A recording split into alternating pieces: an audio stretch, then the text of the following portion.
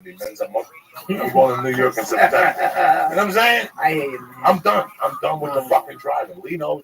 Everybody I don't knows. like it myself. I'm done. Listen, we're done. We were talking before. Last week I fucked up and I had 2 slices of pizza. He knows. I'm to the point in my life now where I don't eat pizza from one place. Got more over here. Got Joe's, New York. That ain't bad. Yeah, it ain't bad, Joe's. I go over there. That's it. That where you go? Where is it when you walk in? I've never seen it. Downstairs in the food court, all the way in the back. They got them in the dungeon next to the Japanese people. They closed down. But that fucking mall got some food down. They got a cheesesteak place. They got the Chinese place. They got a fucking sandwich place. Which mall are you talking about? This one right here. Not even the Galleria. You're talking about the one on Riverside and Woodland. Riverside and Woodland. Yeah. Tremendous. Yeah, that mall. Pizza. Yeah. Yeah, that's where they have the Joe's. It's pretty good. Pretty fucking good. Ain't bad. The other day I went overboard. I had the sausage and the pepperoni because I'm a cheese slice motherfucker. You know me, bro. Just give me the cheese. Why fuck around? Anything I do. You put that chicken teriyaki slice next to my slice, I will gouge your fucking eyeball out. You understand? Don't give me no chicken. You don't try fusion pizza? No. Why would I do something like that? You don't want the chicken. I don't do nothing like that. I don't disrespect. Have you tried Blaze? Blaze Pizzeria. They make the pizza really big. You can build your own pie. No. It ain't bad. It's more like the Chipotle of pizza, but it ain't bad. Yeah, yeah. I'll stick with Joe's. Hey, man. I break down every 6 weeks with a slice of pizza. I'll explain to There is a joint, but if you want to treat yourself in Pasadena, called Sette Bella, and it's almost like a brick oven slice. It's not bad. If you want to treat yourself, no, we go to Ice House once a month. So go over there, Sette Bella. Yeah, it's unbelievable. It's like a brick oven slice. It's like, you know, it's that stuff that's from Italy. They get all this shit from Italy. It's the real deal. How's the cheese? Great. I'm telling you, it's great. I know the pizza. It's a good slice of pizza.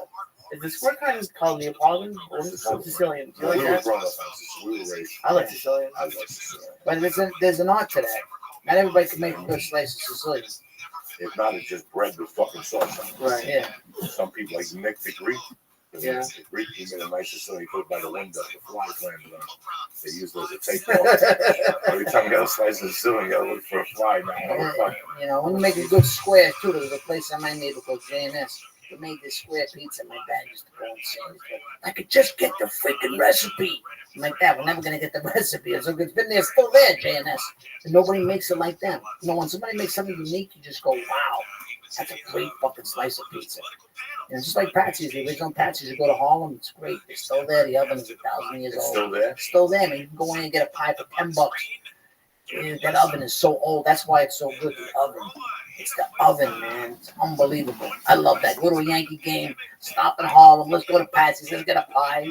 And then go to the game. Eat it on the way? Yeah, eat it on the way, man. I did that one time with Sam and all the guys. I don't know if it was Long Short or Chuck and I was eating some freaking, they go, where'd you get that? I go, call them now. I said, they ordered all these pies. They were like, holy shit, this is good. I know how to eat. You guys don't know how to eat. They don't know what to eat. I mean, I had to freaking turn them on. That's what I do, man. I eat. I know good food. I know a good burger. I know a good slice of pizza. A good sandwich. Something like a little mortadella, a little fucking supersad, and fresh buffalo mozzarella, a little olive oil. Oh, it's fucking great. Nice prosciutto, mortadella with some wet Prosciutto mousse. de Parma. And a fucking nice bread, Good a little piece of olive bread. oil, maybe a Get the roasted fuck red outta pepper here, like a roasted pepper. motherfucker. Yes. Maybe some unbelievable. All right. Have you ever had that? No, I haven't had that. Asshole would Lee, fucking crumble. you go fucking nuts. I'm going to get you a sandwich like that. Oh my God, with those stuffed peppers, with the mozzarella. The mozzarella, and I'm telling you, a little mortadella, a little superside, and a little prosciutto. Oh my God. Have you been to Domingo's and Encino? It's good. Yeah, Domingo's makes a good sandwich. It's a good place until the guy, the last time I was there, I had a bad experience. I was having a great time. I was waiting for my sandwich. All of a sudden, Johnny Gentile walked in there. The whitest guy in America with slippers on, and I was pissed about his turkey. Why would you go in there for turkey in the fridge? I wanted to smack him. And I kept saying, why don't you go to Subway? Go to Subway. Go to Subway. Yeah, Jersey Mike's. Every fucking turkey in the world. Right. Why are you wasting your time in an Italian fucking place in Encino looking for fucking plain turkey? Yeah. I was mad. I don't want smoked turkey. Get the fuck out of here. Go eat dick. Right. You don't like smoked turkey. Why is that Domingo's fault, though? Because that's what I'm saying. Why is it Domingo's fault? Why is this guy in there? If I was Domingo, I wouldn't allow this guy in there with his fucking slippers. looking for a turkey sandwich. We don't make turkey sandwiches, all right? Go down the fucking corner. I tried to get you were last time we were in Boston. This place, Umberto's in the North End. It's like what? It's funny, like they have like a whole bunch of like ready pies, and they just stick it in the oven, and like they're the big ones. So each slice is really 2 slices. Fucking amazing. No, it's great. A fucking great meatball. When you get a meatball, that's just. My mom used to make it with veal and lamb and beef, and it would just fall apart. It was magical. What a.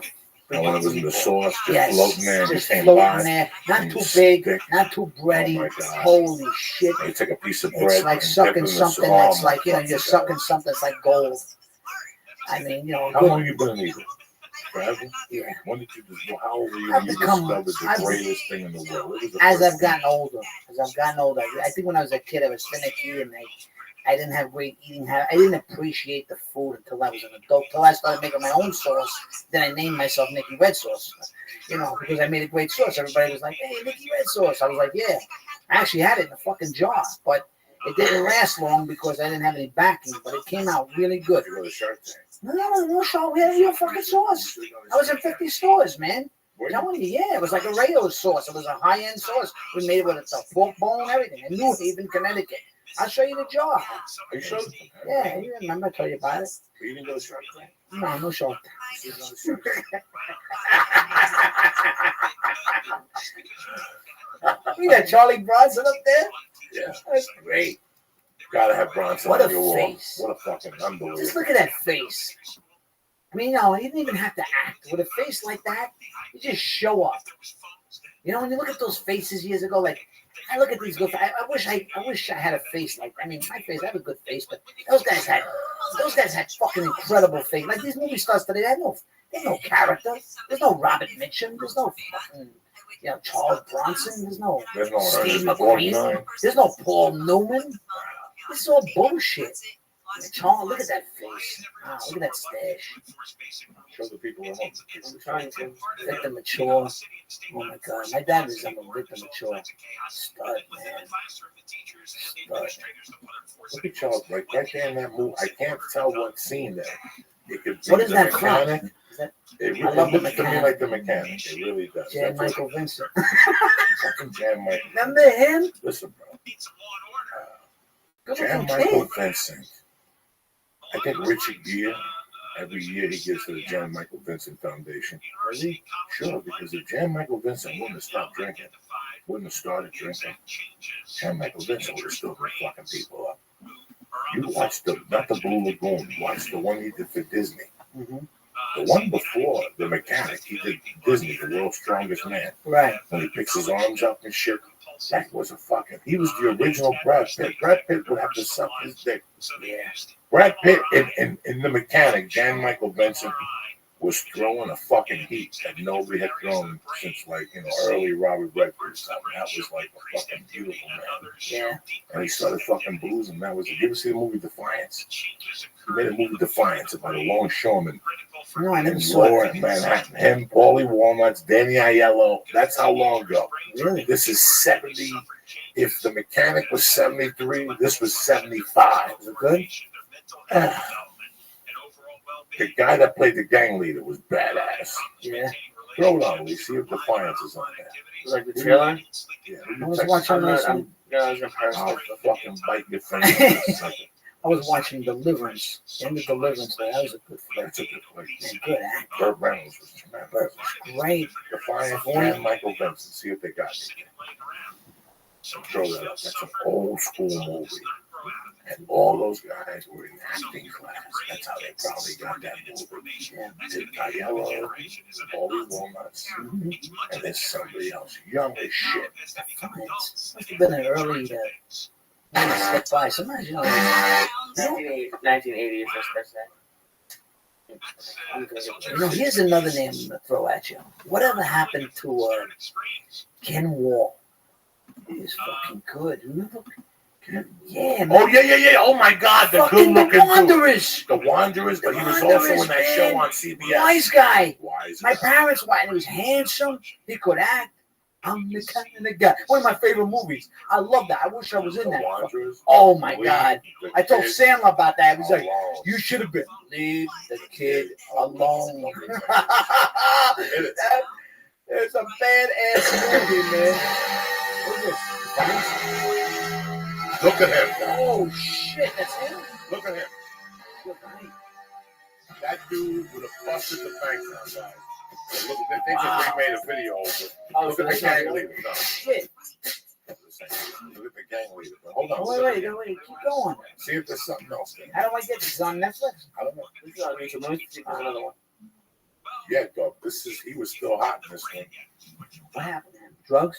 Alcohol. They did behind the Hollywood, whatever, about him. It was really interesting because he was fucking drunk. He has no teeth now. Yeah. Well, this is when they showed him. He had a bad Is he still accent. alive? I'm not sure. Wow. You get when I can get there. You take care of yourself. Yeah, you too. This guy, ladies and gentlemen, if you've ever seen Chad Michael Jackson, he was about to blow the fucking bank. But some right there, this was I don't know what he did after. He did Skywolf, a show for CBS. He recurred. So raw deal you got, Tommy. I know, right? What the hell am I gonna do? Well, you got a godfather? To you? Yeah, I got this guy named Chris. I'm on suspension. Oh, shit. Well, you can't sleep on a goddamn ducks. I got a brother-in-law. He's got an apartment building in the city. Get yourself a place there. It ain't Gracie Mansion, but it's cheap. Oh, geez, what the hell am I gonna do in this city? I hate this place. I can't even breathe here. I ain't got any money anyway. Yeah, have some more orange juice.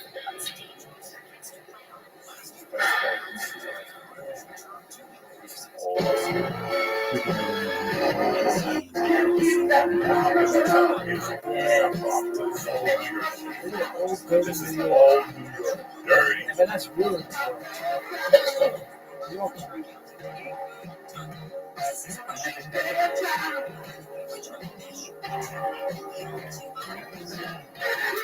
Oh my God, I saw him in the James Brown movie. He came the other way. Craig Robinson. Oh yeah, that was a good movie though. The James Brown movie? Yeah, I watched it today. How was it?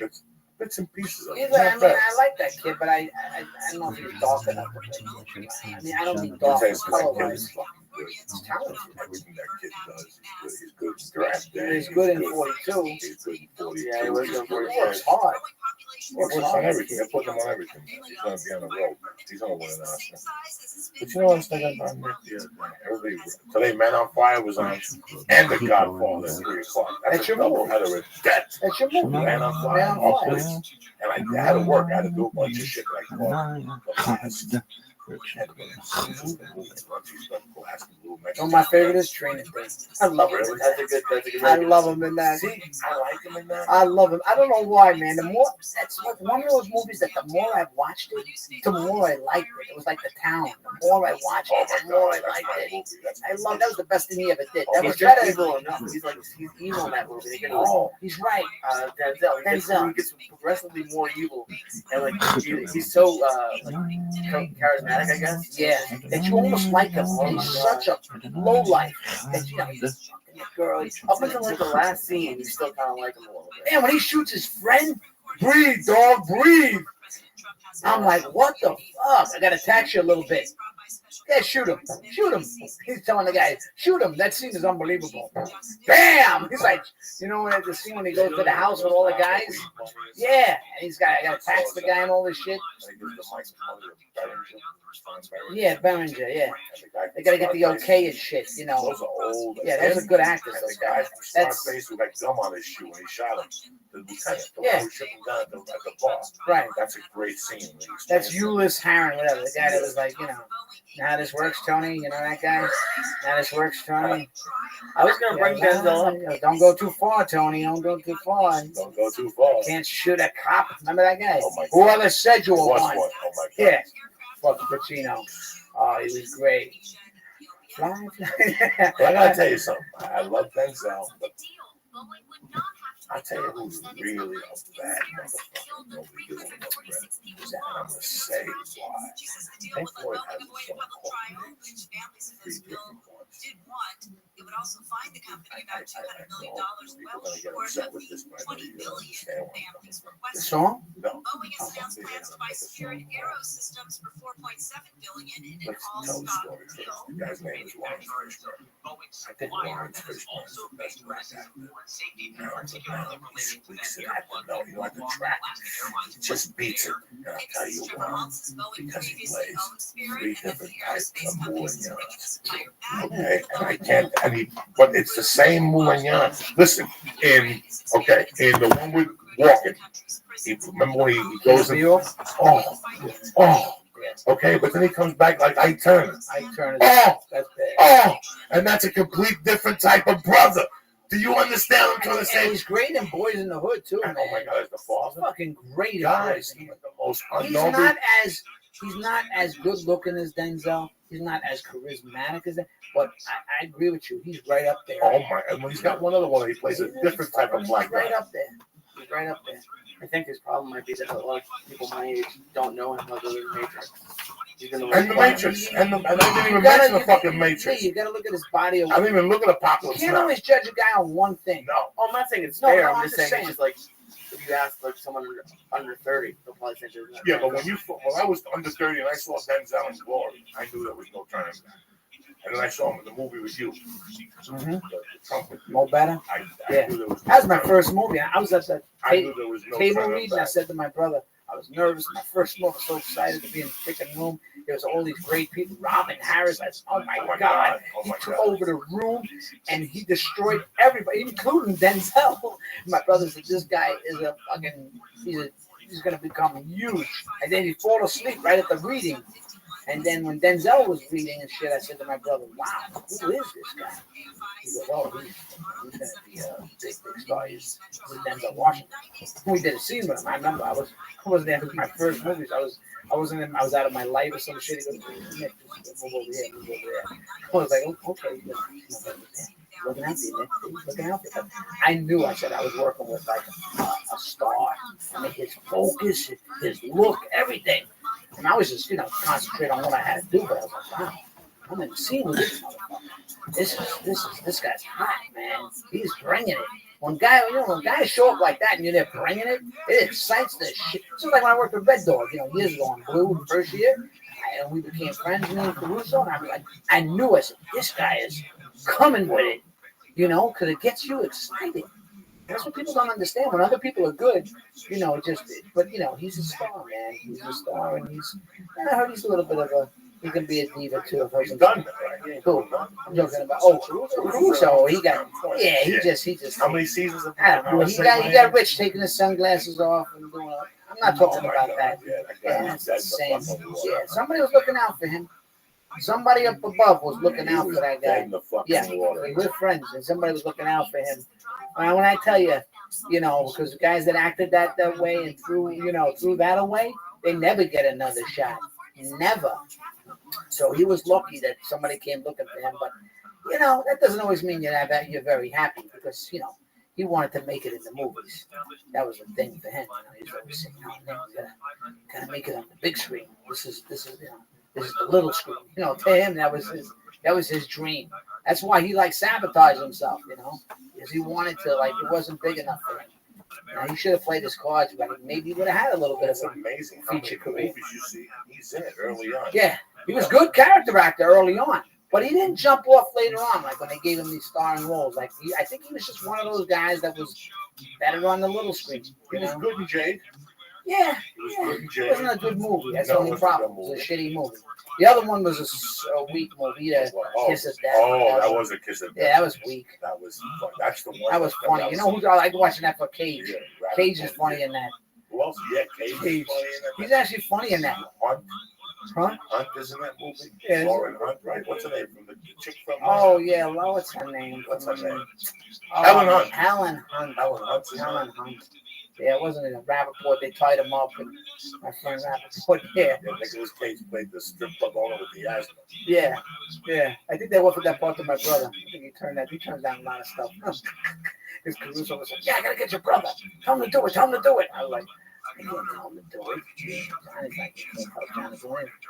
John's a different animal. Tell him. But, I worked with Cage. I worked with him in the Oliver Stone, the World Trade Center movie.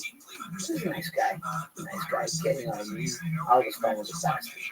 He was a guy. He destroyed everybody. One time Nick Cage goes, don't worry about it. He called me Jethro from the Beverly Hillbillies. So really, Nick?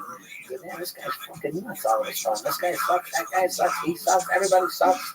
I said, get fucking knife. I fought back one time. Oh, you get mad now. You get mad. I like that. I like that.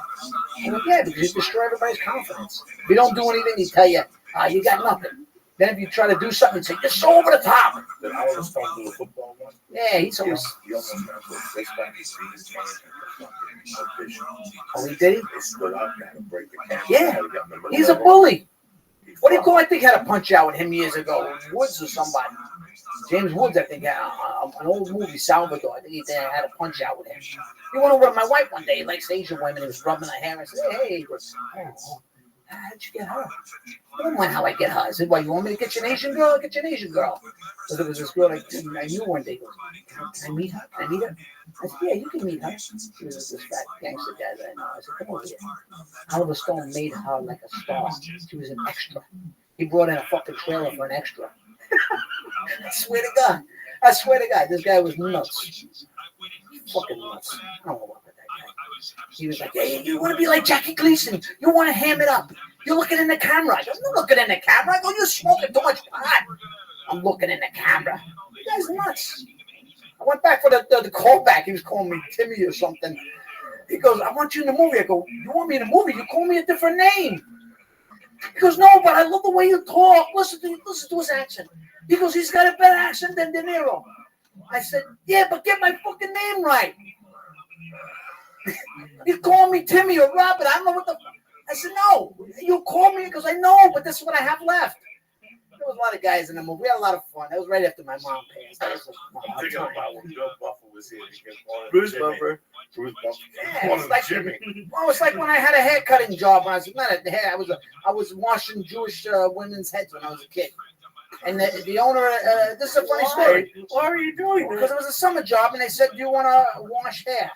I said, yeah, I'll try it. I didn't like it. All these Jewish women were yelling at me, harder, not much. I had to sweep the fucking hair and rub these, and I couldn't even shampoo the hair hard enough. They'd be like, they were very picky Jewish, Long Island. I was a kid, young kid.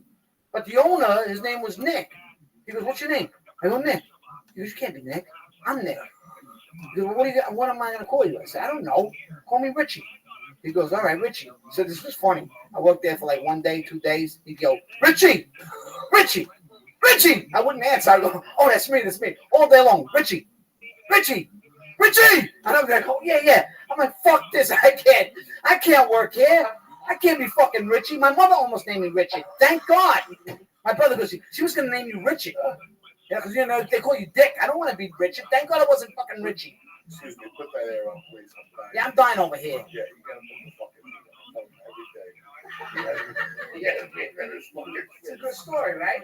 Fucking Richie. Why are you guys good thing? It's not I use that in a fucking movie one day.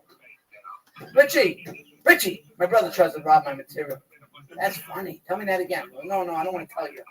It'll wind up in your fucking script. I didn't like that job. I had a lot of, when I was a kid, I'd have a job for 1 day and I would quit after 1, 2 days. Oh my God, I was bus boy, Lenny's Clam Bar, treated like dog meat. One time, UPS, oh my God, they made you work like a fucking animal, 4 hours for $8, and that was blood money. Oh, UPS. Yeah, and you had to push out about 2,000 packages in an hour. You had to touch them. My father said, fucking quit that fucking job. That's because your Uncle Mikey, they gave him a truck and he gave him the truck back. He said, don't ever work for those fucking people, UPS. What was this? What year was this? This was like in the 80s or something. I applied for UPS. Oh my God. 1980, and my buddy got the job. If I show you have a camera, I show you how I had to work. I mean, physically, I can show you. No, I know how you had to work because he used to tell me, and he's still there. Listen to this. I went with that kid, winter of 81, they were hiring for the Christmas holiday. Yes, for the we holidays. both applied. Right. They kept him, till this day. Wow. He's still there. Made a career out of it? 7 years ago, they gave him 1 point something, 3 point something. Yeah. Because his stock options and his Oh, vacation, they went God. public. Really? Went public. Wow. So they had to give. I talked to his brother. That's the kid I robbed the jewelry store with. He became a fucking born again Christian. Now he won't talk to me. But the brother of me is still tight. And the brother tells me that they're trying to get rid of him now because now they're paying him 6 figures. And, he wasn't even supposed to be there at this point. Look at Nicky. Dope. He got the shirt. He got the shirt, yeah. No, that's not for the movie. This is dope. But, oh my God, I had the only job I kept when I was 15. I kept a job working as a hot carrier for an Italian guy. I really liked Mr. Severino. I really enjoyed this. I learned a lot from him. I think of how he ate today. From 7 to 5, he'd have 5 small, tremendous meals. right. But half of what you would get at home, Mm-hmm. That's the way to eat. A piece of lasagna, Yeah, a little piece of lasagna. An apple, he'd have a little wine glass, he put saran wrap on it for him. He'd have wine at 11 o'clock with fruit. He ate cheese at 1. He ate a really weird diet. And I went back 10 years ago, and there's Mr. Severino looking the way he looked fucking 40 years ago when I was a kid. Wow. So he worked that little island diet. He was from Sicily. He worked that island. They know how to eat those grapes and all that shit. Yeah. I didn't quit that. I didn't quit my mom's bar. I like that. The other day I wanted to, when I went to Schuler's, I went in Saturday afternoon to get lunch. The girl was there by herself. The bartender, she was, thank God you came in. I go, how long you have this job? She goes, 3 weeks. It's brutal. She goes, I forgot I didn't take the summer into consideration. I go to bars in the summer and daytime, Right. And I go, this is my first job. Me, the asshole, I took a job on Saturday days, like the first week of July at this bar. I made $4 the first Saturday. Or the second Saturday, I cleaned up a little bit. I go, I gotta get the fuck out of here. One job I fucking hated, KFC. I had that for like a day. Maybe a day or two. What did you do? I don't remember. I was in the back with the chicken or some shit. It was bad. It was a bad fucking job. I was like, this sucks. So I never worked at a fast food. Yeah, I did McDonald's a couple of months, but my mom said, oh, you're eating food too much. Quit that job. Then I wound up as a produce kid at King Cullen. That I liked. Except I got sick, so I used to go from the cold to the hot. I was wrapping fruit, and then I started getting sick from going out to the cold. But I liked it in the back, I met some girl with curly hair. It was Lisa Ferrara. I remember that one. With the big knockers. Suck her tits in the freezer? No, I never sucked her titties. Her crazy boyfriend attacked me from the weeds. I remember that girl. She was hot. Oh, my God. I just remember those stories. But no, I never held on to a lot of jobs, except when I worked for a hotel. And that was one job that I liked. And then I was a bellman for a summer. I said, oh, shit, this is not bad. This in is Manhattan? Yeah, it was a summer job. My father was there in construction. John was there in construction. And my mom said, why don't you get him a job as a bellhop? It's a new hotel. I just thought I was going to college at home. And the first night, I don't know what I made. 100, 110. I had like a Jewish bankroll. It looked like I had $1,000. My dad opened the door and he said, how much you make, kid? I said, it's right there, Dad. Like 110. He said, what the? Are you kidding? He went crazy. I said, yeah, cash, man. Fucking cash. He's loaded. My father was like, and I was socking it away. My father was like, look at him, that cheap skin. Look at that skin friend he used to call me. He's saving every fucking nickel. Look at him. I was like, you got me the job, so I was making money, man. I loved it. I was making all kinds of money. And then it was a fun job. You worked 5 days a week? I was working on a summer job 5 days a week. The fun was like at night. Once in a while, I got my friend a job. My friend named Gracia. He was the night man. So once in a while, I would fill in for him at night. But at night, there was no business. So Gracia even told me, if you ever work for me tomorrow at night, you got to be like room service. You got to be almost like you got to be a different type of bellman at night. So like, if you go in the menu and you see that there's a bottle of champagne for $65, you could go buy it for $10, $15. Replace it with the bar and then charge the guy $65. Like one time, Count Basie wanted a hamburger. I went to Burger King, Count Basie, and that burger was like $10. I took a Burger King burger, I put it like just in a regular freaking aluminum foil, and he was like, how much? I go, $10, Mr. Basie. He's like, well, why so much? I said, well, I'm room service. Everything's closed, man, 2 o'clock in the morning, At one time, these freaking Iranians and these Middle Easterners wanted women. I never did that before. I went out like my Plymouth Valiant. I found a couple of chicks on the street. I snuck them in. I brought them up to the room. I felt like a pimp, And these Iranians or whatever they were like, not suitable, not suitable. I said, well, fuck you, man, not suitable. I went on the street to get these broads. And they were pissed. They were like, what's wrong with these smelly, ugly bastards? I said, I don't know. I know shower. No, I mean, the men are dirty, not the women. They're women all right. I said, you gotta pay me.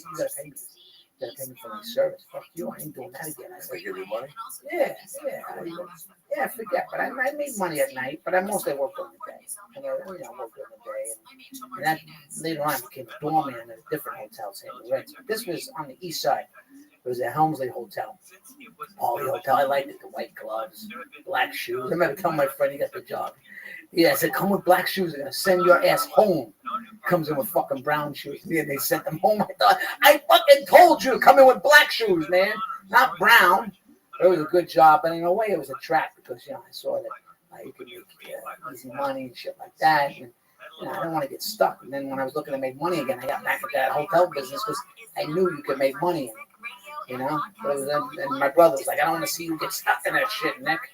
That's a trap, The first jobs I had was a place called J.R. and Sons. They hired high school kids from 2 to 9 or 10 or 11, whatever you could do. Just a warehouse loading trucks. And I worked with this funny black guy. The guy cracked me up all day. He was a man, We went out for it and got bottles of blackberry brandy. And, he knew the guy at the liquor store. We smoked weed with him. And he had a big afro. One night, you had to have one of those things.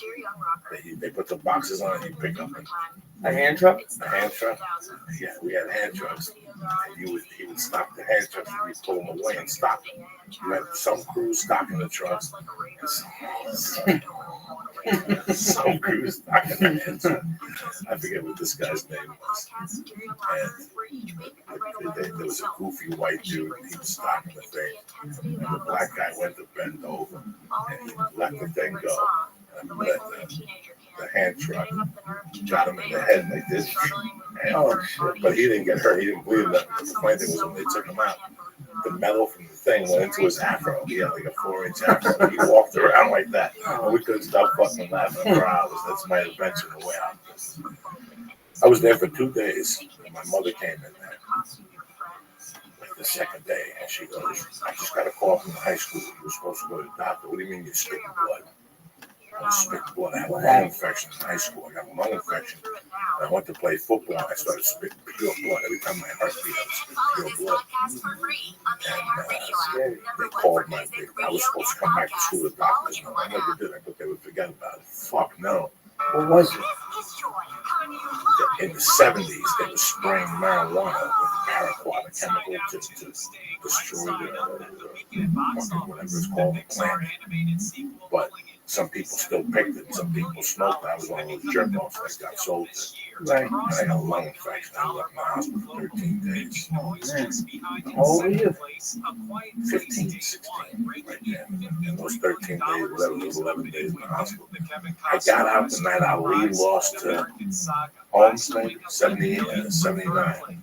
September 79, I got out. And Ali was fighting. That's why they threw me out. So we can't take it out, man. Because my friends would come to visit me with furniture up the hotel window. They were showing up with cases of beers, broads. It was fucking crazy, At 15. At 15? All these guys are crazy. And I got sick a lot of people. I had good friends at the time, like high school buddies. They were showing up and smoking pot in the whole hospital room, blowing out the window. Oh, God. It was 11. I tormented them from the first night I got in there. In the hospital? Why? Because the first night I got in, I had never been in the hospital before. I didn't know what to expect. I'm fucking white coat fear. You know what I'm saying? Like, I have fear. And at that time, I didn't know about breathing. I knew nothing. All I knew was about fainting. And I went to sleep finally. I didn't even really sleep good. That night I put the bed. But they had rubber sheets, so everything was wet. I got them fucking drenched. And in the middle of sitting there, I never forget the nurse came and she said, we got to draw blood. You don't want to draw no fucking blood. She said, yes, we do. We have to draw blood. We're going to have to let him. She said, there's the fucking bed. I have fear oozing out of it. You're going to be fine. You're a big kid. We do it standing up. Like I'm saying, I don't want to give you blood. In those days, they have like a little cart that they push. Yeah. The nurses were changing the sheets. I remember this dumb nurse took me outside to a hole. And she goes, you ready? Yeah. She strapped my arm. And she put the needle in there. And guys, I swear to God, I don't remember nothing. I remember waking up on top of her. Really? The needle in my arm, blood all over my fucking arm. I fainted. He took her down with me. The cart tipped over. Oh my God. Tremendous. After that, they had a fucking take that out. I hate hospitals. Oh my God. I hate them. I'm with you. I fucking hate walking through them. Me too. Knock on wood. I Knock know. on wood. I don't want to ever see anybody. I don't want to wind up there. Oh, If something happens to me, please don't let it be there. I get the surgeries on my knee. I had one surgery on my elbow, and that was like traumatic for me. I can't spend the night. That's a fucking nightmare. That's a fucking nightmare. It was just ham and turkey. Lee likes those turkeys. And Lee would come home from see the sign and go, that food was delicious. I told the guy not to even knock me out. He gave me like twilight. He goes, you'll be out, but because your eyes were open the entire time. Jesus. Yeah, he goes, it was hilarious. He goes, and we became friends being this guy. He goes, and you were telling me you were going to beat me in basketball. He goes, I never saw anybody so funny. And then I woke up crying after. I don't remember my eyes being open. I said, my eyes were open. He goes, yeah, wide open. And you talked through the entire operation. That's fucking crazy, man. Then afterwards, I freaked out. He gave me Norco, and I almost jumped out the window. Yeah, and I went home. I was hallucinating. I was running around the house. I was running around. My brother goes, what's wrong with you? You sound like you're freaking. I said, yeah, I'm going insane. I was taking the thing off the surgery. We were doing, I was doing Chuck and Larry then. And I had a little break, and I had tore something right off my elbow. I tore this thing right off the bone. Freaked out. Unbelievable, traumatic experience. You gotta put some Tony Bennett on it. Yeah, put a little Bennett on it. A little Bennett. Put a little Rat Pack or some shit. We're at the halfway market Monday. Talking to my main man, Nicky Tricky. Tricky Nicky. He writes, even if Biden does stand for re-election, it's clear Newsom represents the future of the Democratic Party. And considering the disastrous impact of his policies in California, why? And Schellenberger goes through. And we've talked about this, but he encapsulates it in one article here. First of all, Newsom has had housing first and harm reduction drug policies that have led to prices rising 40% in California since he took office. This is beautiful. How you feeling, Lisa? What's going on with your dad's coming? You're excited? He's coming in on. What did you send him for Father's Day? You said you sent him a fucking I sent him. crystal book. He just started liking to read. So I feel like crystal book, a Johnny Carson's book, and then actually a pretty cool thing that's on or was on HBO. It's Billy Crystal talking about like the 700 Sundays he had with his father. He likes that. That's like that. Yeah. I enjoy I sent him that. Like, how old is your dad? Yeah, 62. Good health? Yeah, he's doing good. He's down in Florida. He's retired. He's great. He's having a good time. You're lucky, man. My dad passed at 62, but I'm saying, stay close to him, because you only get one father. I started freaking out. Not freaking out, but I started thinking about it, and then I got this notification on my phone that says almost out of voicemail space. Or I'm just not deleting voice notes from my parents anymore. I feel like I'd like to have it. You gotta go with a couple. So one day your mom just calls and says, call me back. And Lisa, who gives a fuck? She calls you with a good story on the phone and tells you to send you a check. Something like that. That'd be a good one to keep. Yeah. And, listening to that Tony Bennett, I'm starting to buy albums again. I'm going to these CD trader stores. I'm into buying albums again because there's just something about having an album. And then it's not like you see me taped it. There's something special about the whole event. Put the album on, the record playing. I got the turntables. I'm back into it, man. I'm back into getting albums again. I love it. It just makes me, I don't know, there's something special about that. It's like watching a black and white movie. There's something beautiful about that whole experience of buying albums again. Louis Prima, Sinatra, Humperdinck, all these guys. Humperdinck. Put on some Pumperdinck. I don't know. I like it. Even soundtracks. I bought Scarface. I found the Scarface soundtrack. It's a good soundtrack, actually. Really good.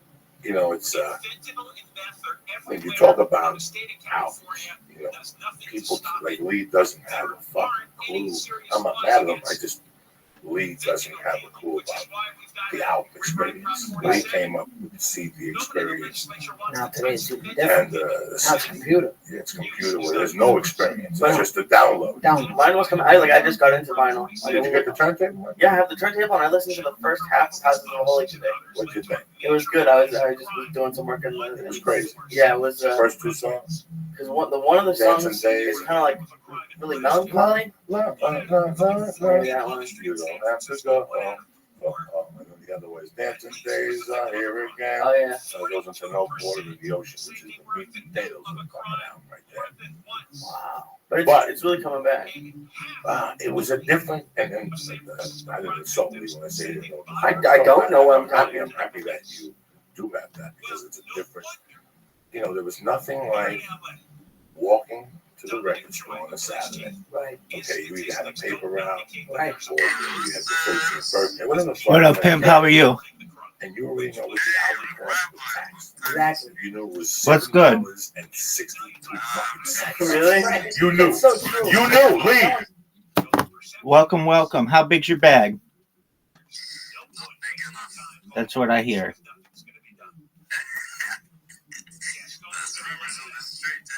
That's right. Always could be bigger. Why'd you donate it? These fucking demons, they trolled me. Oh, no. Oh, yes. I trolled myself, to be honest. So your bag is empty? You got an empty bag right now? Well, depends on what bag we're talking about. I'm talking about your crypto wallet. Oh. I'm good. I'm happy with what I got. Hey, that's good. It's alright. I can make it back. I've done it so many times already.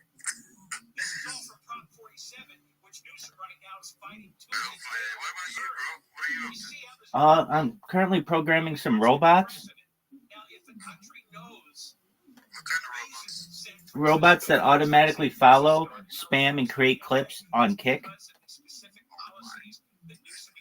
really are the genius of this going on. Somebody's got to be, baby. Someone's got to work. I agree. I don't know. I recently felt like not working. And somehow it's worked. Hey, man, it can be. I know, right? You got it. Hey, remember the project we were talking about? You're gonna have to remind me. Yeah, I'm gonna have to remind myself now too. Proto ordinals. Oh yeah, now I remember that. Yeah. I never got a response from 4 Lights because it was kind of going mental in that phase.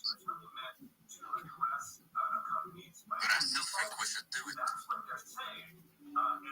Well, again, it's best to get the approval of the coin. It is right, but I don't know. More like this. We're gonna talk to it now.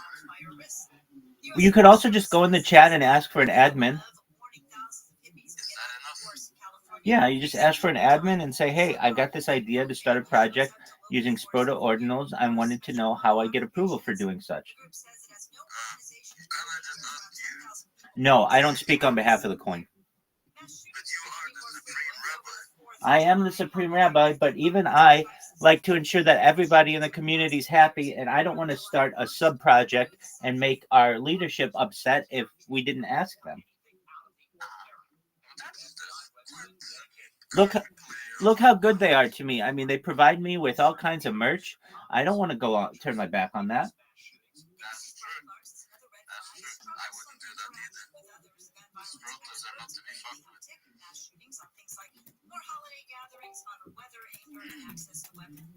Alright, well, I guess I just gotta DM someone. That's all you have to do, dog. That's all I gotta do. Cool. Well, here's the thing, though. If I make it, then I make myself karmically responsible. Well, once you get approval, let me know and we'll market it like a motherfucker. And if not, we have other things we could market. I actually, I wanted to contact you about some other projects, but I felt that project wasn't worth our time. So, if I have some other ideas, I'd gladly have you on board again. Hey, tell me what they are, and we'll go through them. Alright, cool. I'm just gonna continue drawing now, and basically just make drawing. Same here, baby. Just chilling and drawing. Because I mean, I got my bags packed. Well, just enjoy yourself and relax. Just like you did. You got it, baby. You're the best, Rabbi. Thank you, sir. Hey, cat lover. Serious assistant. I need some crayons from my art project because I didn't get into art school. This is how it goes. Do you have crayons at this hour? No, I don't, my friend. It's a stall in the Tahoe Pass, 15 northbound, just past the 158. The right lane has been blocked. Clarification back all the way from the 215. Take care, my friend. Southern California is on Yeah, we'll talk tomorrow, Rabbi. Hey, come on in. I'll be here, baby. God willing. Yeah, I'm just gonna keep on doing some shit. But once I have a couple projects ready, I'm gonna tell you. Sounds like a plan, dog. Yeah, bro. Alright, you take care, bro. Peace, baby.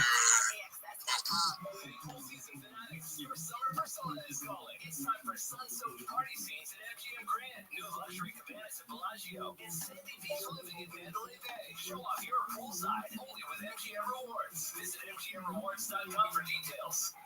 All the good stuff, yeah. Camps keeps you on top of pop culture. Pride Month has come to a close, and a number of well-known personalities have come forward to live their lives authentically. Musicians Maren Morris, Carissa Ray Martin, and Chappell Roan have revealed their true selves to the world, along with actors Amber Ruffin, Jessica Manson, Lisa Jacobson, and Jessica Gunning, plus Survivor 41 finalist Deshaun Rand, and pro wrestler Walt Bronson. Many took to their social media platforms to share their experiences and express their personal senses of pride. Some also shared words of inspiration for others struggling with their own sense of selves, as an increasingly unfriendly and violent atmosphere against LGBTQ plus Americans makes coming out a dangerous step for many. The overwhelming majority of reactions to the celebrities who showed their pride was positive, sharing love, acceptance, and gratitude for their openness. All right. That's what's poppin'. I'm Camps on iHeartRadio. Fire up your DVR. It's time for your TV tip-off. On Monday the 8th, the third and final season of the college football drama All-American Homecoming kicks off at 8/7 Central on the CW. Wednesday night the 10th, Jimmy Kimmel hosts the celebrity-packed third season of the rebooted Who Wants to Be a Millionaire, followed by the third season return of the identity guessing competition Claim to Fame, hosted by Kevin and Frankie Jonas. The duo starts at 8/7 Central on ABC. Also on Wednesday the 10th, learn the hidden histories behind pop culture's most popular franchises in the docuseries Icons Unearthed at 10/9 Central on Vice Channel. Thursday the 11th, it's the 32nd Annual ESPY Awards, celebrating achievement and excellence in sports, hosted by Serena Williams and airing live at 8/7 Central on ABC. Saturday night the 13th, it's the annual Kids' Choice Awards, celebrating the 25th anniversary of SpongeBob SquarePants, with its two main characters acting as hosts. The winners get announced starting at 8/7 Central on Nickelodeon. On Sunday the 14th, Grantham Coleman, Tiffany Mack, and Forrest Whitaker star in the mystery thriller The Emperor of Ocean Park, debuting at 9/8 By Central. a guy who's not perfect. Much more fascinating. By Ralph Brandon used to tell his wife, "I'll punch you right in the face. Go to the moon." You never see comedies like that. You know, you couldn't get away with that shit today. You know, but he was great. They loved him. At the end of the day, he was a lovable loser. As a Tony Soprano, they loved that character. He was a great guy and a great actor that did it. The guy was fucking great. The writing was great, but James was tremendous. I mean, you know. You see the Road Warrior yet? Which one? Mad Max. No. The one? No, is he good? Yeah. Like He's good. I like Tom Hardy. Oh, he's a good actor. I like that. He is a very good He's actor. good. He's good. Yeah. He's good in that. The one with Gandolfini. I saw him in that. It was a bad movie. It was a bad movie, but he was good. I saw him in the Warrior movie. I liked him a lot. The one with the brothers. It was like a wrestler. That was a good movie. That's a good movie. And there's a movie called Bronson. Bronson, He's good in that too. I turned it on, Yeah. but I had to turn it off. It was disturbing. It's a little weird, but I like You it. see that? No, I haven't seen it. Bronson? Is it about Charles Bronson? No, No. it's about this character named Charles He's in Bronson. prison his whole life. He's a notorious fucking Yeah. criminal, villain of death and all this shit. I can't believe Gandolfini's gone. That's I don't know, guy. It was just like shocking. My brother went to the funeral. He said he never saw so many people crying. It was really, really sad. He was at my mother's wake and everything. Did a movie job. And I don't know. It was something about the guy. You could tell it. People loved him. He was a giving guy. And, he gave to the cast. He fought for people. He fought for. He wasn't like a douchebag. A lot of guys in that position, they don't care about the rest of the cast. They don't care about this guy. He had a big heart. But he was a dark guy. Big guy. He had a lot of demons. His demons bit him in. Unfortunate, but that's what made him so great, man. I saw him. I remember hugging him at my mother's wake, and I could tell this guy is. That's why I was driven to him as an actor. He was a great character actor. Then all of a sudden he got this part, and I was like, wow. I knew he was good, but I didn't know he was that good. He was like really fucking good. He was really good. He had some weight. You know what I mean? I'm not talking about his weight. I mean, he just had some. He had some real chops. And he was good with women. For a guy that wasn't beautiful, he was a sexy fucking guy with women. Like, he was overweight, he was fat, but, he loved sleeping in bed, fucking women, and, making love and shit like that. Annabella Shiora, his wild affairs, the one chick with the one leg. I mean, he had, he fucked everybody. Yeah, he banged everybody. Now he's fucking the Cuban girl. Yeah. Oh, man. Yeah, he just hooked up with the horse lady. The horse lady. But he was good with women. There were some guys that you go, they're good with women, like De Niro. He's never been good with women. He was soft with women. But Gandolfini was actually like a sexy motherfucker with women. He just had that sex appeal. Can you believe the scene between Tony and his cousin asking her about Ralph's sex life? Yeah. There's a brother and a sister. He gave her $3,000. He goes $3,000. He goes, how'd you come up with that figure? And he goes, I picked one. How'd you say yes to? He goes, just right. He was so mean to them. Oh my God, he was so mean at times, He was mean, but she was crazy. She's just so crazy. Oh, her? Is when he goes to put her on the bus, and she goes, tell me what you do with him. We buried him up on a hill, overlooking flowers. No, Janice, he fucking sold it, Jack. Oh, yeah. He fucking sold it. It's Yeah, really she good loved to him. see somebody sell it. Yeah. I love to see actors sell it. I was meeting with these writers last week, and we're talking about flashback scenes in movies. And we're talking about, you know what? If the person you commit to the flashback, it's a tremendous fucking flashback, Yeah. It's tough to do. It's not always easy to pull flashbacks off. It's not always No. They did a lot of that in the show. Some of it was good, and some of it wasn't that. They didn't always nail it, But you're right. Those flashbacks are, sometimes when they're done well, it could be brilliant. But it's not easy. They're not easy to do, Like in Godfather 2, it's great. Maybe the flashback scenes, it's just beautiful. The way, you just forget. You go from one time to another time. You're completely with that time. The way they did that was just beautiful. In all the Godfather movies, I think my favorite scene is the end of 2, when they go back to the kitchen and they're talking about, hurry up, we brought a cake for Pop. Yeah. That is, to me, It's a great scene. That, to me, is one of the greatest scenes Yeah. in movie history. It's a great scene. Because I try to congratulate Yeah. and fucking encourage you. Yeah. Stupid.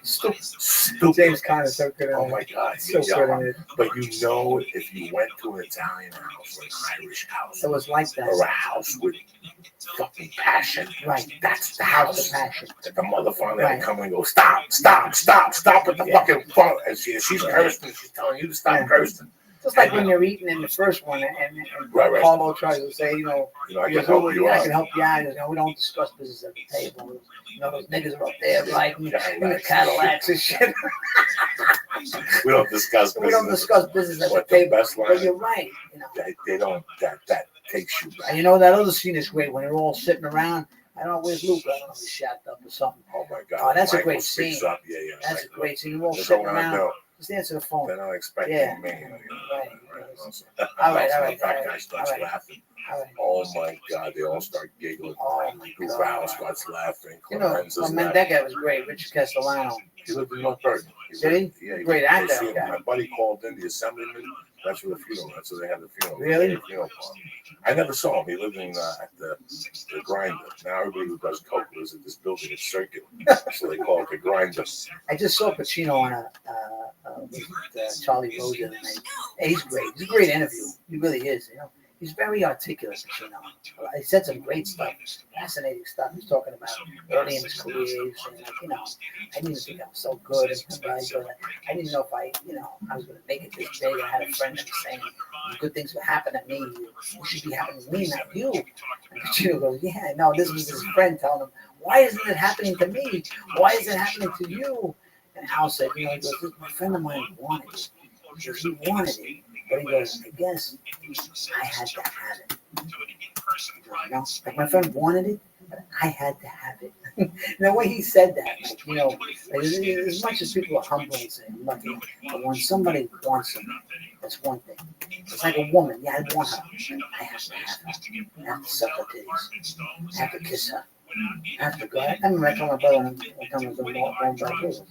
This chick Cinder, gorgeous Milano. Kiss her on the mouth.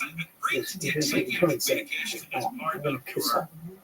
Watch, I'm going to go over there and then kiss her on the lips. Because I had to kiss her. I had to taste her lips. I didn't want it. I had to have it. And sometimes you just have to have it. And that's a very powerful statement. I get lost in the thing. It's true. You know what? It's Lee and I were having a conversation of wanting something. Lee liked it. Yeah, Lee liked something. I'm just worried if there's any assault charges pending that you just admitted to. Or... What did it? No, but like just having to kiss a girl. Yeah, you get paid Lee by the Blues was 20 years ago. Go back to your home on the fucking computer. What the fuck is gonna do that? Jesus Christ, Lee, you're worse than Law and What are you Order. worried about? He's like a pending dame. He's on my neck. He's on my neck. He's on my fucking neck. Yeah, I charge him $7,000.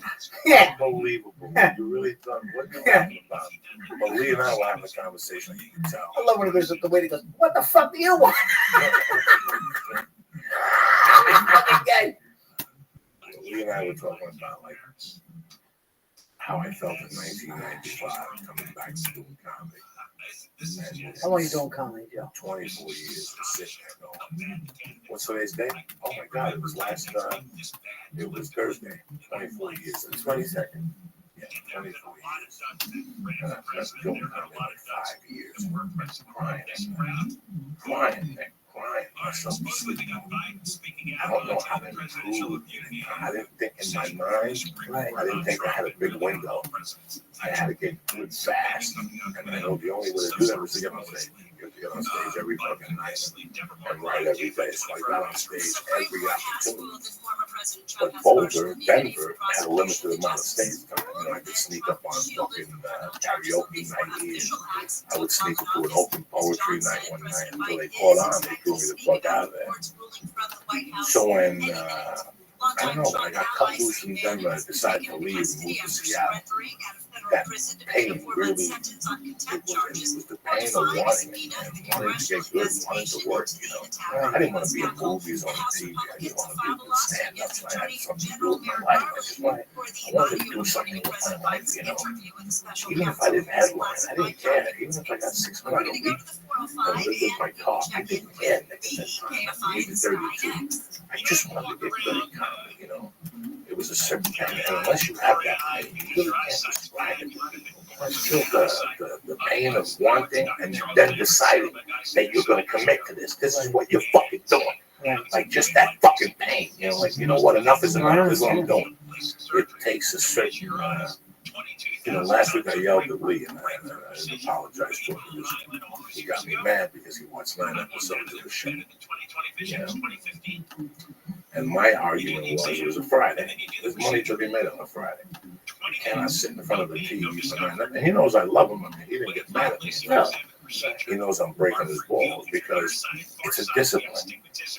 It's a discipline in your mind that you have to do something every day. Mm-hmm. You know, and I know you're with your girlfriend or whatever, you have to take her home and say, I'll pick you up in 5 hours. Even if you're just going to go home and whack off on the couch, It's a discipline. You develop a discipline to doing something, and that's very important. You know, we talk about people committing to stuff. Today I went to jiu-jitsu when I was leaving. The guy followed me out to the car. He goes, "I gotta tell you something, man. I didn't think we'd be having this conversation 2 years later. Because I thought you were going to walk out of here for the second week. Because every time you come in here, I'm so proud of you." And that's what I was telling him. We started going to jiu-jitsu on Tuesday nights. And I go, "Lee, just go once a week.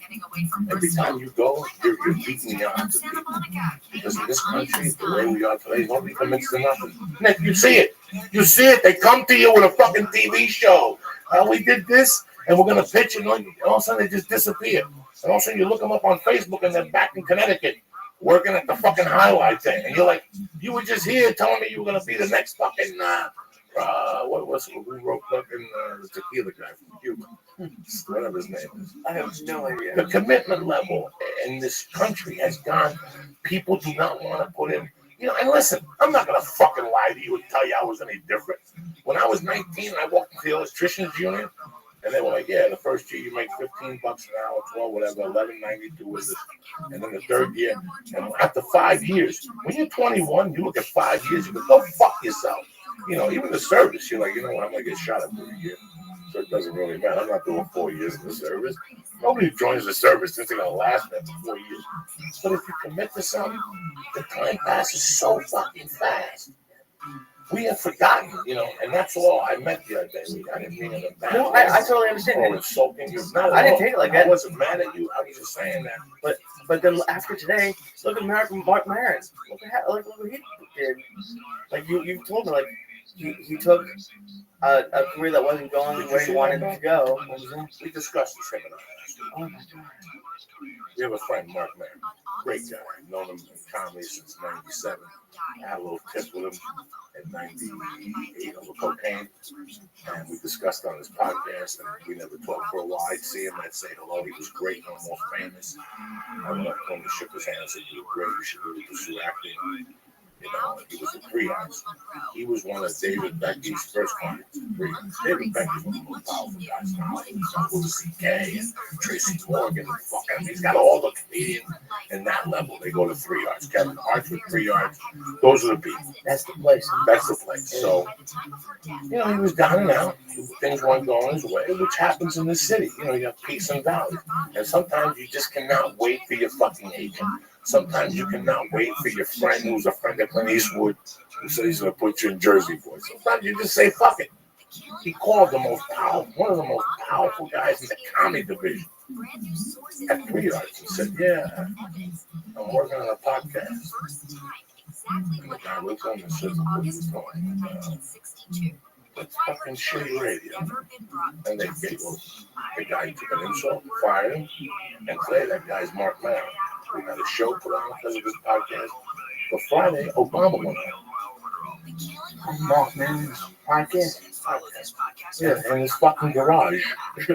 In what town? Pasadena. Yeah. Obama went with the helicopter, the whole thing, to Sun Valley. Went in his garage. It was on World News Tonight, him saying the word nigger on the podcast.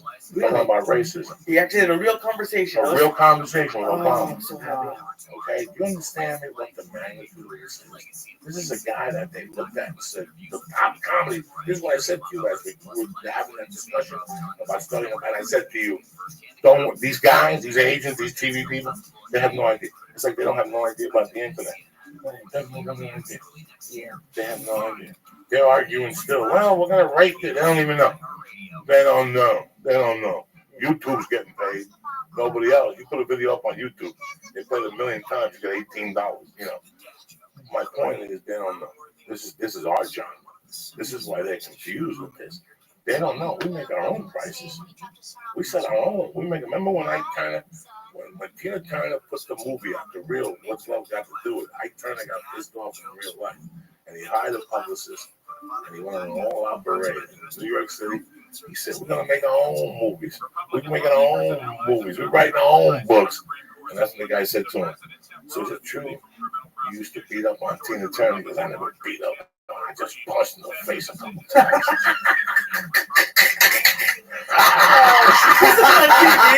He said this at a press conference. Oh my God! I just punched in the face a couple times. Shit.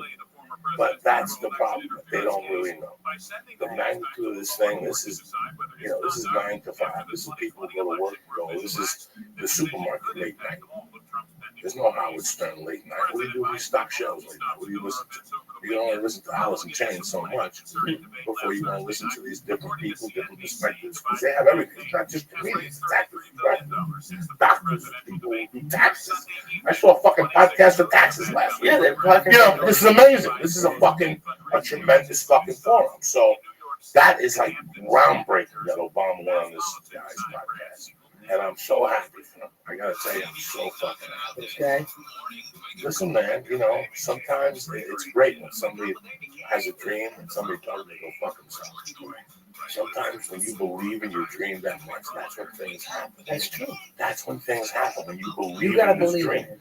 When your mother says to you, you're a loser, go back to your father, work with him, look, he's worked at the plant for 40 years. And you're like, fuck you, Ma. I'm out of here. I'm going to the village. I'm painting my face black and I'm singing fucking Earth, Wind, and Fire songs. There's a market for that shit. You never know until you try. This guy left 3 yards. An agency that eventually they would have done something. They would have put him on the Louis shows. This guy did something. They cast that whole fucking show with Red on it. That whole show is that Town and Country. I'm sorry. That's his whole show. They packaged that whole show 3 yards. He looked around this thing and said, "You're the Hindu, you're on it. You're on it, you're on it." Look at all the people in that show. Yeah. Parks and Rec, they're all 3 yards people. That's their show. That's what they do. Mark Maron did something really cool, and I've never met him, but now I like him now. At the end of the podcast, he lists off like everybody who helped him, like the artist, like the guys from the website, his producer. But then he left a lot of money on the table. Like, I don't know if you listened to it. He only had one sponsor, and I'm not even sure if they were paying him. He said like, "Thank you to Squarespace." So he left like that podcast has probably been downloaded over 1 million times already. It has to. The one today with Obama, they broke the bank today. How did they get Obama? He has a big. No, the article I read said that someone of his staffers was a fan. Oh, really? Obama was a fan. No, one of Obama's staffers was a fan of Mark Maron. Oh, I see. And brought it to his attention. Yeah. Wow. This is big for this is it. Now, somebody else might have a beef and might go on Corollas or, And this is what I was saying. It's a different form. You cannot put a price on this. They don't know how to. This is an easy form. This is just 3 gentlemen talking. We just had a great conversation about food, sports, music, everything, women, whatever the fuck you want. This is a beautiful thing. Let me give you the shout out so I get you out of here. Nice and easy, no fucking drama. How you feeling, son? 2 stars is pretty much my limit. Graham, I love you over there in Dublin. Thank you for the kind words today, Corey Layton, Corey Butts. Wolf G, I love you. The UFC gym in San Antonio sent us a few T-shirts and some other things. The UFC gym. So UFC gym in San Antonio. Eric Weidenstrat, smoking Lady J, you smoking dirty bitch. I'll see you this week. Joshua Arambula and Jeffrey Stump. I think Jeremy Storm. I think that's your fucking name. I think I know him. And then some guys sent me a nice CD, and they smoke a number and play a number. You're all legends. Diaz and Lily. The guy's name is Paul. He's got his whole band here. We got your CDs in the car. Jam the Polaroid this second. I don't know the name of the fucking band. They put it on there. But what are you going to do? You know what I'm saying? We get different strokes with different folks. What's going on, my buddy? So, what's your ideal fucking day of food? Give me like if you woke up in New York City at 7 in the morning, you drank a little coffee in your hotel room. Go to a diner. What breakfast? What give me the breakfast? Nice diner. I got scrambled eggs, so I get 2 eggs over easy, little bacon, home fries. No turkey bacon, No man. turkey. Fuck that turkey bacon. Fuck that shit. Cup of black coffee in a diner. Good black coffee. That's the best coffee. You know what I mean? A little grapefruit. I like a little grapefruit. Little sweet toast. Yeah, wheat toast. I even like white toast. Wonder bread toasted with Wonder butter. bread. Yeah. Brushed on that. Sure. What are you taking notes for? Will you report I'm running down what I want to say. This is fucking good boots. Brownies. No. What else? What do you got for lunch? Lunch. I get a nice meatball here. Nice meatball here. Little mozzarella on the side. The bread toast is Yeah, the the bread much, toast. the much burns on the Yeah, edge. much burns, yeah. The bread is crispy. Right. And then it's like for a nice slice of pizza On the side. on the side. While you wait. Yeah. And if I'm hungry enough, maybe I get a little half of a calzone. Good calzone. Oh, shit. Yeah. That would be really nice, right? Top it off at night with a nice fucking porterhouse steak. How many ounces? How much meat can you eat? I don't like it too big. No, You don't like them? you know, I like 12 ounces. Good enough. 12 ounces per baked potato. Baked potato, What yeah. side of pasta? You really the side of spaghetti, pasta, Yeah, you could do a little pasta marinara. Fuck yeah. How about a little baked clams? Baked clams. Like casino. Yeah, not casino, just baked clams. Nice loaf of bread with some Like a butter. loaf of bread. Yeah. What do you get for dessert? What kind of dessert you want? Dessert, more espresso. Zambuca. And then I get a nice little spumoni. Nice little spumoni. I like a good cookie too. I don't like a big dessert unless it's really, really good dish. A good piece of pie. Let's see what lunatics on the fucking say. Guys, what shit menu? Now you go first. I'm still No, figuring it out. I'm thinking, what's for breakfast, guys? Okay, I like egg, bacon, and cheese sandwiches, but I like them when you put hash browns inside.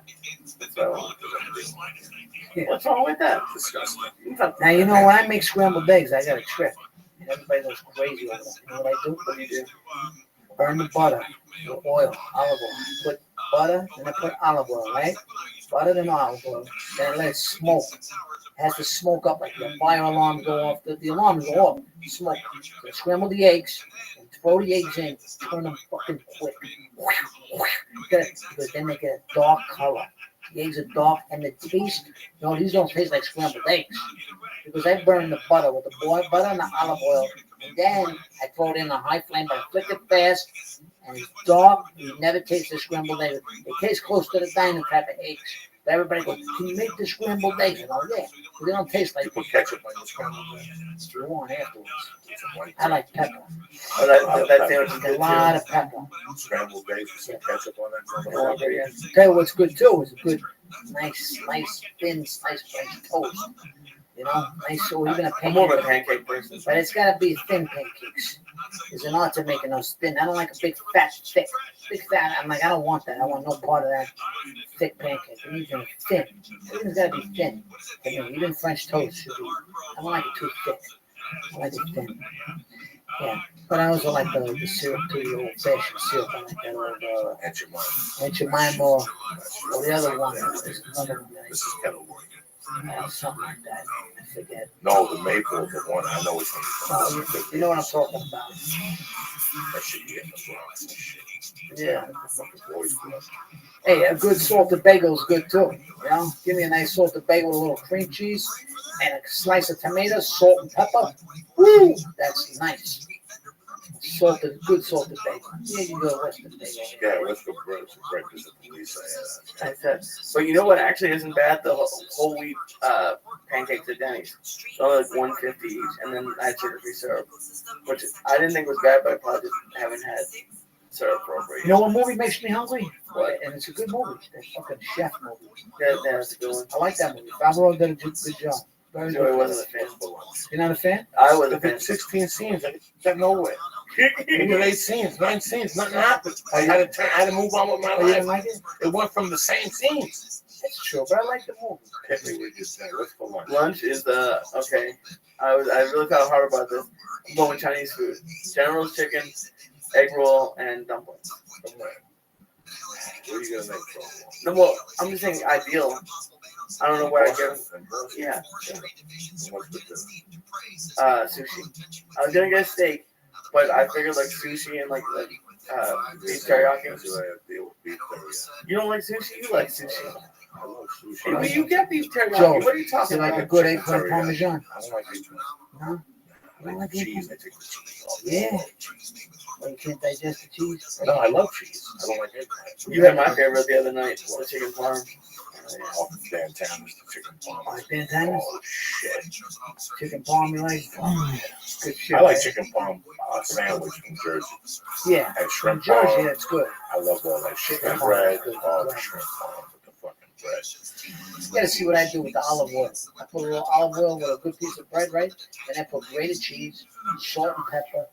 Oh man, what a mixture that is. Mix it up, grated cheese, salt and pepper, and the good olive oil, and the Sicilian olive, and then dip that sucker. You gotta mix it up with the grated. It has a flavor, salt and pepper. French bread? Toasted bread or Italian? Nah, just a nice bread. From where? Where do you get I it? gotta go get fresh bread. I go to a few places. Yeah, I know good bread. I know. You gotta get it fresh. You can't let it sit.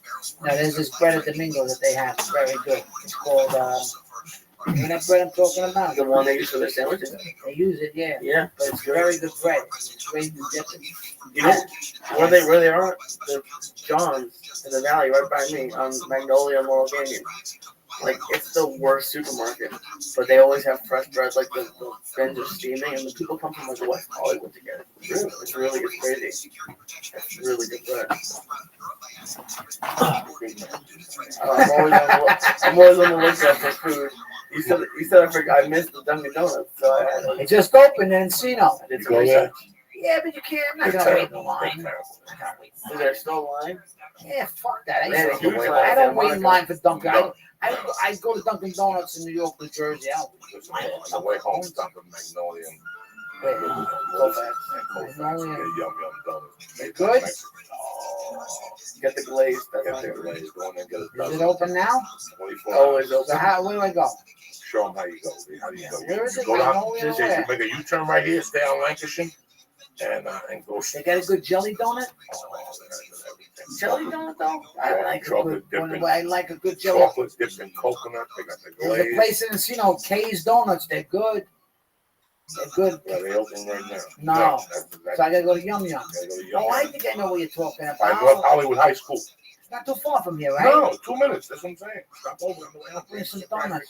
Yeah. They'll fucking love you forever. That or a Cuban sandwich, motherfuckers are crazy. Chocolate cream donut or something.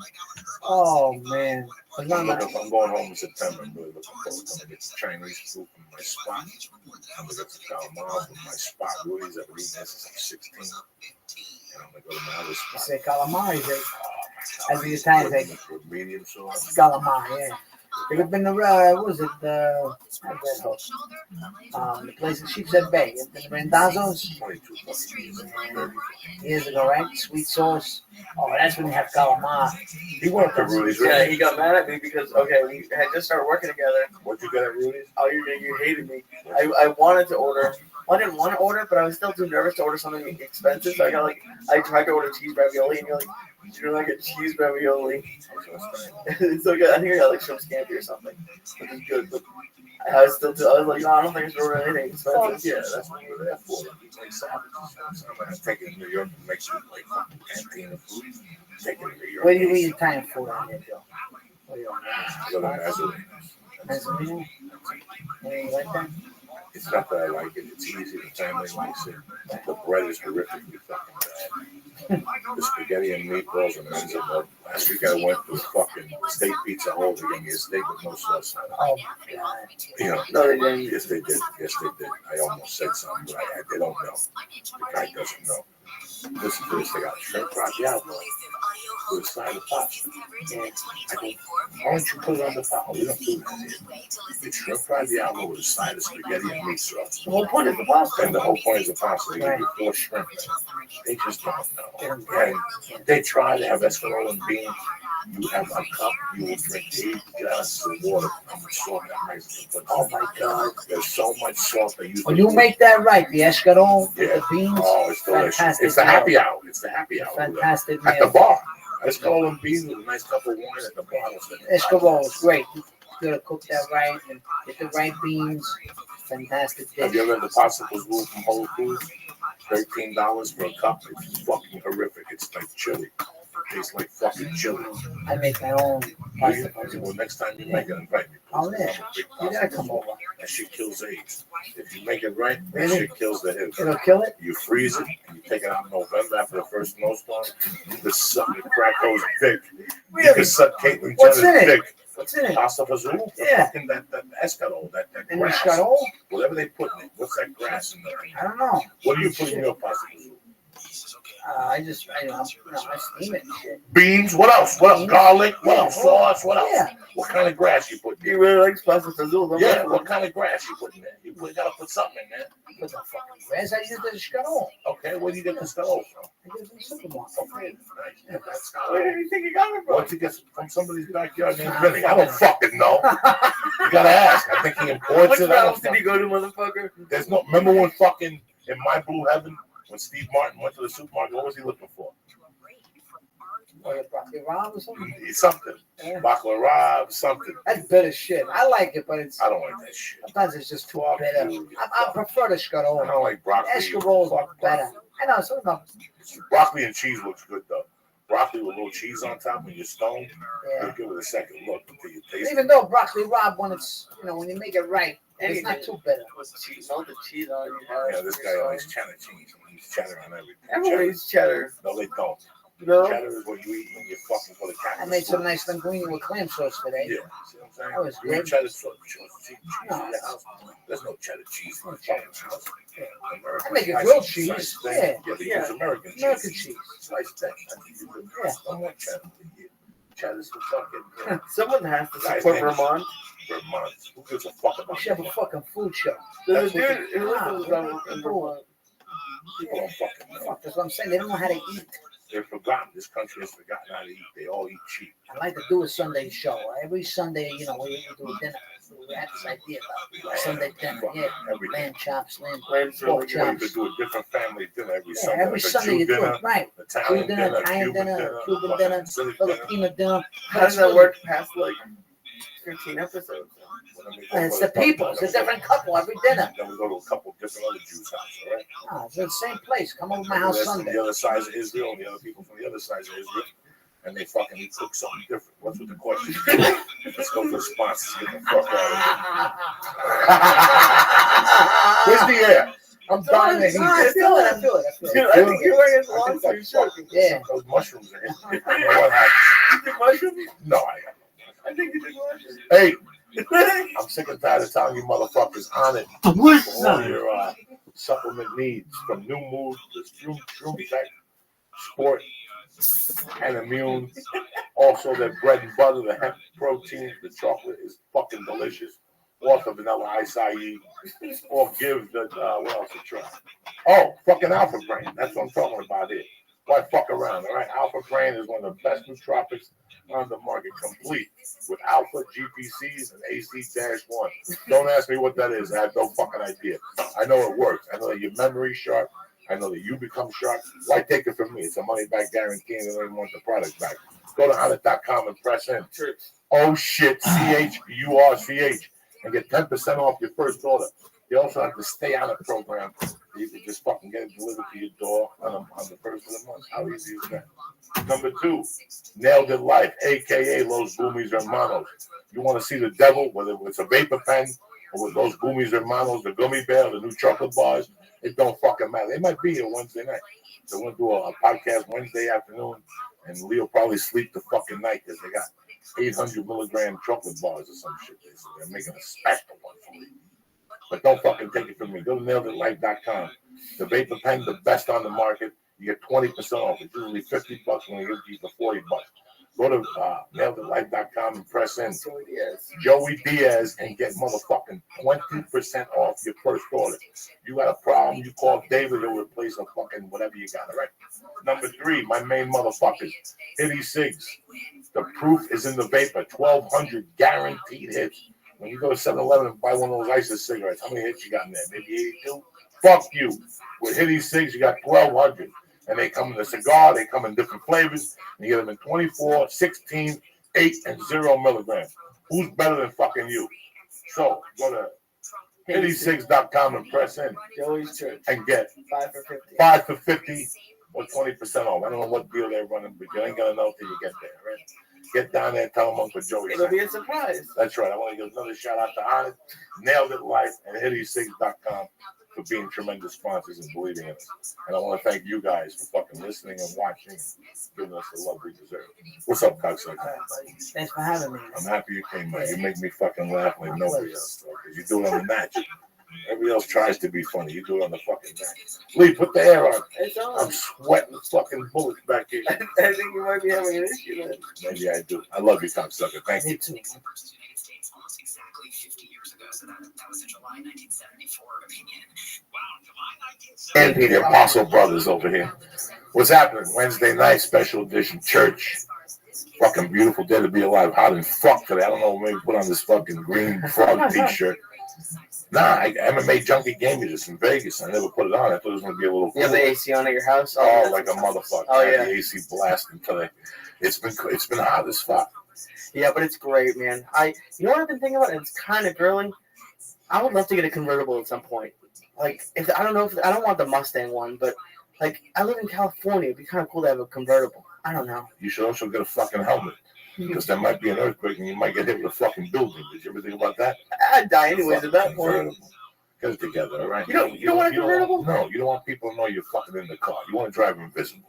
That's your goal in life. That's the upbringing I had. Even if you got $10 million, you fucking drive, you keep your mouth shut, you keep the music down, you're like an animal, and you just drive. If you're on the 5, you blast the fucking music. You know what I'm saying? But you can drive with a convertible with your friends waving like you're a politician. I don't want to wave at anybody. Get the fuck out. You ever see how goofy they act on Sunset? Yeah. You can always tell when they're tourists. They blast and they don't know the wind, your hair's out. Get the fuck, just put the fucking thing down. I don't have hair. Not you, but maybe girls. The hair's everywhere and they're driving on Sunset and they're making believe like they're having a good time. Knock it off. All right, just get the fucking car with the hood on it. Put the AC on. Everything will be good. How was the drive? Hot. Can you imagine with that fucking convertible? Yeah. You'd sizzle in California. That's a myth. You got to put on SPF number fucking -4. Even when you run that fast? I felt like if you were running that fast. Fuck yeah, man. I remember going to I remember driving with Josh Will through fucking Lake Havasu with the sunroof open on the Saturn, and we had Visine in the middle of the fucking thing, and just the sun hitting the Visine when we got there. We gotta put Visine in our eyes. He put it in his eyes first. His eyeballs sizzled for like 10 fucking minutes. Okay, you know that. Listen, man, that shit. That's in the movies. They do it nice, and everybody's hair gets frozen. And, you know, like I can't wait to go to. I did it one time. Like I got to California. Somebody, like a year in, I got in somebody's car that was a convertible. It was a jack-off anyway. Like we're going to a meeting or something. I was never so embarrassed. Really? Yeah, I was never so embarrassed. I've never been in a convertible. Oh, I was never so embarrassed. I don't like none of that shit. When I go to a restaurant, I want to sit in the back. I don't want to sit in the front and eat al fresco. Who the fuck eats al fresco with germs and dog hair and allergies in your fucking food? You know what I'm saying? The worst one of that, have you seen Eat on Magnolia? That one, it's like right on that worst part of Magnolia. Yeah. One time I heard it. They have pretty good food, but they have outside dining, like literally in the alleyway, because they have no seating.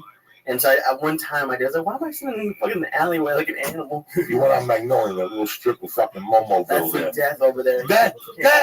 They got a place called Pie. Okay? Now, who the fuck don't eat pie? Who the fuck in America don't want a fucking piece of pie? All right? They've been there for 2 years since Murphy was a baby. We went to that Eat for fucking lunch. First of all, we went to that Eat, and I don't know what the fuck happened. Like, it just blew. We went down for breakfast. And then we walked over to get a piece of pie for my wife. She was pregnant. It was 20 fucking minutes. So I said, well, how can you, you know. They made it for you right there? No. They take the order. She gives the ticket to a chick who takes it to another chick, who takes it to another chick, who cuts it, who then leaves it there for 5 minutes. Then a chick takes it to another chick. You know, it's drama. Yeah, it's fucking drama, dog. I don't want no fucking drama. Besides that, how was jiu-jitsu last night? You're digging it? Oh, my God. Zach asked me that. And I'm not having fun yet. Like, it's not. I have fun talking with everybody. You were right about that. I'm like, a lot of the guys are really cool. But Zach asked me, I'm like, I'm not having fun, but I'm still going to come back because I got beat up last night. Just, I don't know. It was just hard for me last night. That gi gets fucking heavy. In a year, you're going to sit there and guys are going to walk in like you and you're going to go, wow. The only thing that's different than me and that guy is I've been coming for a year. And your mind's going to blow. You're fucking going to be blown out. Yeah. Just keep going. I've always said this to be, I was looking for something else. I'm not the type of guy that's going to join the Knights of Columbus. That they were not going to say you believe in the First Amendment and commentary. Hold on. I just want to make sure I heard you correctly. It's one that you bring the show. You say the First Amendment ends BWBS? Two things that have only never let me look down in this entire country's history: the First Amendment and Fucking shit. How they act. How they act. You're not, you don't like it. And I don't like it either. And it's funny when you see 4 guys on TV talking and they're drinking and they're eating popcorn and they're watching like a sports game.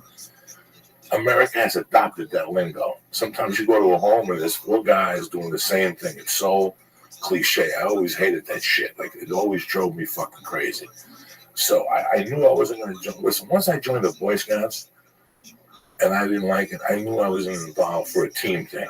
But I always liked going to martial arts. There was something about martial arts that the kids were cool. They got punched in the face, so everybody knew where they stood. That's basically what it is. Joe says it best about people that go to jiu-jitsu. Why they're so nice, because they know at any time you could kill them. I could choke you out, or you could choke me out, I think that's the part I still haven't gotten over yet. Like, the dude who's been along with me throughout the 4 classes is a lot smaller than me.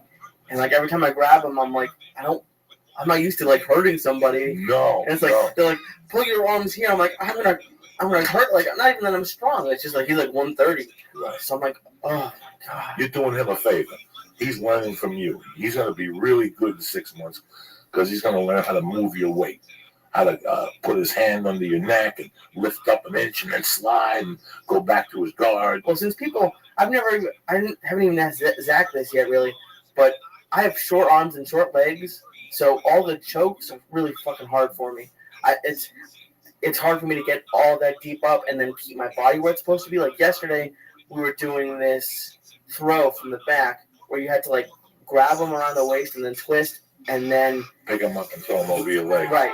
And I couldn't get my elbow to where it needed to be. I had to be, like, down by his ankles to get it there. So if anyone has any good moves for someone with short arms. Well, even Machado has a great point. He always says, don't make jiu-jitsu work for you. You make jiu-jitsu or something. It's true. Out of all the moves, you're going to learn a bunch of moves that you're not going to be able to do, but you're going to learn a lot of moves that you're going to be able to do that are for your body type. The same way I might not be able to do those.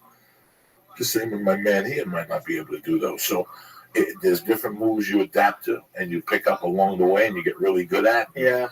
Even if there's 3 moves, all you need is one fucking move. Look at what does Ronda Rousey win with every time? Armbar. Okay, then. Why do you think she does that? Because she could pop it from anywhere.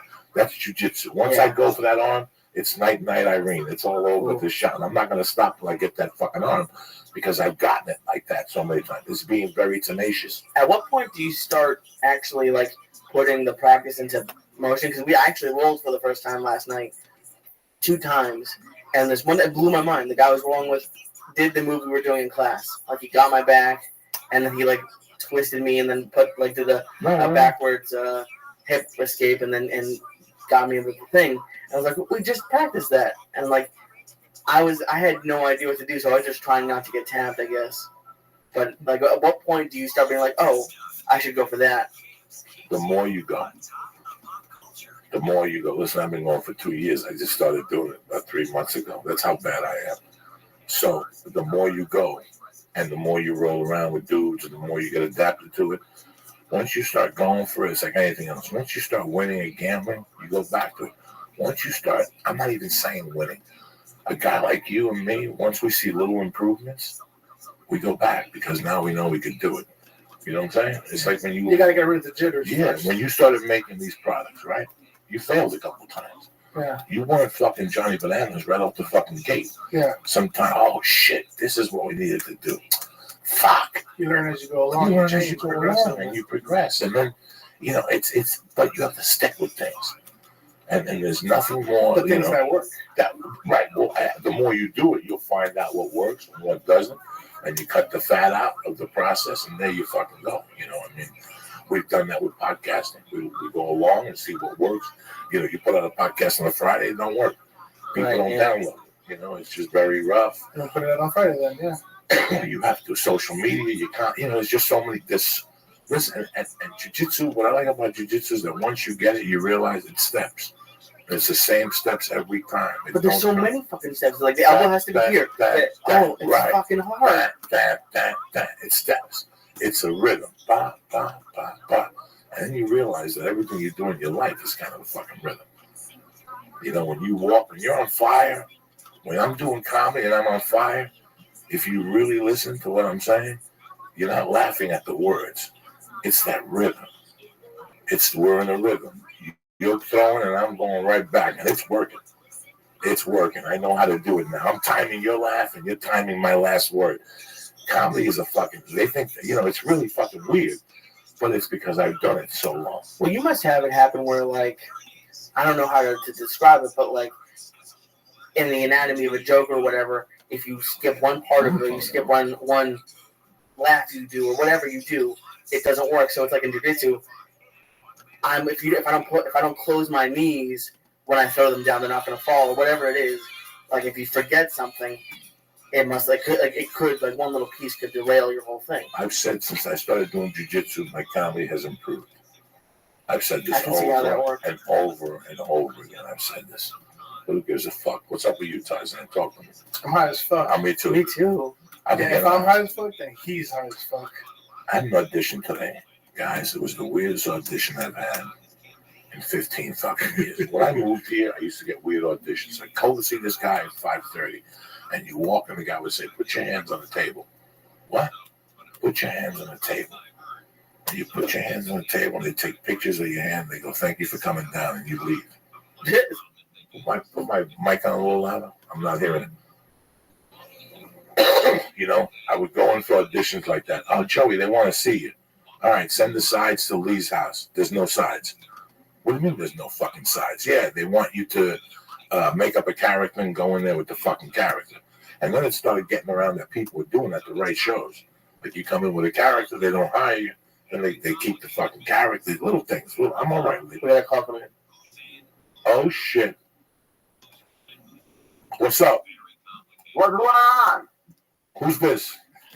Sweetie. Coño con su turbio. Yeah, you were calling me, but I had my phone inside the house and I was outside. All right. What's happening, brother? That's weird that you called just now. Huh? I'm sitting here with your nephew.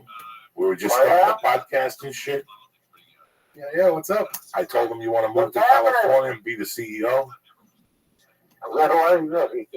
He said that he doesn't hire felons. No ex-felons. No ex-felons. So I can't be hired either. Yeah, we're going to have to give him some work, though. He wants to get out of Jersey. That's it. He wants to come out to the warm weather. He's getting old now and shit. Yeah, I got to have to get on his feet like the Sopranos. That's right. We got to get him on his feet. You got to give him an envelope and get him on his feet and shit. Look at him. What's going on, Papa? Nah, everything's good. What up, baby? What can I say? Everything's good. Jesus Christ. I was, when I talked to your nephew last night, I was sitting there and I looked up and I'm like, fuck, how long do I know Tweety? How fucking long? I mean, I met you when I was like 10 and I'm 52. I don't even want to ask you how old you are, because if I met you when I was 10 and you're still around, Jesus Christ.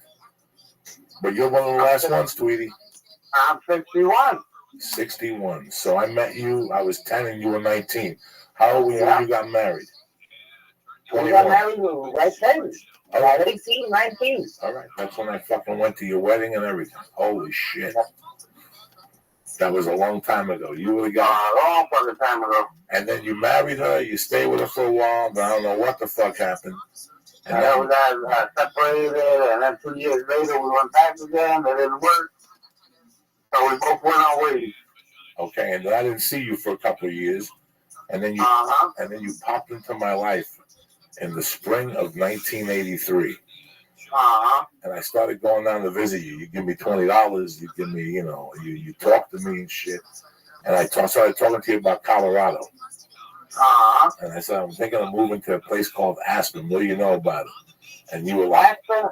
I lived there. I lived there, bitch. Yeah. I even know the name of the street, Maroon Creek Road. Maroon Creek Road, and the name of the business was Far East Treasures. There was one fucking carpet in the window. That's it. We lived the next house over, Jack Nicholson. The actor, he had a house next door to us. I remember I used to walk up there and walk around. I was trying to look for you. I would leave you messages on that number. Yeah. That was a long That was great over there. That was nice. That was beautiful. I was like living like white people up there. Why do they call you Tweety? Why do they call you Tweety? My big head. Oh, Tweety. I was always like Tweety Bird. I was always doing bad things like Tweety Bird and getting away with it. So after I went to Colorado, I didn't talk to you for a while, and I came back from Colorado and I went looking for you. And what had happened? Well, I caught that case in the Bahamas in '87. I was gone until '89 over there. In the fucking Bahamas. Who gets arrested in the fucking Bahamas for drugs? We got arrested. How is the jail in the Bahamas? It's like the Pirates days. Old cells, no beds, no running water. You shit and piss in buckets. That's fucked up. They dump the buckets twice a day. Do they speak English? I think they do, right? Yeah. Yeah. French and English, okay. right? French and English in the Bahamas, correct? Uh-huh. French and English. It was locked down all day long. No letters home, nothing like that. Nothing like an American. Now you had to sneak them out. You know, I always found a way of sneaking them out. So, they would come visit me like once a month. I had some friends there in the Bahamas. They were always leaving me food there. So, you know, I mean, it was bad, but it wasn't that bad. I always had what I needed. And when did you get out of there? 2 years I did over there. So 89? And August of 89, I think it was. August of 89, I was still in the halfway house. And I didn't go back to New Jersey till 91. Now, when I went back to New Jersey in 91, I went looking for you and I hooked up with Juan. Where were you in 91? In Miami. And you were free? Yeah, I was free. For how long? Well, I got out in 89, 90, 91, and I caught this case in 92. And that's the one with the television and all that stuff. Yeah. That's how I connected with your nephew. Fucking tremendous, Tweety.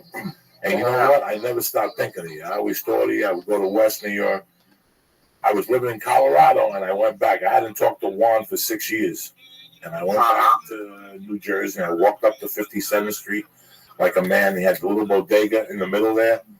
Did you get to see it? In the middle, he bought like an ice cream shop, and I went in there, and he talked to me. He was really nice. He bought me lunch. I thought he was going to kill me, but no, it was really cool. And then I asked him about you, and he said, you had been locked up. Didn't I see you on TV with the plane, throwing it out of the fucking plane? I knew nothing. I was living in fucking, I was living up there wearing sneakers and sandals like your nephew, making believe my name was Joseph. And now you're out, man. 20 fucking years later. Yeah. And I reconnect with you through your nephews because I told the story on the Joe Rogan podcast, and they over a joint, and they came to see me at Flappers and told me who they were, that they were Tweety's cousins and nephews from West New York. And here we all are together in one room, and now they're fucking up in San Francisco with a beautiful company. They brought me some edibles. I'm fucked up. They got the T-shirts, they got the pipes, they got the fucking, it's amazing how life works itself over. I was really fortunate to get you on the phone last night, for you to call up and just talk to us and stuff, and talk to me. You know, I love you to death, man. We used to play the congas together at my mother's bar. I remember that. At my mother's bar, and we used to play up in your apartment, like on 55th Street. You had a place, 56th Street there, and on Hudson Avenue there, you had an apartment. That was a long time ago, Tweety. Yeah. Many moons ago. And we're still walking around. Did you ever think you'd live to be 61 or 60? Nope. Me neither. I didn't think I was gonna make it to fucking 37. Did you know that, Lisa? I That's never fucked up thought I to would say. live to 37. Then at 37, I'm like, fuck it. I'm not going to make 50. And here we are. So, you want to talk to your fucking nephew here and say hello? What's going on? Yeah, I'm so happy real quick. Yeah, He's right there. He's right I'm there. right here. Listen, what's going Yeah, on? what's up? Who's that? David Peter. Yo, this is David. What's up? How's the baby? He's good. He's home. He's, Ah. yeah, he's with his mom, his granny, his little sister. Uh-huh. Well, everything's going good over there, then, huh? Yeah. We came down. I had a little business out here and see Joey. Probably either going up tonight or tomorrow morning. Always in the always in the hustle. You know how it is. Yeah.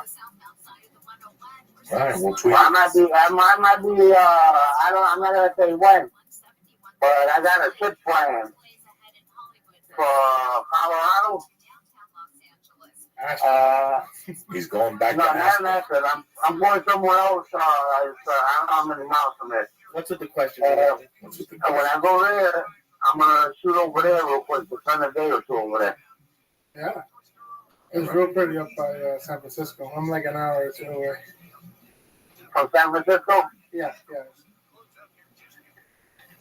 Yeah, I'm trying to plan this for maybe next month. Oh. How does it feel to be out, Tweety? There's something great. Yeah. What is it like to be? I got that letter in the mail saying that was over. I saw him when he came out. He was super happy. When, Fucking 18 years, I'd be fucking happy too. like, what was it like for you, Joey? When you're like, how old were you when you got out? 27. I was a kid. Yeah. So what is it like at like 61? That's not. No, he's been out. He's been out for like 5 or 6 years. Oh, okay. How long have you been out for? 5 years. 5 years. So he's been out on parole, Oh, working. okay, got it. You know, he's kept his nose clean, just hustling. You know, and now he's off parole after all these years. Congratulations, man. No, congratulations, man. I mean, listen, we don't have enough time to describe what the 80s were like on that fucking Hudson Avenue. It's a book. It's 3 parts of a movie. It's amazing what happened in those 5 streets. How many drugs were sold in that You street? gotta know 2 things: 80s and Drugs and killings. And killings, and it was just horrific. It was horrific. And I grew up there, Tweety. You saw me there on those streets working at when my stepdad had the butcher shop with Nico around the corner. I used to deliver flowers in the fucking summertime over there in Hudson. I used to shoot pool up the corner. And not at Blindy, but the other fucking bar. I forget the fucking names of those places, but. And Refugio, That's right, Refugio. Oh my fucking God. Refugio. That was the name of the fucking bar on the corner. Are you kidding me or what? And right next to the bar across the street was that Cuban place that had the fucking little Cuban food, like croquetas and sandwiches there on the corner. I fucking grew up there in the summers, guy. I would work a few hours to shoot down to Union City to my mom's bar. And then go to dinner there and hang out there. It was cheap too, real cheap. Cheap to live in those days over there. Expensive as fuck. I didn't smoke pot. I didn't do shit in those days. I played basketball in those courts behind Memorial High School. I ate Cuban food for lunch. Then I fucking walked to Union City to my mom's bar and I ate dinner down there. And I'd see Tweety and those guys drinking and hanging out. And I'd hang out with these guys and I'd go home at 9 o'clock. You know how we did it, Tweets. We used to play down there in 63rd and Boulevard East, right where the sewage plant is, and then every once in a while that shit would hit you. Oh, in the summer. All that that area all down by the river there, all that shit's changed. All houses now. I remember I used to tell him for all his dad. I said, one day this is going to be prime real estate. He said, nah, they never do that. They never do that. They cleaned that shit up so quick and made money off of that. They started with Edgewater. It looks beautiful down there. It looks fucking beautiful. It's a complete different city down there. It's like a city under the fucking city. Uh-huh. Tweety, I love you. We're going to let you go. I'm going to have you call in when you call in and we can talk about the whole thing here. Is Peter there? No, he's outside with He was walking the dog. Oh, he's running all the time. I said, what's up? And call me one day. Yeah. I love you, I'm going to let you know when I plan, because we're planning, because I got a friend over there doing something. and he wants me to go check it out, you know? All right. So I want to see what day I could, make that trip over there. Yeah. And right over there, I'll drive right over there to you. Yeah, you have my number. Call me. Text me. Yeah. Keep in touch, all right? Yeah. All right, love you, kid. Love you guys. All right, Joey, love you. Love you, Papa. Yeah. Be good. Bye-bye. Were you shaking the floor with your foot? Yeah, that was me. Okay, I was having a panic attack. We're good. No. Those dabs no. are strong, dude. Let me tell you something. He's a good dude, Tweety. I grew up with that motherfucker at a time when it was a different fucking. And I remember going up to him one day. It was like fucking the weirdest thing. And I'm like, dog, I'm thinking of getting the fuck out of here. He's like, where are you going to go? I go, Aspen, Colorado. He goes, I got a house there. Me and some guys. He goes, you can't stay there, but you come visit us. So at least now I had security. If something goes bad. I didn't see him maybe one time. I went to the fucking business. And then he got busted. It was amazing. They were bringing up that much powder up there. So what was the story? I don't remember. I might be too high right now. The story was that I talked about him, that he was a guy that was with pictures one time when I went back in 91. I guess, I thought it was early when that went down. Like in the mid-'80s when that went down, but it's different. I knew him for a short stint. I most of my life he was gone. He was gone. Yeah. I knew him, like I said, I was really young. And he, hung out at my mom's bar. I knew him. He was a knocking-around guy. He did this and that, but I didn't know he was involved at that level. You know what I'm saying? I didn't know it was that fucking planes and cargoes and shit like that. And people. If you're hungry enough, you keep on farming and farming. Yeah, that was when I saw him was 83. And I would see Spanish people in Aspen. And I would scratch my head. Spanish people don't even ski. They'd be walking around like, not even with skis on. I knew they were up there in those days when you saw people who moved coats. In those days, they check into 3 hotel rooms, The 2 couples and the grandma with the kids. The grandma had the coke in her room. Okay, and she didn't leave the room. She ordered room service. That bitch didn't even go to the pool. And when you went to meet them, they got another room on the 3rd or 4th floor. Because all their rooms were separate. They weren't connected. It's the weirdest thing. And they were checking at all different times. I would buy coke in those days. And the guy would say, I knew people in those days that would just go to this hotel. These guys are in from Miami. They got whatever you want over there. And you go to the one room and they talk to you and they take the money there. And then the guy would fucking pick up the phone and call another room. And then some guy would bring it to another room and then they give you your fucking coke. All day long. All day long. When you're selling like a good amount of any sort of drug, how much money are you just making? Like boatloads of money. It's just like paying for 4 hotel rooms. Okay, listen. Even at lower levels, you can make money. I know a guy right now, and I've known him since 99, let's just say. Okay. It's 2015. I gotta say, he probably makes $100,000, $200,000 a year. And he's as low level as they come. And he's probably keeping it real safe. And he keeps it real simple and safe. Real simple and safe. My allergies acting up today, people. I'm sorry. It's just been dry here and the heat. You buy something for 10, you sell it for 15. But you sell that over and over again 1,000 times in a day. Yeah. So you bring in a certain amount. Like let's say 87, when I got caught up with, I would pay 9,000 for 11 ounces. So do the math. What's fucking 9,000 divided by 11, right? Right? Was that what I said? Yeah. 11 ounces. Oh, God, do the fucking math. I'm too high to figure this shit out. Okay. Let's see. 9,000 divided by 11. About $800. $818. Oh, fuck yeah. I would sell More these sun. ounces after I cut them for $1,800. So on each ounce, that way, and it was very simple. I had 2 or 3 people that I would dump that on, and I would make whatever the math is. So you made $1,000 profit. So you made 11 grand. Plus he was cutting it, so he was Plus I was increasing cutting his it. total So I was weight. increasing my total weight, and I was taking some out for myself. So how much would you sell out of the 11? I would throw 2 on 9. What?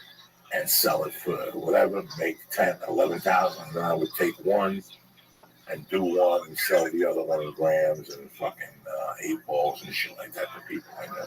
And I'd cut that a little bit. Who are you cutting it with? Inositol, baby.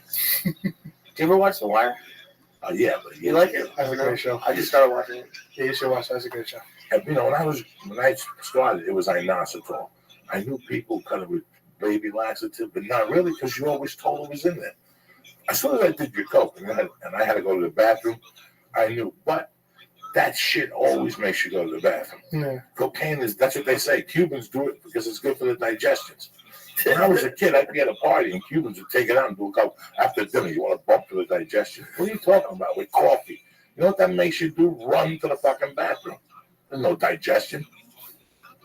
I would think about coke and I'd have to take a shit.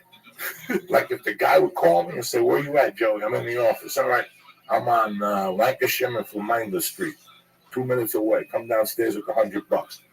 On the way down the stairs, the shit would be coming out of my ass. I'd pop that first shit fart that's right in your asshole. That's a good one. Ooh, it's thick. And then you have to like move your legs, like I'm shaking them down, and then you have to walk down slowly. And by the time you get outside and he puts it in your hand, he's talking to you. He's talking to you, but my addiction was so bad at the end that after you put that coke in my hand, it was like Charlie Brown. I'd just sit there until you weigh yourself out, and I'd run up those fucking stairs, and I'd fucking go in that bathroom in the back there, and I'd make believe I was taking a shit, and I'd take a dollar bill out, and I'd crush the rock right there into one pile, and I'd stick the fucking dollar bill or 10 in that bindle, and I'd do the whole fucking gram at one shot. That's how crazy I was at the end. Were you taking the shit that you needed to take, though? Oh, yeah, no. And sometimes you take a shit and there ain't nothing in there. Your body produces it. So if you eat a cookie, it processes it like in 8 minutes. It was horrible. It was a horrible way to fucking live, man. It's crazy. Like, and like Chris was going through it on The Sopranos. I'm really happy that, like, it's fucked up that my thing was food and I gained all that weight, but thank God I was never doing anything, like, hard. But you're not a food addict. You like to eat. You like to eat. It's not like it's not on the same level. But, you know, people define addiction to different things. Yeah. You know what? I'm not addicted to food. I like to fucking eat. All right. If I was addicted to food, I'd eat fucking the same shit over and over again. What do you think? I don't know how it works. No? How does it work? I don't fucking know. Some people are overeaters. Yeah, I think it's overeating. Yeah, you smoke 10 of those bong hits and eat one of these edibles, you're going to fucking overeat naturally. It's not like I'll sit there. We've had discussions about this shit, about binge eating at night and whatever. After I left Jersey, I lost that desire to eat at night because I knew I would never get a meal like I would get a Collins diner or a diner. I like fucking a cheeseburger deluxe dog with thick fucking steak fries, and I want fucking. That's what I want when I go eat. If I can't have that, why am I wasting my time on the second team? I saw those pictures you tweeted of Chan's. I had to tweet them because we were having a conversation with Nicholas Toro that night. Yeah, but those were, oh my God. And my favorite part was a little mustard on the side because that's key. That's key for the egg roll. I was just telling one of my homies the other day about disco fries. Yeah, but they had them right at the fucking Big Wangs too. LA is close. Up north sucks. The pizza is very bad up there. One out of every 30 pizza joints is like decent. Down here, at least you can find different things to eat, different Asian foods, It sucks up north. I'm a foodie. Well, you're an hour away from civilization.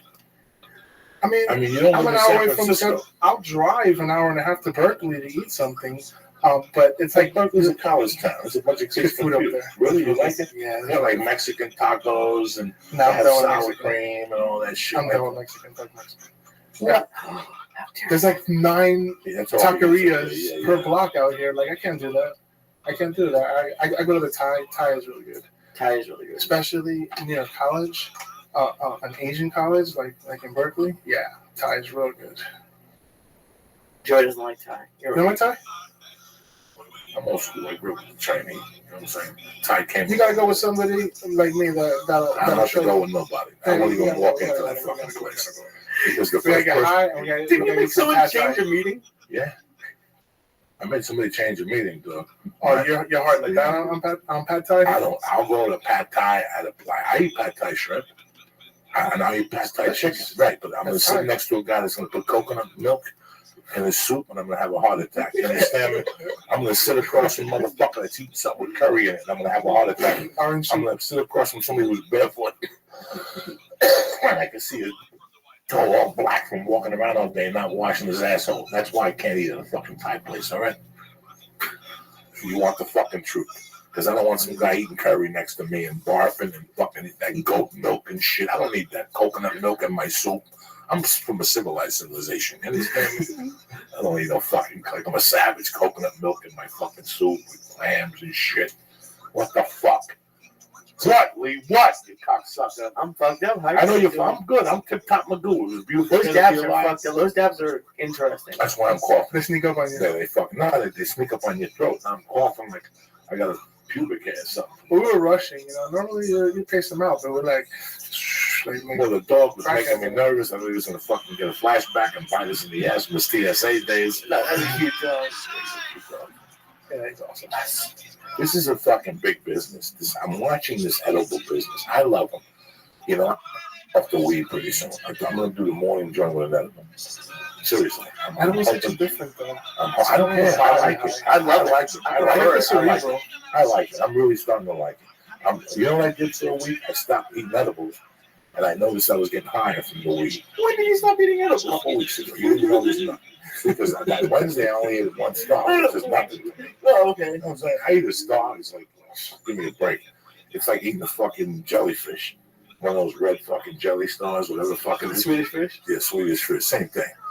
But I stopped when I was getting higher when I smoked. But you know what? I like going to jiu-jitsu, and I like how my lungs are expanding, and I'm lasting 8 minutes now instead of 1 minute. So, you know what? I'm 50. I've been smoking for 30 fucking years. I want to go to breathing. So I'm going to get to the point where I could just eat an edible, a little half edible in the morning. I could control it. By 12 o'clock, I just can't do jiu-jitsu and eat an edible. I'm scared. Really? You don't do that at all? No, I did that before. Yeah, because your heart starts your heart starts beating. And once you're on the bottom, you don't know how to get out. You're going to have a panic attack. Sometimes you get hot when you're high, too. Okay. Yeah. Fuck that. No. I learned my lesson the fucking hard way. You know what I'm saying? So you're still making the gummies, correct? Oh, yeah. This is and just now no more peanut butter. Right now, it's white chocolate-based products and gummies. And what are the flavors you got these in? We have cookies and cream. We have a strawberry milkshake, banana dream, espresso, and a rice pudding horchata bar. Now let me ask you this: horchata bar, 250 milligrams still? Yeah, 250 of oil. Hash oil. Yeah, it's not a THC; it's of oil. That's why you feel like you're fucking floating. Yeah, I love it. I love this. I love this. You can see the differences. You can tell the differences in some of the edibles. We've been smoking, and that's the other thing. With the edibles, it's like anything else. You build a resistance up to them. He gives us a bag of stars at 125. We eat them for 10 days straight. I don't want to fucking see a star, not even at night. You know what I'm saying? I don't even want to fucking see a star at night floating, shooting, whatever the fuck they are. So, fuck stars. I like switching them up. My brother can only have half of one of these, and he's like, if he has a whole one, he's like wasted and he's done. I had 4 of these. My buddy has eaten 6 and 7 of these. Oh, my buddy's a fucking savage. Yeah, but he's the only one that I've ever seen that could do that. I mean, he's crazy. He's ridiculous. Yeah, he's probably got a fucking imbalance. Yeah. Other people have other edible companies that been like, dude, I can't get them out either. Have they figured out what it is that makes it different for every person? Because there's always that one person who comes to a show and was like, I had 2 stars and nothing happened. And I'm like, well, that's the kid we met. The nice guy. A bunch of people have said it to me, and it's just like I wonder what it is. Is it like is something in someone's body just doesn't react to THC? I don't know. I've never really looked that up. That's a good question.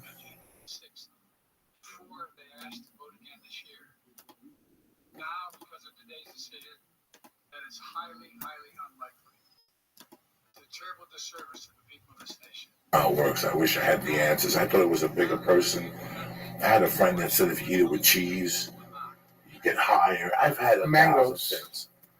If you eat any kind of weed with mangoes, your high mango helps your digestion. It helps break down food. That's why they sold mango pills for years, 300. Yeah. I would eat the whole bottle of those things. In fact, the mango thing was strong in the 80s. So I would go buy a inositol to cut Coke, and they'd say like 2 mangoes for $10, and I'd buy 2 of those mango enzymes, and I ate the whole fucking thing. I ate a whole bottle of Fred Flintstone fucking vitamins when I was a kid. I shit blood for like 3 fucking days. Those were good. I had Fred Flintstone. In the first grade, I ate a whole fucking bottle of Fred Flintstone pills. I got all fucked up on Fred Flintstone pills. And in the first Well, place. they're really sugary. Yeah, I got all fucked up on it, you know. It's first couple times I did coke, I didn't get high. 1980 cocaine. First 6 months I did cocaine. I didn't get high. So why do you keep doing it? Because I saw everybody else losing their mind, and I thought, what the fuck is going on with me? Something ain't right. And one night I figured out drinking. I would drink with it, and all of a sudden it'd take me to a different planet. If I didn't drink with it, I was so high strung in those days that it wasn't doing nothing. Everybody does the same thing. It wasn't catching on to me. It was the weirdest. And once I started drinking 2 beers and then doing a blast, it was over. What's up, Lee? I wouldn't recommend anyone do that. No, I don't want nobody to do cocaine. That's the fucking point here. You understand, man? I don't want nobody to do fucking blood. I just want to talk about this. It's funny. I got a lot of my email system has been fucked up on the computer. On one computer, I get the old email. On the new computer, on the computer at home, I get the new emails. And on the computer I take on the road, I get the old emails. It's the weirdest thing I've ever encountered. Yeah, I've been having similar issues too. So I answer them accordingly. And I gotta tell you something, the last 3 weeks, it's been a lot of drug fucking issues. A couple people's dogs have died, you know. Jesus. Yesterday, my friend, kid who listens to the show, his dog got paralyzed. They had to put him down. My heart goes out to the family. I forget what the fuck his name is. It don't matter. My heart goes out to his family. The fucking dog died. But it's been very rough. It has been. A lot of people have hit me up with drug things, so I don't know what the fuck's going on. The dog got into the drugs? Or? No. The dog just got paralyzed. He was 80 years old. Who the fuck knows? But it's so weird. I actually just got hit up by my old camp counselor. He listens to the show. Like I haven't seen him in over 10, 15 years. And he sent me this email last night that he moved to London for a girl, and then they broke up, and then he got cancer, and then he was in prison, and now he has his own company in Portland, Maine, like weed t-shirts and growing weed. But it's just amazing how like quickly like bad things happen. Like stuff like that happens to a lot of people. I feel really bad. Like where life takes you. Just one bad thing after another. Like you never seem to like. I've been pretty lucky. I mean, I've had some ups and downs, but something always picks you up. But that must suck. You know, you're very young. You're a nice kid. You really keep to yourself. You know, the more you keep to yourself, the less you'll get in trouble. Does that make sense? Yeah. I figured out at 19, 20, that if I went out 5 nights a week, I was going to get in trouble one of the nights. So I cut it down to 3. I'm serious. This is how retarded I was. With me, it was always an odds game. That's why I became an econ major. I love numbers. I love seeing what happened at this time last year and seeing what's going on at this time this year. I love all that shit. I've always loved. Don't I always call you and ask you how the numbers are you selling? Holidays and everything. I love all that shit. You know, I want to know what the fuck. Because listen, the numbers don't lie. Everything else could lie. There's a reason for everything. Everything has a reason. So, what we talking about? When bad stuff happens. When bad stuff happens. You know, if you go out after 6 o'clock at night, something bad's gonna happen. You know, if you hang out with fucking morons, something bad's gonna happen. In my case, I was that moron. You know, I didn't know that going in. I thought I was being slick. I was gonna rob somebody from cocaine. But that wasn't the first time I did that type of shit. I had been doing that, playing that card for years, not in that capacity with a gun. I was robbing drug dealers. You know where I was from? And, you know, from where I grew up and then where I went to, I would see holes in their game. To pick a niche. Drug dealers outside of where I grew up left holes in your game. When you're a career creep like me in those days at 19, but I'm looking for a kilo of coke, I'm going to get it from you. I'm going to watch it till I get it. So you can't leave no holes. What's a hole? The guy that goes out to the clubs. The guy that, you know, there's just little holes. Little things that guys do. Like a raptor. That a guy like me sees and attacks that fucking hole. That's all it is. So how long, like, could you be, like, looking at somebody for, like, 6 months just to see what they do? Or, like, how long would it take? What's the prize, you know? See that shit? Let's pretend, all right? I'm going to tell you a story. I'm not going to say no names. It happened in Colorado. Okay.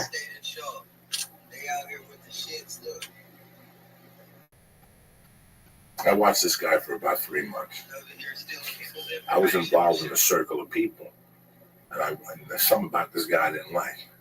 And he had arguments with friends of mine over, and he was like the dealer that was getting the 5 kilos. Huh? Yeah, he just didn't jazz with me. And I could tell he didn't like me.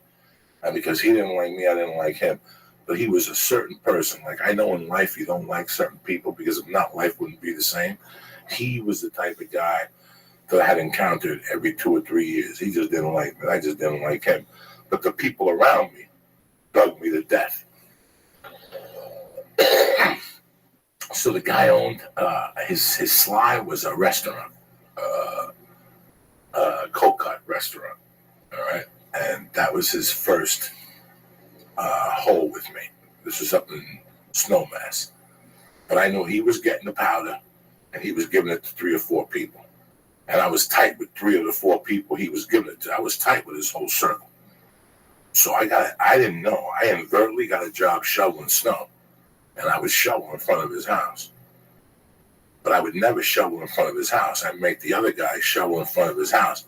I'd shovel 4 buildings down, but I'd watch his door.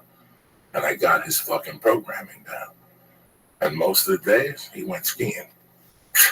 Why don't you go skiing? I got you. For at least an hour. I got you. Yeah, no, That gives me, even because it would take me 15 minutes. All the apartment buildings were the same. I knew each room. I knew each nook and cranny. You know, if I would go out at night and I'd see him at a bar and he didn't see me, I'd shoot down to his house and see if his roommate was home. And then my buddy made the keys for all the apartments. So it took me 3 months. In the 3 months, I was picking off other people. You follow me? I was saving this guy for a fucking rainy day. And I was going to hit him just for personal reasons. And you know what? I knew. This is how crazy I was at 19. I knew that even if he knew I'd hit him, there wasn't shit he was going to do to me. There wasn't shit he was going to do to me. I knew he was going to come up to me and put the finger on me, but there wasn't shit he was going to do to me. That's how crazy I was. After my mother died 3 years, 4 years in, let's see how fucking crazy you are. And at the time, I wasn't messing around with weapons, but I had one. I was just a yahoo. You know, I was like that black guy that comes at you with the gun twisted and shit. I had no idea about shooting, nothing. But I knew I didn't like this guy. So because I didn't like him, this had become personal. So the first time I hit him a couple times. I hit this motherfucker a couple times. That was my signature. Just wasn't enough. Once wasn't enough. Now, do you ever But another thing I was doing, since it was a small community, I wasn't hitting them for everything. I was leaving. Oh, dog. You're choosing them? Oh, I'm a dog. I'm a professional torturer. So I would come to your house, and instead of clipping 50 of these bars, I clipped 20 of them. Now it caused controversy with you, your brother, your grandmother. Somebody took these 20 fucking Who bars. comes in and just steals 20, you know? And I would listen to the street. I would listen to the bars to see what people were saying. There was a lot of times I would rob a guy. He had too much pride to go out and say somebody robbed him. When you rob a drug dealer and they think they're cool, but they ain't shit, they're just a college kid that their dad lent them $5,000 because they were going to start a skateboard company, but they get into the powder business. Those were the pigeons I was looking for in those days. Those were the pigeons I was looking for in those days. You follow me? So I would clip those guys. Now, I wouldn't clean you out. I wouldn't clean you out unless I didn't like you. Okay, so the first time I hit that fucking jerk off was Labor Day weekend. His guard was down. When you sell coke, you got to have somebody at your house at all times. If I see that you got drunk and got high, you were going down. Your game had to be super tight in my fucking world. Because if you were out getting coked up or whatever, and me and my buddies in those days got a hold of you, I mean, when I lived in Colorado, like I hung out with guys in Jersey that were kind of crazy. But when I moved to Colorado, I picked up like 2 or 3 friends in Snowmass that were fucking crazy. One of them being this dude from Ohio that was out of his mind. He grew up in Fayetteville, North Carolina. And he grew up the son of a fucking Marine. Like, that's where they trained down there and shit. So he was crazy.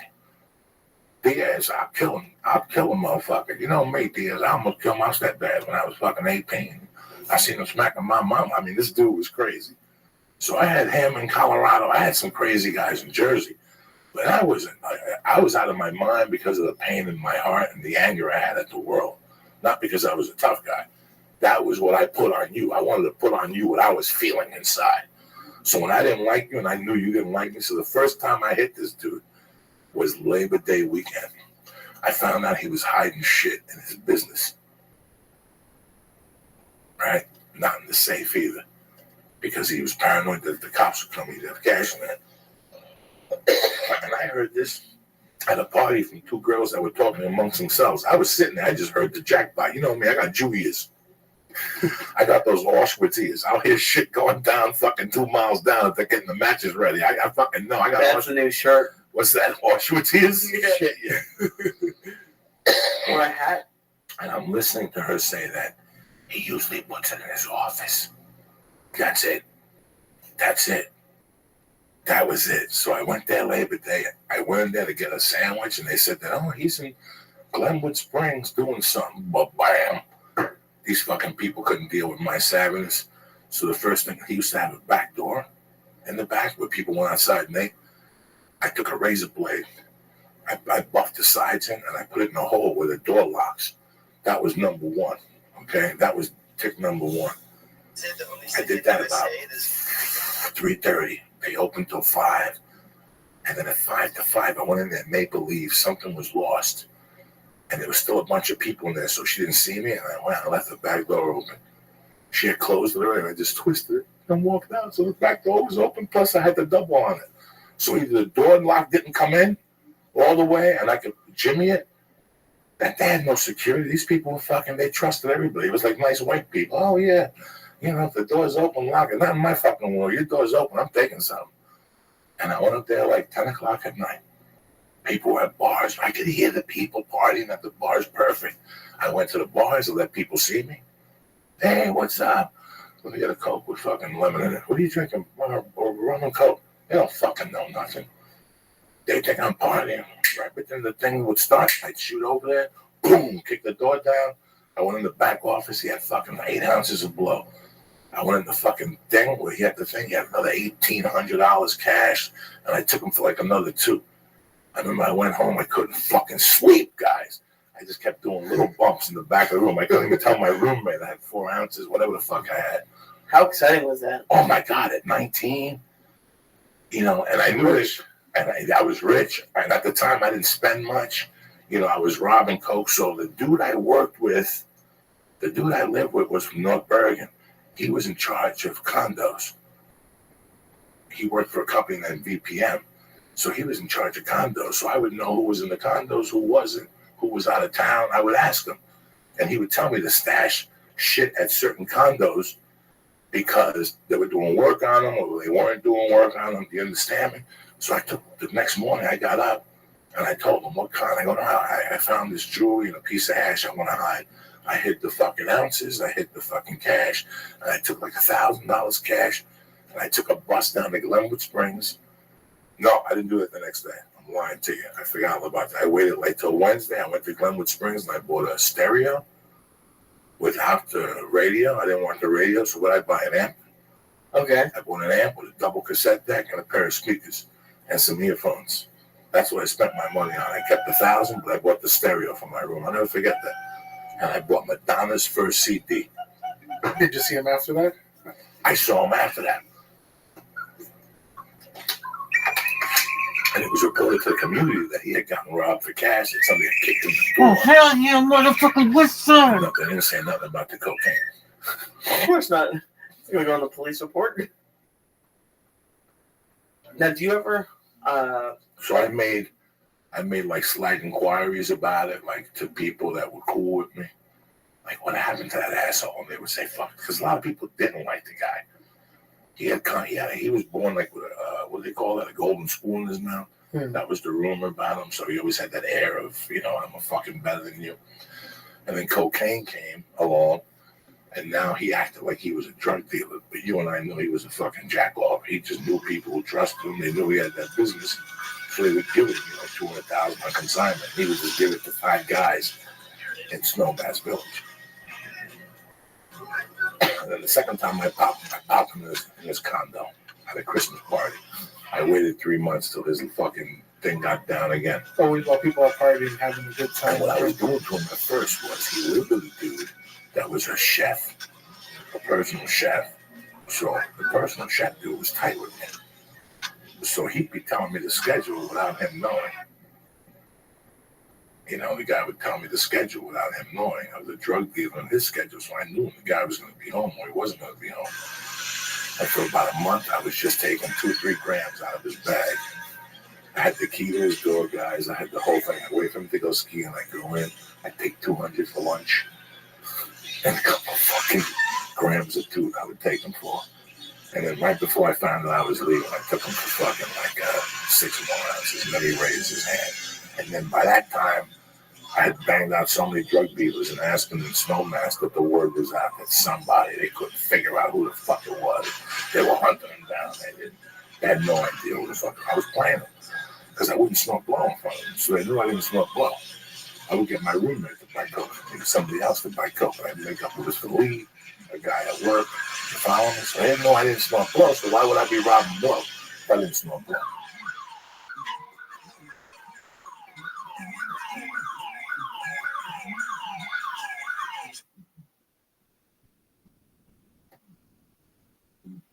They put everything on me, and everybody figured it out. But by the time they put it all together, I left town. And I came back 2 years later, and it was forgotten. They had gotten so drunk for those 2 years, they had forgotten I was there again. I'll see that fucks up my throat. You understand me? I feel you, don't. Do you ever, like, notice now, like, if someone's creeping around your neighborhood, are you more aware of that? Yeah, because I know the footage. I know how you walk. I know the desperation in your walk. I know your eyes. You know, I know how you. I shouldn't see you go up and down the block twice. Right there, bam, a car. I know all the fucking movements because I was doing those movements. You know. Have you ever pulled anyone aside and be like, "Hey, man, don't do that around here"? No, I'll just stand different. I'll let them know that I know without saying nothing. How do you stand?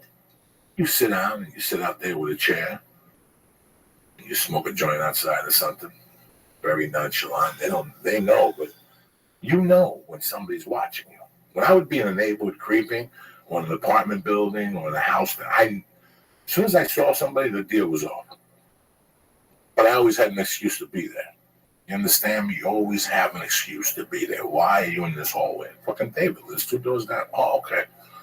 Oh, no, because somebody's been robbing an apartment. Really? That's fucking crazy, man. Have a good night. You have to have a reason to be back there. You just can't say, I'm looking for my friend's apartment. Dead. You know, you have to have, why are you in this neighborhood? Why are you on this block? Like, I did that with my mind. Behind this house. Shut up, woman. You know, with binoculars Shut on the and fucking fuck up. Vaseline, you know. Looking for fucking birds at night. That's why cocksucker. Birdwatch. It's just really weird. That was a really weird light. And I've been writing about it for the last fucking 2 years. And I was writing that whole thing. I couldn't believe how creepy I was as a human being, you know. Imagine if you had gone gone caught and then gone out now, like Tweety. Like if you were just getting out now, like what do you think you'd be doing? You have to get a job first of all. Well, listen, man. My biggest fear of all time was that I wasn't going to end up doing anything. And you were going to a fucking Subway sandwich. And there's a guy at a Subway sandwich with a tattoo on his hand from 1965, and he's got long hair, and he's still holding on to that shit. But now he's 53. And he's got an old lady, but this is what he could earn now. Because for 10 years, he fucked off. I never wanted to be one of those guys. That was my biggest fear at 25. That is why when I go to the Comedy Store, I go down there, I do a set, and I leave. Because I didn't want to be that old guy that was still holding on. You know, you both been to places you walk, and I'm not putting anybody down. I'm talking about a man or a woman who's let their life go through, who let their life pass before their eyes.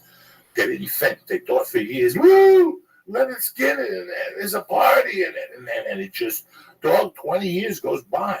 That hot chick ain't that hot no more. Now she's a sperm bucket. Her ass, her tits are droopy. She's still good looking from a distance, but you can see she's got 1,000 fucking years of pain in her fucking from sleeping with men or whatever the fuck they're doing. And you see the guys at my age with a missing fucking tooth and with a tattoo that says, you know, Cheap Trick or whatever the fuck they were into. And now you're at a Subway sandwich, bro, as an assistant fucking manager. That's reality. You've seen those guys, Lee. You've seen them fucking too. And you don't say nothing, you don't judge, but you know what their past is by looking at them. Somewhere along the line, they fell asleep for 10 fucking years. They went to a concert, they followed the dead, they joined the cult. They made a fucking crucial fucking mistake here. They did something. You know, life goes by fucking fast. You know, people have been telling me lately, you've been angry lately. Sure, you get angry, because I'm fighting up a fucking ladder now. I pissed away 30 years doing fucking blow, 27 years doing blow. I'm very happy to be where I am, and I did something with my life. But guess what? I could have done much more. I threw away 20 years of my life snorting that fucking powder. And you know what? It went by like this, brother. It went by like that. And that's what happens to those guys when you walk into a Subway. You know they don't own the fucking Subway. Okay? It's not when you walk into a liquor store and the guy's broken. But he's broken because he's been at that same fucking liquor store since 1962, you know, and he's owned it. I ain't mad at the fucking guy. You know, he knows his business and shit. By the way, when I met the dude from the Star Anarchy last week, Yeah. I went somewhere and I got caught and I had to go down Riverside. And as I was pulling in to meet those kids with all the Anarchy edibles, Yeah. as the chubby chick from the fucking bar, from the liquor store came out, a nice white chick. The one who That's works married there? to the black dude. She's a dynamite lady. Remember we gave her an edible one day? Yeah. And you kept saying, how can you give her that? We gave her those Goomies. We We did. And we just gave her 250. We don't know what her head is like. We didn't give a fuck. She's so cool with us. Every time we go, we talk to her. She always asks me if I'm going to play the lottery. Yeah, I'll play the lottery until they play the lottery. It's $18 million, Papa. So one day I said, you get on? She's like, fuck yeah. I gave her those Goomies when I seen like a month later. She's like, that was terrific. So I saw her last week, and she was going to her husband's truck, the black dude, the nice black dude. Okay. And I go, honk, honk, and they both looked at me, and I'm going, and she's like, and she walked over, and she goes, what's up, baby? And I go, here you go. And she's like, oh, shit, I know what I'm doing the rest of the day. So if you stop in and ask her what happened with the fucking edibles Uncle Joey gave her. Okay. You love doing that. You love, like, just giving it to, like, waitresses. You gave it to that stewardess one time. And the funny thing, you don't even get to see what happens. You just imagine what happened, like laugh at them. Let them go home and think about what happened.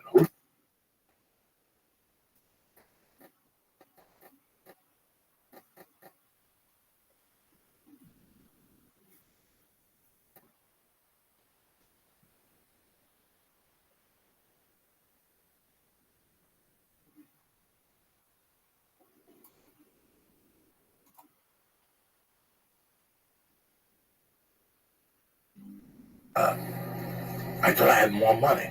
So I went in the little center compartment in the car and there was nothing. And then I went in the thing between the armrest and in there was a $5 bill and a single. And I go, all right, I'll go to 7-Eleven, I'll go to Bank of America, and then I'll go get gas.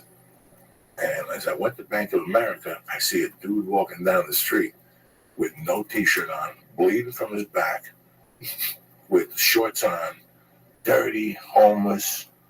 You know, I don't know what he was. And something, it was 10 o'clock, it was 11:30 at fucking night. And I went to the Bank of America and I said, you know what, I'm not even going to take the money out, I'm going to catch him. I thought I would catch him, but you know, you slide out, he was going to walk. And I had those 2 T-shirts in the car. And the band guy sent me, I had 2 T-shirts in the car and I had the $6. And as I pulled out of the bank, I couldn't find him. He fucking disappeared.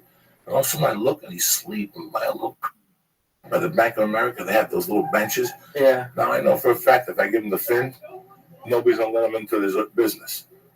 You know what I'm saying? Like you need a T-shirt to go into a business. Yeah. So I said, I'll give him a T-shirt, I'll give him $5. 11:30 at fucking night. So I pull, I make a left, which was legal. Everything was legal. I go, yo, come here, I got something for you. And he runs over, he cleans himself off. He looks like a fucking POW. He's like, what's up, man? He goes, you're not going to shoot me, are you? I go, no, I'm not going to fucking shoot you. Here. Here's a T-shirt. I put the $5. I didn't say there was $5. I go, here's the T-shirt. He goes, thanks, man. Now I get up to Sun Valley. This is really cool of you, man. And he looked at me and goes, why'd you do it? And I go, I just did it, man. I don't know. Don't ask fucking questions. He goes, thank you very much. I got to go. I got to get to Sun Valley. He walks away and he looks at me and goes, hey, can I give you some advice? What? He goes, don't believe a word Tipagore says. And he just walked away. Tipagore? What are you fucking talking about 11:30 at night? And as he went to walk away, a cop went to make a right and almost hit him. And the cop's like, beep, beep. He puts the fucking lights on. I'm like, oh, here we go. And the guy gets out, and then they leave the car in the middle of the street. So I'm stuck there. He goes, you, turn the ignition on. What's going on here? Is this a drug deal? Yeah, I'm buying fucking drugs from Harpo Dirt over here. Yeah.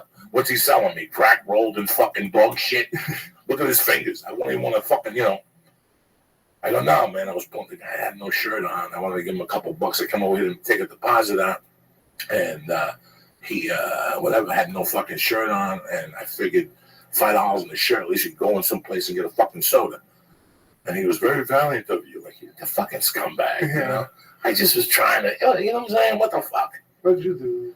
And he goes, I'm not gonna, so you're okay? Were you drinking? No. Do I look like I'm drinking? No. I'm drinking. I went to fucking do a podcast. What the fuck is that one? At the Comedy Store.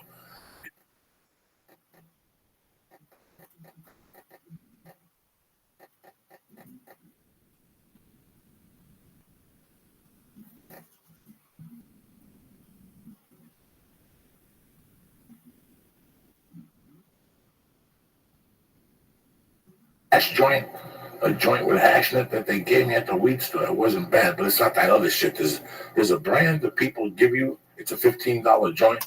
It's got like bazooka milk in it, hash, keef, lightning, strike. They got dabs in it. This shit. Me and Lee smoked it. At the store? At the store that night. We drove up the thing and we were like, this was fucked up. It came in a tube. Yeah, someone gave it to you at the store. At the store. Yeah. And I went into a weed store next night. I go, do you guys have this? And we're not allowed to sell that. That's death. They're like, that got glass in it and fucking Topanga juice and all this shit. I'm like, good. That's what we need. Somebody gave me another one, so I smoked it with fucking the kid from Tennessee, my neighbor, last night. And we went down to the Comedy Store. Oh, that's fun. The blonde-haired kid. Yeah, you got to do something. Are you excited for Boston this weekend? Fuck yeah, I'm excited to Boston. Even my man, those Goomies and Models, got connections in fucking Boston. They got connections everywhere.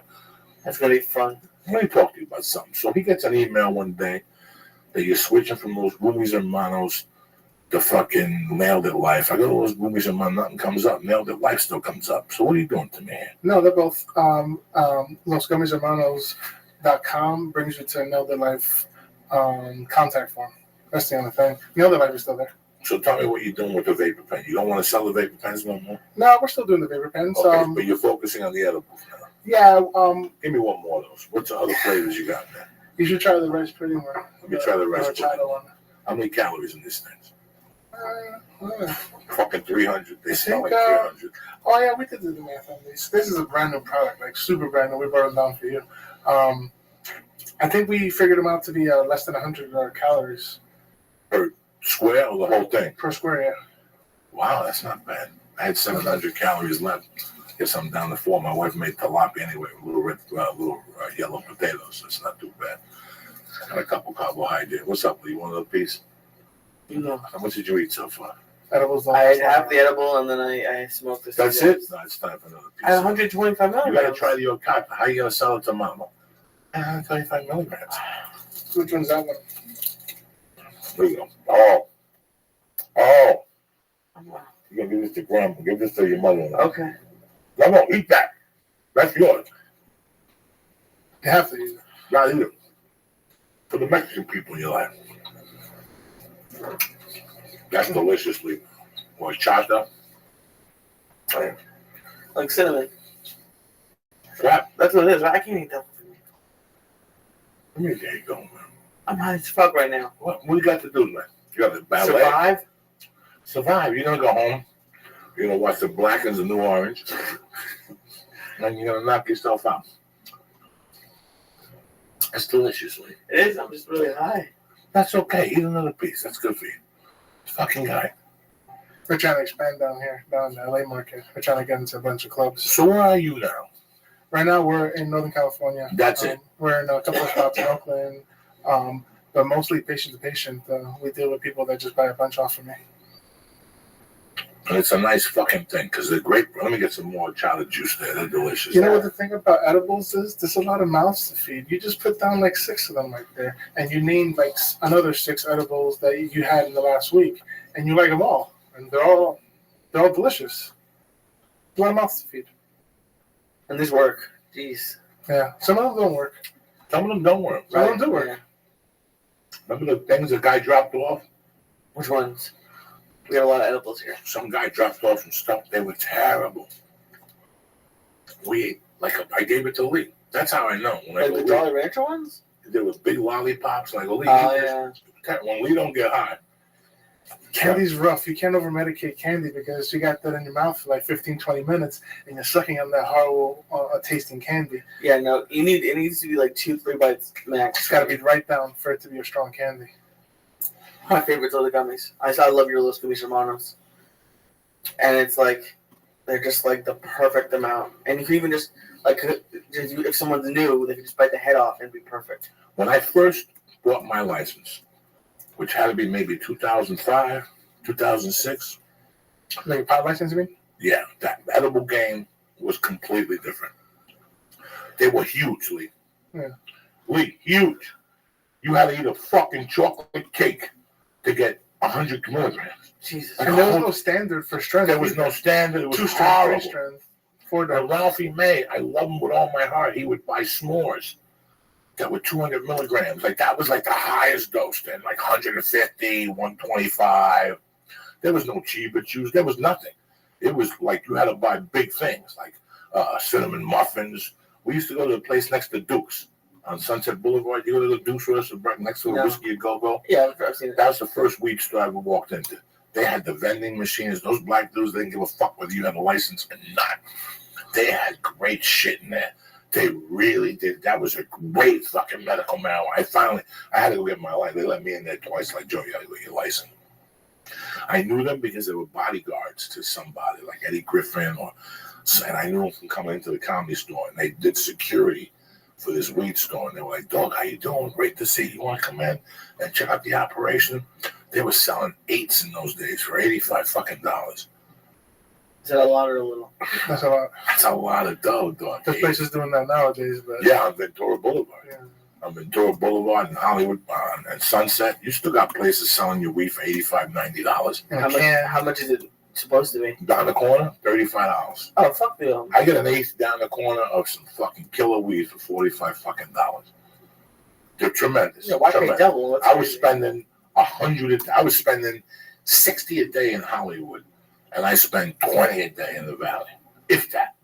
Because I'll buy one of those 8s for fucking $35, $40, and I'll smoke those. And I have high tolerance, so the weed's delicious. The Ferrari, the fucking Hollywood OG, that shit's fucking delicious. His tolerance has gone up though, but this is different. See, right now his eyes would be bumping out of his head. They're He's spinning. He's not doing that. This is the oil. This is I'm right on the edge right now. What I can see is that your eyeball, your skin is red. Yeah. But your eyeballs aren't popping out of your head. You don't look all Chinese out and shit. Yes, I do. Look at those eyes. No, you look healthy. You look good, cocksucker. But as your tolerance goes up, you enjoy it more. You used to panic. You don't panic as much. I didn't panic before. He was panicking. No, it's just a lot of. He'd go into it panicking, so he would still panic. He would continue the panic. Yeah, this is going to happen to me. I'm going to get raped. The girl, this is not, And then now he just says, fuck it. Now he just says, fuck it. What do I give a fuck? And that's what it is, People, I still know bump into people. Last time I had a pot cookie, I had a bad trip. What are you talking about? What trip did you fucking take? It was a bad trip. What fucking trip? What trip did you take? What acid did you do? You didn't take no bad trip. You know what happened? You fucking went over your head and you didn't prepare yourself, or you went into it scared, and the thought process. That's why I don't like the edibles with jiu-jitsu, because once my heart triggers and you start going, it becomes something else. It's not just Lee and Joey out of air. I'm having a fucking heart attack. Feels like having asthma. Yeah, your mind plays tricks on you. And that happens when you're sober. So when you're fucking high, I can only imagine. It happens sometimes when you're, it happens to you when you're sober? Fuck yeah, in jiu-jitsu so far, sometimes we're like, and you're like, oh shit, this is terrible. The heat. Yeah.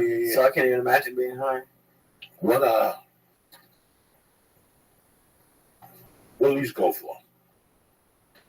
These go in the club for like $15-$20. 15, $20. Depends on the club. 250 milligrams. They taste delicious. Under 100 calories sugar. Yeah. So you have sugar in them. Okay. So you can't give it to diabetics, people. We're working on like gluten free, and we're working on different things. We've got requests. That's the thing. Listen, man, I knew a diabetic dude that him and his wife would buy a loaf of the banana bread every week, and they would eat the banana bread and do yoga. They would have a yoga lady come to the house, and they would do yoga. Then when she leave, they probably fucked that little yoga pussy. Who knew what the fuck they did? You know, they were an older couple. They had no kids. He was telling me, I met him at the weed store. He would go in there and buy a fucking loaf once a week. So edibles, that's what I'm saying to you. Edibles are a different world. Yeah. You know, Joe I Rogan, prefer them, if to you be email honest. Joe Rogan, he'll tell you what happens when they hit the liver and the kidney and the pecan. I don't know nothing. I know you eat this and 25 minutes later you're thinking of cheeseburgers and shit subconsciously. That's all I fucking know. I don't know what happens, how the system breaks down in your body. I really don't. I'm an ignorant fuck when it comes to that. I prefer it as like a novice weed smoker. I feel like the high is better. You don't it's smoke more that full much body. weed. Yeah, but as when I see you more, 7 out of 10 times I see you, we eat an edible. Hell yeah. I know. Like tonight we smoked, but it's very rare. We never smoked together. We smoke like a joint almost every podcast. The first time, the first 2 years, we did over at your apartment. No, even well, not every time here, but no, we don't smoke every time here. I don't. We smoke every 3 times. Okay. Yeah, right. 3 times I come, I bring weed for us. I'll say, Lee, smoke this. What do you think of this? But I feel like smoking only affects my head, and like the edibles, I'm like my entire body's fucked up. Yeah. What if it affects your stomach? You like me, when you go home, you can't stop fucking eating those rice. You still eating those rice cakes? Hell yeah. But When was no, the last time you ate a rice cake? I've been out of them. No, I know exactly when. It was last Monday, and I ate an entire pack of caramel rice cakes after the podcast. That's 600 calories. You say I live with. So what are you trying to do, brother? I mean, you've been doing this now for 3-4 years, so you're succeeding. You're making a living. Yeah, you and your brother are making, chirping away, which I love. I've been helping you as much as I can, with the webpage and the vapor pens. You got great products. We're just expanding. You got to go nationwide. Fuck it. We had 5-6 really good distributors, and now we're just going to become our own distributor. We're going to go up and down the state, California. And that's it. Yeah. Now, what about these other legals? Is it these other states? Is it legal to have these? In other states, they have their own separate laws, but going from one state to the next is not legal. So we don't ship. A lot of people email me all the time about shipping. We definitely do not. So, can you sell these in Colorado? If I lived in Colorado and I made it in Colorado and I had license, because they have their own regulations out there within their own state, then yeah, I could sell it. If I had my own club and I made my own edibles in house, they have their own separate set of rules out there. How hard is it for someone just getting into the business to navigate all the regulations and what forms you need and certifications? Just because it's so new. I'm sure if you go to the office 4 times, you're going to get 4 different answers. There's actually people that have set up a really good business of setting people up in their pot business. Usually lawyers, and they'll cross every T, dot every I. Good for them. Yeah, pretty good. I don't know any off the top of my head right now, but there's definitely people out there that'll set you up in the pot business, and they'll tell you every single law in that area, fight for you if they have to, and like city council meetings and whatever it is. Well, the people that I've met that have started edible companies, when you talk to them, sometimes on the show or whatever, they always say they had a knack for making edibles. They just had a knack for making edibles. That for years people told them, man, you really know what the fuck you're doing. So one day they lost their job or whatever the fuck happened, and they started making this particular edible. Have you been good at this? I mean, the fucking gummies are great. I don't know who taught you how to make them. I don't want to fucking know, but it's just R&D, and I come from a line of Spanish. My mom cooks like a motherfucker. She cooks really good. I con pollo, everything, anything that you can possibly think, and I have that in me. I love to spice things. I love to try things as I'm going. I cook for my family almost every night, so it's natural that edible company would be me and Pete's future. Be honest, is it Tweety's recipe? No, that's that's our own recipe. We found similar recipes, and we like merged like 4 or 5 different recipes, and even that recipe we've changed it over time. And people are like, hey, they're a little tacky. Hey, they were a little dry. They're a little this. Like, you know, like all in the first like few batches, we got people around us that told us what they were and what they weren't, and we fixed them. They weren't always this strong, and now they are. So they can hit people. They need to uppercut people. You know, there's a thing called the jiu-jitsu lifestyle where people eat acai bowls and, you know, they get fucking whatever the fuck they do. There's definitely a lifestyle to this, and you guys are definitely the leaders in it. Ari's a close second. This is Ari's lifestyle. Ari, he loves all this shit. Like, when I talk to him, you know, it's funny what people think you want to do and what you want to do. Like, if you ever ask yourself, what do I really want to do right now? Fuck the podcast. Fuck Joe Diaz. What do I really want to do? You know what I want to do? I want to fucking move to Mexico and make beads and sell them on the side of the road and eat tamales all day until I'm 800 pounds. Would that make you happy? I mean, Leah, Hell yeah. I thought about it. You know, like, you think about that, Leah. When I was a kid, I wanted to be Charles Bronson. I wanted to have a little apartment and not have a girlfriend and not have no relationships and not... You know, I knew that if I would get I wouldn't need to talk to people. I mean, I had this whole thing about living on an island. I couldn't even imagine living like that right now. What would make you comfortable? I mean, what do you guys want to fucking do here? If you could do what the fuck you want to do, Lee, what would you be doing right now? This. I can honestly say this. You really like this. I love this. I love it too. And then the only other thing, and I talked about it on my podcast today, is what I'm trying to do in Toronto. I really think it'd be cool. Because, like, I've always wanted to go on, like, business trips. Like, my dad went on business trips. I don't know why. It just seems like it's cool. And I feel like young comedians could really start podcasts now and then grow a following. Like, imagine if you had fans, like those fans you were talking about in Houston, if they were listening to the podcast back then. And if I could go around and help young comedians start podcasts. Well, I think if you have a feature act, let's say, right, and he's a sharp kid, and he's living in Montreal, Minnesota, San Francisco. He's getting a little work, you know. He still can't make it professionally. He doesn't need to. You know, he's got a good day job in the daytime. Why not? Why wouldn't you be involved in a podcast? You know, and every listener counts. Every week you get a new listener, and you flourish. And after 4 or 5 years, when you're ready to go on the road, these people have been listening to you. You've been communication with them. You've been emailing back and forth. You have relationships with these people. In 3 years that we've been doing this podcast, I had relationships with a lot of the listeners. That from Dante Gazzini, you know, there's a lot. Dante's a good guy. He's a good guy. There's a lot of people, you know, John Cutler, you know, his wife. I mean, you know, Leon, Constantine Rain. Jordan Lee called me today to get me a Jordan Lee was at the Comedy Store last night, looking like fucking James Dean before we went up the cliff. You start, you know, Edgar. You start these relationships with people. You don't hang out with them, but you're friends online, and you support them. They support you. You put a pic, whatever the fuck it is, you know. It's become something else. So, sure, I think a young comic, would benefit from talking to you. You know, the same way you have a set of things that'll work for a podcast.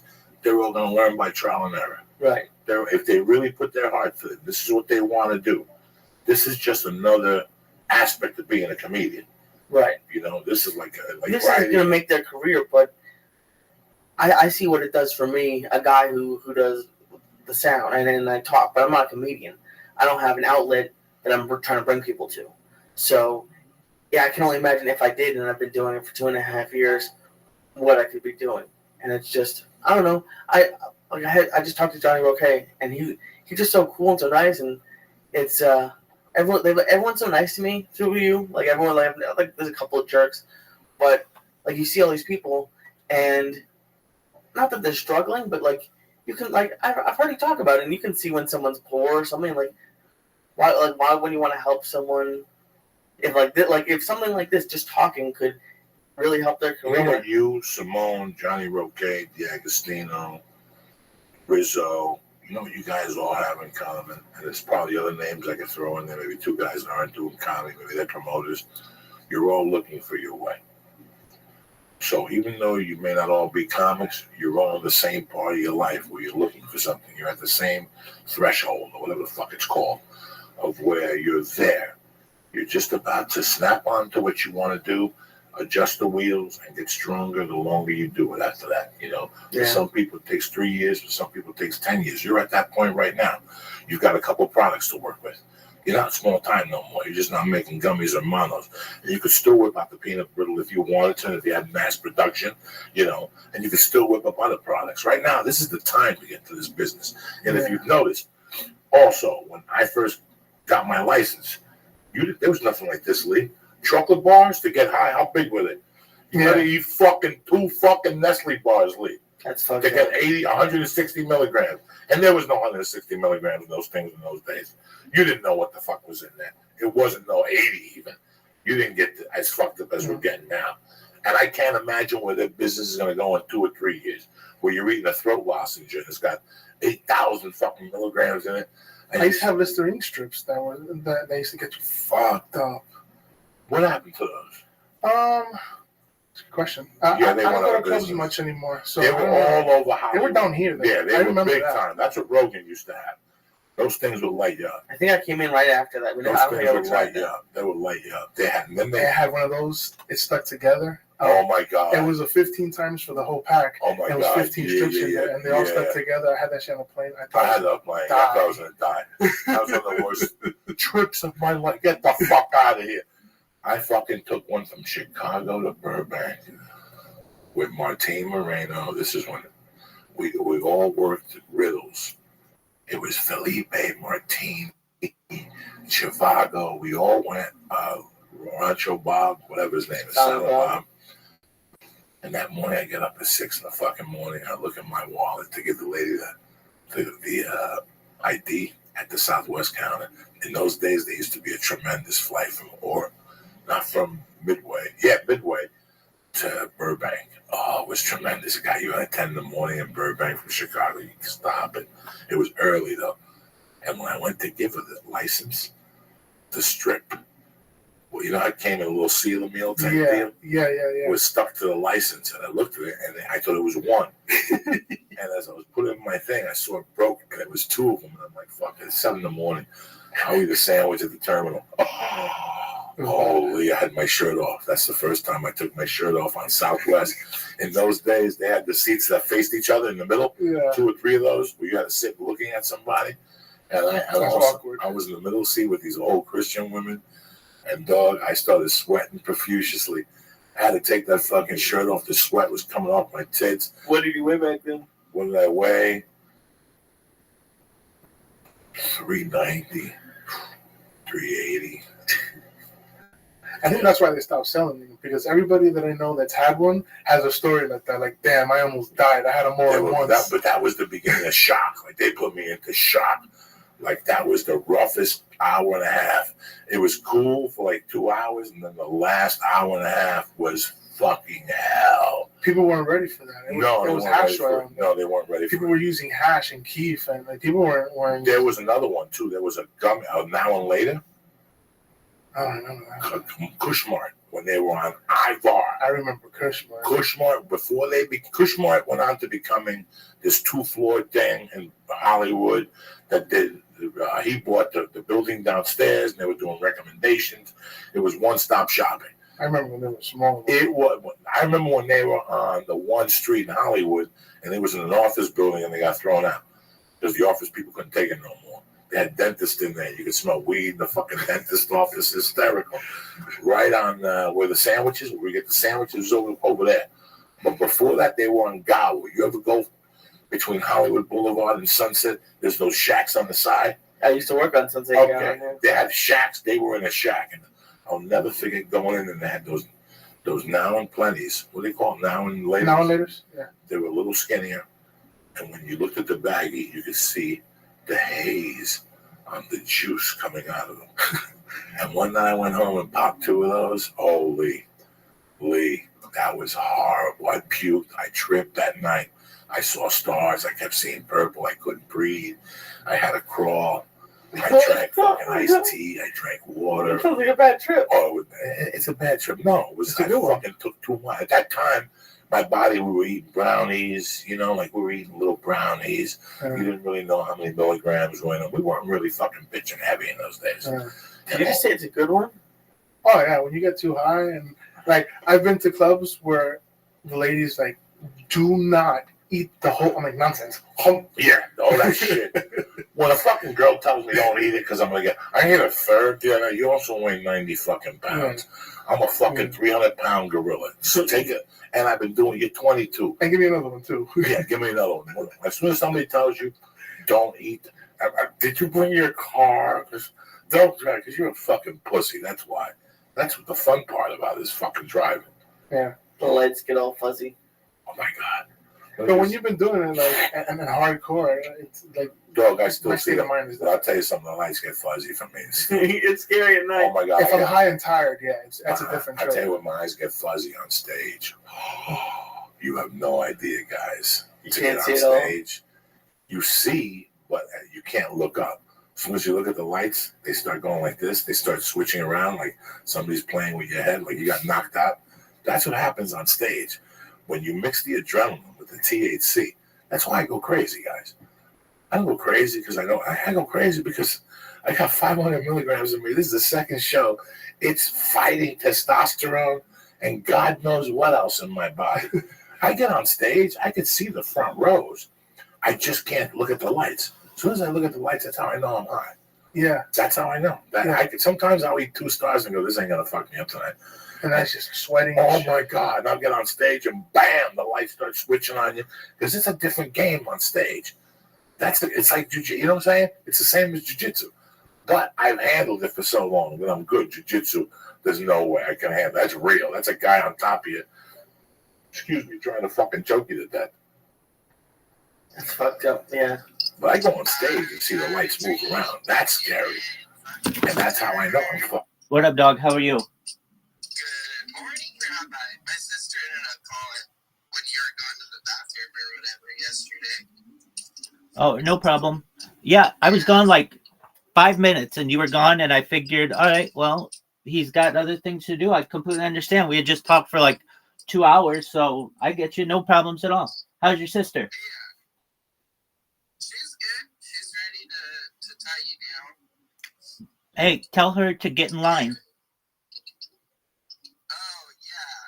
Yeah, that's what I told her. I was like, well, you're going to have to fucking show your worth if you want to date the Rabbi Michael Rothschild. Or dog.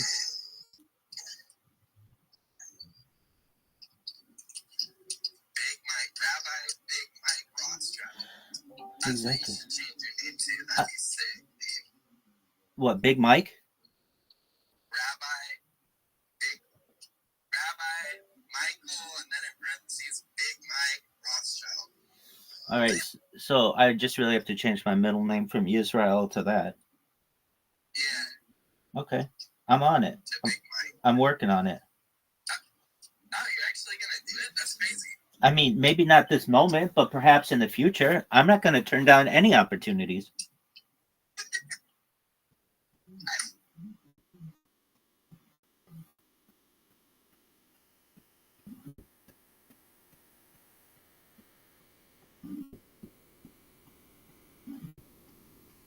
Why did you kick me out of the chat? What'd My you Telegram is tweaking out, sir. What'd you do, dog? I don't know. It kicked me out of the chat for no reason, sir.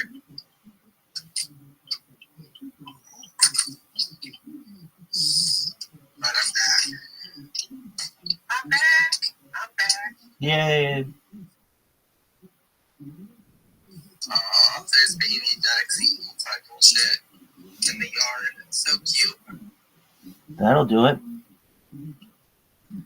They're so cute.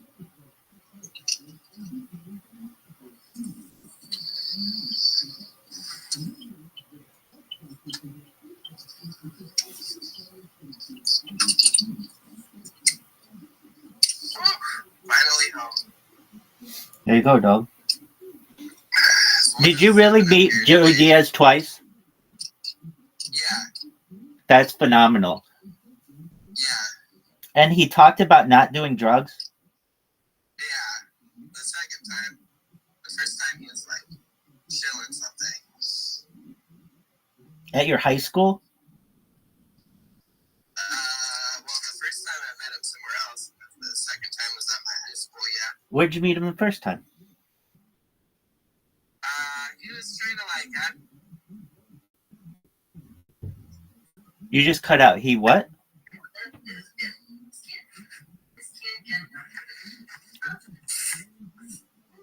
L, you little bitch. How are you? Yo, what's up, man? Yo, did you just hear my man Bitcoin Ass Munch talking about how he met Joey Diaz not once but twice?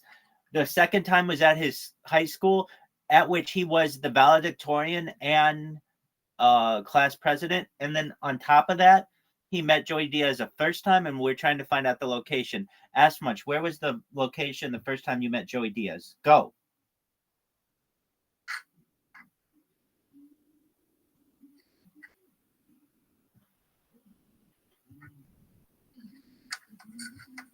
Yo, L, do you know who Hawk Tua Girl is? Hawk Tua Girl?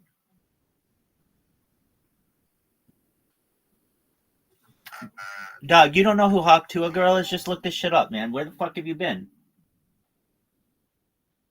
I've been busy. Sorry, I don't know what you're asking. Talk to a girl. What? Type HAWK space TUAH. This bitch is taking over the internet.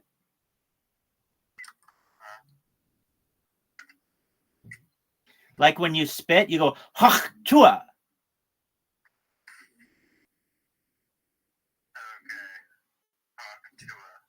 This bitch is everywhere, dog. She met Shaq. She was on stage for the Luke Bryan concert.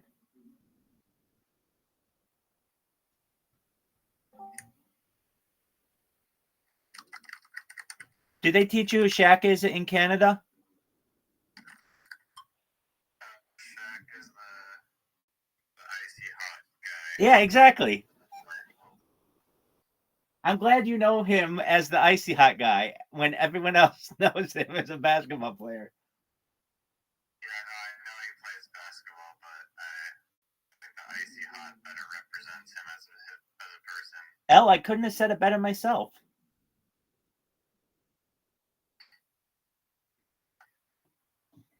How have you been this last little week, Rabbi? Kicking ass, taking names. Every day's a holiday, every meal's a feast. I've got these fucking robots working overtime. And honestly, these fuckers at Kick keep putting sticks in my bike spokes when they ban my email account. So I have to come up with new email accounts. It's like a game of cat and mouse. Kick has started to ban your email accounts now. Oh, for sure, dog. They've been doing that the whole time. But see, here's what I do. I use temporary email services because obviously I don't have like 10,000 emails to use.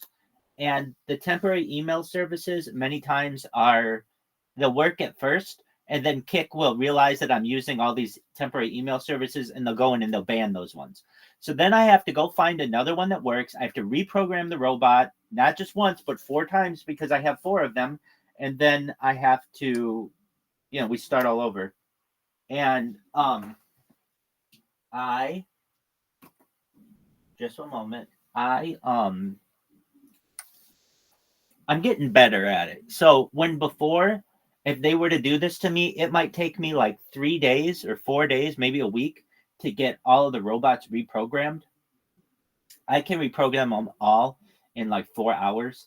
And it's like, wow, that kind of sounds like a huge pain in the ass. Yeah, but I mean, it's a devastating way to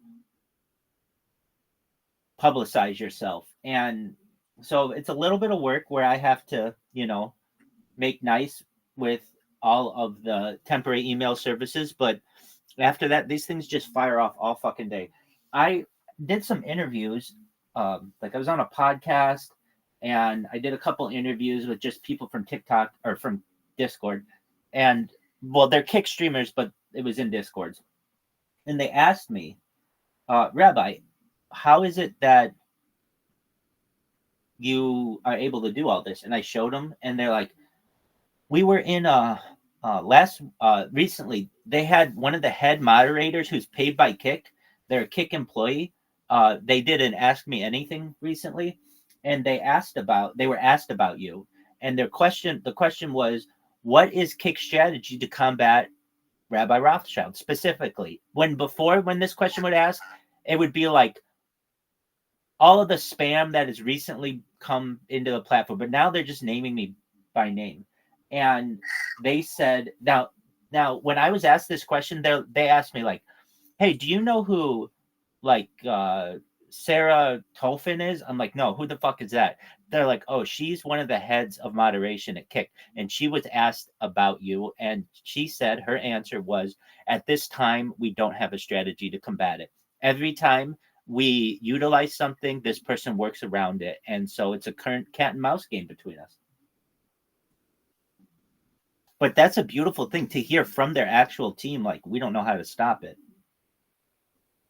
You have them snookered. Yeah. I mean, there are ways to stop it. There are a lot of ways they could implement. But it's like, okay, implement something, and then I'm going to come up with a new strategy. If they ban your IP, you just get a new IP address. Yeah, they've been banning my IP for a month and a half. That's not an issue. How would you stop yourself? That's a great question. I know how I would do it. I don't want to publicly say it. That's an excellent question, though, Al. I'm live, and if anybody of their team is watching this or watches it at a later date, I'm just giving them all of the ways to stop me. Now, what I have done is shown them exactly how the robot works. So it's not very difficult of them to stop it. But normally, when you have a platform that requires an OTP, a one-time password, it is usually like not an issue, because it's really hard to replicate OTPs, because that's like a stopgap for robots. It's really difficult for robots to be able to figure that out. But if you program it correctly, it's not. Alright, so your robot has to go and open up the temporary email and then copy the OTP from that email into Kick. It'll do that. Exactly. It's very easy for it to do that. Yeah. It's actually, that's not the hard part. The hard part is just ensuring that the email comes. Sometimes Kick doesn't always send the email for one reason or another.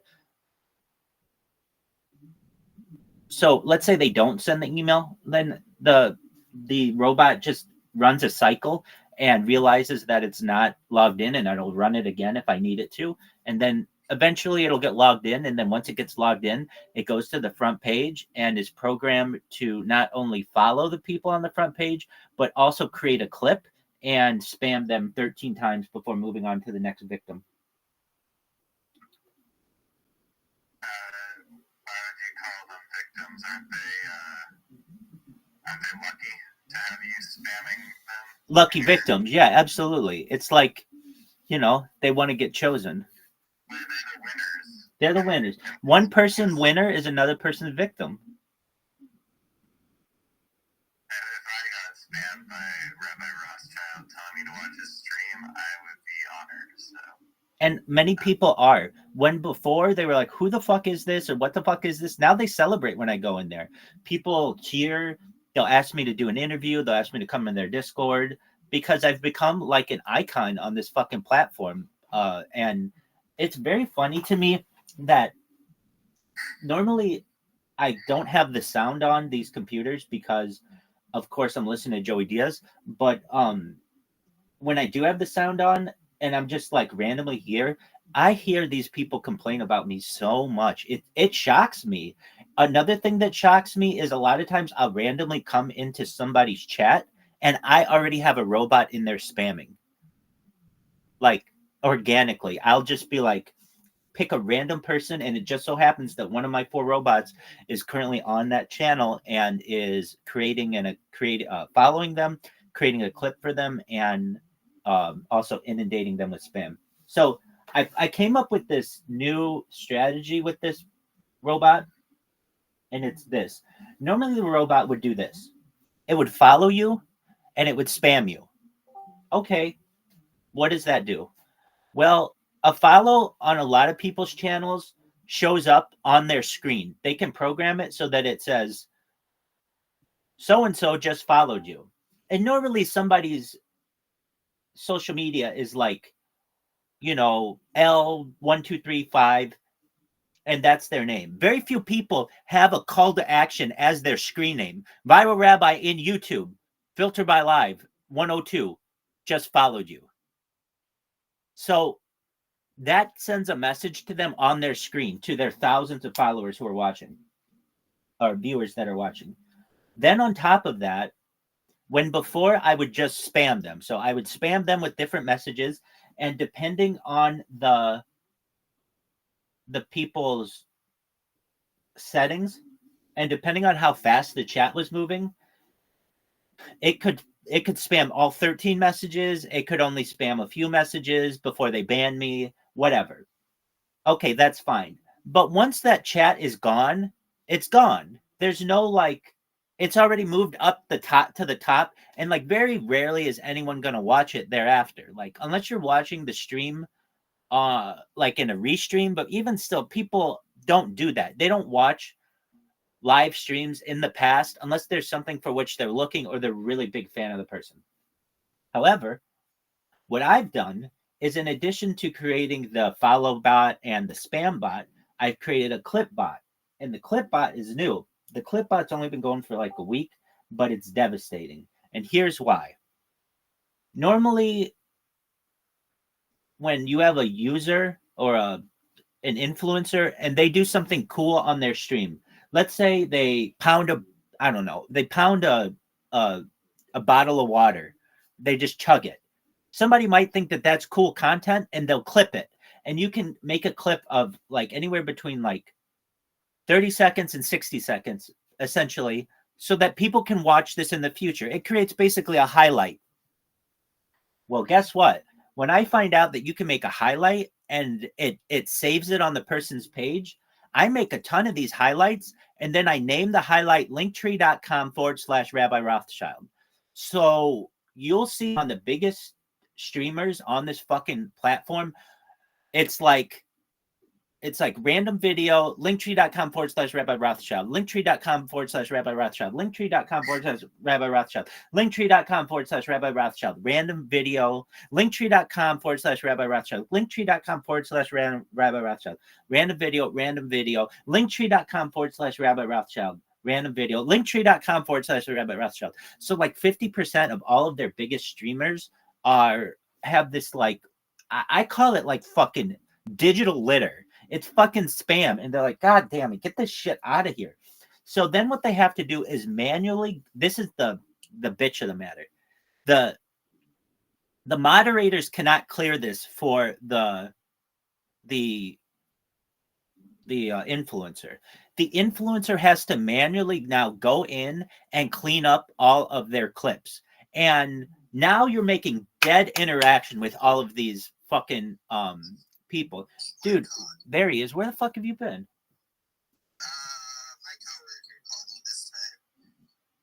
You and excuses. I don't know what we're gonna do with you. Dude, I just asked you a fucking question. I can't believe you didn't say. Where did you meet Joey Diaz the first time?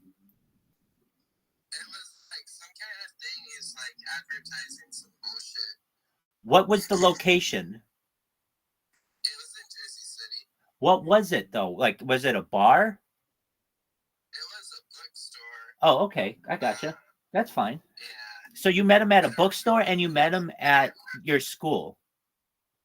Yeah. El, did you know that Bitcoin Ass Munch got into Ivy League schools, was president of his high school graduating class, and valedictorian? Let me translate this for you from American to Canadian. This means this motherfucker is smart as fuck and popular. Not too much. Were you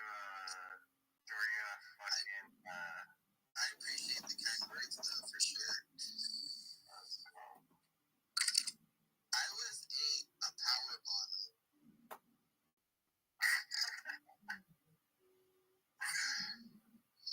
Were you in a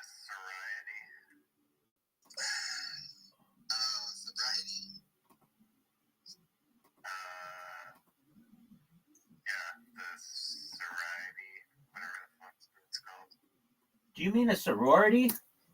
Sorority. Oh, you mean fraternity or sorority? No, I didn't say he went to the Ivy League. I said that he got into those schools. I didn't make it. Oh, so you got accepted and then you declined? Yeah.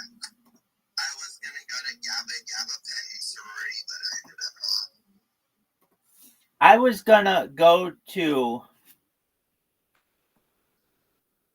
what? Oh shit! There's a joke. Damn it! I fucked it up. It's Hold on. Gabba Penn. No, there's a fucking joke. It's like I'm not gonna tell you the end of it. Let me look it up. Fuck! I fucked it up. Apologies. There's a joke.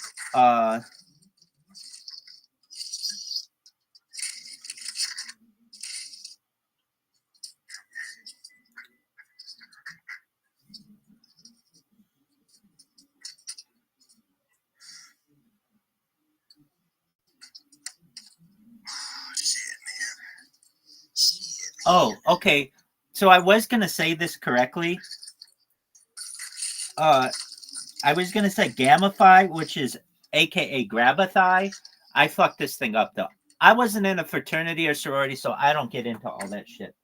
But I can tell you this: my man, Bitcoin Ass Munch, is not only valedictorian of his high school, not only class president, but his claim to fame is he has met Joey Diaz not only once, but twice. Al, how fucking sweet is that? Go. Yeah, maybe.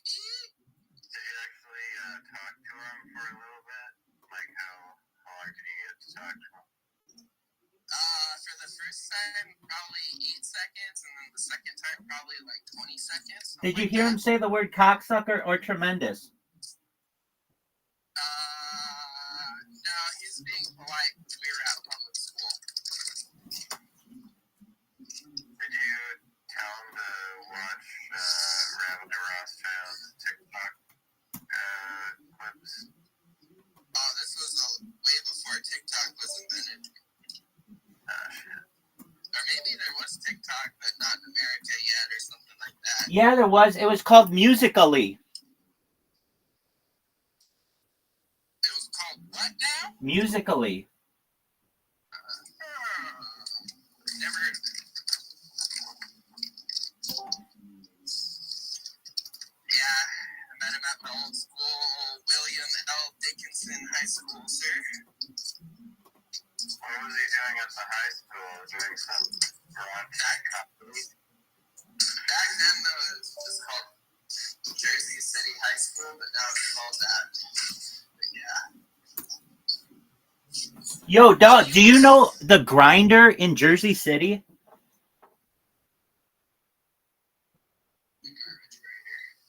It's like, or maybe it's in Hoboken. It's this really big building that looks like a cocaine grinder. It's circular. Is that a new building? Yeah, it is new. Yeah, because I haven't heard of that. That's okay. Joey Diaz talks about it all the time because he says everybody goes in there, does coke, and that's why they call it the Grinder. Man,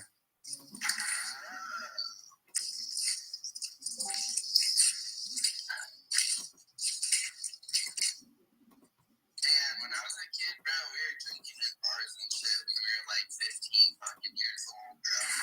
College, dog. Yeah, we just do whatever. El, how old do you? You have to be 19 to drink in Canada, right? Yeah. How old do you have to be to suck dick? Can you start doing that at birth? No, that's usually exclusively for church priests and rabbis, I believe. Excellent. I appreciate that. So 8 days after birth. Very cool, man. I appreciate that. Well, I want you to know that, honestly, knowing Bitcoin Ass Munch is basically the closest I've ever gotten to becoming a celebrity because he's met Joey Diaz not once but twice, cocksucker. It's tremendous. It's a good time. I made it directly through fucking Joey Diaz, Rabbi. What'd you say? Do you live vicariously through Joey Diaz? I think Joey Diaz lives vicariously through Rabbi Rothschild. subconsciously, but yes, I do. Why? I just like listening to fucking stories that are just ridiculous. I like how he oh, just a moment. I have somebody in the Discord who's calling for me. Just a moment. What's up, baby? Yo, how are you? Can you hear me now?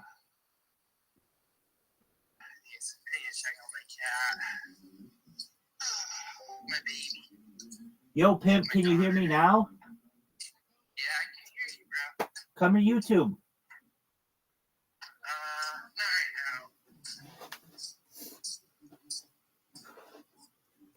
They can't hear me.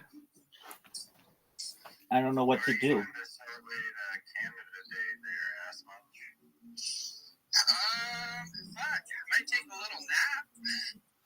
Hell yeah.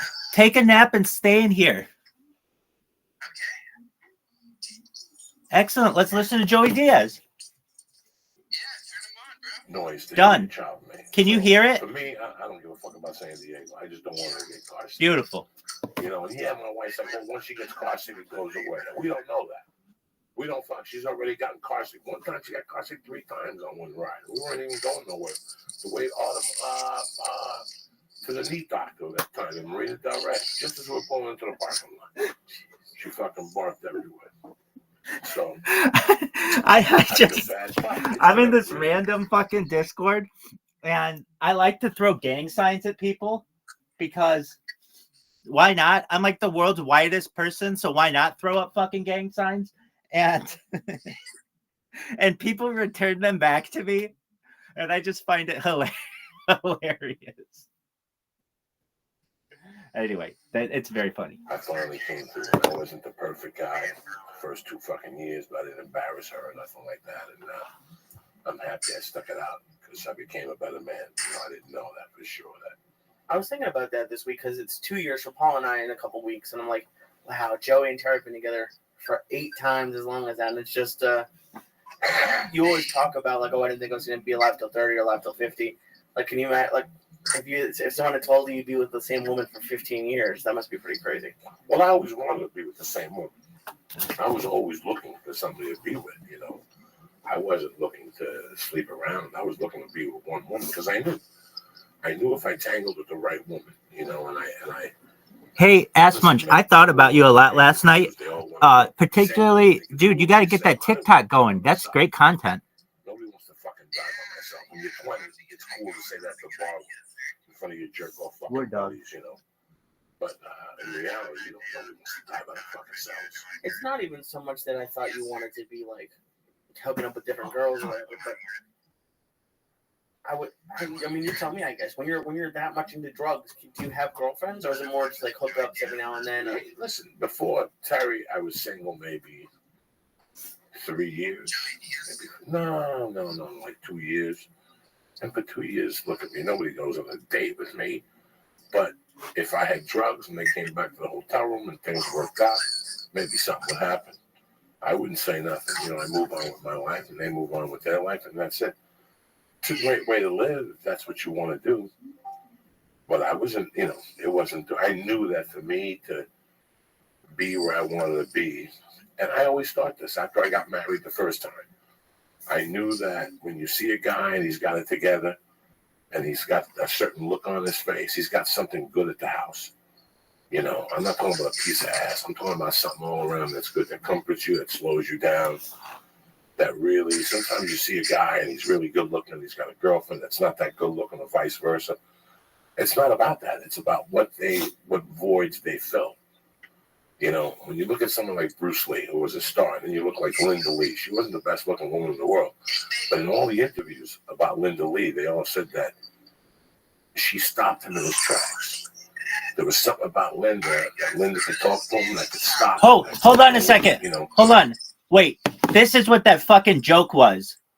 When I was saying if I would have been in any fucking sorority, it would have been I felt a thigh. That's what it is. I felt a thigh.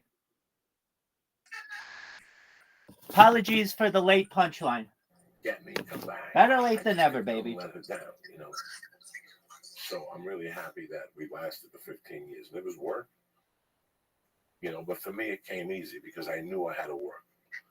I knew the mistakes I made when I first was married, and I didn't work. And then when it fell apart, I acted like, what happened? You know what fucking happened? You didn't fucking work. You didn't give in here. You didn't give in there. When you were there, you were bitching, What did you think, like, when you first started dating, or what did you think it was going to be? Or did you think about it at all? When I first took up with her, she was about 37. I was 37. God knows how old she was. She was like fucking 32. We just started dating. We didn't say much. I didn't say much. I was living on somebody's floor. Yeah, she said you just showed up with your bag. Yeah, and then one September, like after 3 or 4 months of us dating, I was on the floor sick. And she goes, come over. And I just brought my laundry over there. And then I just stayed. I mean, what was I going to do? And then we built this little fucking house, and we got the cats, and we got everything renovated, and we got the furniture, and, everything we made was like a big celebration. Like I said, I won't throw that television away in my closet because it was the first TV we ever bought. What kind of TV was it? Who the fuck knows? It was $200 at Walmart. But guess what? It still works. It's still a tremendous television. It's not computer ready and all that shit. But let me tell you something. In some garage for somebody, I fucking gonna be a badass TV. We bought that. I did a gig somewhere, and I got $500 for the gig. And we banged the check, and we spent $200 on this TV. We couldn't even get it in neon. We got a green neon then. My car had blown up. My car had been towed. When I met her, I had no car. So we shared a car, and I made half the payments. When I started dating her, that was the deal. It was, we started this from scratch. Like she would make $40. Some days I'd be broke. And, I talk shit about Starbucks, but Starbucks got us out of the hole.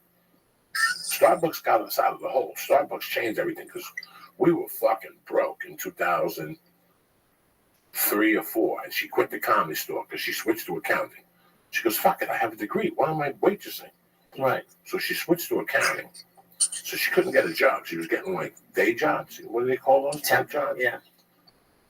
And then she got a job at Starbucks, and they really liked her, so they put her in the gay one on Santa Monica Boulevard. Oh, really? And she was making $250 to $300 a day in tips. Really? Just making coffee? Because that's the gay one. They were giving $3 a person in there. Oh, shit. It's one of the busiest ones, and the heavy tipping because they're all gay. So we were living off her fucking tips. Tips are the best. How crazy is that? We were living off her. She was working 3 shifts, making $800 with a check. That's pretty sad that she made more Starbucks. This is 2003. This is before Starbucks knew what was really going on. Once they caught on, they switched everything, the payment, they switched the insurance, whatever the fuck they do.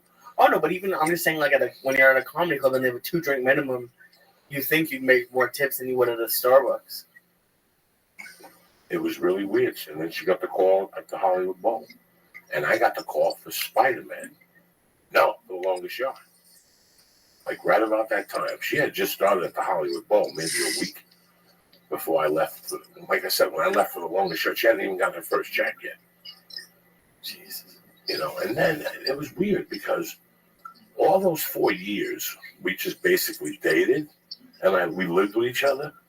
But I was always working on the road, and I was just starting my film and television, so I was always auditioning, I was always plotting, and I could see it was wearing her out. I could see that our lives weren't mingling. Was this during the time where you go out on the road for a couple months at a time? Oh, fuck no, a couple weeks at a time, 2-3 weeks at a time, 2 weeks, Christmas, New Year's, so I never got to see her. I got to see her at night for 2 hours, I gave her the money I got her, whatever, it was just really weird. And then doing The Longest Yard one day, I got up at 4 o'clock. I slept one night instead of doing blow till 5 in the morning. I got up, and this is the first week that we were working here, and she put my clothes out for me in the shower. I said, I have to stop and start giving her more attention. Because anybody who gets up at 4 in the morning and puts your football uniform on deserves a little more attention. And ever since that was when I started doing date nights, and I could see she was getting happier.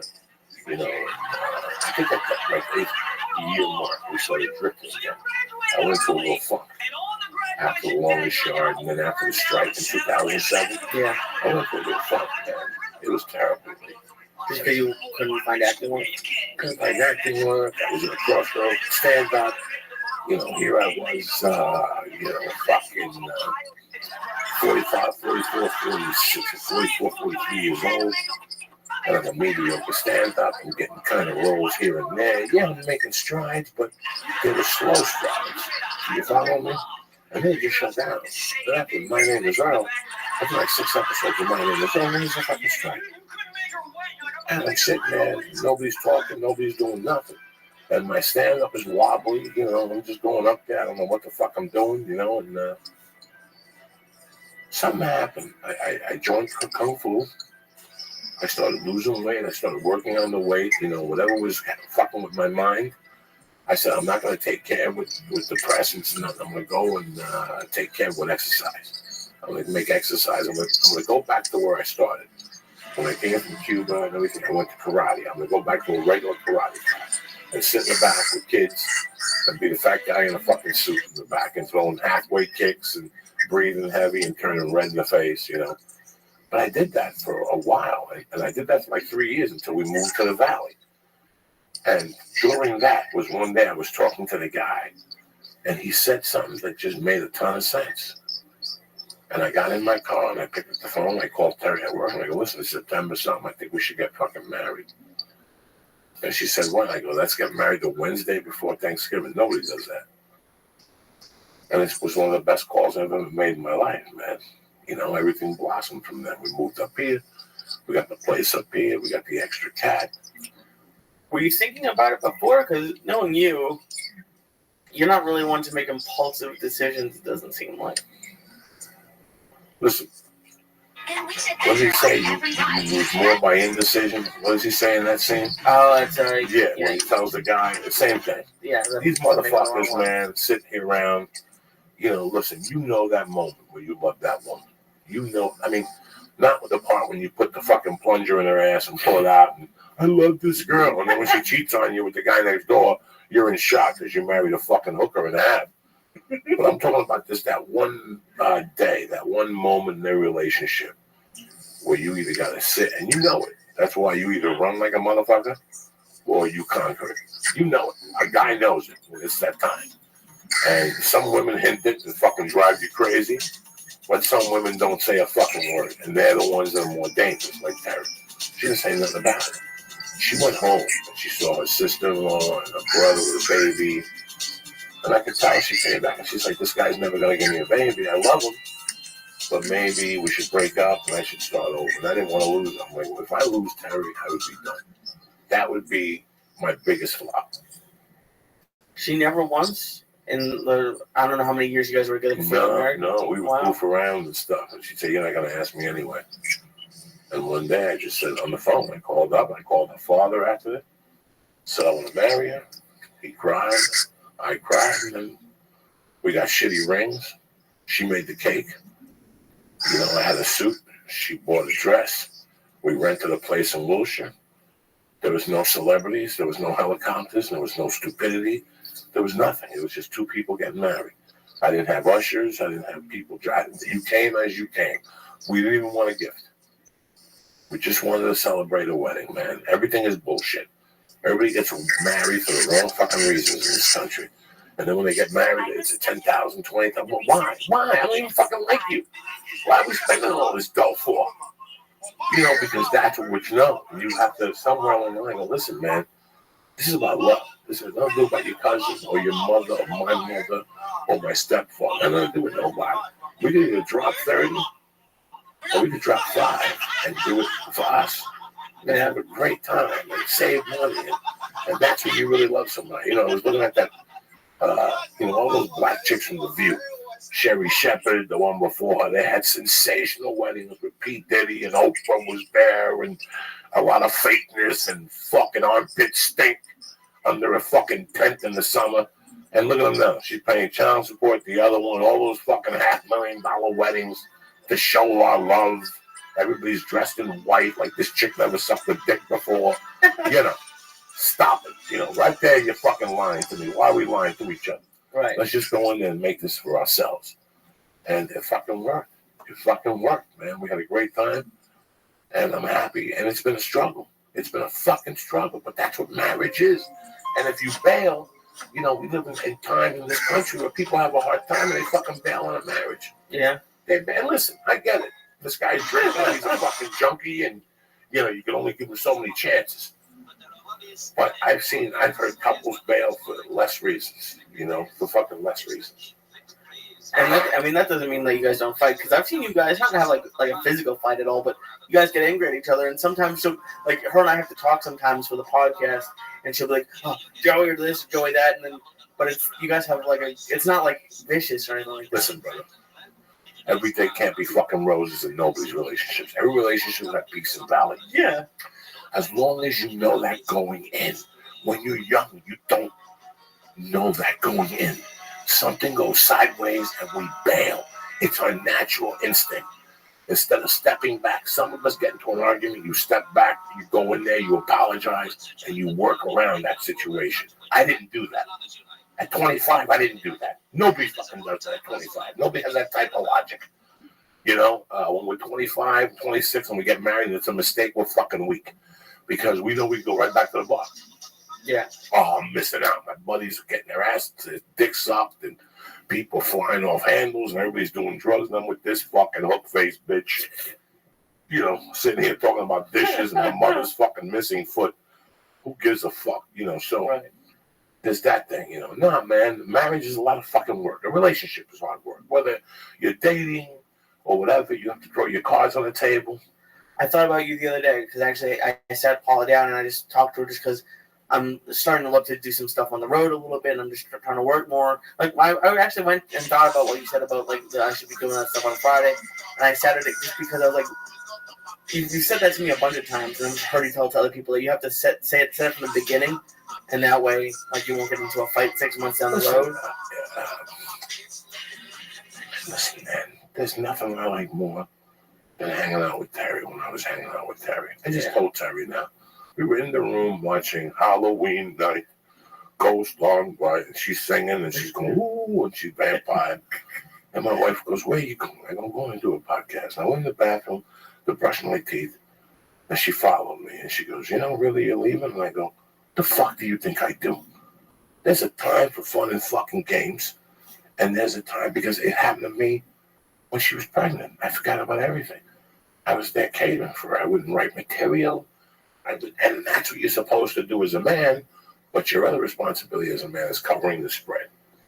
And I didn't say it to you in the wrong way. I said it to you that Monday because you came on the podcast one day and you said you needed money. And I don't, you know, in my world, when you need money, you wrap up your fucking sleeves. Yeah. And you go to work. You need money, you have to look mom in the face and say, this is what I do. But we had plans. I don't give a fuck what plans. Jesus had plans, and he died, okay? Jesus had plans on a Thursday night, and look what happened to him. You know, we got to work. We work. I don't know what the fuck world you come from. You're Mexican, you know, it's in your blood. We work, Jack. I'm Jewish. We work. And she was really cool with it. But Yeah, sure she is. I was thinking about it, and I was like, because I have to go now, like, there's 3 weeks in August where we're not going to see each other, really. And I was like, oh, I should say something now. Just so she understood. Bro, a woman understands. A fucking freak of nature. Well, I'm going to have to go out and meet other men. What do you think these guys do? What do you think these guys do to support your fucking spoiled ass? You got to work. Yeah. Unless money comes down from the fucking stars, and I don't know about it. Unless you know something I fucking don't know, we got to work. And it's not even that, Lee. It's more of a discipline. Yeah, I love you. I'll see you at 1. From 8 to 1. I'm going to work my ass. So I'm going to make those emails. I'm going to go to the gym. I'm going to go food. You know what I'm saying? The things I need. It's air. You always need those 2 hours. You're always thinking. You don't work for somebody. You don't go in on Monday at 9. They give you orders for the week and you leave on Friday. You're always creating. You're always looking. You know, people hit me up. Oh, what are you doing, Joey Karate videos? When hell freezes over. I've evolved from that. You know, I'm thinking of doing some other fucking jiu-jitsu video. I'm thinking of doing 1,000 things. We never called V back. We never called the kid that fucking came in for the thing back. You know, my days change from day to day. Yeah. I'm very fortunate to be able to even do the podcast. 3 people call me every week to do a fucking podcast. When? I got a call from what's his name? A month ago to come down and do the podcast. The fighter and the kid. come back. It's been a month ago.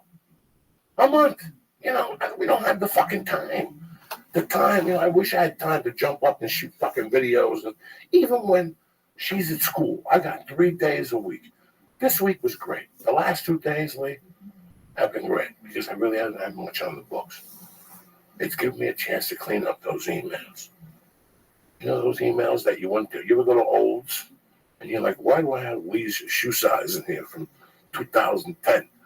I cleaned out all that shit. I cleaned out 3 boxes of paperwork in my shelves. Auditions, plane tickets, itineraries.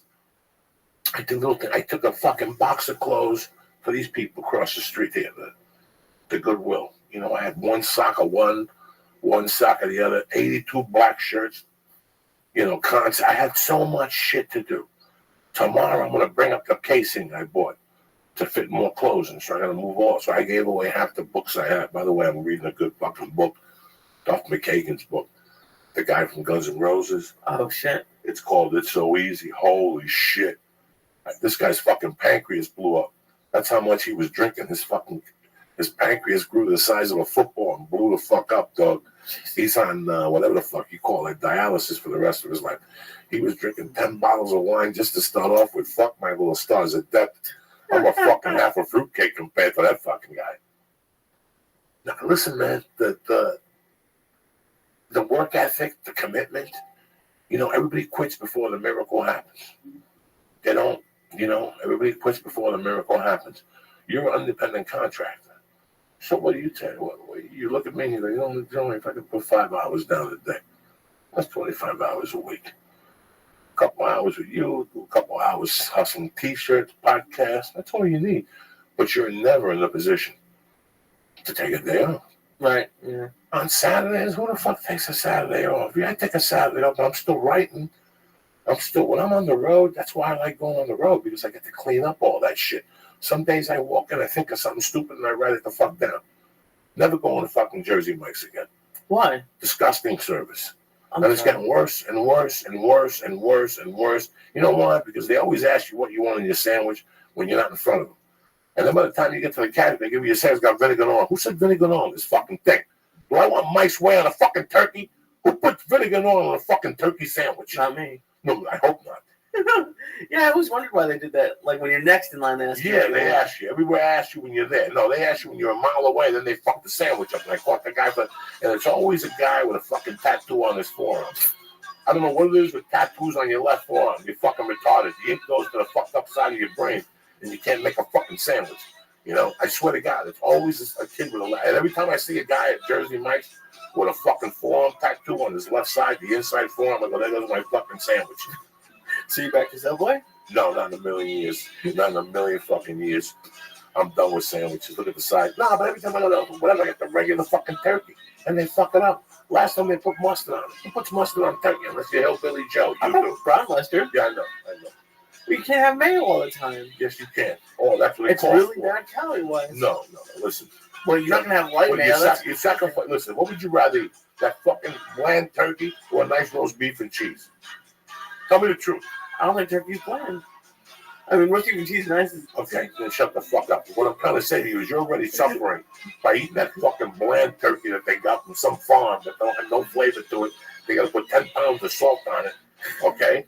You got to put a little mayonnaise on it. You're already cutting half the fucking fat if you would have cheese, cheddar cheese, and roast beef. That's you give and take a little bit. Okay. You follow me? You put brown mustard on fucking mayonnaise. What do you have on turkey? So I'm done with those cocksuckers too. The customer service has died in this country. And now they want to give them a raise to $15 an hour. That's $6 a week to do what? Fuck up my sandwich? Well, I mean, what will happen if they do raise it to 15 is they're going to hire better people. It's going to be the shitty people, and then young high school kids won't have jobs. Or they'll make computers to do it. So that's what I need. Some fucking machine from outer space making my fucking sandwich. That's what I need in this day and age. Not to make the sandwich until I take the order. Like, I have no idea how McDonald's even has employees anymore. Why is that? Because you could just use a computer, really, up until the sandwich. When was the last time you hit McDonald's? Oh, we have McDonald's like a few months ago, but I'm excited for it. I haven't had it forever. sales are down. You see that? I'm Sure, convinced no. it's because of me. Sure it is, because I got you off that shit, eating that fucking shit. You're gonna sit there one day when you're 15 and go, I still have an asshole because of Joey. They have to lock this one up and drill one under my nutsack. That's good, man. No, I'm happy that, and you know what? At this age, and what's going on in my wife is happy. She smiles a lot. She's having a great time with the baby. You know, it's hard to believe this, but I gotta say it. She's the real first person I've made happy. You know, like I was genuine, and I work really hard to make her happy. I don't want this to be a unpleasant experience for her until after the baby goes to be 5. I don't give a fuck what happens. But till now, I want her to be happy with the baby and have a good time with the baby because that shows in the baby's happiness, you know. Well, what do you mean make happy? Because you have a ton of friends who love you. So it's different. It's different. It's somebody who genuinely looked at you. She had no reason to trust me 15 years ago, man. Do you know what I'm saying? She had no reason to fucking trust me. And I didn't. She came to me like after 3 weeks and she's like, all these people are coming up to me and scaring me. What did you do? You went to prison? And she had no idea? Yeah, she knew, but she didn't, you know. And then I started sleeping over that, right? Like little by little, like one night here. And one night I called Marilyn from there, right? And Marilyn called back like at 3 a.m. And my wife answered. Marilyn was like, cocksucker. And my wife's like, who the fuck is this? And she's like, Marilyn. And my wife liked Marilyn. You know, my wife, we went over there 1,000 times. But like a week later, Dice called over there one night at 3 a.m. And she was like, listen, man, one day she sat me down and she's like, I don't know if you can stay here anymore at night. You can come over, we can hang out, but you got to go home. Because I never seen anything like this. Every time you hear the phone rings all hours of the night, people yelling cocksucker on the phone. She couldn't handle it at first. I remember the first time Felipe came over to visit me with Shivago and the guy, and Ivan, the guy that works for Gabriel, his personal top assistant. I'll never forget that. Them coming over, we were going to smoke pot in the backyard, and the look on her face, she was like, you know these guys? I'm like, that's my fucking brother, Felipe Esparza. What did Felipe look like back then? Jesus Christ, like like hell roamed over. Like a fucking one of the guys that was chasing Mad Max, you know. I don't fucking know. He was just different, and he was wild, and he had a wild look in his eye. We were both doing drugs, and, you know. It was a different fucking time, you know. That's crazy. She couldn't handle it. And then, right before 9/11, I think I moved in, and we were cool. And nobody really knew we were dating. One night we went to Ralph's to go food shopping, and we bumped into Eleanor. And Eleanor Kerrigan? Yeah, she's like, what the fuck are you guys doing? And we're like, we thought you knew. She's like, no, I didn't know this. And I was giving her a hard time because my wife bought margarine. And I'm like, margarine? Who eats margarine? Put that down. We go with lightly salted fucking butter. What's savages here? She's like, but margarine is cheap. I don't give a fuck. We don't eat margarine in this house. You think I got on a fucking plane to eat margarine when I'm in jail? Fucking margarine. Yeah, my wife was a Gentile. We had to switch her over on a couple things. I think a lot of people eat margarine, though. Fuck no. Each of all these rules. Unless you're a communist, you eat fucking margarine. Who eats margarine? That fake fucking butter. Some people. You're like you with the fucking frying pan. And the spray butter. Yeah, wait till that thing blows up in your fucking cabinet, cocksucker. You're going to spray it like that fucking when, I don't even know what the juicer? The juicer. Yeah, what happened to the juicer? It's still there. Maybe I should eBay that. That'd be funny. You should eBay Lee's juicer. And we'll put like some THC juice in that motherfucker so they can really juice to death. That's what you kept telling me to do. And like, there's no way you can juice weed. Yes, you can. You come over and you're like, when are you going to put some weed in there? Can't put weed in that thing. I'm telling you, you don't know what you were missing. I think if they put weed in that juice, it'd be a lot better for people. There's no liquid in it, though. It's like all dry and shit. You don't need just the leaves, the same shit. Give it a shot. Let's make a little pineapple juice with some THC crystals in that motherfucker. See if you don't see the devil. I'm sure I see the devil. Great. What are you? I'm happy for the 4th of July. There'll be some fireworks. I get scared. You don't like fireworks? I don't know. I don't know if it's a gun or a fucking machine gun. We're getting attacked by ISIS. Now we're getting attacked by ISIS this weekend. That's what we need now. GB, you little bitch. How you doing, baby? Tight. Oh, okay. So are you familiar with Obama and Harry?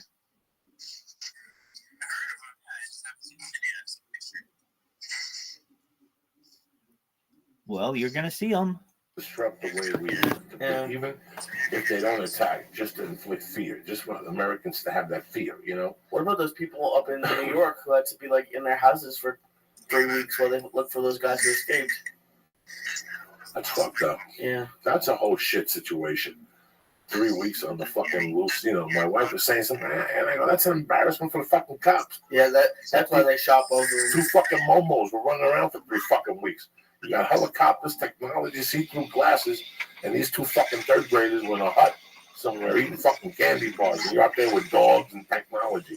They should be shot and hung, and the whole jail was put up. Listen, I don't have all the facts. They said I don't give a fuck. they suspended like 12 workers. Yeah, everybody was in a. Well, I mean, when you were in jail, was there ever a guard you could pay to do something for you or anything like that?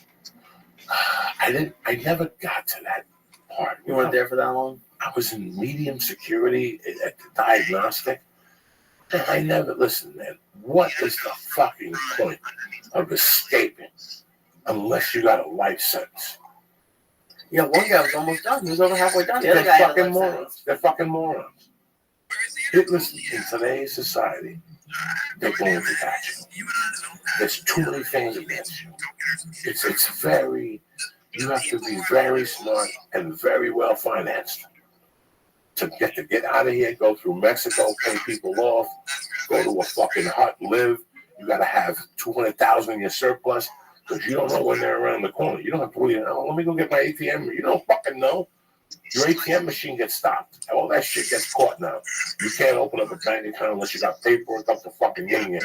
So, you know, unless they give it to you and somebody gives you like a PIN number or something, you know, you have to have, when they call, Whitey Bulger, what do you have on? He had a ton of money in his room or whatever. To be a successful escapee, you got to be financed out the asshole. You got to know people who are juiced because you can't stay here. You cannot stay here with all the fucking rats and rewards, and you cannot stay here. You could fuck with them. You could throw them off for a while, but they're going to get you 5, 6, 7 years in, a traffic stop, something, yeah, an ID, something. Once they fingerprint you, it's lights fucking out. You get stitches, you go to a hospital, God forbid, something. So you need to be well financed. You need to get the fuck out of this country. Yeah, and Whitey Bulger wasn't even in jail. He just left before they paperwork. Yeah. You know, you got to know the local cops and pay them off. So if somebody inquires, they can call you and go, hey, they're on their way down here. Somebody reported you on America's Most Wanted. And now you can fly to Mazatlan on a fucking boat. You got to have multiple passports, multiple fucking things. You know, it's just too much. And you 2 fucking white dudes with Confederate flags. Well, where are you going to go? It wasn't planned out. Yeah, one guy was going to go to Mexico. They had one gun. They were going to kill the guard's husband. It was just too fucking much, man. Yeah. I never thought one time about it. And when I was at Camp George West, I was there for fucking 8 months, 7 months. Let me tell you something. Nobody ever thought about it. You could just jump a fucking fence. And it's right there. It's right there. It just doesn't make sense. Unless you have a life fucking sentence. And because you're not even going to die in these days. Not anymore, right? How long does it take for an appeal to fucking end?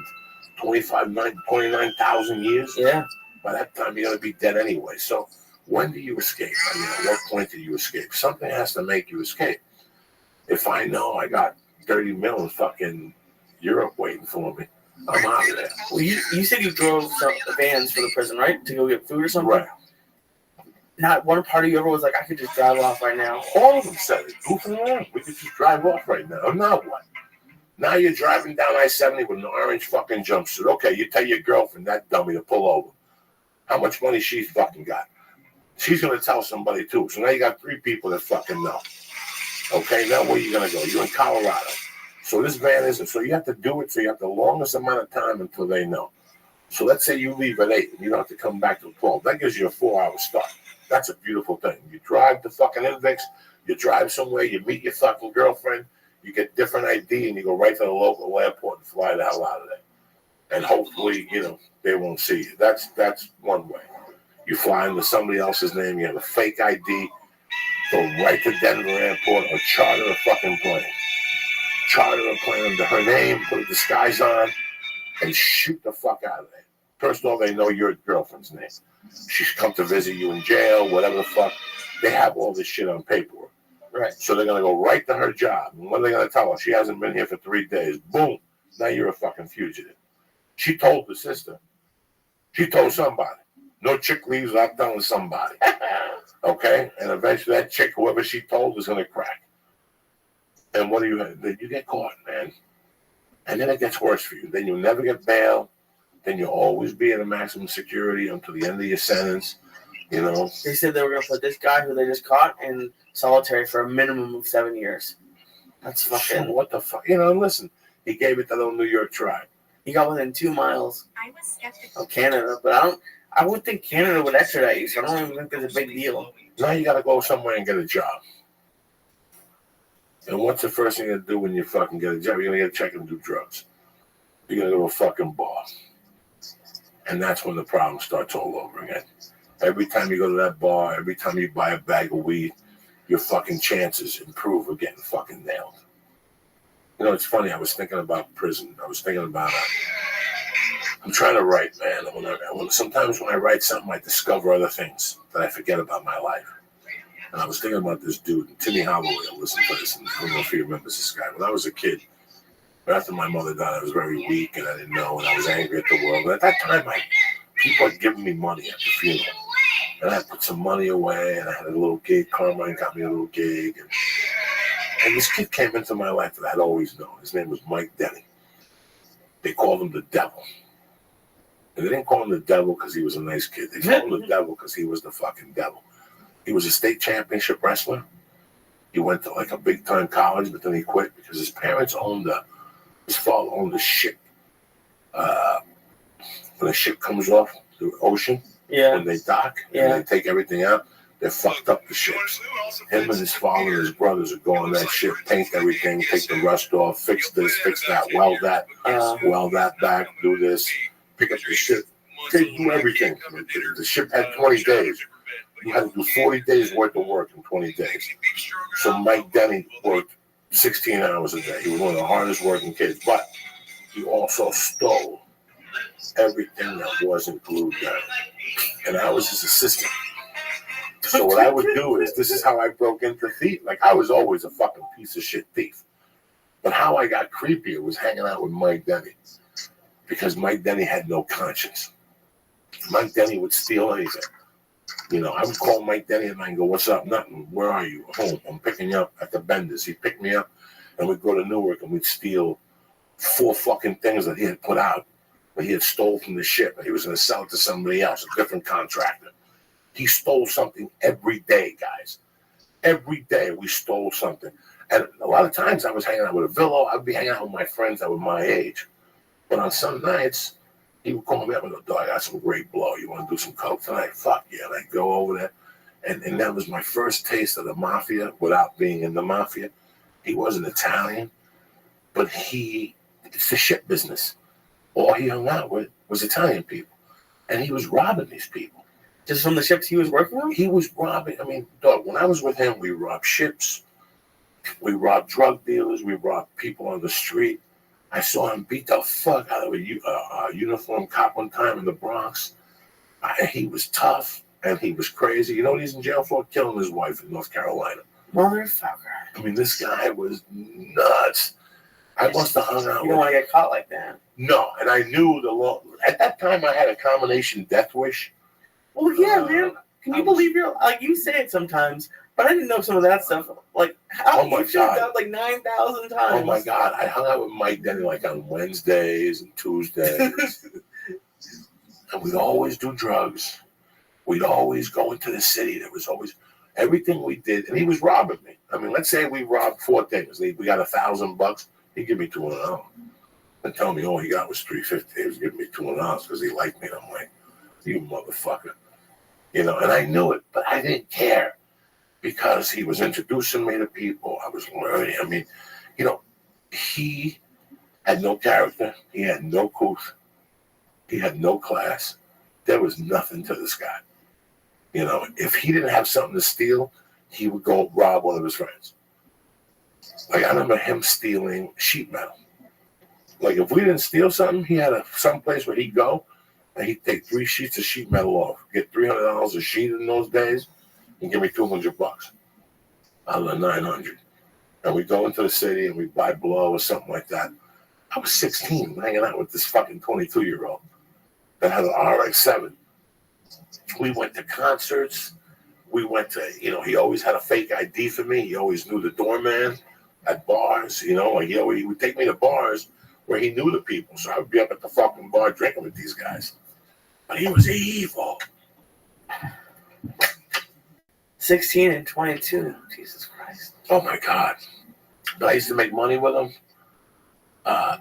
I stopped hanging out with him because I think I stopped hanging out with him towards once I lived uptown. April of 8, I hung out with him probably from summer of 79 to like summer of 81. Like it was like a 2-year apprenticeship I did under this fucking thief, this creature of a man.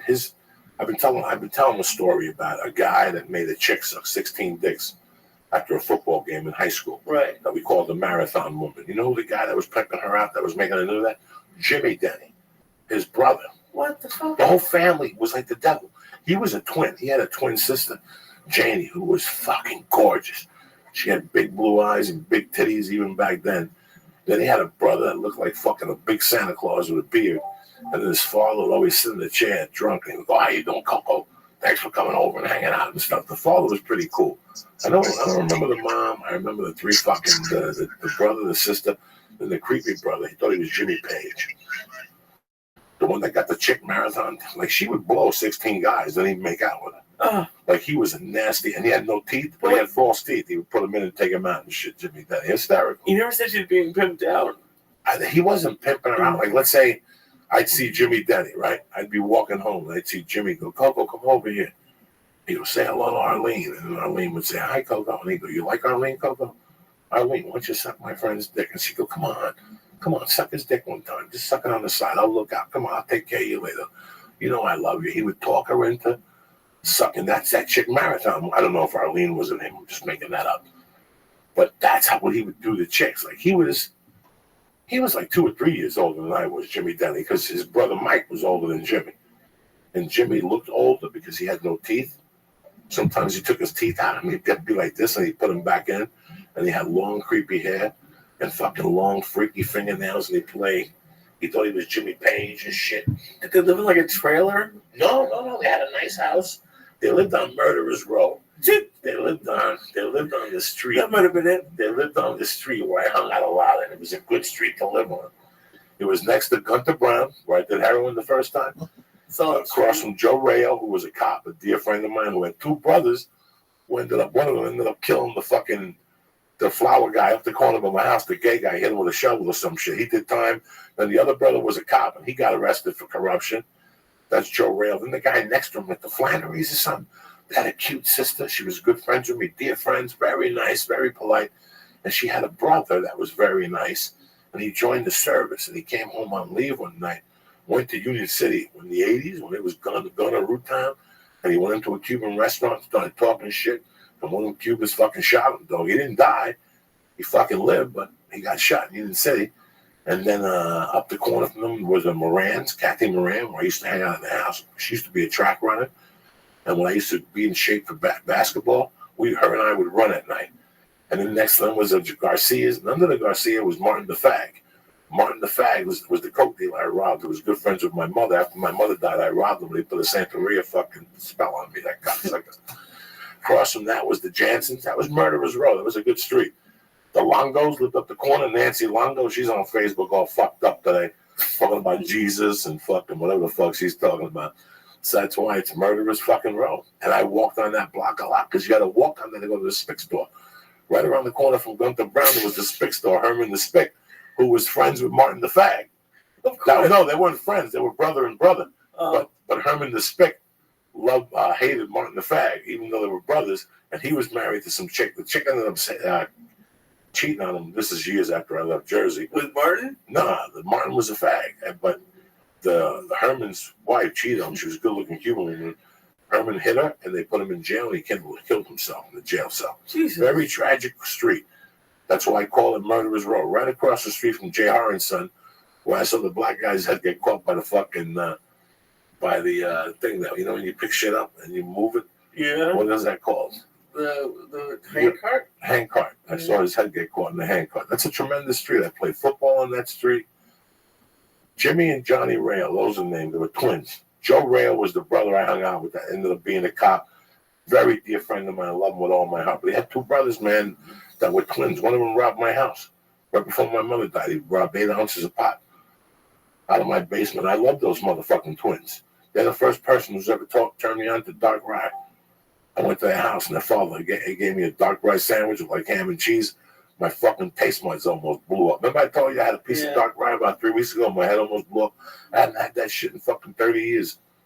But that was Murderer's Row. And the Denny's lived next to the fucking Gunter, where I did heroin the first time. So they were kind of close. And it's weird now looking back that they were both like devilish motherfuckers. And they hung out with each other. And I got, you know, today I have no... Mike Denny taught me a lot. You know why he taught me? He taught me about con men. Because he was a fucking con man. And you know what I learned from looking at Mike Denny? You just walk away. Like, you don't even get into talking with them. Because once you get into conversation with a con man, he's got you. He's got you. Like, he's got you.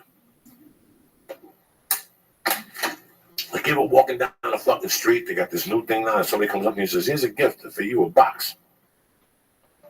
And then they give you a piece of paper, and it's like $149, and you have to give them the box back. But you already got possession of the fucking box. Those are con men. Those Africans you see in New York selling watches, whatever, fake, they're con men. You never stop. You never even look at those. They're the devil. And I'm not saying these Ethiopians. I'm just saying, and that's what Mike Denny's lesson was.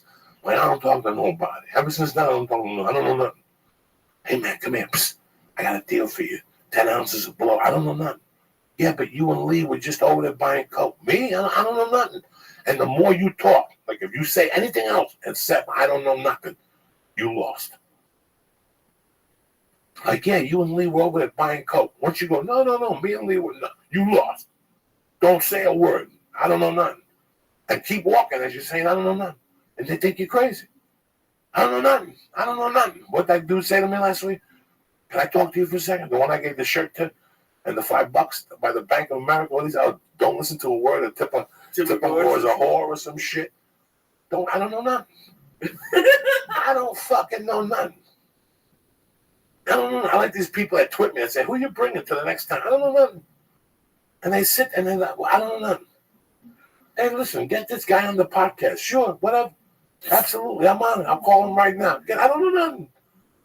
I don't know nothing. You understand me? That's the fucking key word, Lisa. That's the name of your next special. That's the name of my next special. I don't fucking know nothing. Colon epileptical.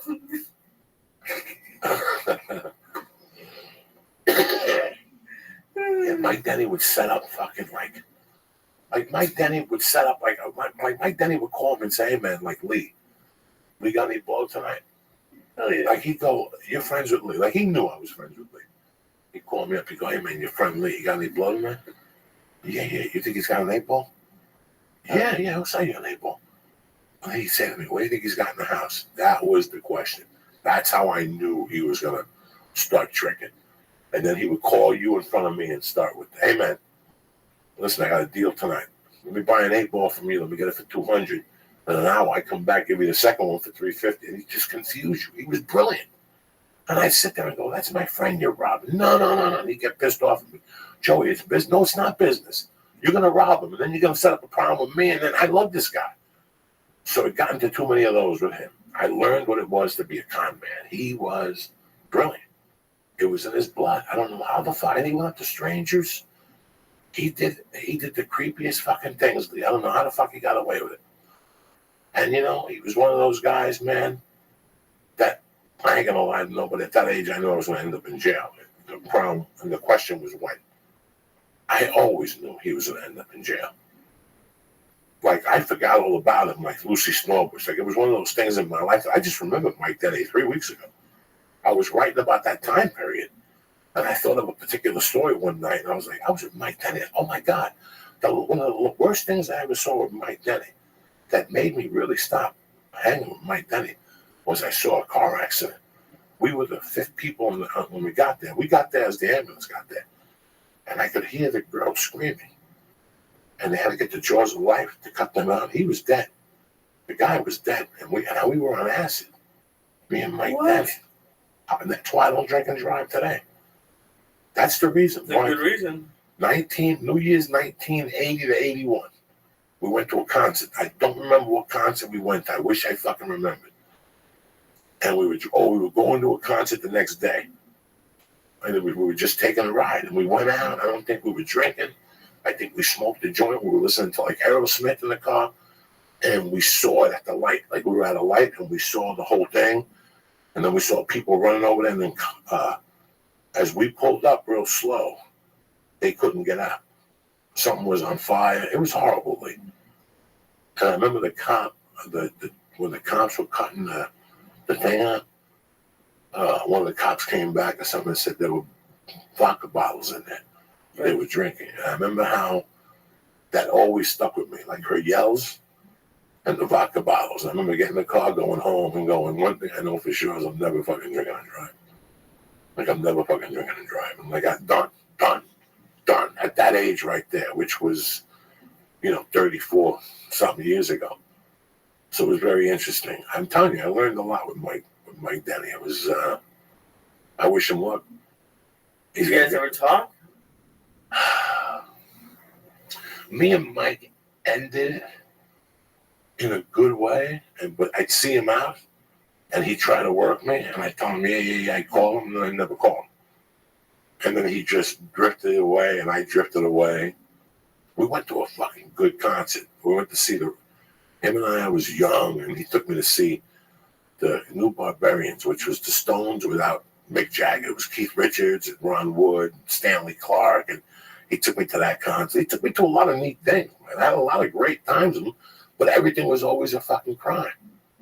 Everything. We didn't do anything on the legit, And at that time, I was working on a lumber yard, and he was helping me sell the wood, right? The wood was $40 a piece of 4x8, and I would sell it for $20. He'd want 15 of the fucking 20. And I go, Dennis, I'm the one that's fucking stealing it. Yeah, but I'm the one that's selling it. So I couldn't do business with him. He was the mafia. He was always the mafia. He was like the Russians. Fucking Russians. So what are you going to do for the 4th of July, fucko? I bought a grill, and Paula's mom was going to cook carne asada again, I think. Where? I don't know. We were thinking maybe even North Hollywood Park or a park up by them. Are you really a fucking half a Rican? That's what we did last year. You went out to a park, just you and your cousin. Yeah, and her mom cooked. Right out in the open, like savages. And when we got there late, it was like this. Not even your backyard. Somebody else's park next to square shit. And like we didn't people got there like to get like the good spots and shit, but there was a lot of people there. And her mom likes to cook. That's it. That's all you got. What'd she cook? Carne asada. With what? What do you mean with what? It's carne She makes asada. some fucking. Yeah, she makes corn too. Do you have some beans? Did you get the fucking wrap so you can put it all in there? And the fucking what do they call that? The blanket. Burrito? It's amazing how you go out to these restaurants now, and everybody got what do they call them? Wraps. That ain't a wrap. That's a Mexican that you fucking robbed. How can you call that a wrap? That's a burrito. Well, yeah. Well, a lot of cultures have it. Like there's what culture? What culture? Who calls it a wrap? Since when? Since when? I grew up in this fucking country. There's shawarma and like gyros. That's that. Those are the fucking Arabs. Okay, but when did the rap come along? Yeah, the rap culture. What fucking culture? The Gentile culture? Why don't you like wraps? I didn't say I didn't like wraps. I just want to know why would I eat a wrap when I gotta eat a fucking burrito?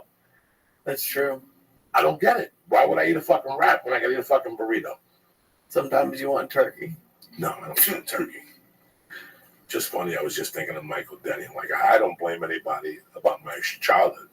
I knew what I was getting myself involved with that fucking animal.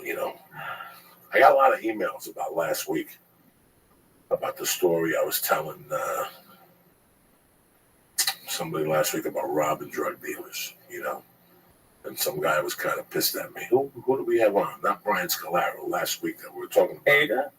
No, after Ada, we were talking about Aspen, Colorado, and was it Nail the Life guys? Tweeted? Yes, Peter and David. That's it, because it was the last podcast we did last week. And I got a few emails from people asking me, some people were like, hey, man, we liked when you spoke about it. Other people said they were disturbed because my voice had changed. It's not that my voice has changed. When I think about that, it's a dark fucking time in your life. So when you tap into that energy, you get upset with yourself. You can't believe you were doing craziness like that, fucking breaking into a drug dealer's house, just taking a little bit of his coke, and he confused him to death.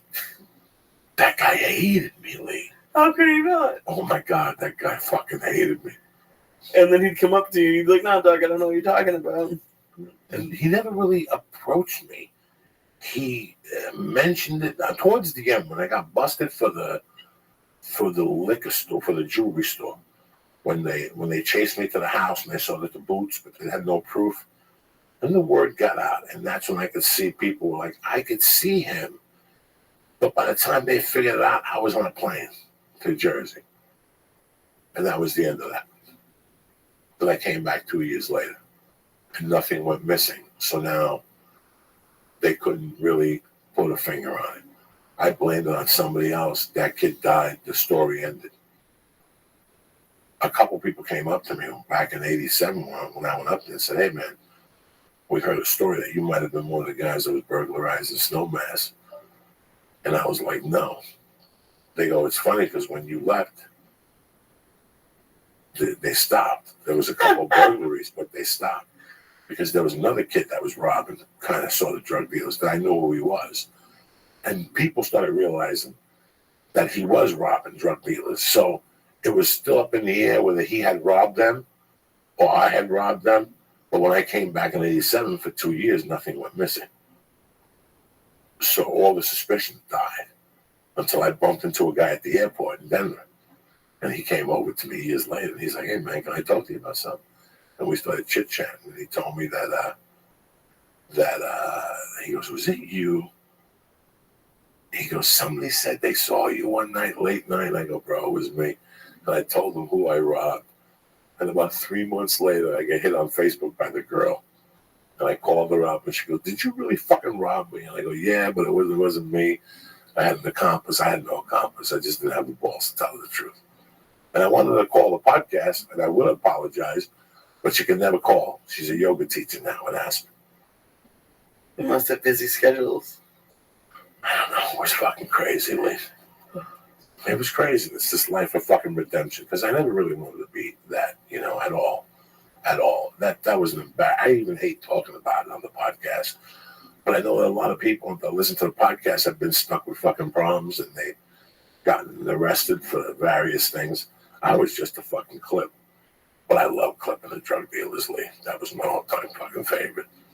I love those motherfuckers. What was the most you ever got? The best was, I think, I had a lot.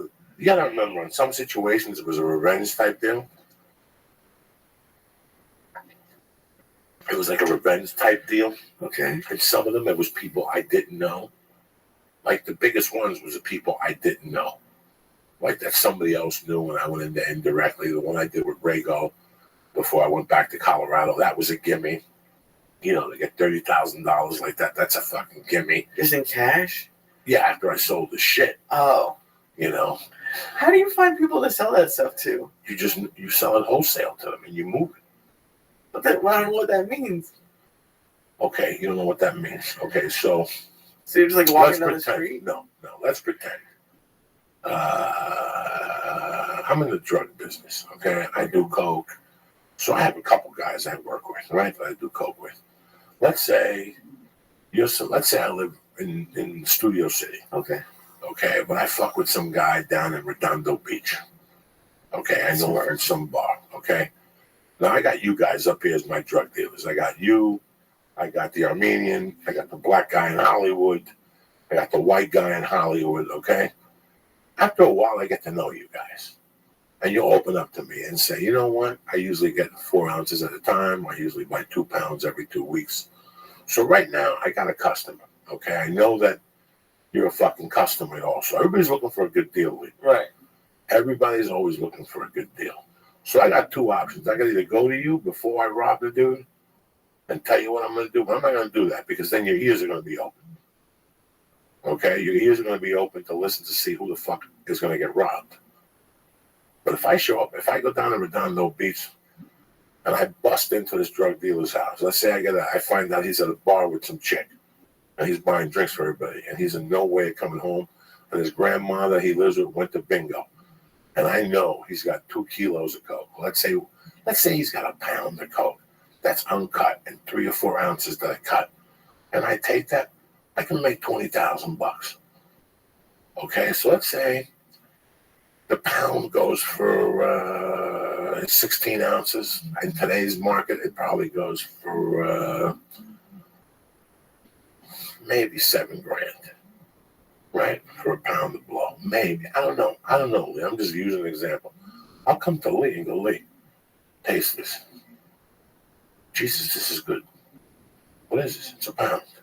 Look at it. What do you want to do? What do you usually pay for a pound, Lee? $800. What if I could do this for $550 cash right now? That's wholesale. Okay. Now you'll come to me, a Jew, and go, Joey, why are you losing $250? Because I move it. It's moved. It just became cash. The longer I have it around, the more I'm going to snort and we're going to lose money. Let's take the fucking money we got. Those other 4 ounces, we'll do them.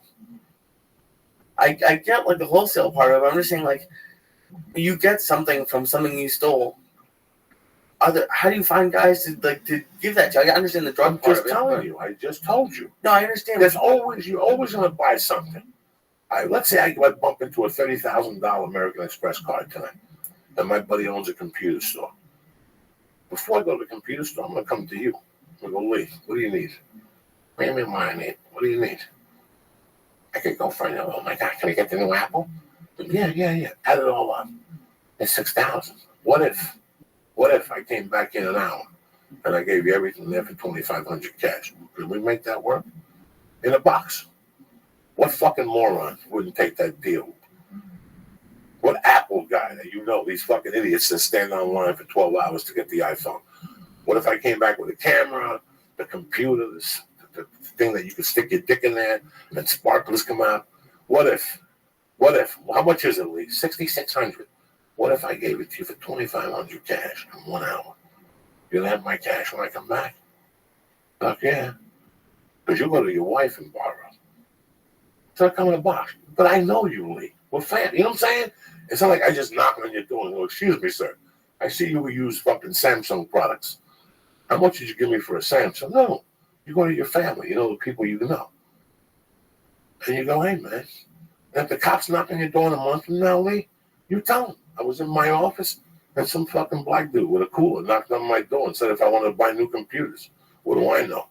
We're going to charge you with fucking possession of stolen goods. They're not going to take your shit. They never do. That's wholesale, Lee. That's people who already know where to dump it. You know, let's say I get a call. Okay? Let's say Dick Syed, your father. Yeah. You know your father well. Correctly, you know him with all your heart. Yes, Your Honor. Okay, did he have a restaurant? No. Okay, I thought you said he had a restaurant. He worked at a restaurant, yes. Okay, let's pretend. Yes. Let's pretend Dick's restaurant. you have the #1 fucking seafood restaurant in fucking Boston. Okay. Shrimp, you know, #1 seafood. And I know for a fact that the distributor in Maine is shipping out a ship, a cargo, a truck. Yeah. And he's going to ship on their mussels and shrimp. That's a good truck. Now let's pretend for the sake of argument that a pound of that shrimp is $12.95 wholesale. That's what your father pays for it. Okay. Well, he gets 50 pounds a day. Your father has a tremendous fucking buyout. Your father has a tremendous fucking fish business, okay? Yeah. Now, he pays $12.50 for the fucking pound of the 15 to 18 shrimp. for cocktails and spaghetti and linguine and all that shit, spaghetti for Diablo, whatever the fuck they use it for. I show up to you, the Christian, the Jew, Lisa, and I go, hey, Mrs. Hack, can I talk to you for a second? Yeah, what's up, Joey? Listen, what are you paying? You get 50 pounds of shrimp a day at $12.50. My man Leo told me. Yeah, what's that got to do with you? What's that got to do with me? I got 300 pounds of 15 to 18 shrimp for $5 a pound. That's what it's got to do with me. And I got an additional 30 pounds of fucking mussels in the back. They just caught them.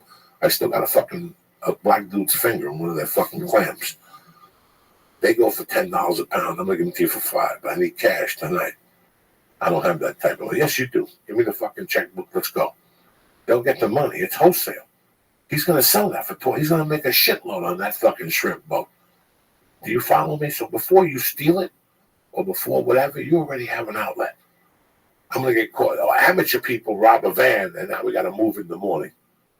Or we got to move something in the morning. That's not going to work. I come to you. Listen, we're going to steal it at 1. I'll be here by 2. You got to have the cash. I don't have it. Boom, let's do it. That's the wholesale. I just call it wholesale. In reality, it's giving you a good price. Even though I know I'm taking a beat. This is a $2,000 gold chain. I'm going to give it to you for $750. I'm taking a fucking beat. It's not really a beat, and I'm moving it. Didn't cost me anything. Right. I get it. Okay, then what the fuck don't you get? Where do you meet the people? The people are right in front of you. Yeah. The people are right in front of you.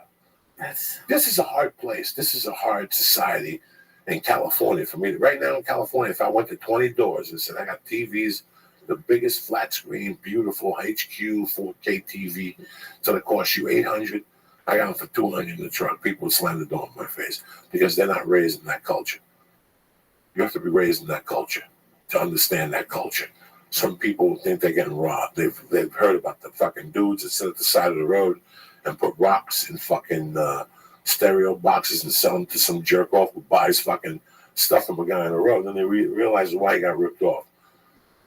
So a consumer like that. But guys like myself, guys like where you're from in Boston, you buy whatever I have. There's some place I have shoes. You're the type of guy that you're like, listen, bro, anytime you have anything, bring it by. Let's see what you got. Dog, I got winter jackets. I got 2 kids. What do I give a fuck where you got them from? You got winter jackets for kids? Yeah, let me see 2 of them. Well, she wants paint. Yeah, we'll spray paint it. You know, it's a different society. It's a different understanding. You know, it's a different culture. That's what we were talking about before. I had an argument with a nice kid one time. We were talking about people who pay off bribes on the East Coast. And this guy, and he was a nice guy, and I didn't really want to fight him or nothing. But I could see how he's an American. He understood, but he was too American. He was from Indiana or something like that. And there was a bunch of us. And there was a couple. In fact, Josh Wolf was there that night. This is 15, 20 years ago. And we were talking about bribes, our bar owners in Boston. Lee got a bar. There's 18 bars in the bar. I come in here every day in the morning. I got a shot of Jaeger, Dewar's, and a beer back. And we talk. You know what? I tip you. But you don't charge me for that drink. I go to offer, but you go, no. You're the guy that works my... Yeah, okay. You come in here, you get a sandwich for lunch. That's bribe today. You can't do that. So if I come in here and Lee says to me, Joey, do me a favor. I come walking by, and you come over to me and go, Joey, can I talk to you for a second? I came over before with my fucking tomatoes. I left them in the front. I parked the car. I went in when I came out. I had a $9,000 ticket. I'll take care of it. It works both ways. It's not a bribe. He's not doing nothing wrong. He's going to go to the ticket guy and go, listen, it's Nicky. It's Louie. It's fucking Lee. You gave Lee a ticket. I didn't know. Boom. So now when I come in, instead of you saying congrats, no, there's nothing to say. You give me the house special on the house. I come in every day for a shot, and I come in at lunch. You don't charge me. I don't abuse it, though. I don't come in and get my lobster tail. I get a tuna sandwich, you know. What that means is we're there to rub each other's back. That's something that's been forgotten about in this country. Now, let's say you have 15 bars in the place. Your bar gets a little rowdy from time to time, Lee, right? Somebody talks up. Somebody sells coke in the bathroom. Somebody gets beat up in the bar. There's UFC fights. Those crazy kids. You want the cops to come, and you don't want to come with their guns drawn. So you take that cop, you give him a little 200 a fucking week. This isn't today's society because these young kids don't understand that concept unless greed takes over their fucking head. But they don't understand that concept that we're all taking care of one another. You're making fucking 20,000 a week dealing cards out of this office. I'm the cop on shift here. Okay. Some bitch comes up here, gets drunk. Some guy's got a smack her in the face. I'm gonna show up here. You don't want no problems, right? No. So you're gonna give me 500. You're making 20,000 a fucking week. What's $500 for a local guy to keep him shut? I'm also the first guy on the scene. Seems like a solid investment. If something happens, who's better than you? I'm the first fellow fucking here. You better be. You know, it's very interesting. It's really interesting and it's hard to explain. In the world I grew up, I understand it, I get it. Do I agree with it? No. They're disrespecting the badge to a degree. Disrespecting the badge is what these motherfuckers are doing today in sorts. Right. When I saw that thing again in L.A. where the 6 cops shot the homeless guy and he took the gun from the guy didn't take no fucking gun from nobody. He had like a lighter in his fucking hand. So that's disrespectful of the badge. You know, some of the shit I seen growing up, listen, man, it's not that I agree with it or don't agree with it. It was just done. And I had nothing to say about it, but I understood it. Yeah, I mean, I can see where they would do it. You know, but to make more money. Well, it's not even to make more money, man. It's just cops make dick. Cops make dick, man. Cops do a lot of fucking work for dick. I can see why their attitudes get bad. I can see a lot of shit. I think it's hard to promote.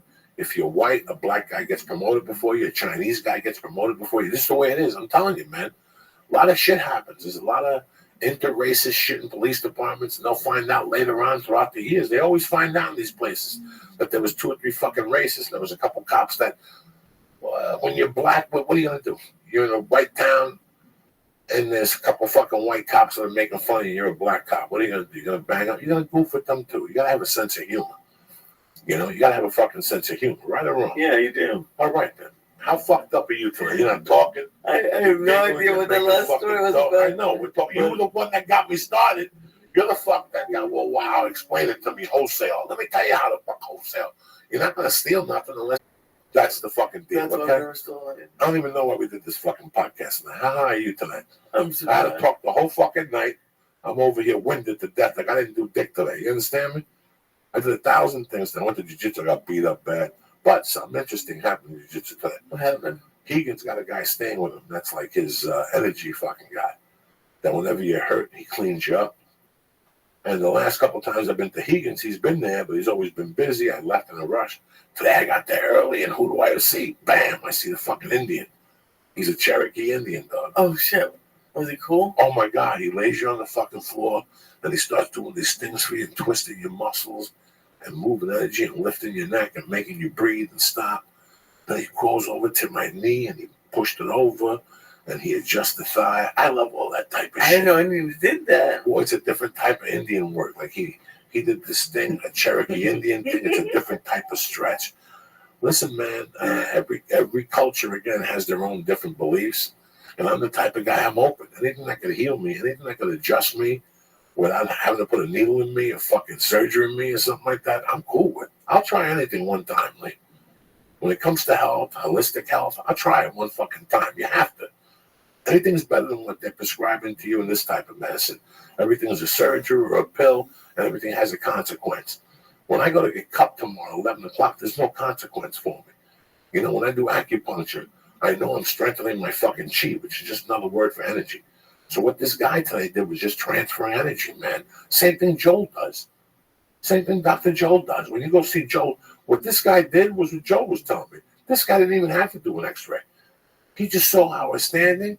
He turned me around. He touched both sides of my back. And he goes, you got something over here that's affecting your fucking hip and it's twisting your leg. I go, holy shit. He just saw that, me walking in. Is that true? Yeah, that's it. That's why sometimes when I'm driving, I got to catch my leg. My foot goes all the way to the right. And I'm putting the strain on that knee there. That's how I fucked that knee up in a way. I guarantee it. Because my leg always goes in. It's like the anti-pigeon toe. I had that friend in high school that she had one foot on the 10 and the other foot on the 2. And they used to call it 10 to 2. My foot's always on like the 2:30 mark. Your friends are so mean. No, it's true. They used to call 10 to 2. She was just. I don't even think about 10 that to at 2. that young. 10 to fucking 2. Oh my goodness. I didn't give her the name. I wish I would. I would have been a comic genius at that age. And when she would walk down the hall, they'd go 10 to 2. And she'd go, fuck you. Oh, she call her right now and she'd be like, ah. You know, her friends are on fucking, you know what? Her friends are on Facebook. That whole side of my North Bergen friends, let me tell you something. They never really wanted nothing to do with me. I dated one of those girls before my mother died, and we broke up. And that whole little crew of girls, they're very decent. There's a crew of girls that were my age I graduated with, and they're on Facebook, and they don't. I think they followed me and read a couple of my fucking things and just unfollowed me instantly. Roseanne D'Agostino. I grew up with her and her brother. She just unfollowed me because she's a Christian, man. What did he put up today? Mrs. Obama's getting fat or something? Oh, I saw Mrs. Obama on TV. She got a little chubby. She was looking good with that little Chinese wig on and shit. The Chinese wig. Oh, fuck. You don't think that's Chinese hair? You think that's really African hair? Get the fuck out of here. I don't know. I know Chinese hair when I see it. I even know Chinese food when they bow and shit. I know what that hair drips down like. The fuck? Yeah, they don't like me at all. They don't fucking like me at all. What are you going to do? I tell you, man, I had a really good time in Boston. I was really surprised by the attendance in Boston. And I don't think I really had great sets. You know, I've been writing this week a lot. That's why I wrote that today. I was thinking of something else, and all of a sudden I saw a picture of it. My mind was kind of fucking sharp today in a way. Because the last 3 days, that's all. I'm trying to get this thing ready for This Is Not Happening tomorrow night. So I think it's me, Janine Peluso, Dean Rel Davis. I don't even know what story I'm going to say. I got like 8 of them lined up. I just don't know. Because the stories that I'm hosting, so I can only do like 12 minutes. Oh, okay. So I think it said it's sold out. Is it already sold out? I think it might be. By now it probably is. I'm going to have a good time. I don't know what story I'm going to fucking tell yet. That'll be fun. I was going to tell, I want to tell Mike Denny's stories, but I'm embarrassed. Why? Because they're scumbag fucking, like the lowest thing I did by myself was rob that chain sting for blind kids from a Carvel. But they only get like 10% of the way, so I didn't feel too fucking bad. You know those little things you see? Yeah, those are scams. They only get like 10% of that. So there's $20 and the kid gets $2. Okay. The rest goes to some guy. He's driving a Mercedes. And meanwhile, you think you're doing something good for yourself. That's fucked up. That is fucked up. Which by all those fucking donation things, I don't like them. What, Lee? What, cocksucker?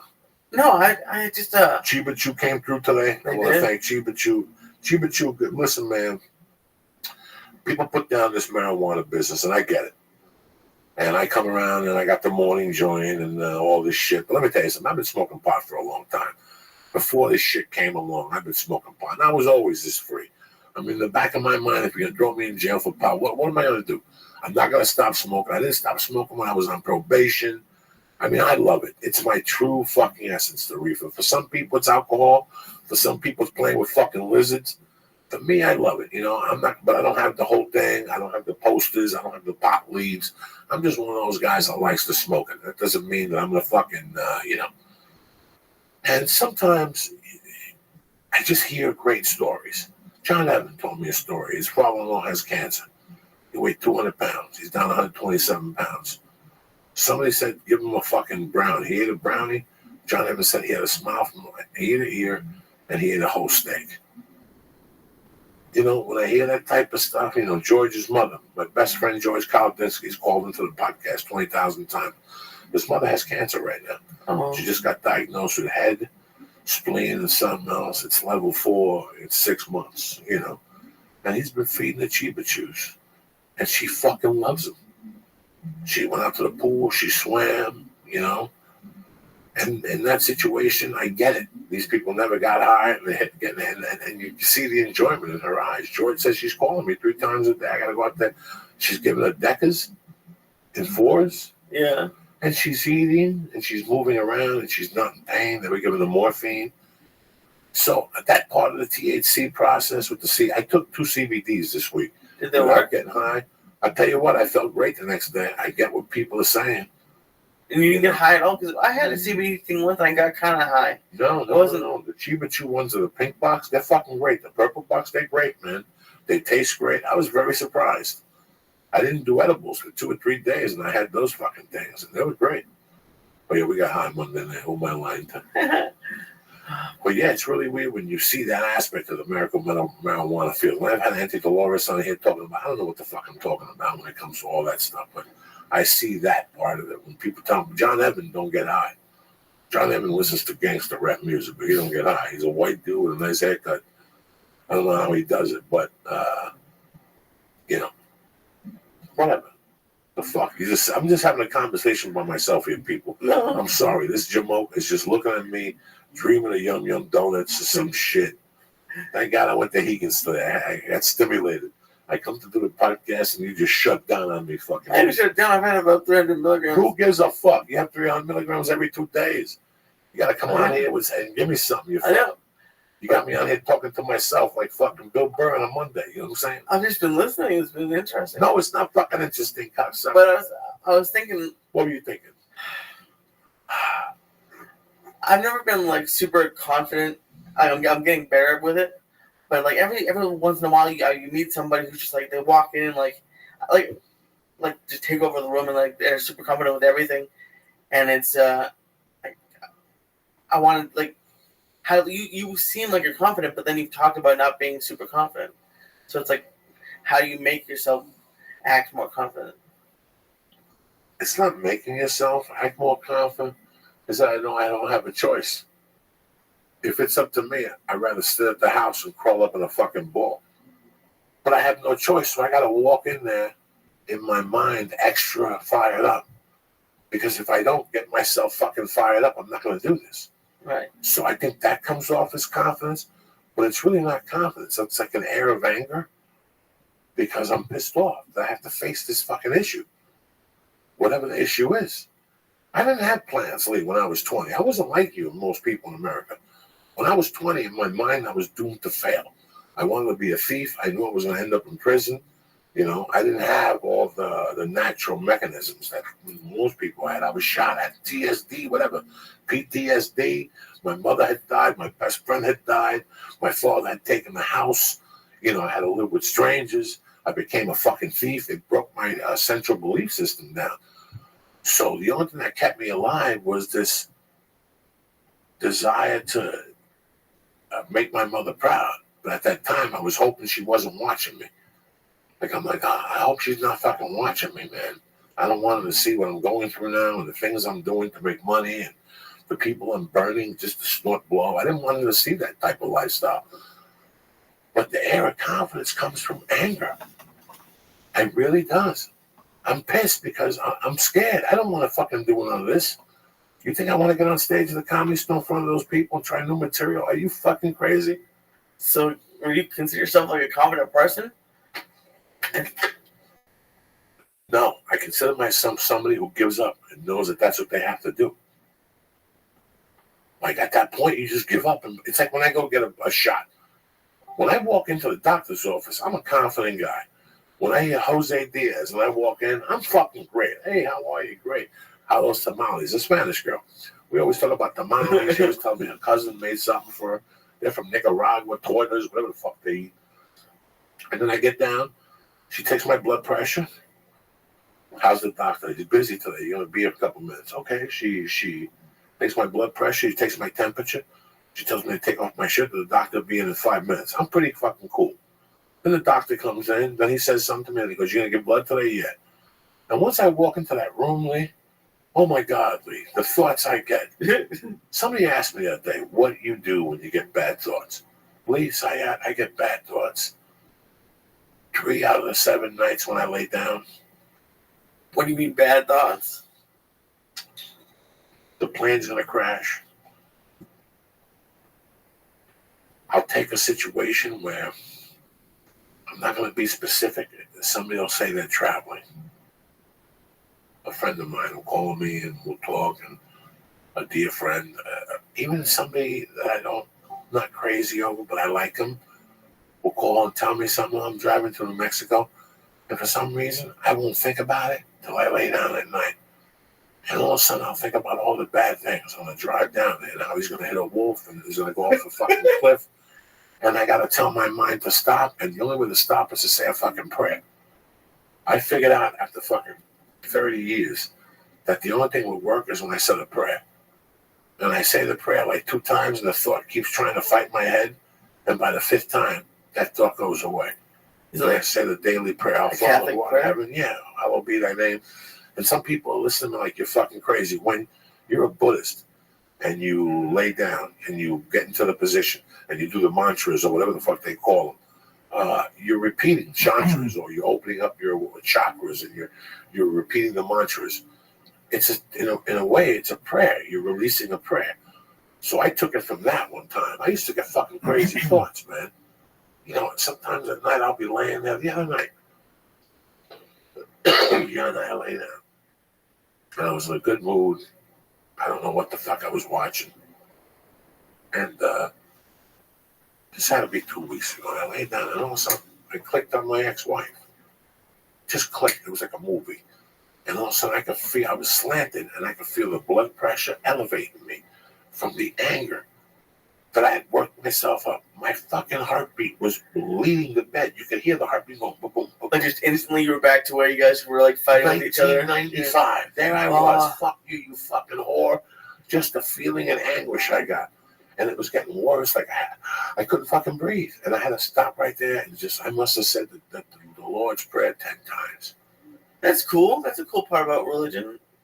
Even if that just calms you down. But I didn't start it that way. I just figured that out one day when I was watching a Tina Turner movie and she was doing those things. I forget what it is. Reiki, whatever fucking Duncan does before he goes on stage. Or Reiki. The chants or something? Yeah, the chants. So I thought about it that way. I go, what's the fucking real difference? All these religions that are not fucking Scientology, but they basically talk about energy. All I'm doing is switching up the fucking energy in my mind by saying a prayer.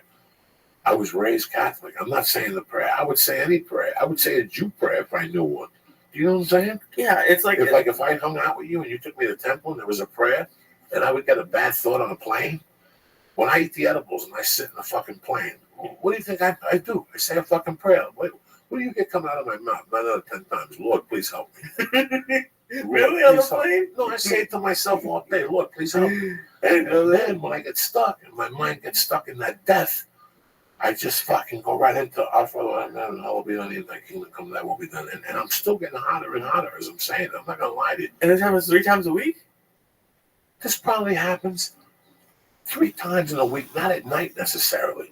It could happen when I'm driving. It could happen when I'm trying to write a joke or trying to write my plans for the day. I just think of something and get fucking fired up.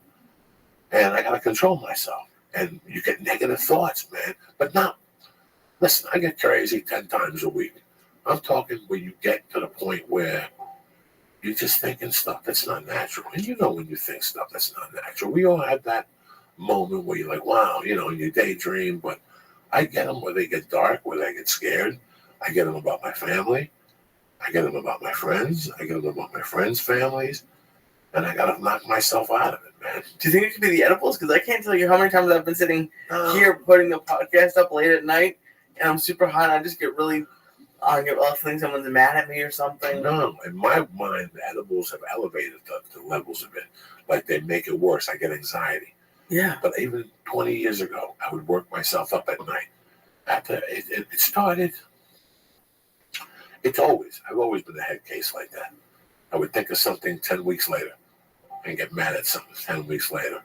Or say something to me and I knew it was going to be wrong. And then something goes wrong and I'll bring it up 8 weeks later. I'm the king of that shit. You know, it's just my nature. It's just some people's fucking nature. And you weren't holding it over? You just didn't even think about it for like a week? Yeah, I wasn't even thinking about it. And all of a sudden, it'll just pop up. The thing last week with my ex-wife really scared me. It was about 2 weeks ago. Where it just took me over into the morning. And in the shower, I had to pray. Like in the shower, I had to pray. And there was no like communication or anything? Nothing. Just in my mind. But it happens to me with a lot of fucking things. If somebody says to me, hey man, what are you doing? Nothing. Let's hook up later at 4. All right. I'm going to go for a bike ride. I hate when people say that to me. Why? Because my mind goes, especially if I care for the person, my mind goes in 88 different fucking places, lady. You told me not to get a bike. Oh my God. It just, You're looking really serious about it. It's just a bad. I told the girl at yoga, and a week later she got hit by a guy at night. There's just different times, there's different places to ride a bike. I would not trust. In California, you got to assume 60% of the people are high. Yeah. But the sun gets in your eyes, 70%. You're thinking about also the mountains, 80%. You're in a 20% possibility you're going to get hit by a bike. You're in a fucking bike lane in one of the nation's worst fucking traffic areas. And you want to drive a bike in a place where the IQ of the people driving is that's number one. Number two, I guarantee 50% of these motherfuckers don't have insurance. So you get clipped, you're on your own, bitch. Yeah, they're going to go. And they're going to go. So now what are you going to do? So, you know what? Just don't ride. You want to ride a bike? Find a fucking mountain. Get a Subaru, put your bike in the trunk, and on Saturdays go up there and you can ride all around with your little helmet and your girlfriend and hold hands and take a Viagra and fuck her up in the weeds with a blanket or something. I was shocked because this is before I started working out. I was like, oh, maybe I'll get a bike. Because I live pretty close to the office, and you're like, no. My word, no. Especially at night, you with a fucking helmet, I hit you out of principle. Like if I saw you with a helmet coming at me, I have to turn the car around and hit you out of principle, like on the thing, on the steering wheel, something. No, you don't want to take a chance. How many times you've been driving, you see people fucking up? All the time. Okay. So now you want to take that chance without metal around you? No, some dude, when I said I might have wanted a convertible, some dude tried to get me to be on a motorcycle, and he seemed very nice, and he was like, he knew a lot about it, but I can't It's be on a nice. motorcycle. I love motorcycles too. I wish I got a motorcycle. I could never. In a fucking small city where people had respect, and I knew everybody's car. So if somebody did deck me, I wouldn't take it on. I ain't Sons of Anarchy. I don't need to go to New Mexico or hang on. No. Nice community. On the weekends, take your bike out. And it scares me putting here. a fucking kid on it. I'll put a helmet on. I'll put elbow things on. I'll do the speed limit. But I don't want to ride around cars. That's what I'm saying. I'll go get some dirt bikes with you. We can do some dirt bike riding. That's my world. But for me, I'll start that all over again. I grew up on that shit in Jersey at first. The Balzanos. I had the XL 175. I love all that shit. I just feel like I'd fall off. But I'm not taking a motorcycle on the street with these fucking dickheads driving today with no respect. And you know what they do here when they go like right down the middle of the lanes and they're going super fast? Like my buddy, who I used to edit with, got hit by a car. I don't fucking know. And he still does it. Coming. I don't listen to music. I think about that. How many times do I not pay attention? And I'm the type of guy that I do pay attention. How many times is my mind thinking of a joke or a plane ticket, and all of a sudden I'm stoned and there's some music in the car? I don't know if you're coming or not. I'm focused on something else. And here you come behind me with your beautiful girlfriend, with your little helmet, and I go to switch to the other lane, and there you go. Whether you're on a motorcycle, a fucking bicycle. But it's not even that you're not paying attention, because when you're in stop traffic, like when I first moved here, they don't do that in Boston. When I first moved here, if the traffic stopped, I'm like, okay, no one's gonna come up from the side of me, and then they'll just appear out of nowhere, and they get mad at you. They kick your car. No. Just stick to the fucking car. You're gonna have a. I would never have a Let me motorcycle. give some shout outs. Let's abandon ship. All right. First of all, happy birthday to Dylan Klein. Your girlfriend's been bothering me on this shit. I think she bothered Lee. I think she finally sent Lee a picture of her titties. I'm just kidding. Happy birthday, Dylan Klein. We love you, cocksucker. ATM Daddy, David Boy, Javier Jimenez, John Papelia, Rick Ricemore, and Gareth Allen Evans. Fucking shout outs to you, cocksuckers. I love you guys. And also, happy Canada's Day. To all my Canadians who listen to this, you know I love you with all my heart. You motherfuckers are the backbone of the show, you crazy fucking Canuck cocksuckers. I love you. Do you ever have poutine? Huh? Do you ever have poutine? Yeah, I had poutine. Do you like it? Yeah, don't you see me jumping up and fucking down? Ari likes poutine. I haven't had poutine in like 30 fucking years. I went to fucking Montreal one time, one of those places. I don't remember it, so I'm not gonna lie to you. I appreciate that. You know how I fucking roll. Anyway, next weekend I'm in Atlanta. The week after that, where the fuck am I the week after that? I don't know where the fuck I am. Tomorrow night I'm at the Comedy Store. Next week I'm in Atlanta. I know we're in Chicago, and then I'm going to the Ice House with my man Lee doing a combination Testicle Testament. Whatever the fuck it is. Live church. Yeah, live church. What's up? How are you? You know me. Chilling like Tony McMillan. I ain't high. I'm just coasting in life, cocksucker. It's our world. You just visit. It's been a nice week, man. I know a lot of you is out of town this week. I want to tell you something. Be safe. Be careful. A lot of bullshit. I'm scared about this weekend. I'm not going to lie to you. These ISIS people are crazy. That ain't no fucking dildo flag they saw. That was ISIS. You think so? Yeah, that was I thought ISIS. they said it was a dildo. No, ISIS is a fucking full effect. They're going to strike somewhere. Keep your doors locked. Keep your eye on your kids. Watch your cats. They'll turn that motherfucker into hummus, those ISIS people. I just saw that movie, American Sniper, when they put the drill bits in the kids' fucking eyeballs and shit. Fucked up. Third time I fell asleep watching American Sniper. But I like it. I'm always tired when I watch it. I don't know what the fuck's You going on. gotta be ready for when ISIS comes. What's that? You gotta finish the movie. So Shut the fuck up. What you gotta torment me for? Look at you. Look at the shape of you. You can't wait to go home to have your usual pepperoni fucking almondine. That's a weird pepperoni almondine. You put that up in the fire thing and you put almonds on it. I want to give a shout out to our sponsors on it as usual. Been here since day one. Roughing it with us motherfuckers. And that's why I rough with them. I can look you motherfuckers in the eye and look you and tell you. The head force protein is what's cracking lacking in my world. It's what's keeping me together. 2 scoops with a fucking banana, some ice cubes, a little piece of peanut butter and some water. Stop me. Somebody stop me. You understand me? The fucking Alpha Brain's got me all tuned up. You smoke a few joints, you get these cigarettes, you puff your fucking eyeballs out with that Alpha Brain. Alpha Brain, I'm sorry. Number 1 nootropic. What has it got here again? This is some fucking serious shit. Earth-grown nootropic with Alpha, GPC, and AC11. Stop fucking around. Go to Honda.com. Take a look at what they got. They got supplements. They got kettlebells. They got ropes. All I can help you is with the supplements. I'm going to give you 10% off. Go to the box and press in. church. Boom. What do you think you're going to get? 10% off. What do you press? Church. CHURCH. We don't fuck around here. I love Honda. Trust me. Give them a shot. Alpha Biggest Brain. pick of all time. 100% guaranteed. If you don't like it, we don't even want the product back. Try that with your local drug dealer. I'll tell you to go fuck yourself. Number 2, you're sitting there going, what am I going to eat for the 4th of July? I've been trying to offer it to you, trying to hook you up for fucking 2 months, and now you're thinking of this shit? Go to naturebox.com. Nutritious, delicious, nutritionist approved. You can seal them. You don't have to eat them all at one shot like a fucking savage. They got delicious stuff. I mean, just fucking tremendous. I mean, my favorite, the garlic plantains. You eat some pussy after that, it's all over. But the shout, you understand? That little monkey gets salty and garlicky. You got that little wang in your mouth. Look at the little faint over there. You have to. I'm just thinking about the sriracha almonds. Oh. The Those would be good sriracha right now. cashews. Oh, cashew. Oh, the cashews. That would be good right now. And the chocolate num-nums and a little glass of fucking milk. I'm telling you, I'm hooking you up for free. They want you to get a sample box. They're going to give you 2 big bags and 3 little bags.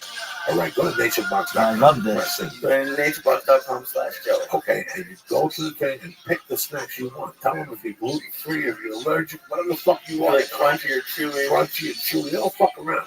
They got some bars that are delicious. Some almond bars. Oh, my God. Go over there. See what the fuck they got. 2 big bags and 3 little bags. Make sure you get the sriracha cashews. Make sure you get the French toast. They might not even have that. Because I didn't see that last time. Oh, I never get that one. I always switch it up. I always I always get get the fifth one, and I never get it. I always get the. That's because you don't come to the house and get your shit. I try to call you because you don't have a man with Paul over there playing no fucking tango. Anyway, go to naturebox.com. I got a free sample box for you. You're gonna be fucking tremendous. Go there and press on what? Naturebox.com/Joe. Boom! Get your free box coming at you. Also free, but you gotta pay for shipping. Maybe $1.50, $1.90. Stop complaining, bitch. Let me tell you something. I've been going to jiu-jitsu more and more. One thing that makes me go to jiu-jitsu is comfort. You know, at first I was going with those white underwear and your nut would pop out. Lee found that out once he joined jiu-jitsu. MeUndies, the most comfortable underwears you will ever fucking wear. Do you understand me? I tried them all. I'm a fat fuck. MeUndies feel good. They cup your nuts.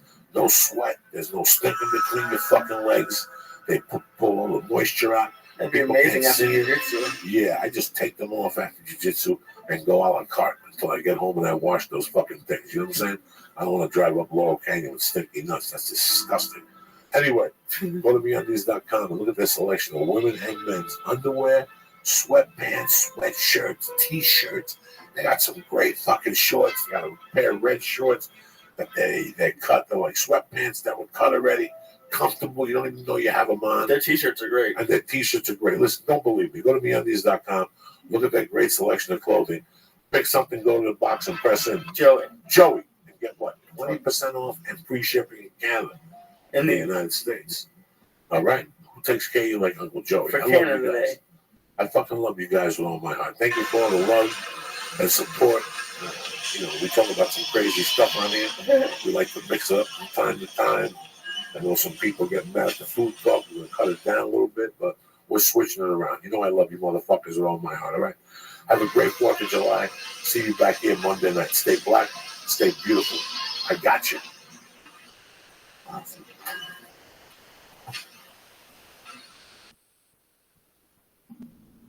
Hey, what's up, Ben Saunders? Chilling, man. Just got done training. It's a pleasure to have you here, my No, brother. pleasure to be here. I remember having a conversation with you maybe 7 years ago in a hotel room with Joe about Jeet Kune Do. Yeah, that was you were just a young pup or something. Man, that was my second fight ever. Was it? Yeah, we were in UFC 87, John Fitch versus GSP, man. Jesus Christ, you got a memory like a hawk, bro. Yeah, dude, it was amazing. Like, when I met you guys, I was like, yo, what's Minneapolis. up? Yes. Minneapolis. Yeah. That's right. And we hooked up and we were giggling and telling stories. It's great to have you here. It's great that you're with Eddie.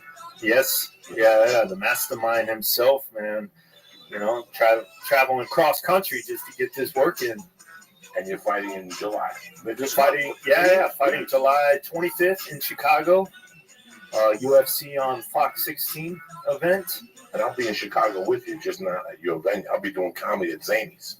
Are you doing? I know Joe's doing a show. Joe's doing it. I'm doing. We Night didn't of have the Wayne's, date. right? Yeah, I got this date, a year ago when I got the movie, and then the UFC came up with the date, and I was already stuck. So. Yeah, it's a shame. I would love to make it out there for it, but obviously I'm going to be recovering. I love to make it out for you. I can't because I'm going to be on stage. But how did you, get hooked up with Eddie?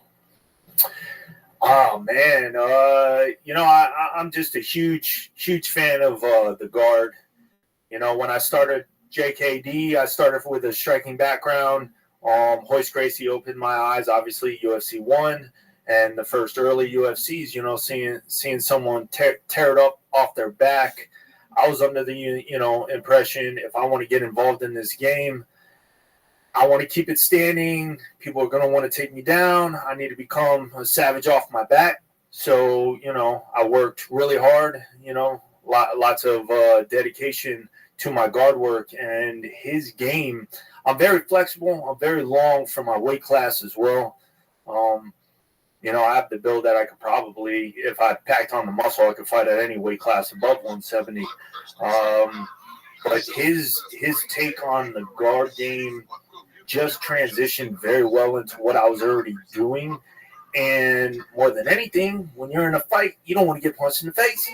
And this man's coming up with his own system and theories and ideas of how to not get punched in the face, while also being effective offensively. I'm not a fan of defensive guard. Defensive guard works very well if we went old school MMA, no time limits. I'll let you tire yourself out. I can play the defensive guard. But even my defensive guard is more open guard. I'm not a fan of closed guard. And everything Eddie does is, the only closed guard that I feel is effective is top closed guard, a high closed guard on their upper back, pulling them in, making sure they can't posture and punch you in the face. And his entire system, it just seemed like a no-brainer. I went on The Ultimate Fighter Season 6. I basically had no money, going into that show. But when I got off the show and I made it to the UFC, my first thing that I did with the money that I got from being on the show was buy his book, Mastering the Rubber Guard. And I just did everything in my power to try to understand, like I said, his system, his style, his methods. It's crazy that, what was the guy that died hiking? I don't know. He died of MMA. He was a UFC guy. Oh, Great guy. wait, Yeah. no. He was Evan Tanner? Evan Tanner, you know. Yeah. He was very much self-taught. I never understood how a guy could get a video series from somebody and just teach themselves. Yeah, that is phenomenal to me. Like, I'd be scared. I wouldn't want to get into a bad habit. Like, there's people that have no, they're in a little small town and there's no jiu-jitsu for 3 or 4 hours, you know. You had no jiu-jitsu background at all? I mean, what you're talking is no, exactly what we're talking about. What he did, he just went and got the DVDs. That's what I'm saying. He got the DVDs with no No, background. at that time, but okay. But realistically, that's exactly how I did it. I taught myself training with my friends, and my brother, pretty much from watching UFC, the early UFC VHS tapes. Once the internet kicked in, man, that was like, I mean, I was a computer nerd. I was all about it, you know, and you're hearing that dial-up, you know, AOL, you name it, all that stuff. I miss that noise sometimes. Yeah, just to get the information, man. Like, I would print out anything I could find. Jiu-jitsu, philosophies, techniques. Sometimes it was pictures. Sometimes it was almost just articles. I printed out everything I could. Anytime I could get any form of information, I was all on it, man. I mean, since 10 years old, I saw the first UFC live on pay-per-view. Changed my life. I knew from that moment, I looked at my best friend and said, that's what I want to do. He said, you are crazy. Yeah, right. And I said, watch me. And you're in Orlando, Florida. I am now. No, but at this time. At the time, no. I grew up in Fort Lauderdale. And then I eventually moved to Coral Springs. But yeah, basically down south Florida. And you're down there and you're watching all this. Now, what's the matter? Someone just sent pizza to that guy. Perfect. Keep going, I'm sorry. So what made you walk into a Jeet Kune Do studio? I'm sorry. Honestly, there was nothing around but Taekwondo and karate schools where I was from. I got into Bruce Lee through my older brother, who was all about it, and it kind of, I ended up getting like Tao of Jeet Kune Do, which is like his main book, and my best friend had all his other books, and with my ADHD, I'm not the biggest fan of reading, at least at the time growing up. You know, I'm young. I started getting into this when I was like 7-8 years old. So I'm like extremely young. So I'm just like, yo, show me the pictures. Like I want the graphs showing me he's doing this to that to that to that. Let's put it together and see if we can make this happen. You try to pretend you're doing kung fu and all that stuff, but it almost seemed like fate because the only thing around was my best friend did Taekwondo. I didn't really, my parents were divorced. I grew up with no money. So it's not like my dad could really pay for Taekwondo or karate or anything for me. So it would be like my best friend would go train, and then I would just kind of play with him like when he would get back from it. And we were walking through the mall when I was 14, and there was literally a Jeet Kune Do, like a table set up. They're showing Dan and Asano doing Filipino Kali, knife fighting, stick fighting, and I already knew what all of this was from the books and from magazines, Black Belt magazine and all that stuff that I was just like I literally told myself, we looked at each other, we're like, this is a sign from God, like we went there, we listened to what they had to say. I didn't even care what he was saying. His name was Sifu Neil Khalif. He still has an academy, American Dragon Martial Arts Academy in Coral Springs, Florida. So anybody looking to train JKD or weapons fighting or whatnot, I would definitely recommend that spot. And that was my original. I was like, how much does it cost? Doesn't matter. I'll figure it out. And I went and I asked my mom. I didn't live with my mom at the time, but I explained to her. I was like, Mom, I gotta go here. What can I do? And she's like, well, let's see if we can get you a job. And we went to a local McDonald's that was near where my dad lived. And she went in and she talked to the manager, and they had child labor laws at the time. So it was like, you can only work like 2 hours and you would have to take 15 minutes or 30 minutes off and whatnot. I could only work weekends, but I didn't care. Like, I killed myself on the weekends, do whatever I could to make that money to pay for these JKD lessons.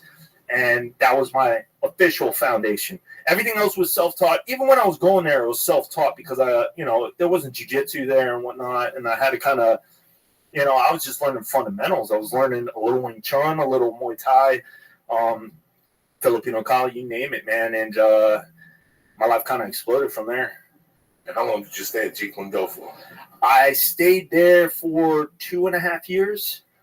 So I was 14 and I stayed there almost till I was 17, but I hated school. I really hated school. I knew what I wanted to do with my life. And at this time, UFC was banned from pay-per-view. It was banned from TV. So I'm like, okay, so that route might not be practical, but going to Japan, going overseas still is. Pride was at an all-time high. So I'm like, that's still my goal. I'm like, worst case scenario, I'm going to open up my own martial arts academy. I'm just going to live the martial arts. I'm so down with the mediocre. Even if I had to live at my gym, I didn't care. I was like, that's what my mindset. Let's just live the martial arts lifestyle. And crazy how things blew up the way it is now, obviously. But I stayed there for that long, and then I had to go into night school, and I slept in every class freshman year. Freshman year, literally, I would come in. I'll probably play video games and stuff, play around with computers and whatnot all night, go to sleep for like 4 hours, wake up, go to school, and then sleep throughout school and do this over and over. My GPA freshman year dropped to a 0.8. Come junior year, they were like, you're not going to graduate. You need 2.0. You're not going to graduate. I was like, obviously my dad was like, if you don't pick your grades up before that, like freshman year towards the end, when he was like, are you joking me? You failed all these classes in D's, and the only ones that I did good in are the ones I enjoyed. Art, like art stuff. And I ended up have to go to night school and all that and do whatever I had to do to make sure that I could graduate. And otherwise, he wasn't going to let me, continue the classes. So, I picked my grades up, but once the night school started happening, kind of took, I don't know, I wouldn't say I got just life in general, man. Life happened, and as far as working, what academy owner is going to look at, a 16, 17-year-old boy and be like, no, I see a lot of potential in you, clean my toilets, and, I'll let you train here for free. It really was, business is business. So, I didn't have the money to pay for the classes, and I kind of bowed out at the JKD for about a year. And then, but the entire time I was still training. I was still doing everything I said. I was printing out articles, anytime I had, I even remember I had it was like social studies or something, and we had to do different eras, and our era ended up being 2000, and they gave me sports. Like, we had a group project, so everyone had different sections, and they gave me sports. So I'm like, okay, yeah, cool, I'll do sports. I wasn't really into sports too much, I was a little into football, but martial arts was my thing. So I had like little blocks for every other sport, and then UFC was like the biggest thing. I had the most hardcore pictures that I could print out, and I made a VHS tape, literally with 2 VCRs. I found the most hardcore fights, and I put the parental advisory up to make sure that everyone in the class knew what they were about to see. Let the teacher knew what she was about to see, and we're talking Tank Abbott, bloodbath stuff. The Taylor I forget who he fought. The guy that he ended up making, stone up, where his arms got locked up, and then he makes fun of him for having his arms locked up. Like, it was just the most vicious. I had I believe it was Gerard Gordeau kicking out the tooth and punching the eye of Taylor Tooley from the first UFC, like the most brutal stuff I could find. And by the end of it, everyone thought I was absolutely psychotic. Something was wrong with me, and the teacher was scared. Yes. She wasn't, she was probably a little annoyed by it. She luckily, my brother and sister, my older sister, and I actually have a twin brother. We're fraternal. He's the complete opposite. He's a huge pacifist, at least physical pacifist. He went the political route, so he's a verbal aggressor, I guess. But yeah, all the teachers liked them, so I was kind of like the oddling out, the black sheep of the family, and so she accepted it. But ever since that moment, it definitely scared the crap out of most of the people in my grade. It was messed up. Yeah. Now, when did you get on the Ultimate Fighter? How old were you when you got on that? Which is 6 or 7 years ago, correct? Yeah, I just turned 24. Jesus. Yeah, man. I was 4-0-2. I just won the CFC Combat Fighting Championships welterweight title, and my first 2 fights were draws, fight of the night. But there were AFC old school.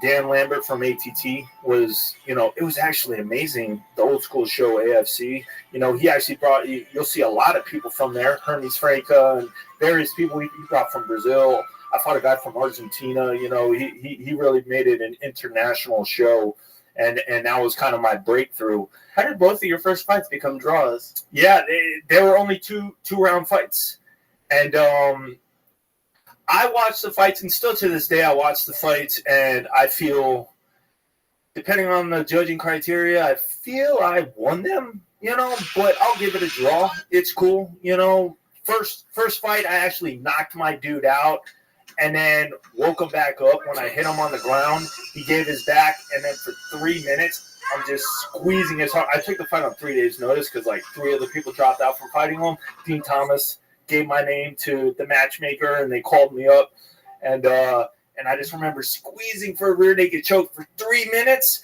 and then the round ends, and I'm like, oh man, lactic acid buildup in my arms. I was like, I can't even lift my arms. I got to go out there for 5 more minutes. Okay, so that was all heart.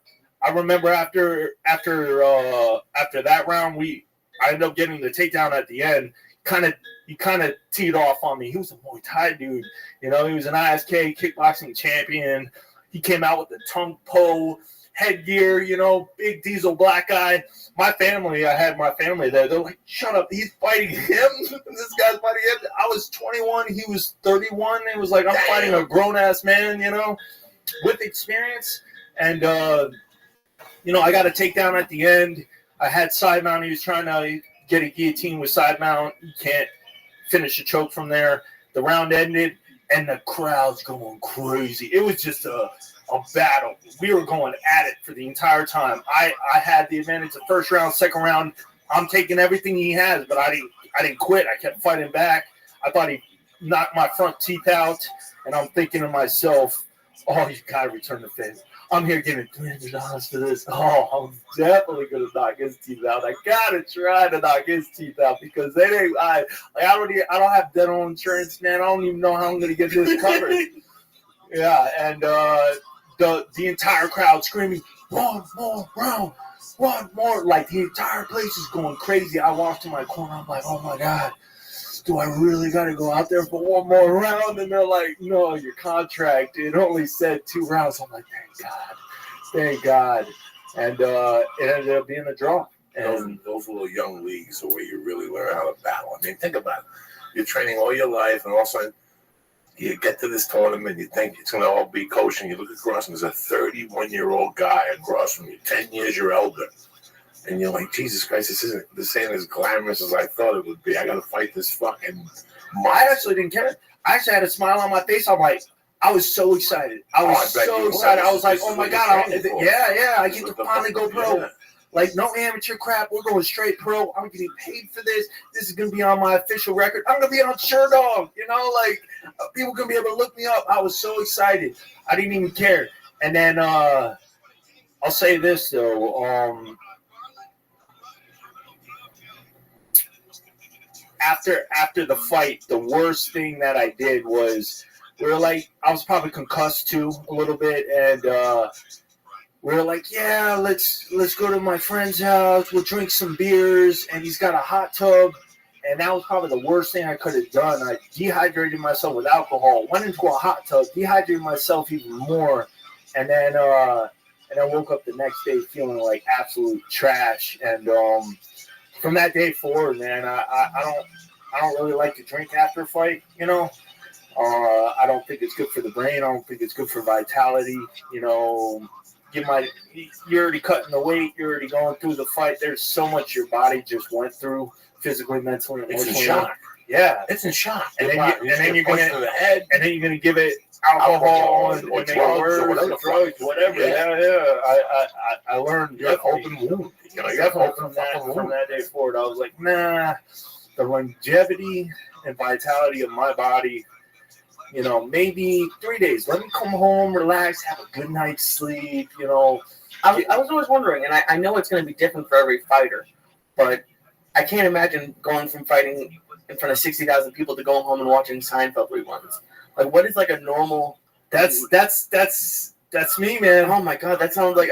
Please let me just go away for a little bit. Let my body just give my body 3-4 days to just take it back. You know, sometimes you know you can go out there and have the greatest fight in the world. You take no punishment, no. You know, you still had to cut weight. You still had to make weight. That's the only real trauma that happened.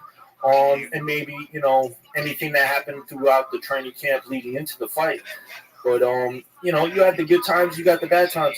But I'll agree with you on one factor, and that was I could have went out there and I dropped him in the first minute and a half. It could have been over. And yeah, I would have got a W, but, man, to know what it's like to just be in there and be in the grind and have you'll find out real quick. Do you have the heart for this? Because I had no cardio going into that second round, you know. And when I thought he knocked my teeth out, you know, there were so many times that I probably could have just caved down, you know, gave up, tapped out, you know, give him something, whatever. And you know, that's definitely a defining moment in anybody's career is. You can go out there all day long and knock people out, submit people real quick. When you start dealing with, you know, perseverance, and you have to deal with the struggle and trying to come back or trying to maintain, that's a defining moment to kind of let you know what kind of person you are or what you're trying to strive for. You can always get better.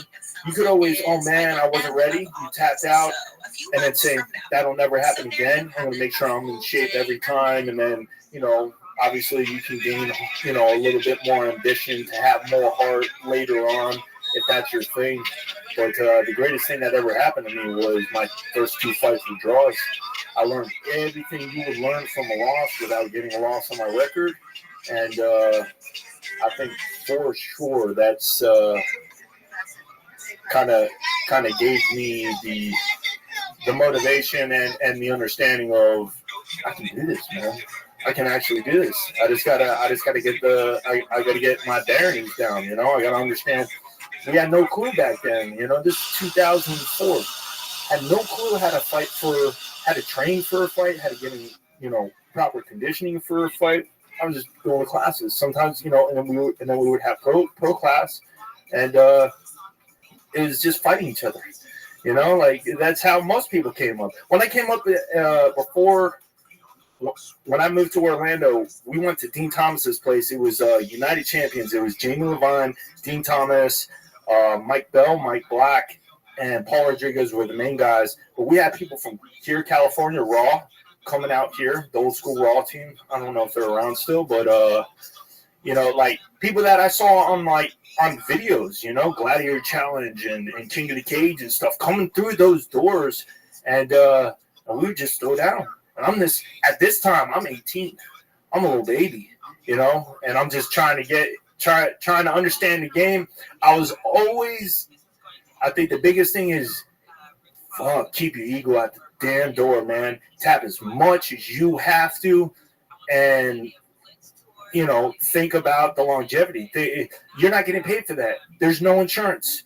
You break your hand, you're out fucking 3 months, 4 months of what? What are you learning at that point in time? You know, you're very limited in what you can and cannot do. How did the fear play into this? Any fear along the way? I asked you because, you know, I had a little bout last week. It's so weird that after 24 years of doing comedy, you always get. I love being scared. I revolve around having fear. That's what brings the best out of me when I'm scared, you know. And I think that because of the UFC and because of a lot of other things, you know, when I was a kid, I joined karate at 8 or 7, and I loved it. And I went to tournaments, and there was a time where, you know, there's Roberto Duran, I could do that. And then I got into a couple brawls as a kid, and I did okay. I still didn't have any hope of being a fighter, but you know, if that's the last straw, then I think I'll be a fighter if I really need the money. And then one day I went to mug a dude and I got beat up really bad. I got punched like 1,000 times. And I remember saying to myself the next day, putting the ice on my head, because he hit me everywhere. There was no fucking ref. There was no Mario. There was no Mario Sakasaki. And that's for his life right there. You mugged him. Yeah, he was life. He was hitting me with shots to the fucking head, the face, any way he could connect. And I remember putting a bag on my head the next day going, you know what, man? I learned a big lesson last night. Don't mug people, and you're never going to be a fighter. Like, this is never, ever going to work for you. Like, this is, not that I was scared. I just didn't like that whole 3 minutes of my life. That was just horrifying. He was all over me like a cheap suit. And you might have thought, you know, God knows what he could have done. God knows what he could have done. And I was on the way out, and I punched him. He had me cornered. I punched him in the throat, and I ran out of there. But I knew I had like a block and a half on him. I ran fast. I broke my own record. Sparring is a lot different from a fight. Listen, man. You can, you know, hitting the bag. You know, I see these guys. You know, I was going to this kickboxing place over here, and the reason why I stopped going was it was great, but they had too many guys in there that I would look at them and go, "You're a fighter? Oh no, I'm a fireman." Then why do you have this gear on? They had cologne on and the hair, and they're really going to fucking knock your head off. I'm 50. I'm just going in there to lose weight. I'm not going to knock nobody out. These guys are in there to knock you out, and you're like, I feel bad for you. Because you're actually going to go up into a fighter someday, and he's going to hit you with 6 shots to the fucking head. You're beating up a 50-year-old, and you're over there with a mouthpiece. But you're a part-time fucking first-grade teacher. I mean, you get a lot of those guys. That's the ego right there. That's the ego. They don't know. They've never been lit up. They never give somebody a finger in a car. That's the quickest way to know if you're a tough guy. Give somebody a finger in a car and watch them come out of the car. And I saw it 1,000 times. People get lit up by some guy who's having a fucking horrible day, and you think you're cute. You give him a fucking finger. This guy, you know, getting lit up is scary, but at the same time, it does something to your heart. It tests you. You said it tests you. And this is anything. I always tell people, you know, how many people go to college and get a degree in some fuck and come out after 3 months they're like, this ain't for me. You never got a summer job doing it. I think before you become a fighter, you should go somewhere and get punched in the head. Try to mug somebody. Go to a bar. You know, tell 3 black guys, call them a racial slur and see if this is for you. You know, something. I mean, fighting is, you know, you and I were talking at the protein shake about how many stars have to be aligned for a fight. You know, when people see, oh, Lee got a TV show, you know, how many stars have to be aligned? You know, Johnny Hendricks beat, and I'm just using this, guys. Johnny Hendricks beats somebody in a fight, you know. He's a great athlete. He was a college wrestler. He came a long way. But all the stars have to align. Your kickboxing coach has to be on the same track as your wrestling coach, as your jiu-jitsu coach, as your conditioning coach.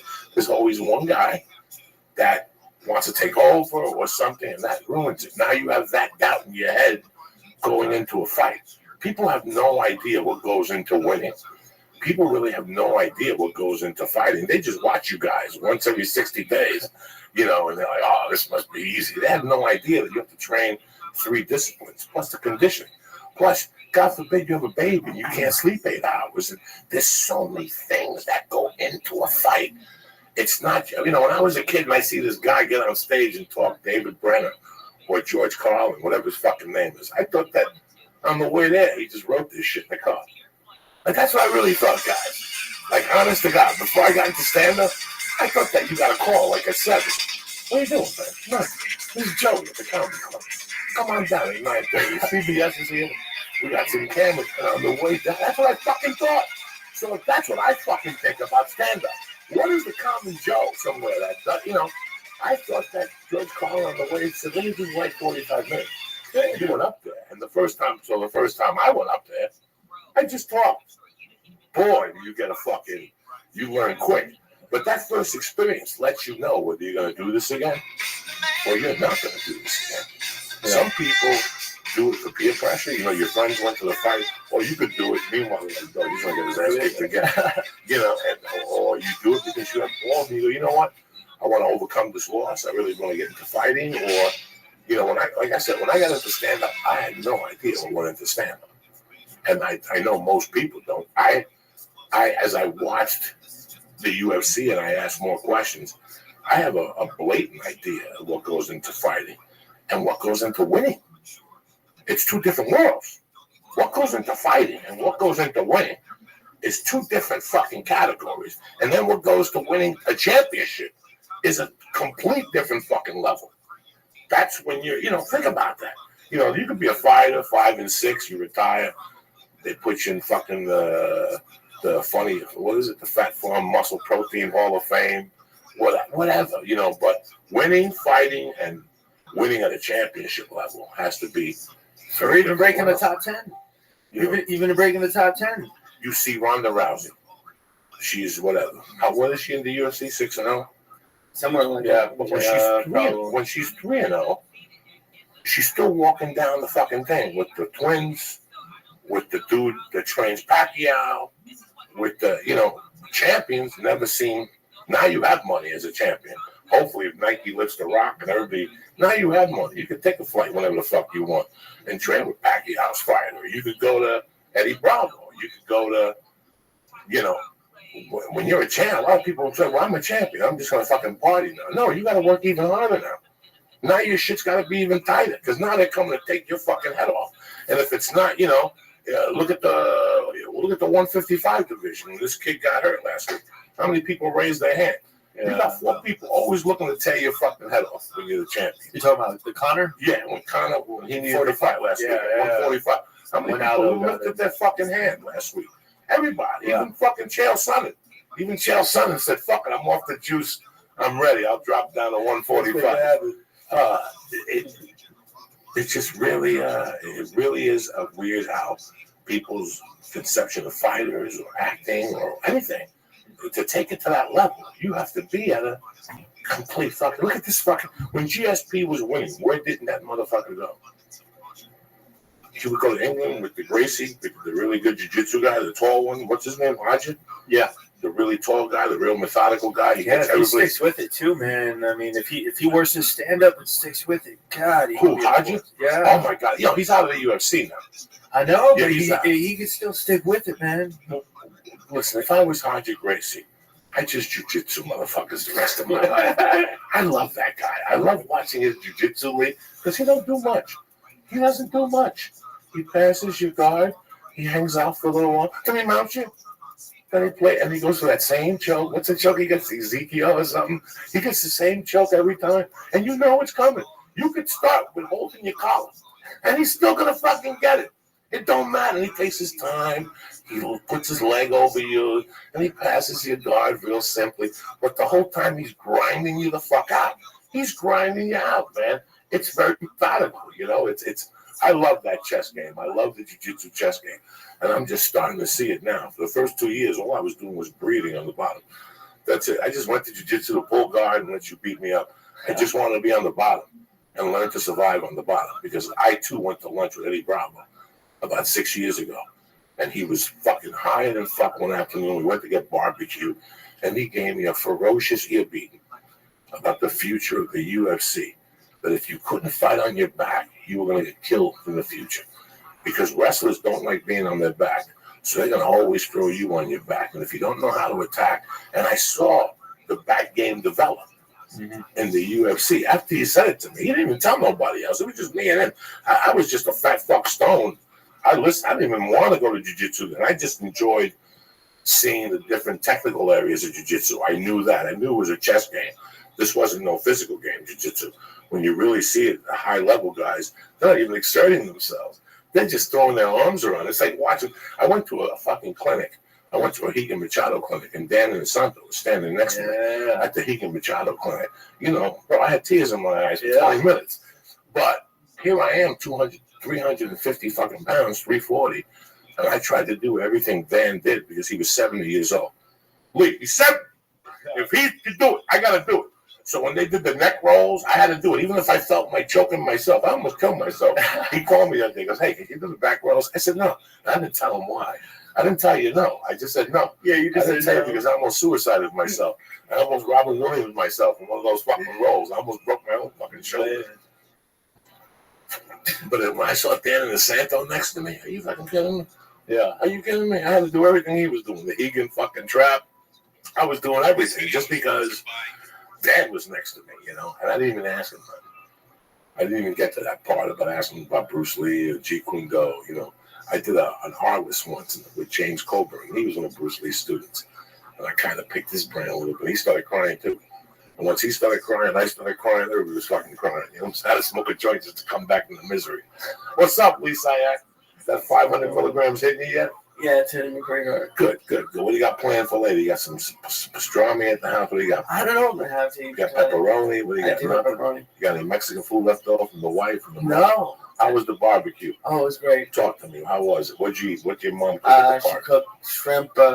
At the park? Yeah, at the park. Listen to this. The in-laws at the park. Shrimp kebabs, carne asada.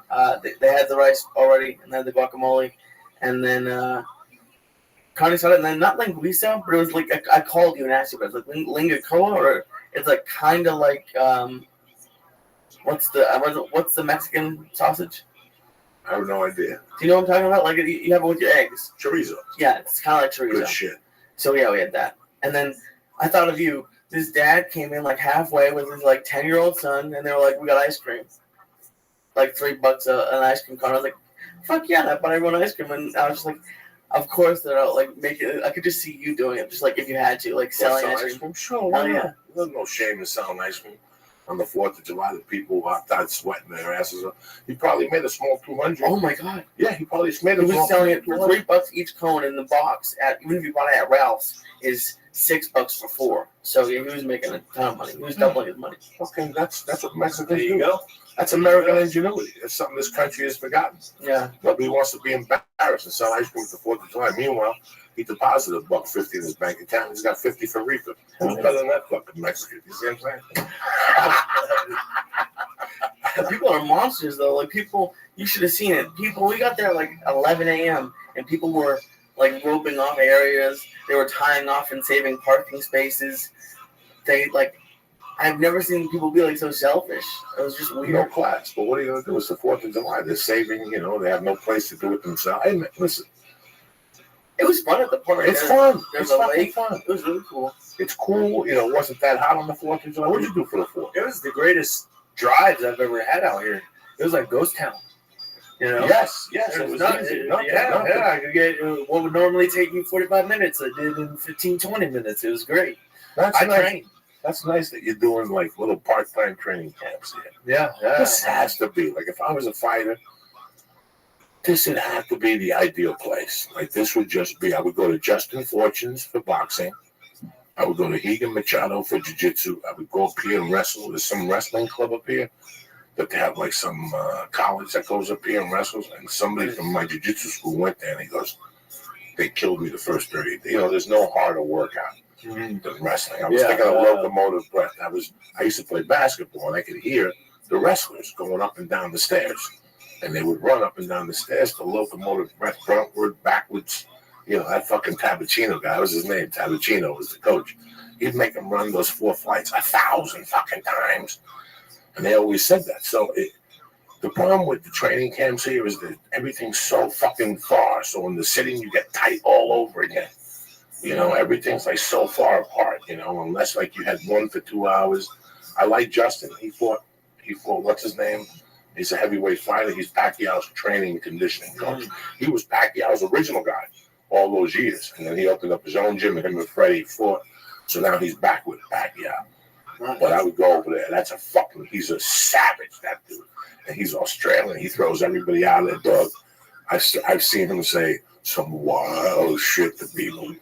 And he could back it with a torn bicep. He's got one big one and one that's like my My little pinky toe. That's how his bicep. Matt Sarah's got a torn bicep. Too. Fuck you up, Justin. Fuck you up, Justin Fortune. Go to Justin Fortune's gym. He's on Sunset Boulevard between Curson and very sweet man. Go down there and go fuck around with him, boy. He has a Saturday class for like just Gentiles, where they come in and run with wheelbarrows and tires. You know, guys who see it on TV and they're like, I could do this. Fuck John Jones. You know what I'm saying? And he just breaks them right there. He just breaks them. He beats them up with that one good arm, and it's all over. Oh, man. With the one good arm. With the one good arm. Like my shop teacher, Mr. Panacucci, he lost the arm in Vietnam. When that motherfucker would elbow you with that fucking dead Vietnam arm, oh my God, you would go flying. You think I'm kidding? He had it that he would poke you with this in the rib. For what? Like if you right? Like For what? I went to school in the 80s where they still bitch slapped the motherfucking jersey. True. You know, he would poke you, or he lost like from here down, and he would poke you like a corn soup to the fucking right to his rib. Oh my God! And he would stick like his finger, like his little stub from his elbow and your little rib there. Oh my God, that was painful. Yeah, probably hitting that cartilage right in between. Yeah, right. Oh my God! And he would knock the fucking air out of you. Those little old guys with a missing hand. They'll fuck you up like Han. Remember when Han fought John Saxon? He fucked up Robert Kelly. Han, the guy on the fucking island and Enter the Dragon. Yes. Only had one hand. Yeah. He fucked up the black dude. I'm telling you right now. So then, Doug, what really impressed the fuck out of me is that your dream never stopped. Perseverance, man. You went out of the UFC for a few years, maybe a year and a half or two. 4 years. 4 years, and you came right back like a soldier, started bitch slapping motherfuckers. I didn't stop, man. You're never supposed to stop. That's why you're here, Ben Saunders, because I love that. You know, you went out, and I still followed you. I asked Joe if he had seen this shit, and then I know you called Eddie. Eddie said you called him one day. He goes, yeah, I can't believe you called me, Ben Saunders. And I go, that's funny, because there's something to you like. Ben Saunders is like Carlos Condit in a lot of ways. You know, there's people who are fighters. I would hate to bump into Ben Saunders in an alley one night when you're in a bad mood because it ain't going to end. You know what I'm saying?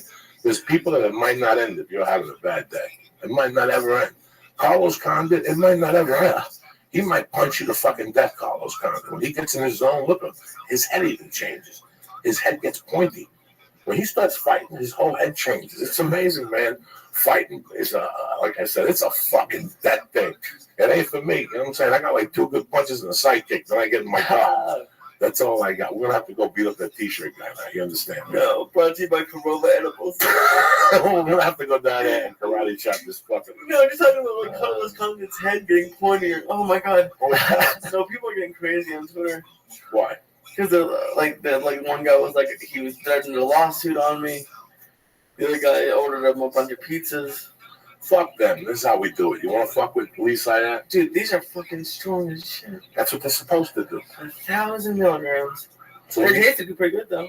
Now, after you won, where'd you go? Bellator. Yeah, you went to Bellator. Now, after you won, did they contact you or you contacted them? So, from what, UFC? To come back to the UFC? I fulfilled my contract with Bellator. I didn't want to re-sign with them. My whole purpose of even going there, I didn't even think it was going to take that long, man. But, you know, you sign a contract, you got to fulfill it. So I did what I had to do. I grinded through my contract, got done with my last one, didn't want to re-sign. They knew that I wanted to go back. That was really out of pride alone, man. I kind of promised myself when I got cut from the UFC, I was like, I'm going to do everything I can to get back here. That's my goal in life. If I don't make it back there, it doesn't matter how good I could do at Bellator. If I don't make it back, then basically I lied to myself, you know, like I committed to something, and if I don't accomplish that, doesn't matter how good I am or what I do, it felt like a loss to me. And I was actually supposed to fight Matt Riddle for the Titan FC welterweight title.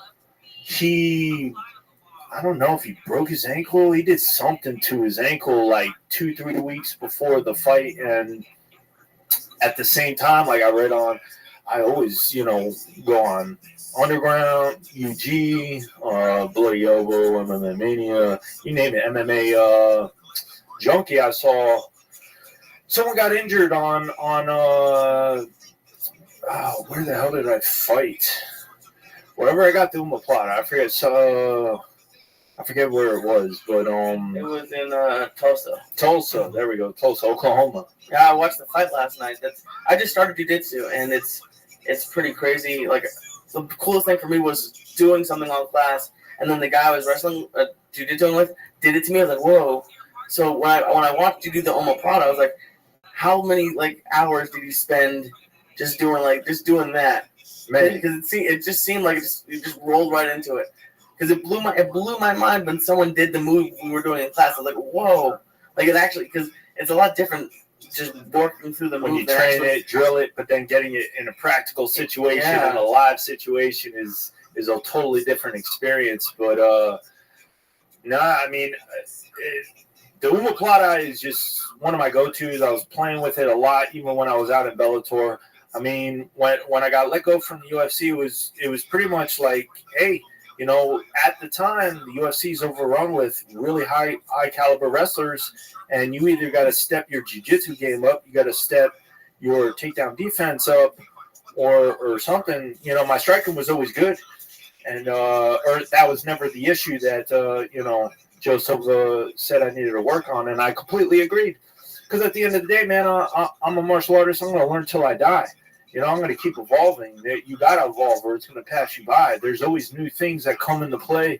And whether you use it or not, you need to have it in your brain, in your arsenal, so you can at least defend against it. Or if you're coaching, you can see it happening so you can coach your person against it and all that stuff. But the way I got back in the UFC was pretty much I was supposed to fight for the welterweight title against Matt Riddle. He got injured. I saw MMA Junkie.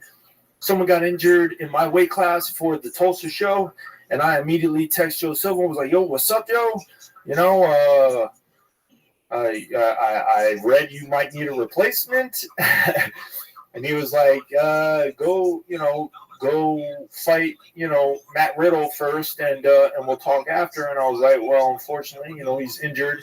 And it was supposed to be a 5-round fight. No one wanted to take the fight on short notice, 2-3 weeks notice against me. And, I feel everybody on that too, because you're dealing with a weight cut. You're dealing with a lot of rounds of cardio. And I'm not the, easiest person to take a matchup like that, because if I'm not putting you away with a submission, there's a good chance that I'm trying to obliterate your face and body. So, there's a lot of pain that could potentially be there. And Joe Silva, I told him the situation, and he ended up the next morning. I wake up and he's like, if you can talk to Titan FC and they're cool with you coming over, let's do it. And I was like, oh shit, fuck yeah! Like right there, I was just like, I gotta see if I can work this out with Titan. And Titan was cool as fuck. As people can see now, Titan's about to be on Fight Pass, UFC Fight Pass. They worked the deal out with the UFC, so their shows are going to be live on there. And, yeah, man, they let me go. Joe Silva called me up, Joe Silva set me up, and we signed a contract. And just like that, man, I was back in the game. It was crazy. It was absolutely nuts. And what's crazier, even more so, is when you brought up fear, and then you brought up your street fighting situations. I would have to say that for sure. I'm not a bully. I was like the anti-bully. Like, you ain't gonna fuck with me, my friends, my brother, or anybody. Like, you jock motherfuckers. Like, those motherfuckers, not all of them, but there's a lot of jocks that are fucking bullies, man. And they think picking on the weak is either fun, or they have this crazy psychological thought process of, well, I'm making them stronger for later in life. And I don't see it. I don't see that because, then you get the people that either just dwindle away and think they're nothing, or, man, sometimes they snap, right? They snap, and we've seen some other crazy things that I won't even mention on the show, but, yeah. Because I'm stoned. Yeah. I only bullied one time, 2 times. And when I say bully, it's not like I went up to somebody and mad dogged them. When I say bully, it's like I struck them, but I struck them in a felonious way. That's funny. One time I kicked a bum. One time we were mugging them. And you got to kick those motherfuckers. I kicked them in the leg. I can never kick nobody in the head enough. Then one time I went to rob Freddie when we did the gas station, and he kept telling me, if you rob me, you got to make it seem like, I got robbed. You got to time me out and shit. And I could. It's like when I go to jiu-jitsu and I'm in side control. Listen, I look at myself in the mirror every day. I'm a fat fuck. I don't want me on me. So when I'm in side control, a lot of guys like, Joey, grab the fucking side on, put your shoulder into my jaw. I don't like doing that to people. That's a bully. You know what I'm saying? Yeah. Just me being on top of you, that's good enough for me. You can figure it out. You're a fucking brown belt. You know how to get me off you. You know what I'm saying? I'm a white belt. Figure it out. So that's the only 2 times I really went out of my way to bully somebody. And I felt, to this day, every time I think of robbing Freddie, like I robbed him like 8 times in a year at the gas station. But I always brought somebody else to kick him because I liked Freddie. I found no satisfaction in kicking Freddie. There was no, you know what I'm saying? Freddie was a sweetheart that was half retarded. It wasn't his fault. Life just dumped him a fucked up deck of cards. He was a gas station attendant. He had a fat wife. But he was a sweetheart. He did anything for me. Now he just wanted to do an 8-ball. So for him to do an 8-ball, I had to rob him and give him a kickback. And it was so bad that, the time I kicked him in the chest, and he's like, harder. I'm like, I can't kick you harder, Freddie. I didn't even know if there were cameras on those days. Did you say that under his breath? Like, harder. Yeah, and I felt bad. So I always had to give somebody 200 just because I felt guilty kicking Freddie. I think about that. When I rewrote that, I was just writing about what things I used to do. And I even narrowed it. I had to think about things I did with certain people. And I hung out with this kid, Didi, for 2 or 3 years. And we used to do some crazy. We were kids, 16, 15. Our big thing was to take 2 Quaaludes and drink a bottle of vodka. We'd fucking down a bottle of poop out vodka a piece when we were 16. And I was an alcoholic. I don't even like booze. I don't even drink. I drink a shot of fucking Jaeger or something from the comedy club. I can't even see myself drinking a bottle of Wolfschmidt anymore. Even close. I haven't drank vodka and orange juice. It's got to be 25 years since I've had a vodka and fucking orange juice. But we were 16 in the wintertime. You grew up on the East Coast in the wintertime, you got to get jizzed up every night when you're outside. An 8-pack of beer. I remember robbing a beer truck one time. No, we robbed Albertsons, and we took a fucking gallon of cooking wine, the red shit, and we drank it at the park. That's the worst headache you'll ever fucking get. I don't think you're supposed to drink that one. I know. I never drank wine again. I take sips of wine. If I say I've taken 3 sips of wine since I was 17, that's all. I don't like wine. I don't like it around me. That's why they killed Jesus. He had wine that night. You're supposed to have wine. That's when they always kill you. Castellano was drinking wine. He got shot. I don't fucking know what I'm talking about. That brownie fucked me up too. Little Tony Bennett break things up here. Oh my goodness. Oh my goodness. This is brownie. You're not going to jiu-jitsu time? It's Monday. Yeah, 8 o'clock. Are you kidding me? I had a fucking panic attack if I went to jiu-jitsu. When somebody breaks your heart.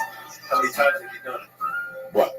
Jiu-jitsu. 2 years. 2 years 2 years. straight, or just 2 years off and on? 2 years straight. I had knee surgery, but I took off from August 24th, the second week of October. The second week of October, I was back at Hegan's, and he had me doing little things.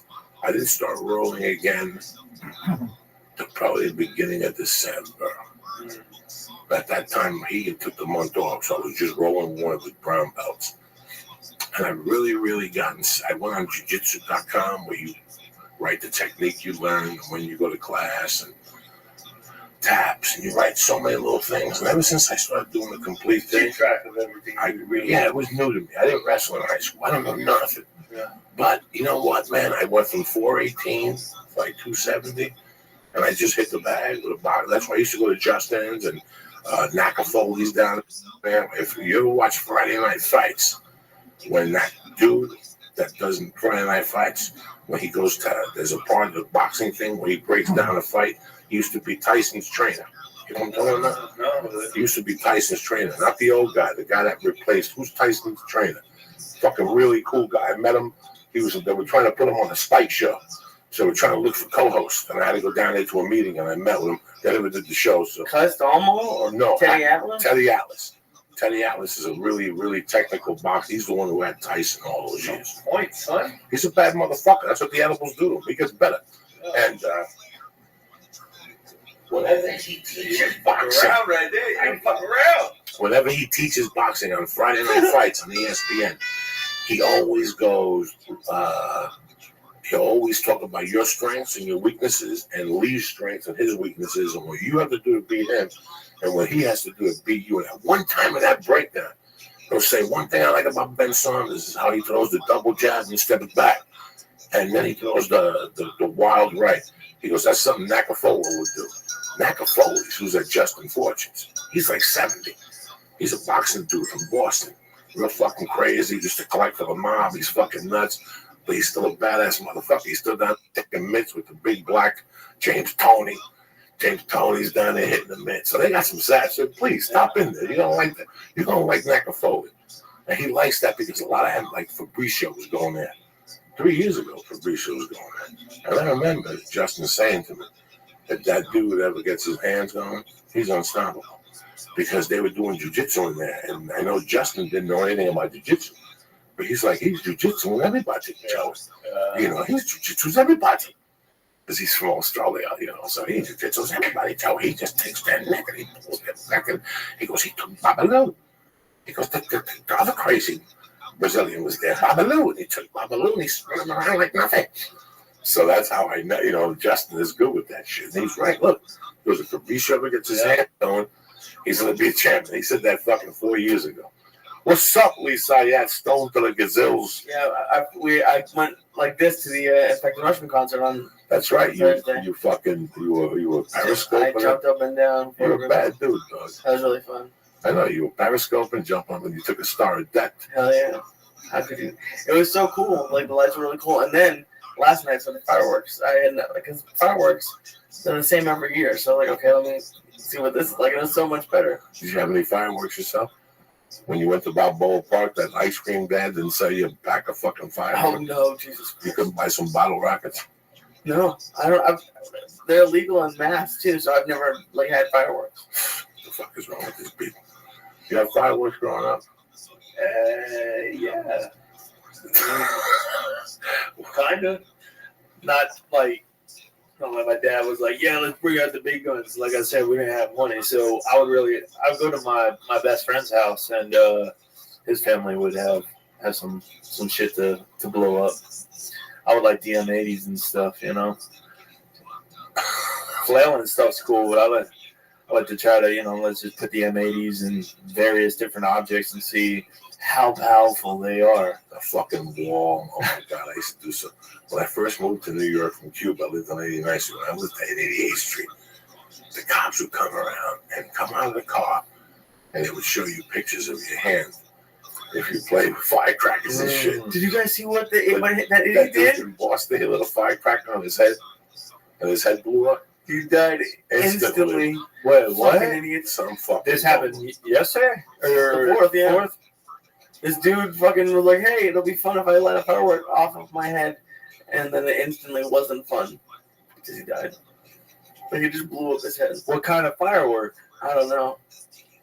I can do some research, though. I'll never forget. Oh, my God. They got that on video? I hope not. I hope so. I know. Oh, yeah. You had a good friend that taped that shit, right? That's how faces. Fuck yeah. There's always a good friend. Hold on. Let me get it on the iPhone. Tweet this shit. Oh. Bam! That motherfucker's head blew up. Now, there used to be a guy that used to come around and sell us a mat. Were the ones that were all connected that you could light at one shot. A mat. You could buy a fucking mat. In those days, for like $20 a mat. And then you got a gross that came in a package with Chinese wrapping out like a brick. That's when you were badass. That's when you went to Chinatown and you were a fucking badass. Then you bought the cherry bombs that was circular. And then there were smoke bombs that were circular. Sparklers, they didn't count. You bitch hand motherfuckers who had sparklers. Yeah, And that's the only thing I ever had. Then you had the tanks with the M80. That's when I lived on 88th Street. And then there were kids that would break the stick off the bottle rocket, and you lit them, and you called those nigga chasers fucking hysterical. Hysterical. Why do you call them that? Because they just go crazy, and they would chase I know, black people. It's fucking crazy. I don't know. I didn't invent that league. I'm just informing the country of what they used to call them in New York City in those days. You have to ask, like, hey, where did you come up with the name? Why would I? I didn't want to question it. I had black friends. I don't know. I didn't say nothing. That's what they fucking called them. Even black people called them. No, I heard it too. Nigga chasers. That's what they called them. What the fuck? Because of the commercial? What? Like, it's a name everybody knows. Like, imagine if That's what the name of the street was. You took the bottle rocket. But they wouldn't sell them like that, so it's not like the package was... You cut the stick off from a little bit, and that's what it became. Oh. I'm not going to fucking say it again. I told you 3 times. Shit. You're going on my emotions. So you were talking about fear before. Why was it interesting? I'm sorry. No, because when you brought it up, man, I wasn't a bully and I didn't look for fights, but I would fight. Like I was a scrappy kid, whether it was to stick up for my friends or someone, wanted to try to bully me, and it wasn't going down. I was in some street fights, and I would have to say those were probably the most. Obviously, I never fought before that, so those were the scariest moments of my time. And I remember really, really in particular, after my first legit street fight, which ended up getting broken up by I don't know, a guy that lived in the neighborhood came out and he was like, "Hey, you kids, get out of here, blah, blah, blah." But I remember my cardio was like, oh my God, this is a whole different factor. And just the adrenaline dump of oh my God, this is real. The heart rate's up, physical damage is real and whatnot. I remember being like, how the hell am I going to get past this? Because it was absolutely insane. I've never experienced anything like that. The fear and the adrenaline and the heart rate and everything involved was too crazy. And it was Bruce Lee, Tao Jeet Kune Do. He has a spot in the book, if I'm not mistaken, it's under Attitude. And he talks about it, and he says, I believe it was when you start anticipating combat or the fight, and you start feeling the biggest thing, butterflies. Sometimes it's just reaction. If a street fight happens, it happens. But sometimes if there's a little verbal communication leading up to the fight, you're starting to already feel the butterflies, or you got that bullshit, I'll see you after fucking school, bitch. And then you're like, it might be churning for the next couple of periods or classes leading into, okay, after school, it's fucking going down. You're fucking waiting on it. And I was like, how the fuck do you deal with this? And he was like, when you feel the butterflies in your stomach and you feel nauseous or the anticipation of the combat that is about to go down, don't panic from it. Don't be scared of it. Embrace it. It's a good thing. It's your body preparing for competition, battle, you name it. And it rises, it helps your body raise its senses so you're more on point when the actual altercation goes down. And ever since that moment reading that, if I ever feel it, it would bring a smile to my face, and I'd be like, yes, it's now. This is the moment that he's speaking of. I'm ready. And you just fucking go with it. How long have you been fighting? As in pro? Yeah. 2004. How many years before that? As in what? Street fights? Training. Amateurs. 1996 or 7 maybe. So 18 years. I don't know. Let's just call it 17 years. Yeah. You've been experiencing getting hit, reactions, learning shit. Walking into knees. I see you have a little ring on your eye. Walking into knees, walking into elbows. This is how you learn. This is how you learn to put that hand up. This is why they tell you in the third round, keep it. I told you. Well, I told you your arm is tired. So is everybody. Glue it to your fucking temple. If you don't feel it, it's not there. It's not there. So, I've been doing comedy 24 fucking years. God knows before that. I went to prison. I was comic. On my corner, I was always cracking jokes. It was always a circle. You got to be the funniest. Even got a word in. Friday night, man, it's a set like any other set. This last Friday, I didn't tell him till yesterday. It was a set like any other set, right? Man, I've been doing comedy. If I'm I'm a fighter. If I'm working, I'm fighting. But if I'm not fighting, I still go out 3-4 nights a week. I still go out and do 3 sets, 4 sets for the week. That's my goal. And I go. That's your sparring. Yeah, that's my sparring. Yeah. And I go to the comedy store. You got to follow Chris D'Elia. You got to follow Rogan. That's the wolf. Sebastian. You don't know who the fuck you're following down there. Neil Brennan. Sarah Silverman. So I go down there last Thursday night for the storyteller show. And I forget that I can't go up first and throw heat at them. They're not settled for that type of. I opened up with the story about my buddy killing himself with the ice cream cone. He bought the sundae. Steve Mancini. I told it in Vegas. He went to Carvel. This guy was always one of those dudes that, he was kind of disturbed. You knew he was fucked up because he'd be quoting like devil worship music and shit. You'd be having a conversation, rolling thunder. Power and rain, you're like, all right, But one day this motherfucker went to Carvel, bought like a little sundae, went to Suicide Bridge, ate the sundae, put the cup down, took his glasses off, and jumped off the bridge like nothing happened. No note, no nothing. And people are like, well, what happened? What didn't happen? He ran out fucking, he said, fuck it, right? I told that story. They just stared at me, so I had nowhere to go. So my main story died.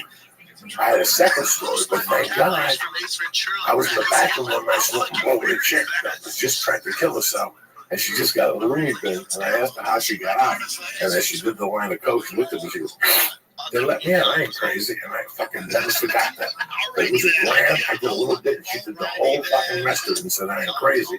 So I told that story, and that got me. But nothing else. I was dying. And then I had to go in the main room and follow Chris D'Elia. I just died, Lee. I just died. So I came home and I'm like, you know what? I don't want to fucking go down there on Friday. I just died too nice. Let's just write it off for the weekend. Let me write some new jokes. But she said that morning, but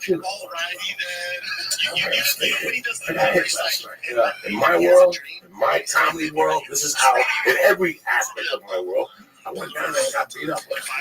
They're talking right now. They're talking. So he got beat up. Is he going to come down? He's an old guy. Fuck you. I got down at 11 o'clock, and I ate a brownie. But I ate the little one. I opened it up like at 8 in the morning and ate the one half, which is 70 milligrams. And then I ate the other one as I was leaving. I go, oh, that's right, the bread. I can't leave it there. What is the answer? I said, fuck it. Boom. I ate that motherfucker, got gas, and I shot down to Hollywood. I got there, everybody was there, so I had to wait. Sometimes you get to the comedy store and nobody's there, so they put you right up and you go home. I had to wait. So I went to the back room. I was just talking to some people. And all of a sudden, an hour flew. And some guy came and got me. Jeff, and he goes, Joe, you're up inside. I went back there. Man, it was like, I've been watching Sopranos at this fucking lunatic movie. Just revisiting it, going over it. Yeah, I got to rewatch it. And he gets those panic attacks, Now, I get anxiety. Listen, I eat edibles all day long. So I get like 3 anxiety attacks every day for like a minute, but I just breathe through them. I already know how to do them.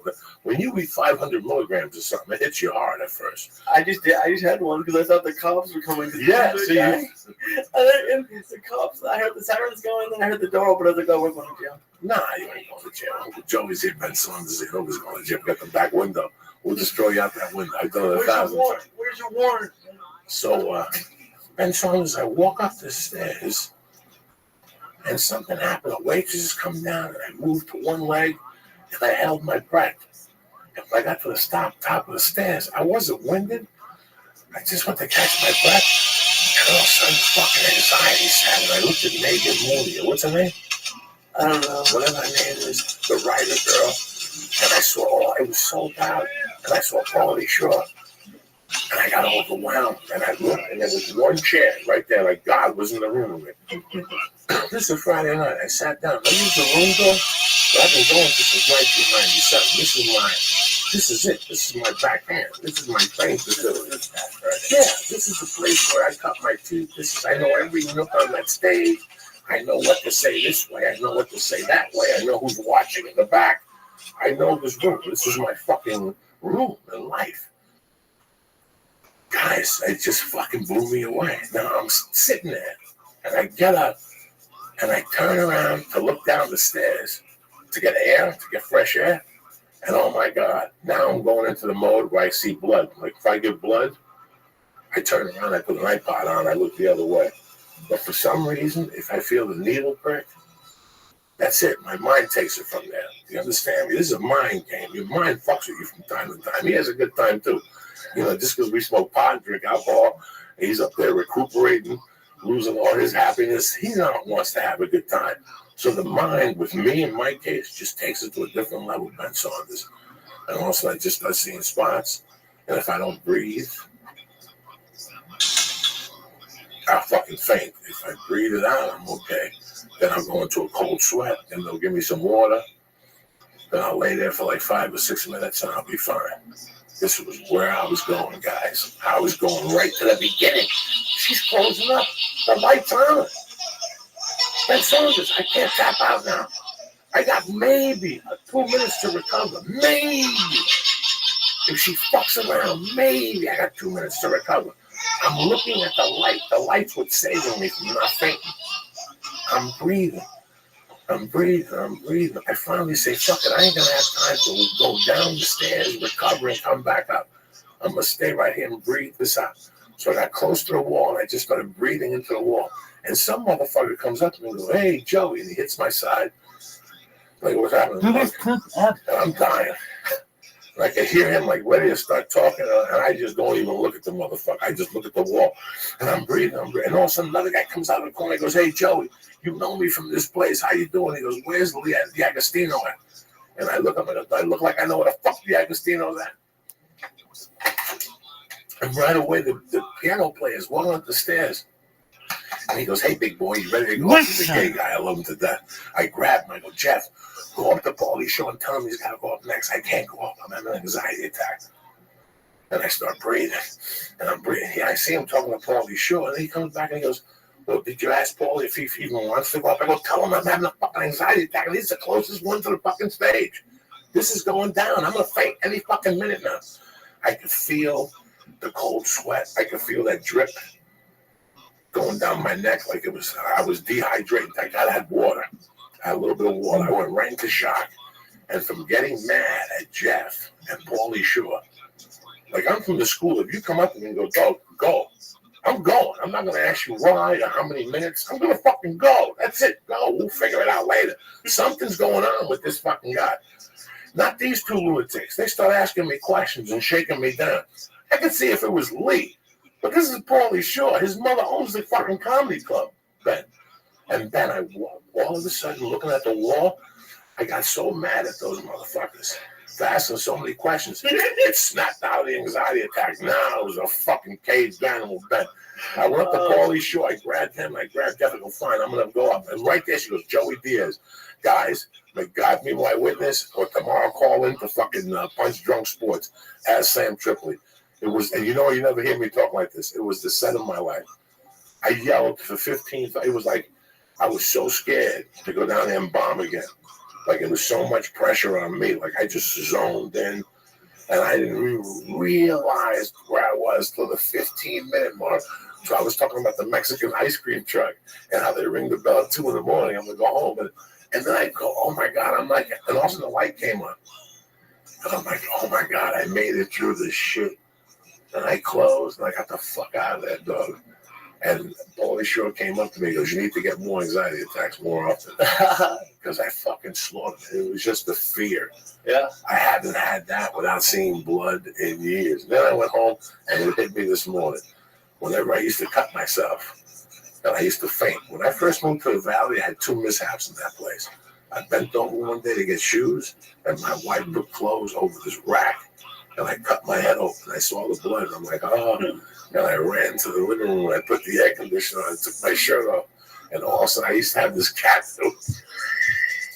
Oh, my God. This cat would jump on me.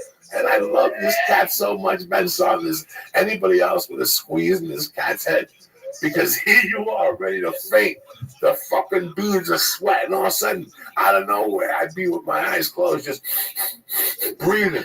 And all of a sudden, nowhere, something would land on my chest, and his claws are going to my, and I look at him like, Finny, you motherfucker. And I loved him so much. If I didn't love Finny so much, I'll tell you right now on the show, I just would have squished his fucking head. But I loved him so much.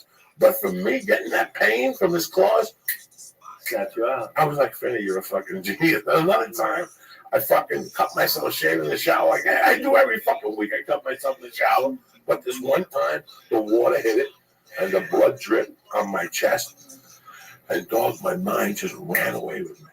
And I had to get out of the shower wet and everything. And I fell on the way out. And also I ran to the car, put the air on. And the fucking jumped on me again like a week later. I was going to kill you motherfucker. I got no shirt on. But I love that motherfucker. He's dead now. He's all right. What's he going to do? I love that. I was going to say, he knows at this point. Yeah, right? he knew whenever I was all fucked up. So he would jump on me and put his claws in me, so I would take my mind off fainting. I never. Does blood usually do that to you? Who? Your own blood? Oh my God! Get you. When I watched when BJ Penn fought Joe Daddy Stevens, he cracked his fucking skull. Okay, and I fainted at my house. I went up on my own couch. I went to see the Ultimate Fighter one time with Ralphie May, Joe came to sell tickets, a bunch of comedians in Vegas. I'm sitting next to Ralphie May. And in between rounds, he busted the guy's, I don't remember the fight, I'm sorry. He busted the guy's eye, and they had the towel in his eye. So it was right there. I mean, it was 10 feet away from where I was sitting. I was like in the second row. And I saw the guy throw the towel, and it was just red. Dog, and I just saw the red towel. I couldn't even imagine. My heart went into, and I fainted sitting there. And I fainted on some chick, and the boy she was with was a doctor. She had big tits. I fainted on the tits, and they were like, "Are you okay?" And they gave me water, and the doctor's like, "You're fine. What happened?" I go, "I can't see blood in that guy's towel." He goes, "Oh, that towel made me sick too." Some people get it. So I fainted twice I fainted at Pulp Fiction. Really? Yeah, we sticks the needle in her heart. Wow. First time I fucking went down. I haven't fainted this last time. I had to do 2 days in a row. So when I went to get blood, I didn't faint. But when I went for the heart thing, they fucking put ink in my heart. And that made me fucking all fucked up. Makes you break out into sweats and get black. You know, the breathing is out. When I was younger, I didn't know anything about the breathing, so I'd go out. But now you just keep breathing a certain way, and you recover, and after a while, you're like, what the fuck happened? It's almost a meditation. And when I first started jiu-jitsu, I used to have the panics on the bottom. I tapped for a long time. I said, I got discouraged. Was it like claustrophobic? Yes, it was very claustrophobic. And as soon as I would hold my breath, and then you're on there, that's it. Oh my God. And I would eat edibles or smoke dope. I'd listen to Eddie Bravo. And I'd go to fucking jiu-jitsu up here in the valley with the gi. And it's Monday nights at 8 o'clock. So the guy puts you through a half hour. It's called Marcelo Madness, where you do 10,000 sit-ups, and he makes you do everything to tire you out. So when he teaches you the technique, he wants you to do the technique while you're tired. So at 8:30 starts the portion part of the class, where he teaches the class to about 9:15. You drill it, and then you spar till 10 o'clock. I couldn't fuck, bro. I almost fainted 4 times. The gi, the T-shirt, I wouldn't even wear a rash guard. I got a rash guard one time. I put it on and almost tapped myself out in my house. But if my wife wasn't home, I would have down 911. That shit was tighter than fuck. I couldn't get it off. I was panicking. So forget the rash guard. I get a T-shirt from Our sponsor, MeUndies. MeUndies has a nice fucking blue, long sleeve, thin rash guard type deal. That's nice. It's a little loose. It gives me a little. I like my titties to breathe. I don't need that shit fucking choking me out on my own. But you know what, man? I'm like you. I got so scared of going to jiu-jitsu that the fear made me go to jiu-jitsu. And I just pulled guard and I tapped. And then I flew to Vegas with Big John McCarthy. And we were talking on the plane about it. He goes, I had a guy years ago that would come in and tap and turn purple and run out of the building. And he came in one day and he goes, I'm not going to come no more. And he goes, why? He goes, just keep coming. Please keep coming. He goes, just don't roll. Just do the technique. Keep doing the technique. And he goes, I kept coming again. He goes, like 8 years later, now I got one of my top brown belts. And he teaches the kids classes. He goes, just keep going. Just keep going. And now it's okay. Now I can live with it. You know, now I can live. I know a couple of escapes. And now at least I can loose. I know what I'm doing on the bottom. I just pick him up a little and put my knee under there, something. But at first, man, I would fucking kiss the cat before I went to the jiu-jitsu. I would make my will out. I would get fucking panic attacks. That's why I stopped at the reefer. You know, before I go to jiu-jitsu, that's why I go to the 11 o'clock class. That's why I need to go to the early. I can't make it up to the 8 o'clock. That's never going to happen. I am not going to not smoke dope till 8 o'clock. I can't do it. 11, you got me, because I could smoke like at 7. And by the time I get to jiu-jitsu, it's already worn out. But I already got my weed for what I needed to, right? A little bit, drink some coffee. Yeah, get the morning started. You know what I'm saying? Look at Ben Saunders. I'm like, what the fuck, Joe? Nah, man. I mean, why are we talking about this, Joe? In my head, I'm thinking, I almost feel like my favorite word is perseverance, because I don't even care what you do in life, man. Like what your thing is. You're a comedian. You work in a cubicle, whatever it is, man. I mean, dealing with trials and tribulations and overcoming it is one of the hardest things anybody can ever do, but it's also the most satisfaction you could ever experience in your life. Did any part of you, when you were in Bellator for 4 years, consider like just retiring?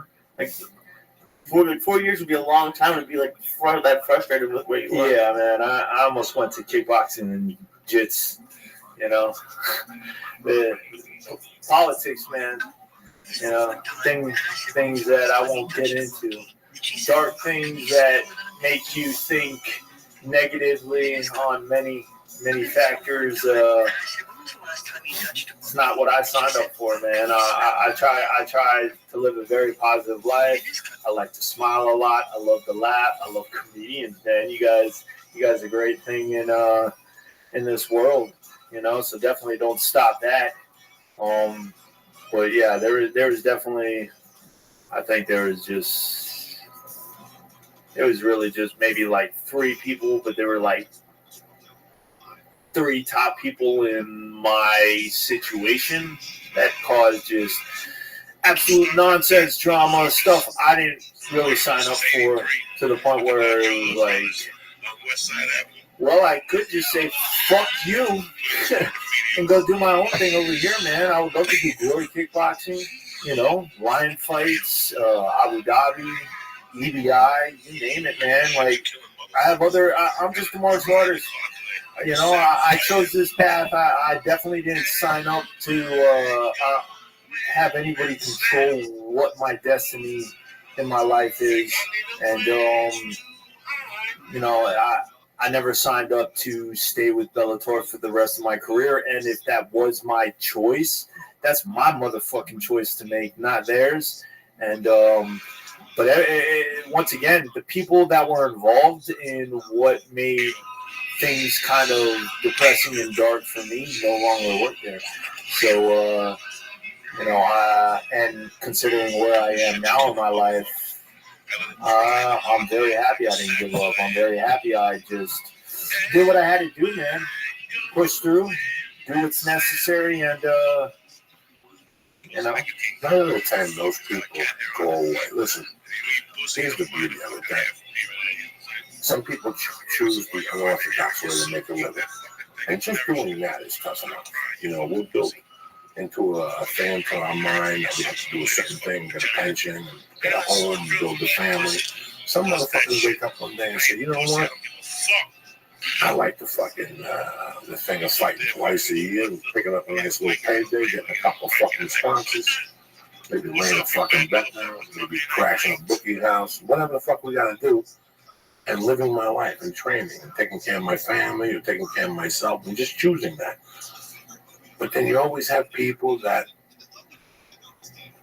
didn't even go that struggle. They tried it for a couple of years and got out of it for whatever excuse they give you. And now they're in a control position.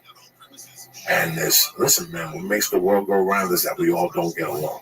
Can you imagine if we all got together and sang Beatles songs every fucking day and held hands and we went to 7-Eleven with the fucking, with the whatever, and everybody jumped up and down. Freedom of speech. No, man. So some people aren't going to like it. And here you are working hard at your dream. And there's always this one motherfucker that just don't dig it. And sometimes you go head to head with that person, you confront that person, but you make it worse now. Now you give that motherfucker more control. And it's funny that talent always overrides that. Somewhere along the line, you'll find something as a band-aid to cure it, and one day this guy will be gone. There you are. There you are in a position to save them. One time you can, and now you learned about life. You learned that maybe you were ready, but you weren't ready. And this guy that was fucking with you, he's selling real estate somewhere in Kentucky. He doesn't even matter. He doesn't even matter in life anymore. And here you are fighting. You have a family. You're fighting on national time. Do you ever think of that, bro? You're in the UFC. No, sense on this. Let's get down to the fucking, you're in the UFC, okay? You're in the UFC. You're a UFC fighter. There's kids leaving right now a job. It's 10 to 5 right now. There's guys leaving a job. Someone digging a trench, going to some fucking gym to get beat up with a dream to fight in the UFC, and there you are, I never forget where I came from, man. I if it ever sways away where I'm like ever thinking negative about what I've accomplished or where I am in my life, it just takes a split second for me to remember working at McDonald's, working at Burger King, working real shit jobs. I was a hardwood stair carpenter, waking up at 3 a.m. to be there at 6 a.m. to work the most rugged, hardcore, destroying all my joints in my body, to then leave there at 2:30 p.m. to go train and stay at my gym from 4:30 to, I think, 8:30 at night, to go home, hopefully pass out by 11, and do that again, all over again. And that was probably the most physically and mentally just really miserable time, because it was just, I'm killing my body. My body is necessary for me to succeed in the goal of where I want to go, but this job's fucking deteriorating. I'm feeling arthritis in my wrists and my hands. These are supposed to be your babies. Boxers, they talk all day long. You need to protect your hands, man. Without your hands, what good are they? And thank God, eventually I ended up getting like a bar backing job. I got to work more nights. They worked around my schedule. Bar industry definitely was a perfect industry for me. I didn't need to drink. I didn't like to drink, but those motherfuckers like to drink and tip and talk. And it physically didn't fucking do goddamn thing, on my body. There's a lot of boring waiting around sometimes, but I definitely can easily just look back to the hard times. Fuck, man. One time, I was one of the FedEx guys in the back of a truck doing Tetris, where they would just shoot these boxes down and you have to Tetris up, rows and rows of all these packages. Sometimes the package looked, as small as a ball and weighed 150 pounds, and you're almost breaking your back because you're not even realizing how fucking heavy it was, and you didn't bend over properly to pick that shit up. And it's like 230 degrees in the back of the fucking thing, and you're fucking sweating your ass off, and you're going home, and your back hurts, and everything fucking hurts. And then your car breaks down, and you gotta fucking walk like 8 to 10 miles to fucking get home because you don't have a phone and you don't fucking have anybody's number to even call, and then you're gonna get fucking evicted from your apartment because you no longer have a job, because you no longer have a car to fucking get to your job, and then your family, when you go to them for help, tells you, what are you doing with your life, because you're not making a goddamn cent with this fucking career you're talking about, with fighting and whatnot. So then you fucking disown your family and fucking do what you got to do to get by and fucking finally make it happen. And you make it on live television, and then the world turns. Everyone's like, holy shit, you made it. You did it. I think about it. And then amazing that you go out. I never forget when the drivers to gigs in my hotel room. I think about nights, everything Wyoming, being at a bus station. There's a bus station right here in Magnolia, Yeah. And if you go to No Hope Diner at night, you'll see the people that have to land there like at midnight and wait till 6. Yeah. And they just sit there. That was me. On the road 12, 15 years ago, I would fuck that to save a plane ticket. I would spend the night at the bus station outside. I'd bring 2 joints and a Walkman. Fuck yeah, 6 o'clock. Go on that bus to whatever. Sleep in the condo. When I got there and did comedy, take a shower. Oh my God. That's what you think about. And that's where you gain your strength from. You're like, Jesus, I did that. Mm-hmm. I started hanging out with the Agostino. I started feeling bad for him. And one day I'm like, fuck him. He's got to get a day job. And he's got to go out every night and do comedy. And that's how you become a comedian. Everybody, when you go on the road, you work with these kids. They get $500 a week for 5 shows, no hotel. So they got to go on Wikipedia, whatever the fuck that is, and get some hotel for $48 a night in a bed that somebody got stabbed in the last week. The room ain't painted. There's one light bulb that's out. There's no hot water. And they got to drive 50 miles. I mean, I talk to these kids, and they tell me their fucking journeys. And for a minute, I feel bad. And I could go, no, I did the same thing like you motherfuckers. I didn't Wikipedia my destination. I just slept at the fucking bus station to save $44. You wake up, you get a fucking horrible bagel, and you get a cab, and some days you fucking make a score. Yeah, some days you make a score, and some days you don't. I remember doing Michigan, and the guy would only give me a hotel from Friday to Sunday at lunchtime. And the rest of the week, what am I going to do? Come home? No, I just got another hotel room. So I find like a Motel 6 in fucking hell for $24.99 from Tuesday to Thursday. Are you fucking kidding me? And I'd eat Subway sandwiches, the veggie and cheese like a motherfucker. This is when they were first getting the horse meat with the regular fucking white bread. They didn't have no wheat bread. They had white bread. That's it. And it all tasted like formaldehyde. It would actually been more expensive back then. Yeah, right. Because they didn't have those deals. The veggie and cheese was still $3. I ate a ton of those going on the road with a Datsun B210. Nobody even knows what a Datsun is. Nobody in this both of these don't know what a fucking Datsun B210 is. A 4-door with a hanger pole in the back so I can hang my suits and shit.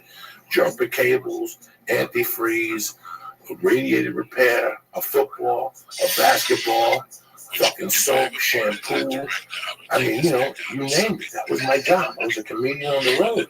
That's what you do. And you wait every week to call in and they'll tell you where you're going. Some weeks you go to Nebraska, some weeks you go to the Idaho run, some weeks you do Idaho run too, some weeks you do Winnemucca, Nebraska. You know what Winnemucca, Nevada is? No, you know what Winnemucca, Nevada is? Fuck no, nobody fucking knows. I've been there. That's what I'm talking about. For a week straight. You're saying it was amazing. It's amazing and pathetic at the same time. But I did it. And nobody could ever take that away from me.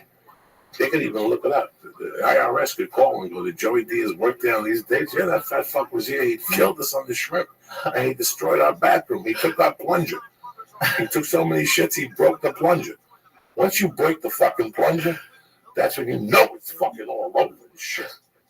What are your plans, my brother? Talk to me. Is in tonight? No. Doing kickboxing with July Hardoff. July 23rd. You're fighting again. July 25th. Okay, you're fighting again.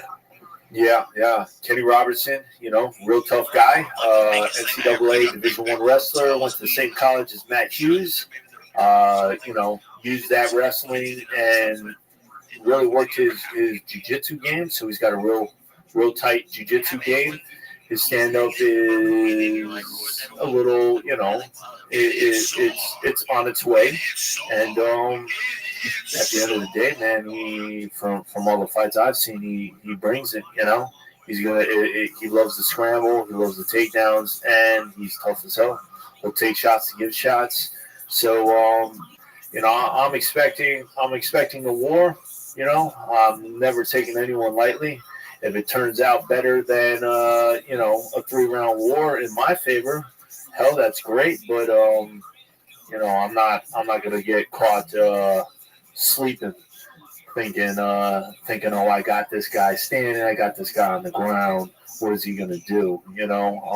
I'd rather just say I'm gonna do everything in my power to be prepared, and let's see if those stars align. What do you think about that, Lisa? I think we need you for the t-shirt guy. You should come with us.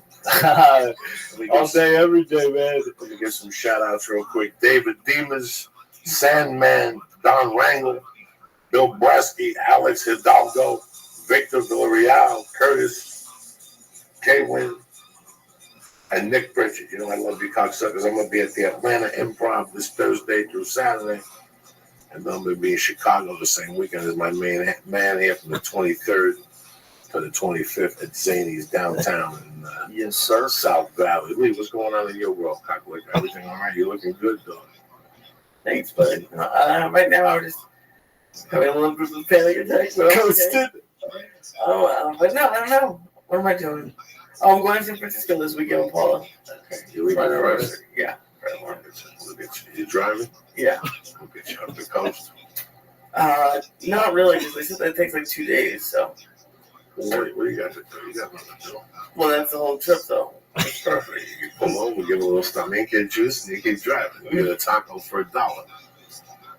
You cancel the room, you pocket the money, nobody knows nothing. You know what I'm saying? You gotta work it correctly. I gotta fucking hold your hand on these scans. Don't try to make love down in the car like a fucking savage. Pull over, fuck the 40 for the hotel. Right there, you keep driving. So it'll take you 2 days. By the time you get to San Francisco, you turn around. By that time, you wore that ass out. You just do 6 hours straight. You understand? Keep it interesting. Fucking Lee, I gotta fucking tell you this shit. You're a sexual fucking magneto. What's the problem? You take on it. Anyway, let's give a shout out to my sponsors. These bad motherfuckers on it. Total human optimization. You know what I'm saying? If they can't do it for you, fucking shoot yourself. Right here. It starts with the complete earth-grown nootropic alpha brain. 100% money back guarantee. They don't even want the product back. You follow me? That's how strong they are. You take fucking alpha brain, you try it for 30 days, this motherfucker will work for you. You'll think clearer, you'll get some focus, you'll have some clarity, you'll have some fucking nightmares for 2 weeks. But that's fine. When was the last time you paid for a fucking nightmare? That's like eating a stripper's asshole for $1. You know what I'm saying? Same difference. It's a nootropic with all the goodies. Anyway, Alpha Brain, new move. They got the 90-pound kettlebell, the new one. I mean, these motherfuckers don't stop. The tea oil for the fucking, with the coconut for the coffee in the morning, with some nice fat. They don't fucking stop over there on it. But don't hear it from me. I don't even know what the fuck I'm talking about. Go to Honey.com right now. Look at the pay. Look at the supplements. I can't help you with the weights and shit, but take a look at them anyway. They got some fantastic stuff. Anything in the supplement department, even the coffee, I'll get you 10% off. At the end, once you ring everything up, bam! You press in. Boom, in the box, CHURCH, and you get 10% off the fucking order. Who's better than me, huh? Who's better than you, cocksucker? And you have to stay on the program. So if you want to stay on it, just call them up, give them your credit card. Boom, it comes to your house every month on the 1st. Give them a shout out. Also, Heavy Cigs, the fucking best. They're still throwing heat over there. 5 for $50. You get yourself 5 fucking, get 3 cigars. And you get the gamut on the other ones, 24, 16, and fucking go right for 8. Eliminate 0. By that time, you'll be smoke-free.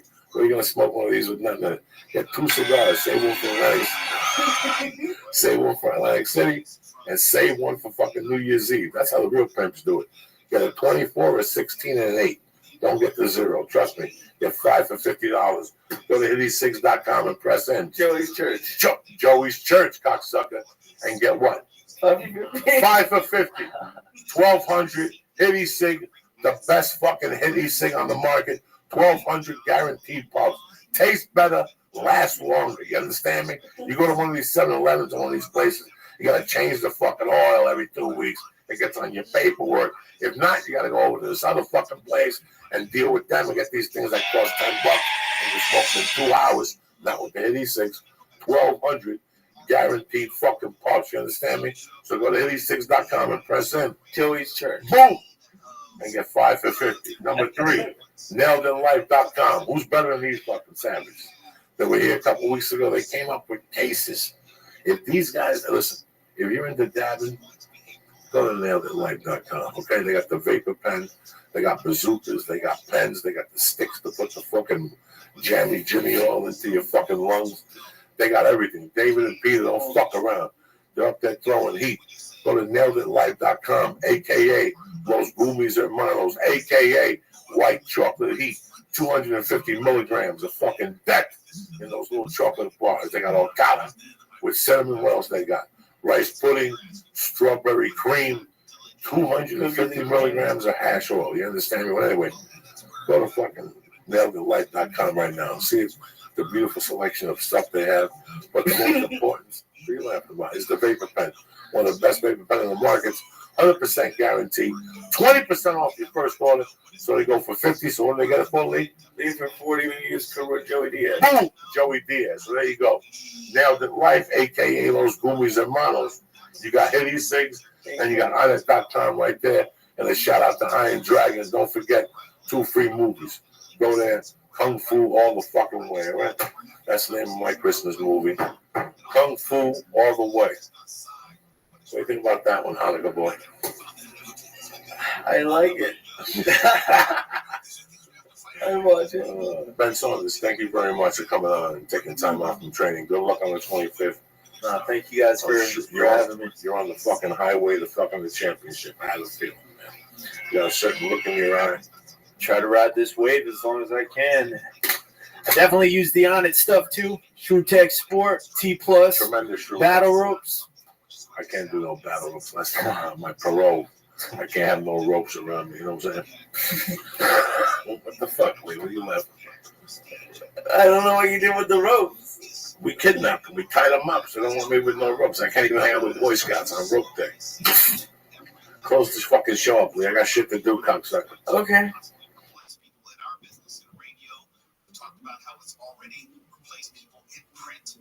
What's happening now? Coming at you.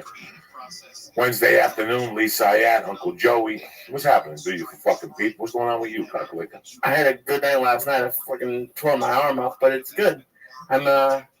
You asked, and everyone keeps asking me if I like jiu-jitsu. I'm not at the point that I like it at all yet, but it's been a lot of fun. And something happened that you told me would happen. I had not an epiphany in the shower, but I was just thinking about it because we were doing this stuff, and it was hysterical. We were just doing it on the floor right here. But I was doing it with Casey last night, and he's a blue belt. But he was showing me how, when I'm in half guard on the bottom, how to, like, sneak out. Like, we were doing it where you, like, kick your leg up and you just shoot out and take the back. Right. And it wasn't as smooth as it should be, as everyone else was doing it. But he showed me it's like you do one move and you just get to your side, and then you do a whole nother move and you get there. It's something that you don't get mad at me about, but sometimes I think too far ahead. I think a lot of people do it, is they look at maybe the big picture too much. And like I've just noticed in jiu-jitsu so far that it's just about doing very small things in the right order. So like I was thinking it works the same way for your whole life. It's just you can't just get a great podcast. You can't just be a comedian. It's little small things. And like I was in the shower and I almost called you from the shower. I don't know why it just hit me right there, but it was crazy. You know, hard work is hard work. Yeah. And Yeah, I was telling you that the first 4 years for me for comedy were just painful. It was just painful. It was fucking brutal. It was painful. It was something that you're broke because you don't want to work. There's something over your head says you can't work. You know, I did little things to stay alive, but I wasn't making any money. You know, people always say to me, yeah, you're making any money from it. It's not that you're making any money. It's that you love doing what you're doing.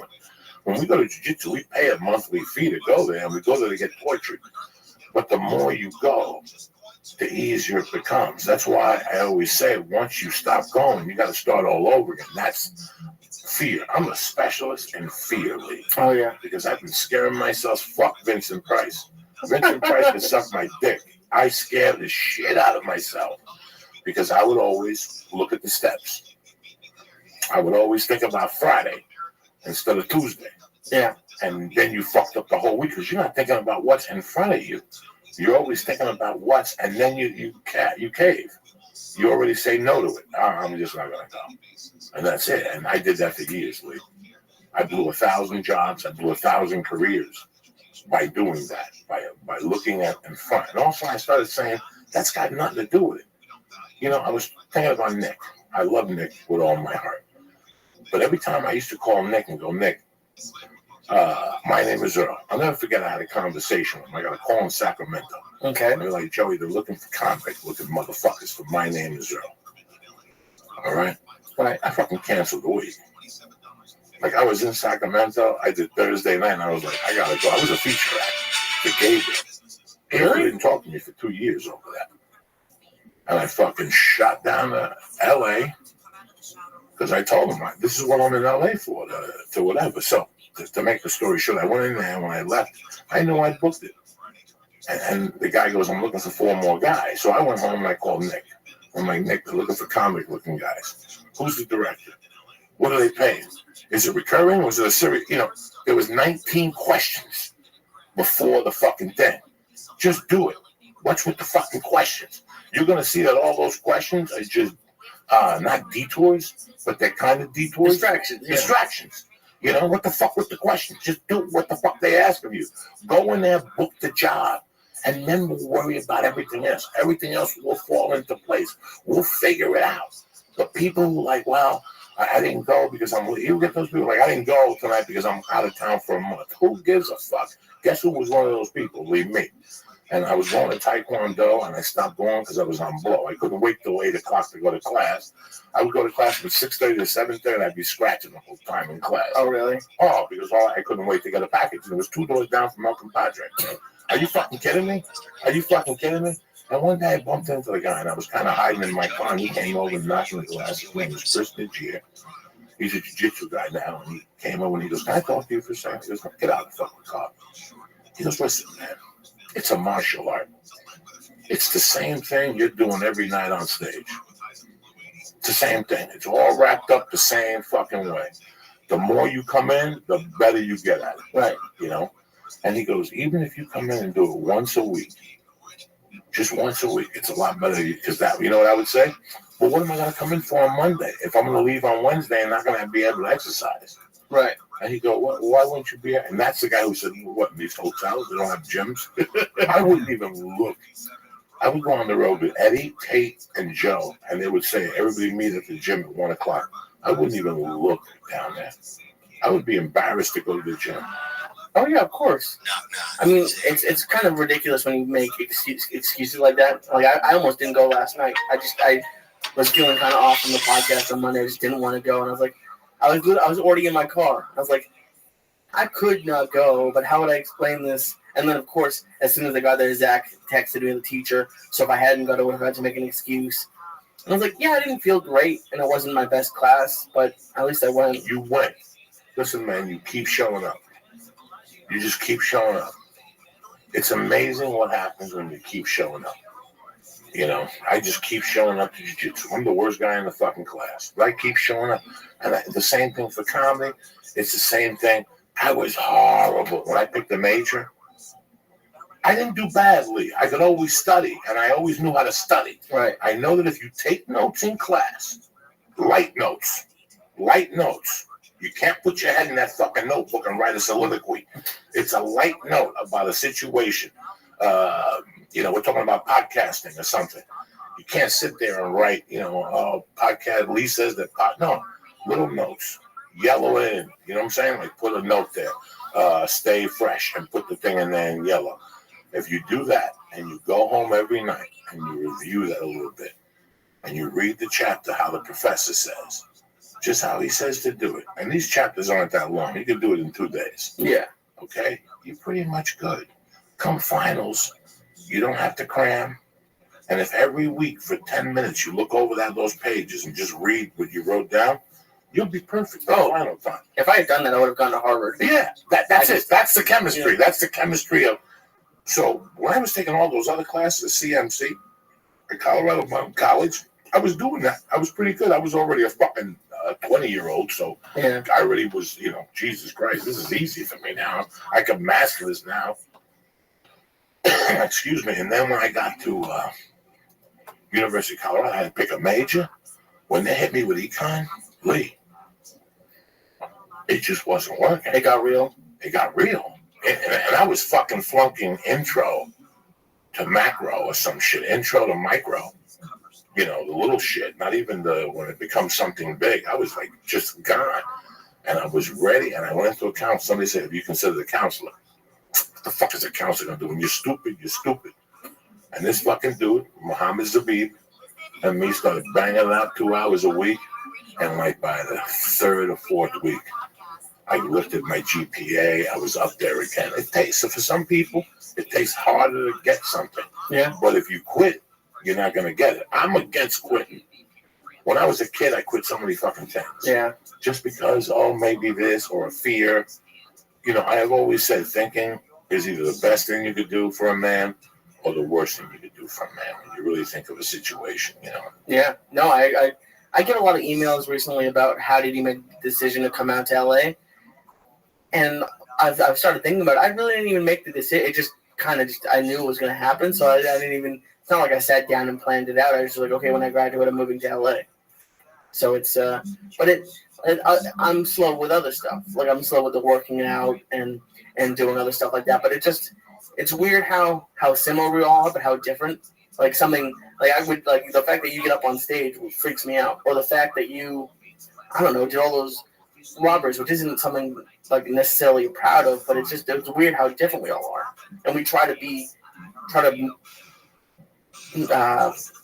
measure ourselves against other people when it really has no bearing at all. Like just because they did it, you have to do it. Right. No, I was the king of that. Yeah. And I got out of that when I moved to LA. I knew to move forward as a comedian, as a human being.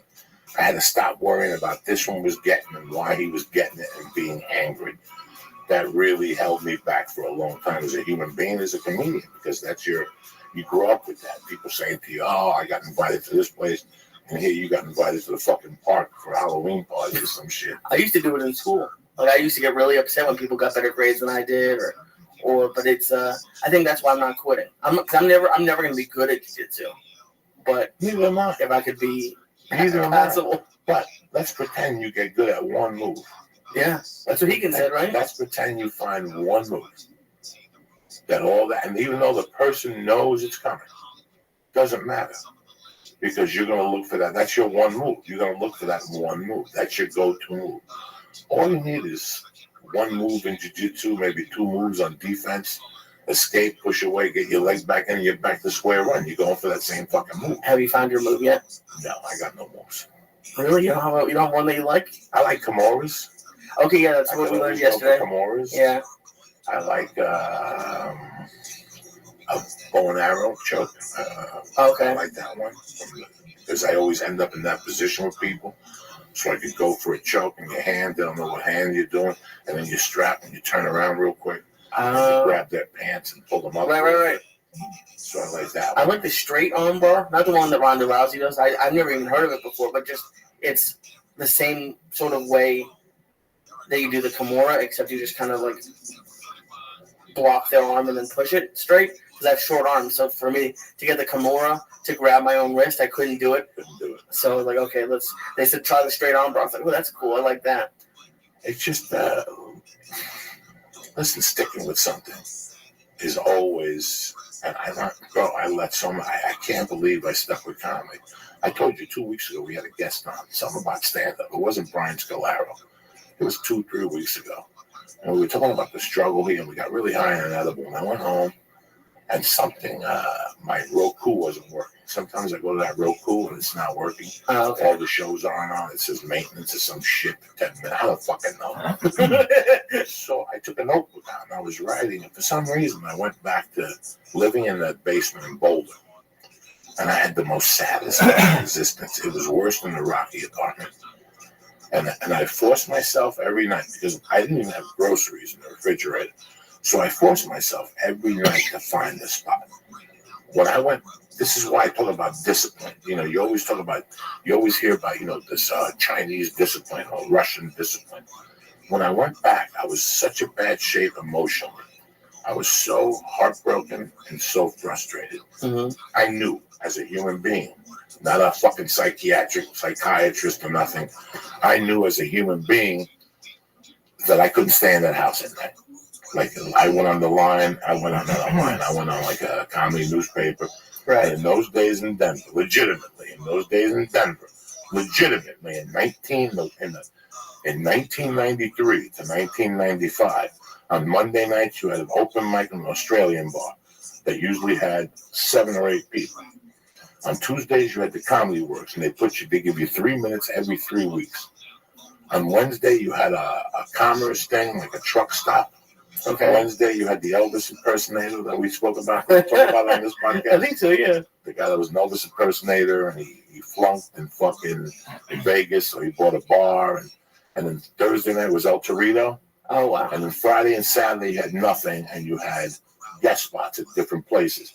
One Saturday a month at 11, there was a fucking room all the way in Cherry Hill or whatever it's called in Colorado. It was like 50 minutes away from where I lived.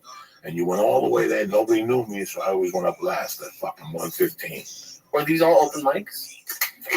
All of them. There was no money in my life. So you could get up at all these? I knew that my mental situation, I was 31 years old. I had no money. I had no savings. I had a beat-up car. All I had was the clothes I had in that apartment. I was freshly divorced. I had a cocaine habit. And I had a heart of a fucking criminal. But I wanted to do stand-up. I didn't know stand-up was going to save me. I didn't know stand-up was going to take me here with you. I didn't know I was going to do movies. I just wanted to do stand-up. At that time, I had been doing stand-up about 3 years. I had started in Denver. I had gone to New York. I had gone back to Colorado. I'm at war with my fucking wife. And I had like odd jobs.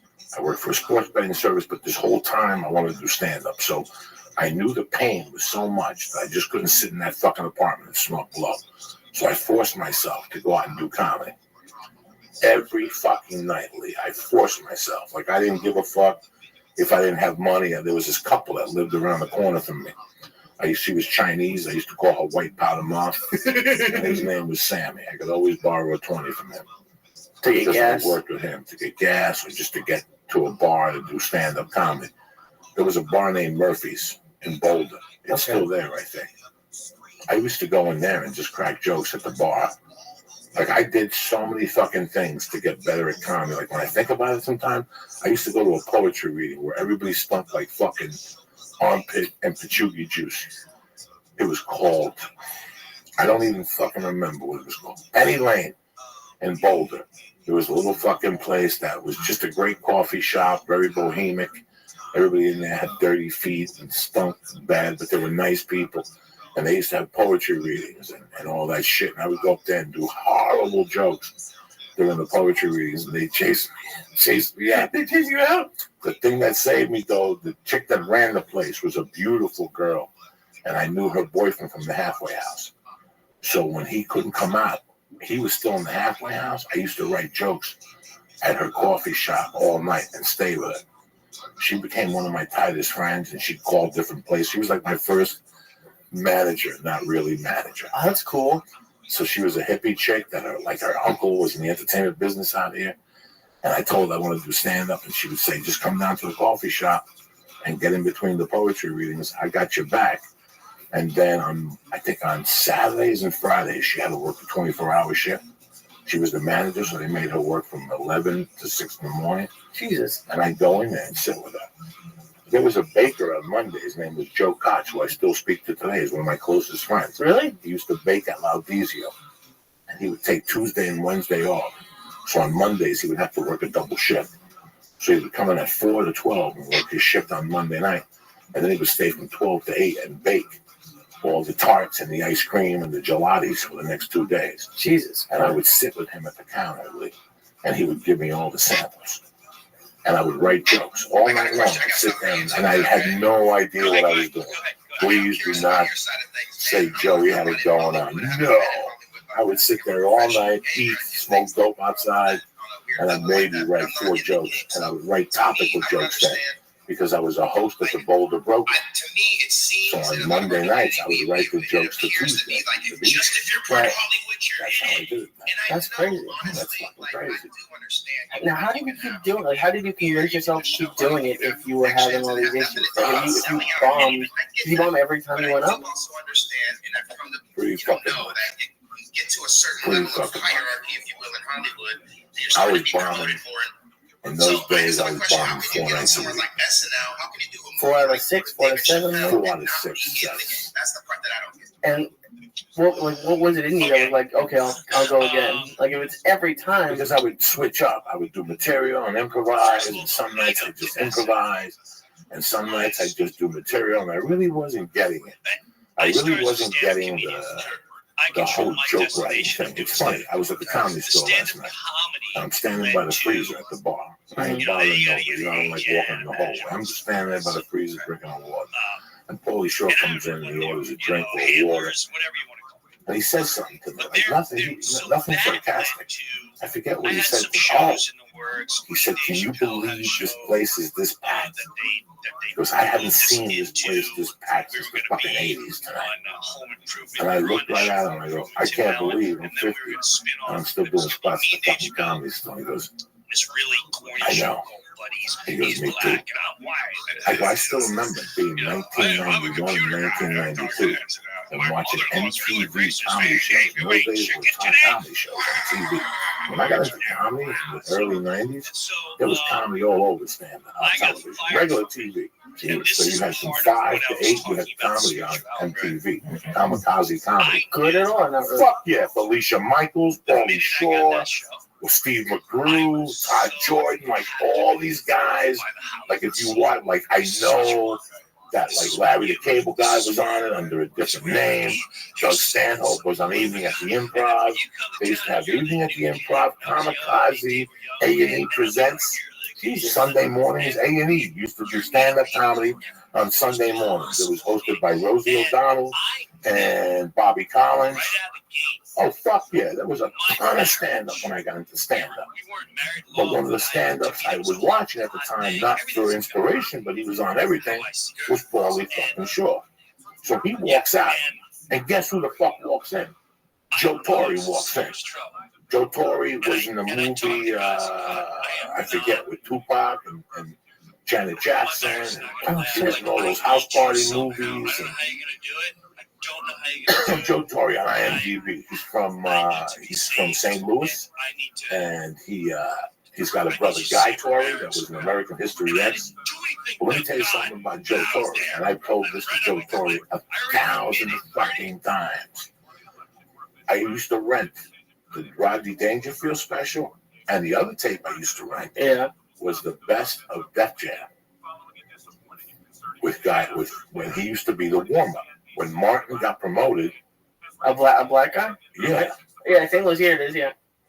St. Louis, Missouri. What movies has he been in? Been in a lot of stuff. He was in the NCIS. He's NYPD Blue for an episode. I'm looking for some movies. House Party 3. All those kid and play things. Yeah, the Free Held? I don't know what that is. What the fuck else was he in? He was in that movie with Janet Jackson. Tales from the Hood. What was it? Tales from the Hood. Sprung, Lockdown. He's in a bunch of stuff. He was in a movie with the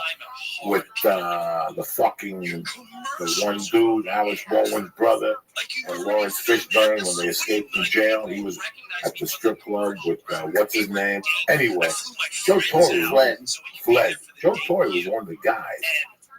He had a joke about his brother was one of them saved the whale niggas and shit.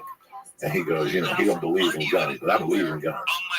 He goes, I love carrying my gun. In fact, I go to the ATM and dressed up in a tuxedo with a gun. I take money out of the thing, wait for somebody to come out of the bushes. That was one of my favorite jokes at that time. Really? And I watched that special over and over. And I used to see him when I first got to the store, and I would tell him this. I would tell him the bit, and he'd die. Like, who the fuck remembers that stupid shit? And I go, I do, because I studied it. I studied the timing. I studied the words. You know, I studied everything, you know. So here was two guys last night at the store that I came up watching, not emulating, but learning from, you know. How does it make you feel that there's a lot of young comics looking at you like that right now? I think they're fucking crazy. I think they're fucking crazy. Really? It's embarrassing. Why? Because it's fucking embarrassing. But it's fucking embarrassing when I go out and young comics come up to me and go, hey man, you're the reason I do comedy. I'm like, fuck, I don't want to hear that. I feel like breaking inside, like you're fucked up. You're fucked up. If I made you stand up or anything, you're fucked up. Well, how do you think like Joe Torre felt? Like he must have felt sort of similar. It must be kind of normal to feel that way. If you really love that sort of stuff, it's probably not a good sign. Well, listen, man, I remember the first time I went to Lenny Clark, and I go, when I watched you on that thing, I put a suit on after that. He influenced me to put a suit on for one time. I just couldn't sell stand-up with a suit on. I just couldn't fucking sell it. It was really? People, nah, it don't work. It don't fucking work for me. It's like a barrier in my fucking head now. I've always wondered that. So, like, you have to try that out. How many times do you try out wearing a suit before you're like, no? 3 months. Every night? Not every. I had like 4 different suits. Okay. So for a little while in Boulder, I wore a suit. And then in New York City, I wore a fucking really badass fucking suit color, matching shoes. And I just didn't sell it. Once I started dressing normal, I sold it. Do you put any thought into what you're wearing? Or is it just whatever you want to wear? Or do you have... I'm the electrician. I'm the fucking electrician. I look like a fucking electrician. I still wear Adidas 1980 sneakers. What does that tell you? Yeah. I could care less what's in style. I don't even know what's in style. I know I don't like tight jeans around my legs. And I don't want my jeans falling down. I've lived a life with my pants fucking falling down. I should have a nickel every time I see a kid with his fucking pants falling down. So that's how I fucking feel about that. When I dress, I like to be loose. I don't like tight clothing. If I'm worrying about my clothes, I'm doing something wrong. If I'm going to do stand-up and I'm worrying about my outfit, I'm doing something wrong.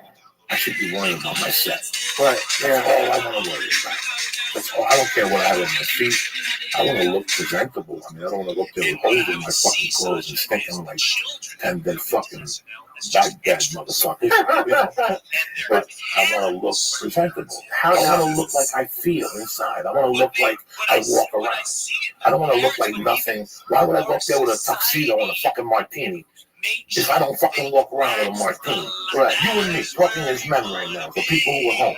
When I see a comic with a fucking cocktail in his hand on stage, I want to go up there and break it over his fucking head. Because I know when they're up there because they're alcoholics, and I know when they're up there to be fucking cool. There's a big difference. And it's a detraction. Yeah. There's nothing I want to do more than smoke a fucking cigarette and a joint up on stage back to back with a bottle of Coca-Cola with ice cubes. But it would take away from the audience me trying to be fucking Joe Cool. How do I know? Because I tried it already. I can't wait to smoke a joint on stage. That's my fucking dream. To take a joint, 3 fucking joints, and that's how I know it's time to get off. When the joints are when done? the 3 joints are done, it's abandoned shit. That's it. What do you want to talk about? You already smoked 3 joints and you think your fucking time. What do you want to talk about? You roll 3 nice fucking numbers, 3 different weeds, a couple things of water, maybe a fucking half a sandwich, like a little turkey sandwich. Sometimes you want to talk and fucking eat and tell a little, add to the flavor. You spit lettuce and onions out of your mouth. Funny. Sure, you understand what I'm trying to say to you, Lee? And I don't want to go up there and act or have something on that I wouldn't fucking wear. I don't wear a fucking leather jacket when I walk around. And I wouldn't want to emulate Dice in that department. I wear sneakers. I wear jeans. They always got one hole in them. Somewhere by the ass, the pocket. I always got a hole somewhere. A nice fucking t-shirt that smells okay. I don't know what this, I don't know. But look at my body.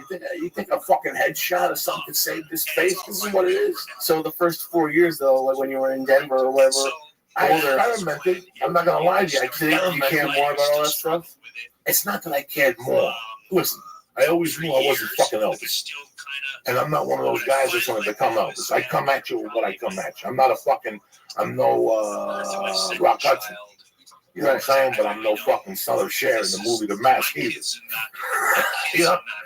I ain't walking around with a big head with a scarf. You know?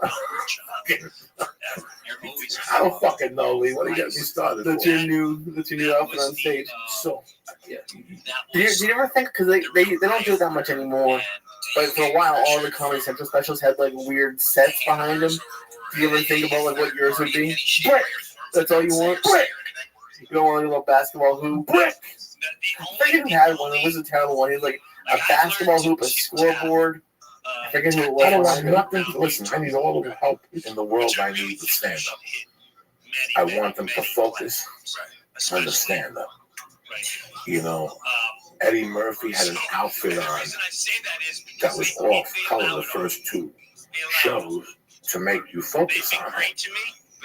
I tell you who's a genius at that is Ralphie May. Ralphie May always wears something on a special. So if you're switching the channels and you see a fat guy with an orange jacket on, you're gonna fucking stop. That's brilliant. That's Ralphie May type shit.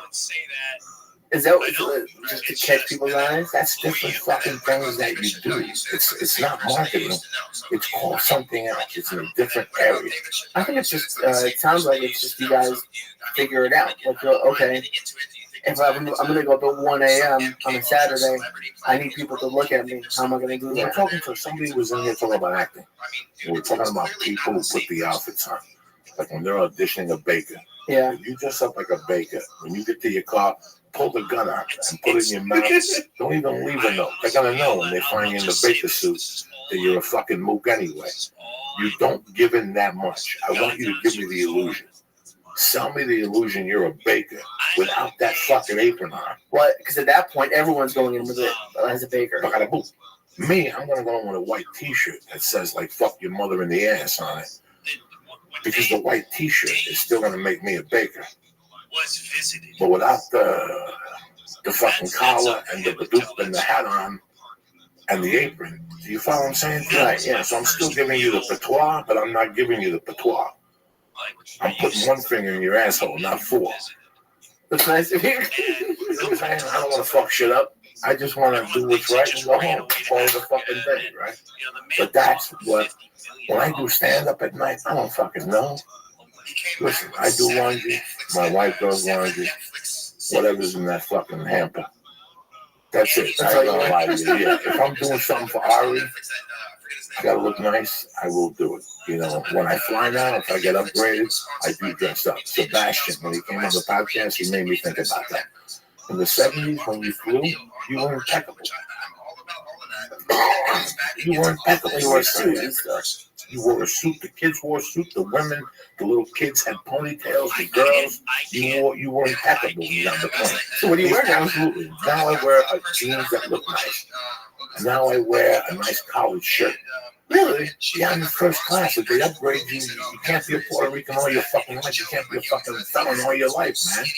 So, you know, they're doing me a favor by giving me an upgrade. What am I going to go in there with a T-shirt with holes and with my hair all fucked up and be all retarded? No, I'm going to give them the best I can be.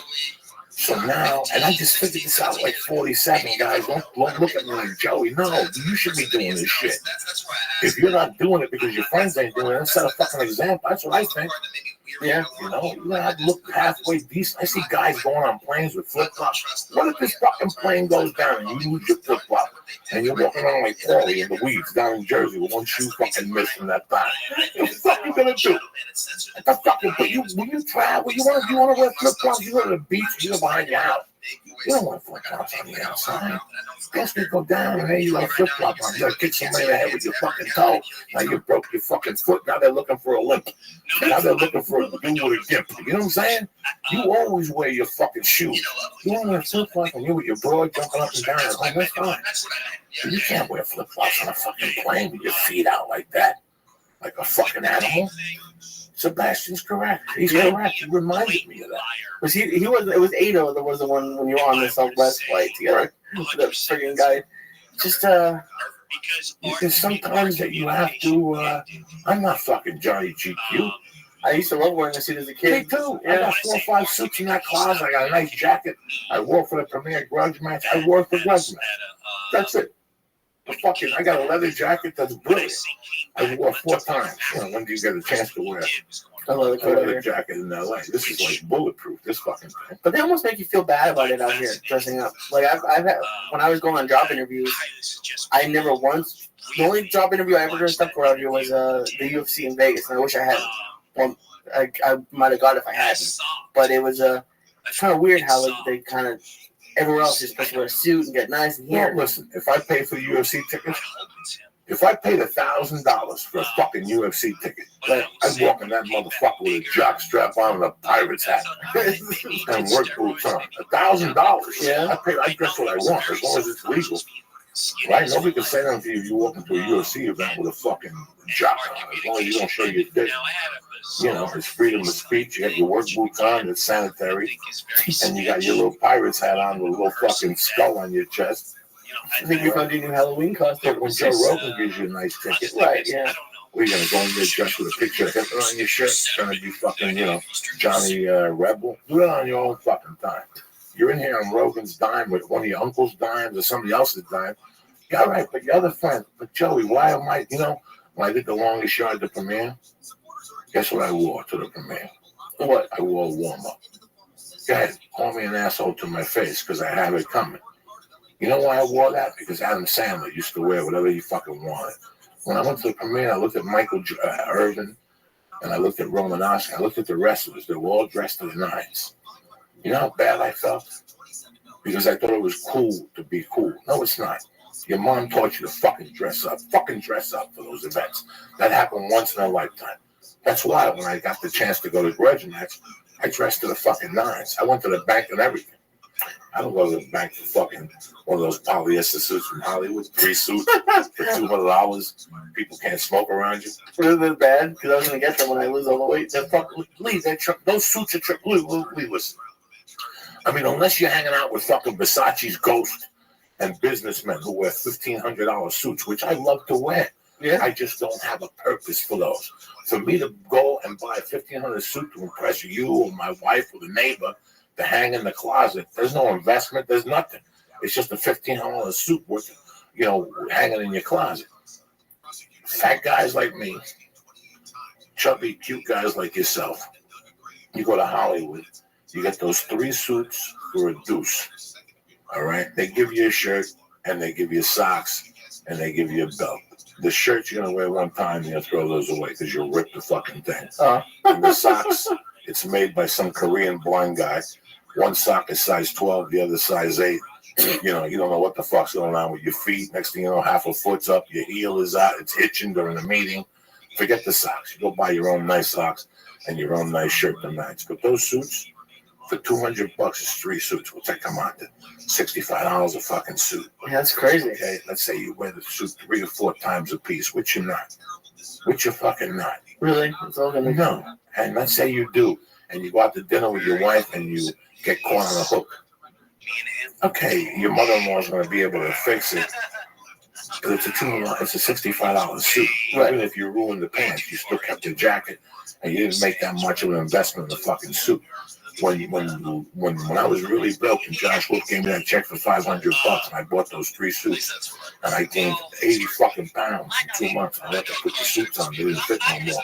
Could you imagine if I would pay $500 for that one suit? Jesus. No. If you go there and they look at the $500 suits, it's the same suit they're on the 3 for $200.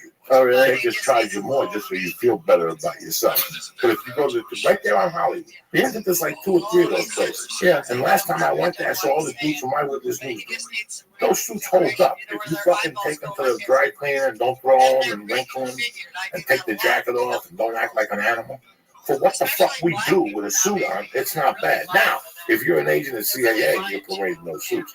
And you have a meeting with Brad Pitt, I spit in your face if I'm Brad Pitt. You show up with that fucking Japanese fucking worm silk.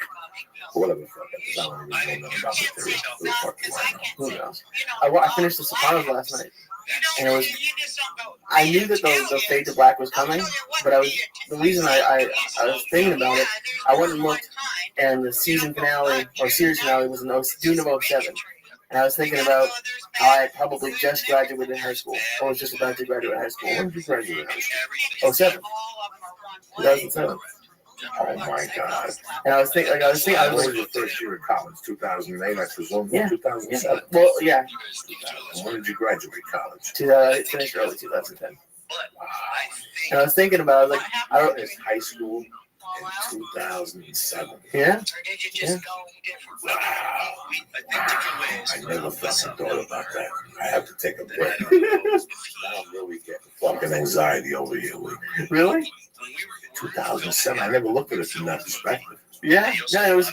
I remember that. So I graduated high school 25 years before you. And I got left back from here, so really 24 years if I would have been a moron. 26.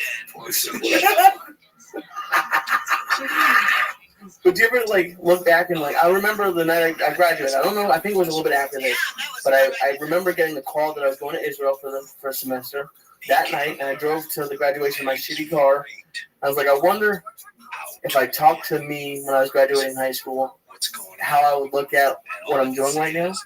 Like, if I would have thought I should have stayed with a job or whatever it was. And I was like, I thought 2007 when you think this is pretty cool. It's pretty fun. And it just I hadn't really stopped to think about it. I was thinking about today. This weekend's your anniversary, Mm-hmm. and you've been with this girl for 2 years. Yeah. Wow. That's crazy. It's been a crazy 2 years. Wow. And in love, you've been in love with her since you met her.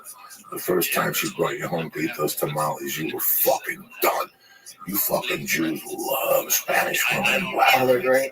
What the fuck is wrong with you? You guys got a weakness cell. You don't fuck. They're completely different from our mothers. I think that's what it is.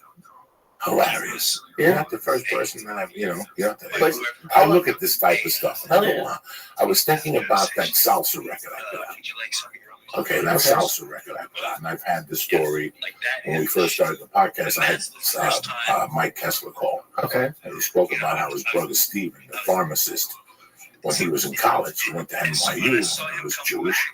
On the weekends in the early 60s, instead of going to bar mitzvahs and shit, he would go to Latin halls. And he was a young kid, Mike, and he goes, I couldn't understand it. At night, instead of listening to the Beatles, he'd listen to Spanish music and dance around. And he became the mambo champion, or the salsa champion, a little fucking 1963 in New York City, a Jewish kid.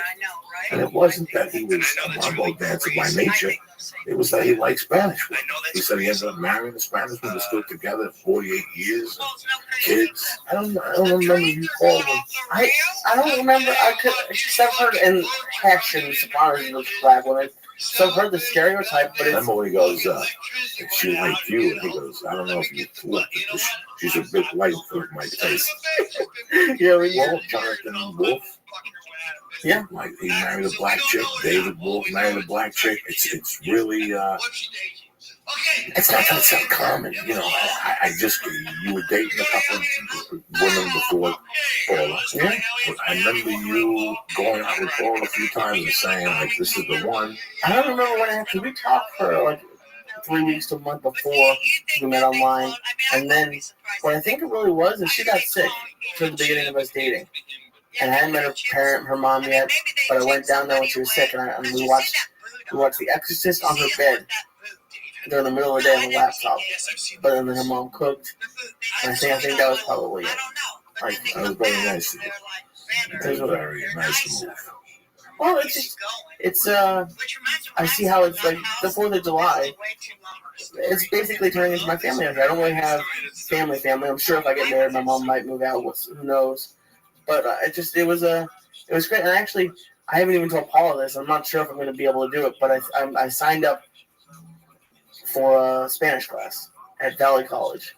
It's Monday and Wednesday mornings. Let me ask you this very interesting question. I want you to be strictly honest with myself and people who listen. When you got in that fucking car and pointed that car west, yeah, did you have any idea that you were going to fall in love with a woman like Paul at all? Before you even fucking answer, because I'm putting you in fucking a tremendous bad situation. I mean, before you could even fucking answer, when you were sitting there on the 4th of July eating with these people, kissing Paula, they're treating you like a son. Did you ever think back of getting in that car and seeing yourself like, who would have thought? I had like this is what I love about why I tell these dumb fucking stories. Because this isn't about drugs. This is about how I left New Jersey and you got embraced. You found yourself at somebody's home. You were at my home eating. Like, I remember you coming over and me going, this fucking guy's great. Like, look at him. He wants to go to New York. I remember calling you scared. Like, going, like, you're scared that night? Oh, my God. I thought you were going to hang up on me. Like, I'm not going to New York. This old guy wants to fuck me in the ass. No. You were like, oh, man, let's get the donations. And I'm like, this fuck. And I'm thinking to myself, when this guy got in his car, was he thinking of this, moving this fast? Like, and I'm sorry I didn't let you answer the question. I just got so emotional thinking. I remember when it was happening to me. I remember working on the 4th of July, building a wall with bricks and hitchhiking back to my home in Snowmass and parking, and all of a sudden John Denver pulling over and picking me up and driving me up the corner to my house up in wherever the fuck I lived in Snowmass Village, and walking and going, when I got in that car 4 months ago, I just wanted to survive. Yeah. I thought I was coming out here to be an editor. I thought I was coming out here to like work a job, and then that I'm very thankful for my first job, but it was also very tough on me because I like when things move fast. I get very bored when things are slow, or it like that summer, my first summer here was dead because the show was on hiatus, and they were very nice to keep me there, but there was nothing to do. So when you called me that night, it was like midnight. I was working nights. And you're like, do you want to go to New York? I was like, fuck yeah, I'm going to go and shoot the documentary. So for people, you answered your own question. So for people who are at home thinking about making a move, not to LA, to anywhere that makes you in your heart, we always have this fear, and all of a sudden, a year later, you find yourself at a dinner table with these people that are complete strangers, and they're treating you like you've known them for 20 fucking years. Yeah. And if you're not real, if you don't think back to where you came from for 30 seconds ago, wow, a year ago,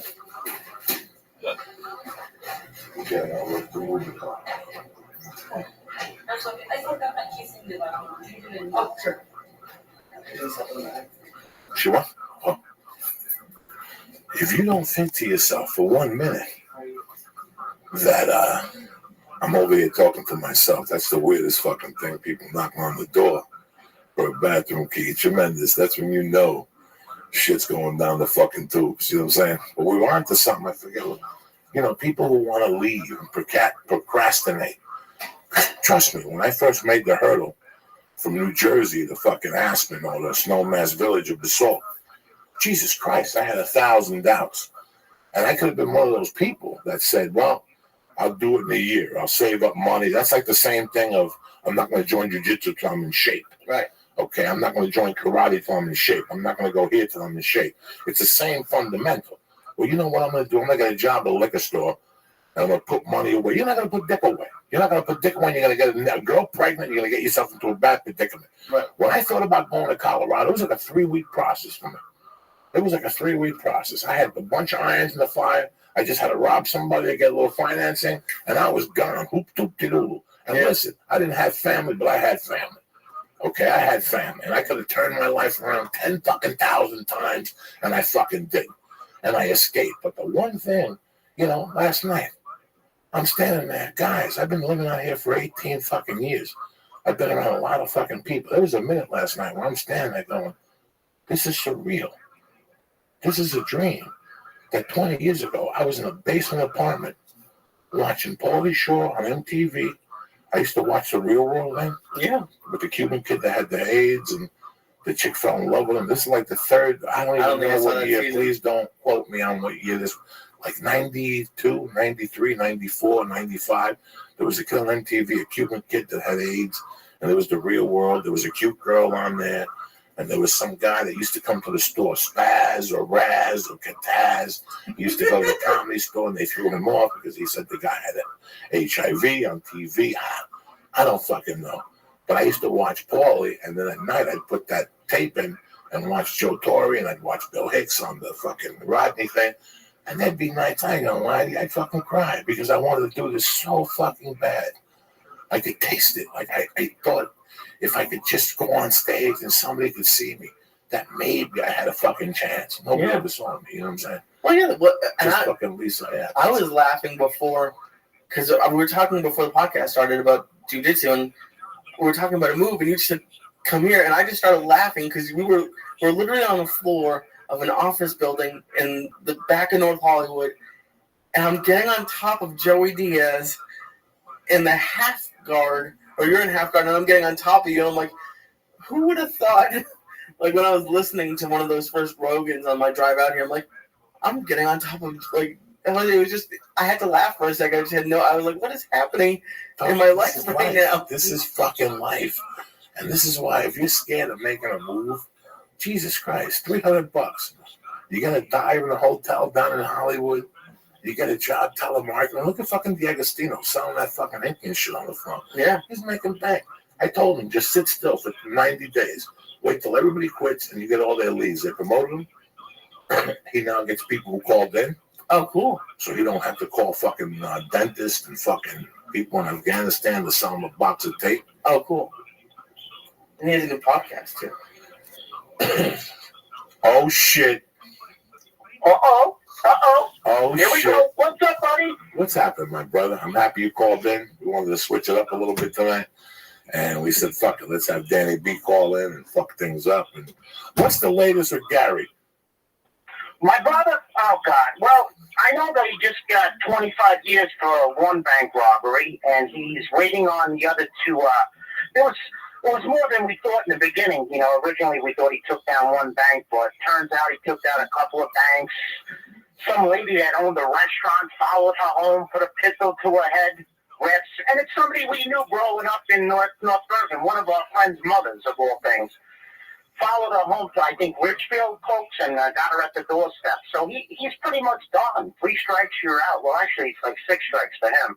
Was fouling off a couple of pitches, but they, you know, I don't know, bro. I don't see him coming out. I think that's it. No. Has he reached out to anybody or? Oh no, he did it. You know, he did. No, he went out ugly, man. He went out hating everybody, and he was drug induced. So, you know, everybody was supportive. Everybody helped him out, and he kind of went out ugly. He went out, you know, like a gangster, and now he's kind of doing time on his own. It's a shame, but he burnt all of his bridges, including us here. You know, my mom passed away, so he lost that lifeline. Michael, my cousin, everybody, people out west by you. Yeah, so he's kind of sitting there. I'm not saying I'll never speak to him again, but right now he's kind of dealing with what he created, if you will. Danny, you and I both know that damn but for the grace of God go I. That could have been us by mistake. Well, you know what? He had a lot of help. A lot of people were there for him. You know, it wasn't his first mistake. It wasn't his second mistake. And, you know, drugs, man. It's it, drugs. He couldn't just be happy smoking a joint or having a drink.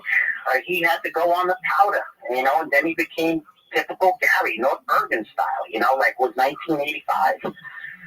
No control, you know. He thought he was smarter than everybody. He was going to outthink the cops, and all the cameras were like, "Gary, you can't rob. This ain't 1995. This is, everybody's got cameras. Everywhere you go, there's cameras." But he, you know, he knew more than everybody, and like I said, he's going to be swimming a long time.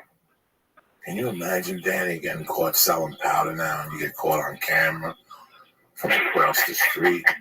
They got cameras the size of a fucking dime they put in bars, I heard now.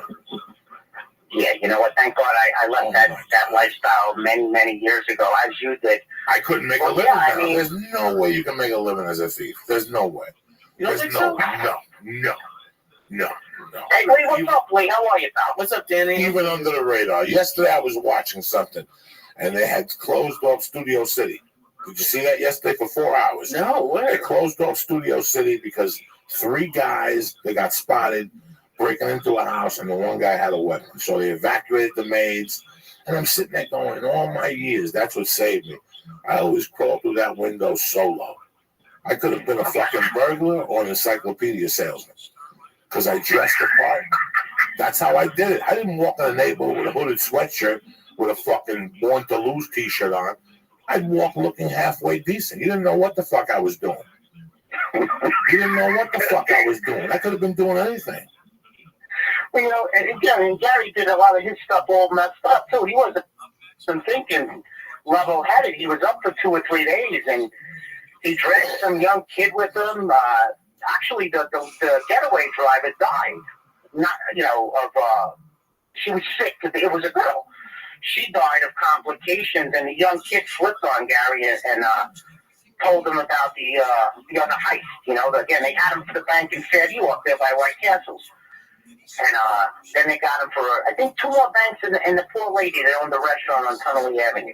I forgot her name, but it's somebody that we knew. It was her mother, you know. And, yeah, it's a shame, you know. He's sitting there by himself.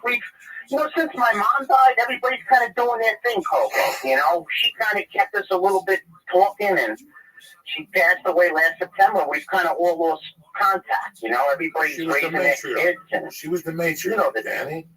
She was the fucking glue. She was the glue.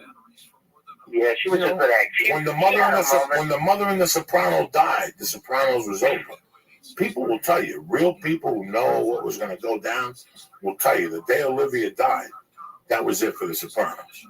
That's why David Chase is a genius, because he bailed something out that was supposed to go one way, and it went a different way. He kept your attention. That's the genius of David Chase. A lot of people who knew. A lot of people who knew what was going to happen knew that Fox knew the mother was going to end up the boss of the family. So when she died, it was all over. They had to go a different direction. So they played a little hardball, and then they won a direction. And that's how they ended the fucking show. That's the genius of David Chase. Well, kind of when she died, the storyline was so messed up. I only enjoyed it the first couple of years, 2 or 3 years. Whenever she died, after that, it wasn't the same. You know, it was like they were reaching. But she reminded me kind of my mom, you know. Take the knife out of the ham and stick it right here. She had that, you know, tough. My mother was tough, but yet she was scared at the same time, you know. But she made good chicken, though. You remember that chicken? She could cook some fried chicken, Coco. She was good at that. I must have ate Danny fucking 40. And in those days, I used to snort and eat whenever there was food. Like, I'd eat those sandwiches at Joe and Mary's used to put this bar we grew up in. It was on the corner or whatever on Bergen Line Avenue. They were nice enough to put these ham and cheese sandwiches in this circle thing, like a bakery circle. Yeah. And you pick up a thing and take the sandwich out and put it back down. But for some reason, there was always a fly in the one at Joe and Mary's. I would eat 15 of those fucking sandwiches, and I'd get a bag of potato chips with hot sauce on it. Frank's hot sauce with potato chips and a mug of Budweiser. Shit. You know what? I couldn't touch a fuck. I couldn't eat shit. If I snorted a line, that was it. I'd look at fucking food and puke like that kid from South Park when he looks at that girl. Wow, that's kind of how I am with it. But you know what? That was a long time ago, you know. But yeah, I always do remember the food out there. And they were putting it out so we didn't, you know, we had a little something on our stomachs. And then at night, late night, at 12:15, Cowan would close Chickadee. The Chicken Delight. No, Chicken Delight was down. Chicken Delight was 2 blocks down where Burkle worked. Chickadee was next door to us. You're right. Chicken Delight was on 78th Street. On 78th Street. Don't cook tonight, called Chicken Delight. Don't cook tonight, called Chicken Delight, though. They had tremendous fries. And next door was the Wing Fong Chinese restaurant. How many times did I gone and dash out of that motherfucker? But up the corner. God, I'm sorry. What was the chicken joint on 78? That was the one Mike Donnarumma worked in, right on 78, right across the street from my house. I remember when we didn't go to school, he had the keys. We'd skip school, we'd go up there, we'd fry up some scallops, some shrimp, some chicken, and go in the clubhouse and smoke weed all day, burn candles to keep warm. And, you know, that seemed like yesterday, Coach. That's like 40 years ago, for Christ's sakes. 1975, 1976, 77. You know, I just came back from Cape May, man. It was really nice. I bumped in, I told you earlier, Pete Mancuso. We knew him. I played baseball with him. You know who. He's good friends with Jimmy Villano, all those guys. So we're starving. We're looking for a place to eat. We find a pizzeria on the boardwalk, and we pop in there. We started talking, and where you from? North Bergen? Oh, so am I. Well, turns out he owns a pizzeria. Jimmy Villano was popping in the next day, you know, and Cape May, it's a great place. We went down to do some shark fishing there. Shark hunting, I want to call it. Did you get any? But you went to the wrong place. Not in North Carolina. No. They're biting people every 15 minutes in North Carolina. And you're up in Jersey. Yeah, but here's what you do, though. There's people that owe you money. You take them to boogie boards, and you cut their legs, and then the sharks come that way, and that's how we started getting them. No, really, it's a really nice place down there, but I don't go in the water. I'm only fucking around. No sharks for me, pal. I put my feet in, and that's about it. And now they're coming up and pulling you on there. They pulled you the fuck in, those sharks. Something happened. Those sharks, I don't even go to the fucking water. Fuck you. They're taking that Sharknado serious. Fuck you. Now, when does football season start, my friend? You ready to rock? Well, officially, let's look. August 9th, preseason. Can you believe that? Minnesota. No one's going to bet on preseason. Do people bet on preseason? Fuck yeah. That's it. You can't. You don't know who's going to play. People bet on everything. Jesus. And if they don't bet, you got to talk them into betting. That's what he does. Hey, wait, here you go. Here's some advice. Take a rookie coach who's hungry for wins out the door. Certain teams, of course, they don't want to risk their stars. They already know what they got. But teams that are looking, searching for that backup quarterback, find a team that has a good backup quarterback, because he's going to be playing hard too. But if you have a rookie coach, he's hungry. He wants to start off, with a winner. So preseason is stay away from it if you don't know what you're doing, of course. But there's money to be made, but it's tricky. You only bet a few dollars. You don't get crazy on it, because like anything can happen. But yeah, it's right around the corner. Baseball All-Star break after this weekend. Time's flying. Kids are old. Your girl's, 2.5 now? 3? Getting up there. 2.5. Just, I got to ask you something. Man. I'm really happy that you called, because before Lee graduated. Ready for this, Danny? Sit down for a second. I'm sitting down. Lee graduated high school in 2007. I just realized. I had no idea. You're feeding him pot and stuff like that, man. Please. You can get in trouble for that. He ate 500 milligrams the other night. We both did. I got to tell you something. I was fucking gone. I went home. I ate fucking a Captain Booty. I ate the fucking peaches. I ate every banana. Oh, my God. Oh, my peaches God. Make me shit. I can't do peaches. What do you think it did to me the next day? I was all fucked up. Yeah. I puked. Yeah. He puked from the 500 milligrams. He ate wholesale tortellini. I didn't. Every time I puked, tortellini? Tortellinis were popping out my mouth. No. He went home and made tortellini, old tortellini. It was expired, and he put that spray butter and then mixed with the expiration. And he got sick. Yeah, then he blames on the fucking brownie, this fucking guy. It was the fun, but I had a 20 supply. I was leaning up against my fridge, talking to somebody who wasn't there. I was in the closet having cold sweats. No. Listen, I just fucked around with those Tootsie Rolls, and that was enough to fucking scare me straight, man. I will never do none of that edible stuff again. Oh my God. So just give me a joint. Give me my weed. I like cutting it up. I like smelling my fingers. I like the whole presentation of it. And I don't like dirty pipes. I gave him cheap. I gave him $1.75. You gave him the whole thing? No, I gave him half. This is Danny Biancool. I give him what I fucking give him. He's been around. So it was like 2.5 times what you had. I almost died. Yeah, but that's still we're here on the East Coast. We're not privy to that stuff. We get some smoking good weed here, but you guys are spoiled out there, man. You just got the, like you said, tortellini pot now. No. He went home. He went home, and they told him. Danny, before we were talking about him graduating high school, and what he was thinking about, that he went to college, and then one day he got up and like you and I did, he got in his car and came out here. Something that people from our area don't even dream of doing. Right. You know, when we were growing up, it was me and you, and we stayed away. Everybody else leaves for a year. They come back. Oh, it's great. Fuck you guys, you losers. And then 3 years later, they come back with some story. Their grandmother died, and they had to come back and take care of the house. But they're getting their shit back, and they're going back. We were the ones who stayed. And, you know, like I think at times, sometimes, towards the end, I did all the creepy shit to get out of there and never come back because it was so painful for me growing up. That was in the back of my mind psychologically. I was like, you know what?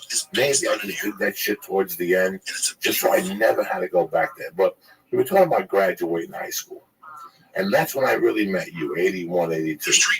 Like, I had no dream at all, Danny. Like, when I was hanging out at Joan Mary's and at Corky's, I had a dream of being a drug dealer and being successful. That was it. Or being a part-time thief like James Caan and busting into jewelry stores and making 30 grand and partying for 6 months on an island. Then robbing again. That was what I wanted my life to be. I didn't consider work. I didn't consider fucking movies. I didn't consider legit working at a way. Remember, we could all get a job at APA, making $40,000, $50,000 a year to start in those days. We could all get a job as a cop or a fireman or a longshoreman in those days. Those jobs were there for us. They were right there. It was I had no dreams, Lee. You were way ahead of me. I had no dreams. My dream was to go to Corky's, do an 8-ball, get those bluebirds for $2 a piece, and hopefully get Triches on them to suck your dick ball or something. You know what I'm saying? Oh, Lisa Triches. That's right. That's old school. Yeah. Well, you know what? We started hanging out in early 88, 81, 82. But I did know you in the 70s. But yeah, you were in a different crew there. But we all became one crew. You had the Robert Fulton, and you had the Horace Mann and the Kennedy crew. And it seemed like in 81, 82, they all clicked that Joe and Mary's, the Midtown, Corky's, Gregory's, whatever the name was. Well, my world into you, my real world into you was a kid named Glenn Conti, who, I gotta tell you something, our friend Fernie popped up on Facebook. And I had always heard rumors, and they got confirmed. He does look like he had HIV. My heart broke. Fernie? Yeah, because I had heard rumors. In 87, I called and somebody threw him out of a Christmas party because he was in the bathroom for an hour. And when they finally opened the door, he was shooting. And it broke my heart. And, you know, I feel guilty in a lot of ways about Fernie. I can't lie to you. I can't imagine why Glenn Conti won't talk to me. I mean, He won't talk to nobody. You know, it's funny. I said the same thing. I was up at Gene Abramowitz's brother, Jason. They have a Super Bowl party every year, you know, and I keep asking, where's Conti? And they told me he isolated himself. John Meehan, they were pretty good friends for a long time, and Meehan told me that he'll contact him once in a while, but he came back to North Bergen after years of not talking to nobody and had one all-nighter with the guys, and that was it. And then he just basically turned his back. Now, this is what I heard. I don't know for sure. Because I always liked Glenn. You know, oh my God. Glenn was a good kid. His brother, Pete, too. But Glenn's grandmother and my grandmother were friends. And so I knew Glenn before I even came into North Bergen when I still lived in Fairview. So I have a very long history with him.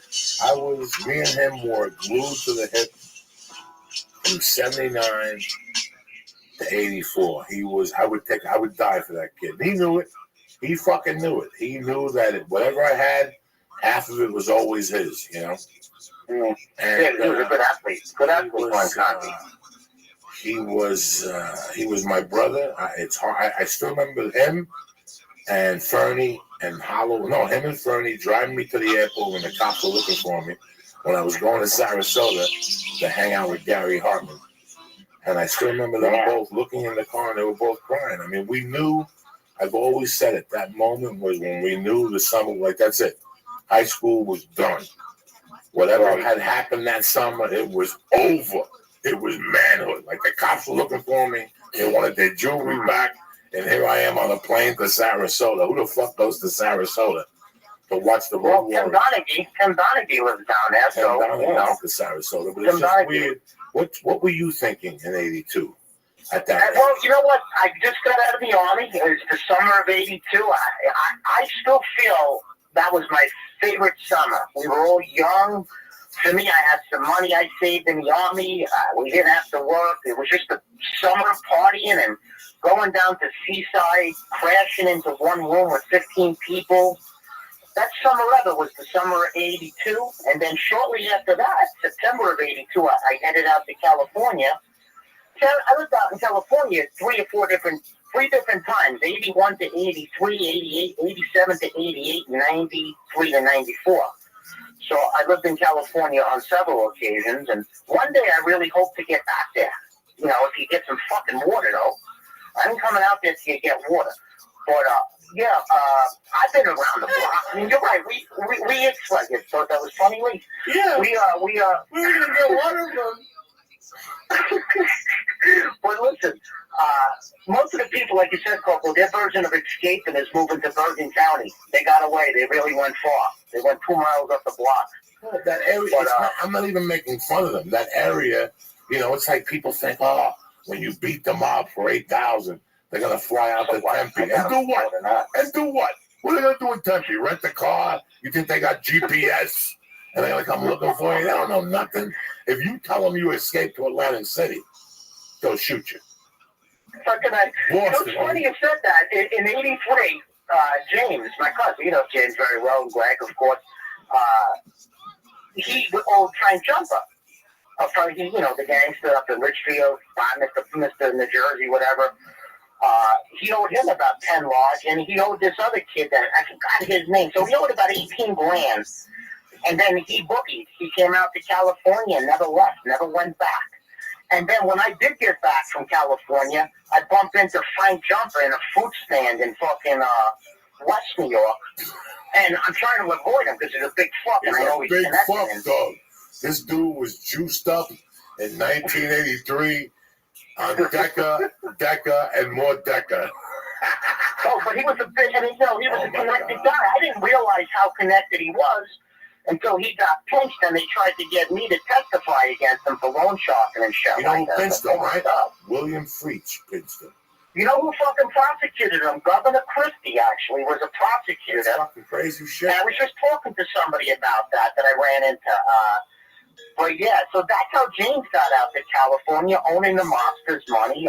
But you're right, you go to Atlantic City, they'll find you. Speaking of Atlantic City, man, I'm telling you what, if they get this sports betting in New Jersey, which any day now we're waiting on a ruling, we're supposed to be in already. Well, I'll tell you what, it'll be big. I don't know if it'll cure Atlantic City's problems, because the place is really hurting. But it'll definitely open up some avenues and maybe start the recovery, you know, for Atlantic City. And if it is legal, I'm moving my ass out of Pennsylvania to New Jersey. Hey, listen, I ain't giving out no inside information. But if I want to bomb someplace, that's what I would bomb, Atlantic City. You're doing everybody a favor. Just bomb up for 15 miles around and start from scratch, dog. Start from scratch down there. That's why. They just couldn't bring That's it back. why I went down to Cape May, man. Because every summer, twice a summer, every year rather, we go down to Atlantic City. It's the same shit. We say it's a Revel or one of the nicer places, but this year was just fuck it. Let's go down to Cape May, and it's so nice. You know, the people are good. They're not crowded. It's very Victorian. Those shores are crowded now. I've seen the pictures, and it's fucking amazing how many people can be on the beach. I refuse to be on the beach if somebody was 4 feet from me. I don't care whether she was beautiful, young. I don't give a fuck. I don't want to be 4 feet from somebody. I grew up and you're like 10 feet away from me. You can fart and scratch your pussy and fuck. You can do 1,000 things on the beach. Now you have people right on top of you on Seaside, all those top of your places. And you can you don't go there. You got to go down to where people can't afford it. You got to go where they can't afford it. And let me tell you, we went from Cape May. The kids wanted to go to the boardwalk, which is only like 7-8 miles to Wildwood. I haven't been to Wildwood for fucking years. 30 years I haven't been to Wildwood. Beautiful when I was a kid. I don't know. Yo, dude, you kidding me? Now, it's a huge boardwalk. There's literally 3 amusement parks on the boardwalk, and it's like 4 miles long. And it's night and day. You go from like you're in a different world 6 miles up the beach. You know, you got the people at the store smoking cigarettes on your thing. Come on in, we got a 2-for-1 special. Bring the kid in. I'm like, okay. But what a fucking wonderful white trash bar. Ooh. The epitome of white trash is fucking the Wildwoods these days. But yeah, we go to where people can't afford it. You know, I'm not trying to be stuck up or anything, but that's what you do. You want to be left alone, you got to pay the extra money, and you're left alone. Let me tell you something. That's what I found out. Let me tell you how tight I was at Glen Conti. I want people to wrap their hands around this. Freshman to sophomore summer. Again, freshman to sophomore summer. It was this time around 35 years ago. We were kids that me, Glen Conti, and John Bender went in on a summer house in Seaside Park, New Jersey for 2 weeks. We talked to our parents. 2 weeks to go down there. I hit the number in February for $2,500. My mom took $5 off the top. $500. I had $2,000 in a bank account. My mom goes, "Don't touch it." I fucking took that money and I started buying quarter pounds from Joe Rayo. And I started making... he became a cop, too. He became a cop. He's on Facebook every day. He hates spics and niggas. Nobody hates fucking more racist than Joe Rayo. And he's still my brother. I ain't mad at him. I love Joe Rayo. So that motherfucker had my baseball card collection. Let me tell you something. When I was in... that name rings a bell big time. Well, his 2 brothers were murderers. The one brother was a cop that got thrown off, and the other brother stuck the flagpole up the gay guy's ass. That's right. The ceramic guy. They stuck the fucking hammer up his asshole. He was a ceramic gay guy. That's right. When we were kids, he used to make ceramics. So the one brother went to jail. That brother robbed my house. I had 8 ounces of pot that somebody had cracked the seeds in it. So whenever you lit it, it was like explosive pot. It was like those candles that don't turn off. Every time you lit the joint, it blew up. Oh, God. Joey Rayo's brother stole it, and that's how everybody knew that he had robbed me, because he was selling nickel bags of explosive weed. Cocoa Puff. So, fucking Joey Rayo. So Gary's out in California. I'm in California at this point, 87. I got this baseball card collection. It's a fucking interesting story. I come back from California, busted out, and I know, baseball cards in the late 80s were at an all-time high. So I figured I'm going to sell these cards. And I had every card from 1970 to 1979 packed up. So I'm going to make a score. I'm thinking it was 30, 40, 50 grand. I come back and Gary tells me, "Oh, man, I'm fucked up." Turns out he got caught doing something one night. Joey Rayo knows about my baseball card collection. Tells him, "I'll let you go if you give me Danny's baseball card collection." So 5 years later, I'm hanging out with Scott Semina. And the rumor always was this thing on the street was, "Hey, I got your baseball." Yeah, I know. Everybody's got my baseball card. Yeah. It's funny. Semina tells me, "No, I really got him." But she wound up marrying or hooking up with Joey Rayo's ex, his wife. They got divorced. So sure enough, there was my baseball card. Like 7 years later, 5 years later, but they took out all the Pete Roses, Tom Peters, all the Johnny Bankses and shit. And I still got those cards to this day, minus the big name players. But yeah, man, we had some fucked up people in that town. Joey Rayo was the first part. His house was the first time I ever had dark rye. I almost lost my mind. With like ham and cheese on dark rye with mustard. It was the best thing I ever You've been obsessed with dark rye for I'm telling you, it was because of Joe Rayo. I went to his house once, and his father made me a ham and cheese sandwich on dark rye. I almost lost my mind. I was a Cuban kid. I never had fucking dark rye. What the fuck? Cuban kid. Have you heard from anything about Sabatino at all?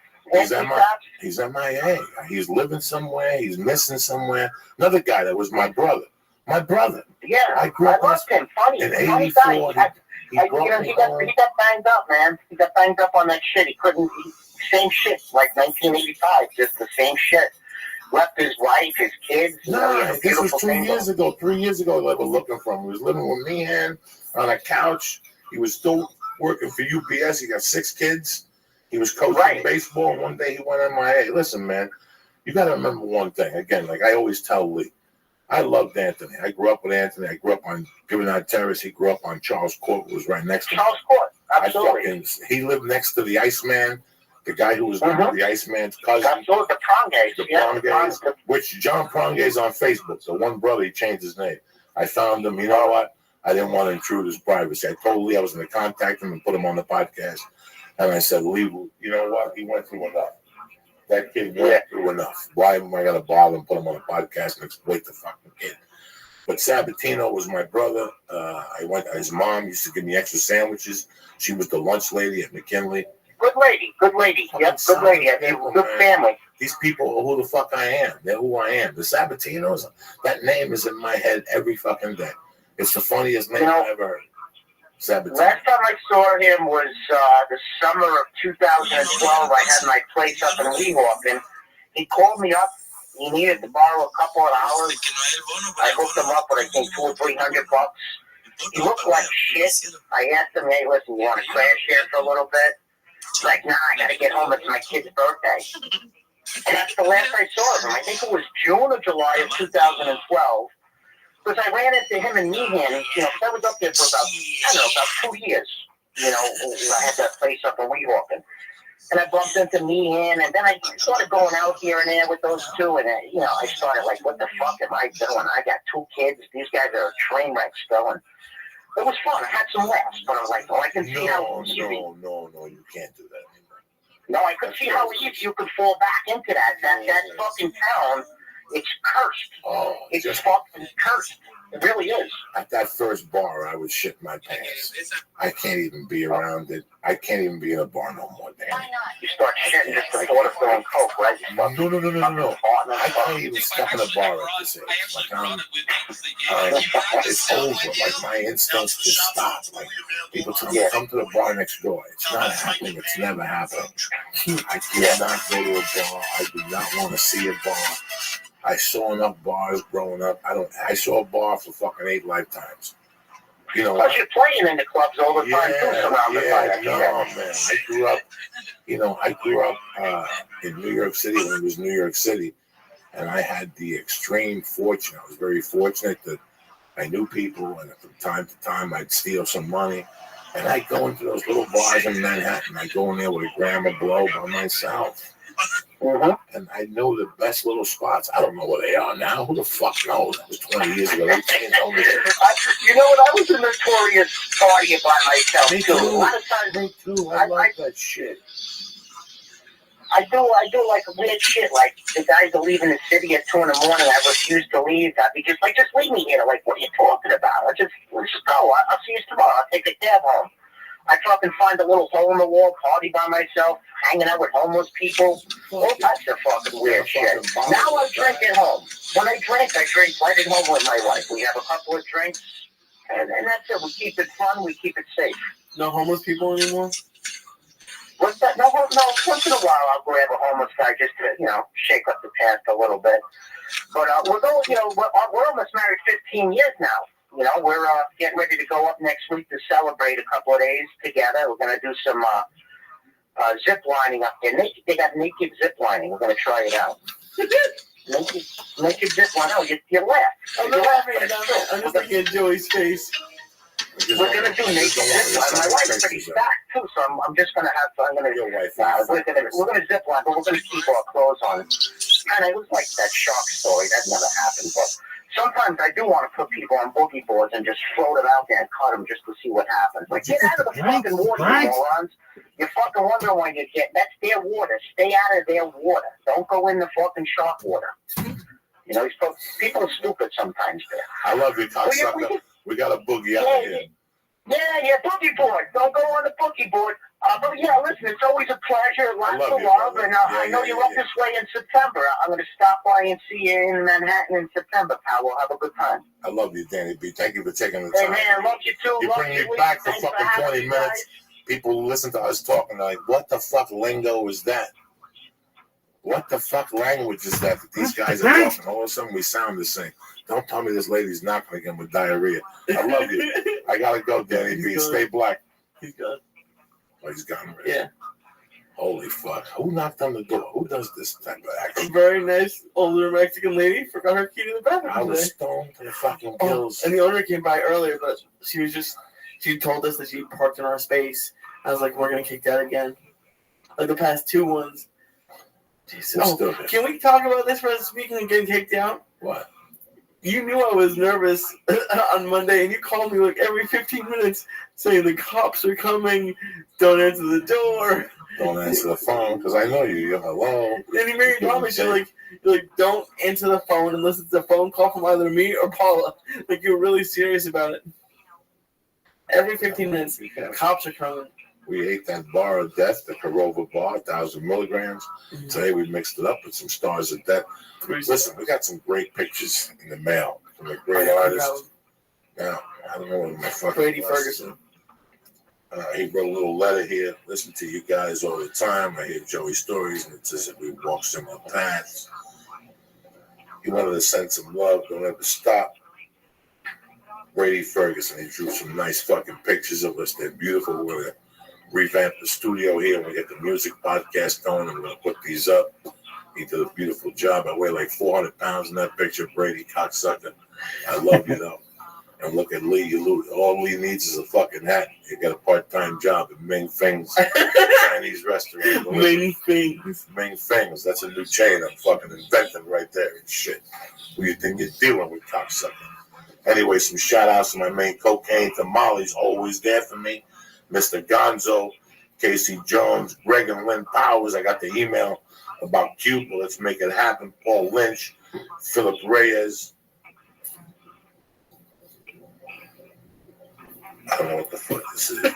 Wait for Dust, the black dude. That's a cool motherfucker. That's a good guy. And Matthew Madeline's. I love you, cocksucker. I'm going to be in Atlanta this weekend. Oh, yeah, Atlanta. I can't fucking wait. And I'm going to be in fucking Chicago in 2 weeks. That's all you need to know. Then we're doing the Ice House. It's going to be a light summer. Light summer. I got to take it easy. I got to dip under fucking 280 and then we'll go. But no, it's... I had no aspirations. I was going to ask you about that. So, you said when you were graduating, all you could think about was getting like drugs here, whatever, whatever you just told Danny. When I was, from the time I can remember, I was always thinking I want to go to college to do this or to do that. Or during high school, I was really worried about the college applications and all that. Or if you were going to talk to 17-year-old you, what was like on your mind? Like nothing of that at all? You were just thinking about the present?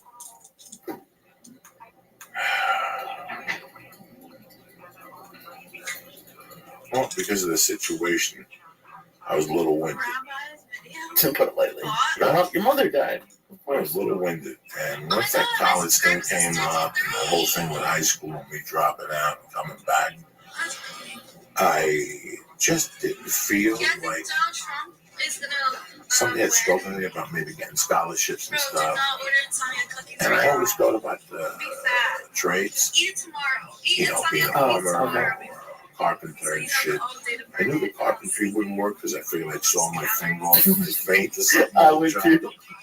So I knew that wasn't, but I really like masonry. But I couldn't get a book for masonry in Jersey. I had to get a laborer's book and hopefully get put on with masonry guys and work a certain amount of days. And then I could become a laborer for the masons. Something weird. There was a loophole. So that was when I went to Colorado. I got into the masonry. That's what the story I was telling before was the 4th of July. I worked for Chip Chilson Masonry. And I remember that was my first 4th of July away from Jersey. Ever. And here I was working till lunchtime for like $15 an hour. He paid me time and a half or something. And then I was going to a barbecue, the guy from New Zealand's house and his wife.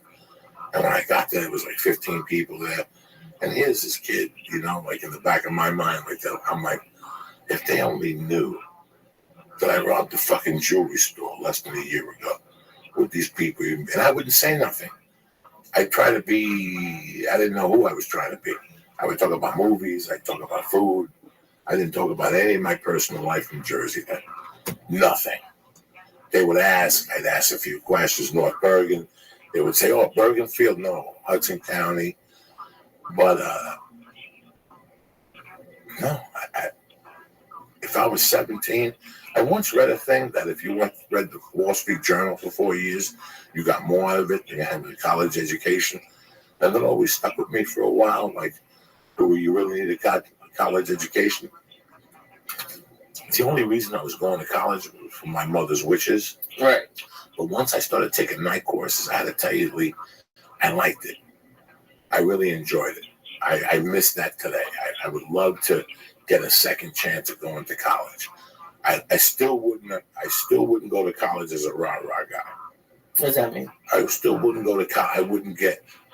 I know that for my child, for you as a young man, I would tell you the way to make it in college today is to get involved. You have to get involved. You have to be part of a group. You have to mingle. You have to see other things. You have to sign up for all those workshops they give you. That's the only way you get the most out of college. Yeah. But on the other side of me, I know that Lisa, I should also work 20 hours a week. I live very contradictory. So for me, I know that I'm going to go sit and listen to some black guy play the piano with a little hat on and shit, and I got to make believe I'm entertained. I already heard and seen this shit. Well, it doesn't, or whatever the fuck it is. But aspirations doesn't have to mean college. Like, it could have been in high school you wanted to be a comedian, so you're going to go. Listen, I didn't aspire to go to college, but I didn't also want to be that guy that didn't go to fucking college, or at least didn't fucking try. Okay. With all the opportunities available to you, how the fuck can you not want to go to college? There's a fucking paperwork. There's shit that you could do to get into some college and get some type of fucking degree. No matter how dumb you are, there's a college somewhere that'll take you. Am I lying to you? Lying to you? No. As long as you pay the fucking tuition, there's Valley College. You get a degree in fucking philosophy from Barry College. Can you not? Yeah. It's the same fucking degree you're going to get from somewhere else. And when you go into that interview and you interview, it doesn't matter whether you've told me yourself. It doesn't matter what it says in that. Even though the other day I did see a girl with Emerson shirt on. I almost said something to her. I go, what the fuck? It's the 4th of July. Why would you talk to me, right? And that's really all it is that's the they want to see that you attended. That's it. And then they might call a reference. Yeah, he attended here. Did he really get B's? Yeah. Was he part of the fucking Suck My Dick group? Yes, he was. Okay. What the fuck? Sci fucking. That's a good group. What? Poly fucking Scio. Sucky group or whatever the fuck it is. I don't know nothing about this shit. That's it, Lee. What the fuck? You ate 3 stars. You're saying. Yeah, fuck yeah. What are you doing today? Tonight, I'm doing nothing because of this. Yes, you are. You gotta do something with your life. You gotta start Suns. Oh yeah, maybe I'll do that. I already went to the gym today. Sure you did. How long did you do on the thing? An hour. And jiu-jitsu yesterday. Yeah, jiu-jitsu yesterday. That's good. I was thinking on the drive over here how every week I have the notebook with what I'm gonna write down and what I'm gonna do for the week. And it's weird that right before I got on the plane, I look at that sheet and I'm like, fuck. I didn't do that and I didn't do that. But I did 8 out of 10 things I had on that list. Just by writing it. Yeah. Maybe you want to do it. It's crazy to just it doesn't make it. It makes you feel good when you check something off of a list. If you're gonna work for yourself and you're gonna be independent contractor, you have to have some type of schedule in your life so you're never stale. I can't ever. Even the other day I was in the house writing in that fucking book. And then I said, let me write comment. I went outside, I smoked a number, and I sat in the sun. And it was 2 different worlds for me. We fucking vegetate too much. That little jiu-jitsu, what is that? An hour and a half. What do you got? How many hours in a week? 7 times 20 fucking 4. Then you divide that by fucking 8 times. So you need 56 hours. 160, I think. So 160, right? So you get 56 hours of sleep. You got 100 hours. You ain't got an hour and a half to go to a jiu-jitsu class. You ain't got 5 hours to put into a fucking college. When you break it down like that, you'll be embarrassed of your life. Yeah. What you really do with your fucking life. When you break it into a times table, so whatever 7 times 24 is, how many hours a night you sleep? 8, right? 7 times 8 is what? 56. So if there's 160 and you minus 56, you still got 100 hours. That means you got 100 hours to play with all week. You don't go to the gym. You don't take a class. You don't do something constructive for 3 to 4 of those hours a week. There's something wrong with your life. Right. You really got to look at it that way. Hourly wise. I don't care if you go learn Chinese figures Who gives a fuck? At least you're taking your mind off your miserable life. I mean, that's Right, what I look at. And that's why I go to jiu-jitsu, because that hour down and hour 45 minutes back, cutting people off and shit, at least it takes my mind off writing a joke. And, you know, I gotta get on a plane to beat myself up just like anybody else. You know, you just want to keep your mind occupied, especially when you're an independent contractor. At least if you have a job for 40 hours, you're doing something for 40 hours. Like your mind is somewhere else. Yeah, 5 of those hours, you're going to face it on the computer and look at YouPorn and bang one out. But for the most part. Do you ever tell someone to, like, check you or whatever? Because I'm working on that seminar I'm doing, so I'm working on it. And I told Paula that she has to, like, check and see, like, I've made progress every week. Do you ever do that, or are you just all self-policed? Because sometimes I need to know somebody's going to, like, get mad at me. Here's the beauty of this, that everybody thinks that they're smart enough to control everything. And for years, we all do that. Until one day you realize you have friends around you. And these friends care about you. And they know your sense of humor. And they also know what you're trying to do. They see the light. That's why you're friends with them. As crazy as I am, I'm friends with John Butt. Today I went to Egan's with John Butt. You know that, right? Oh, I didn't know you. Yeah, I went to John Butt with you. I love John Butt. He's a good guy. He's been nice to me. And what was I talking about? Friends around you helping you. Yeah, and you have to ask 2 or 3 of your friends for advice that know you. I came to you last week with a problem about the special. And I told you what my numbers were and what my parameters were, and we both agreed on, correct? Yeah. Are you a comic? No.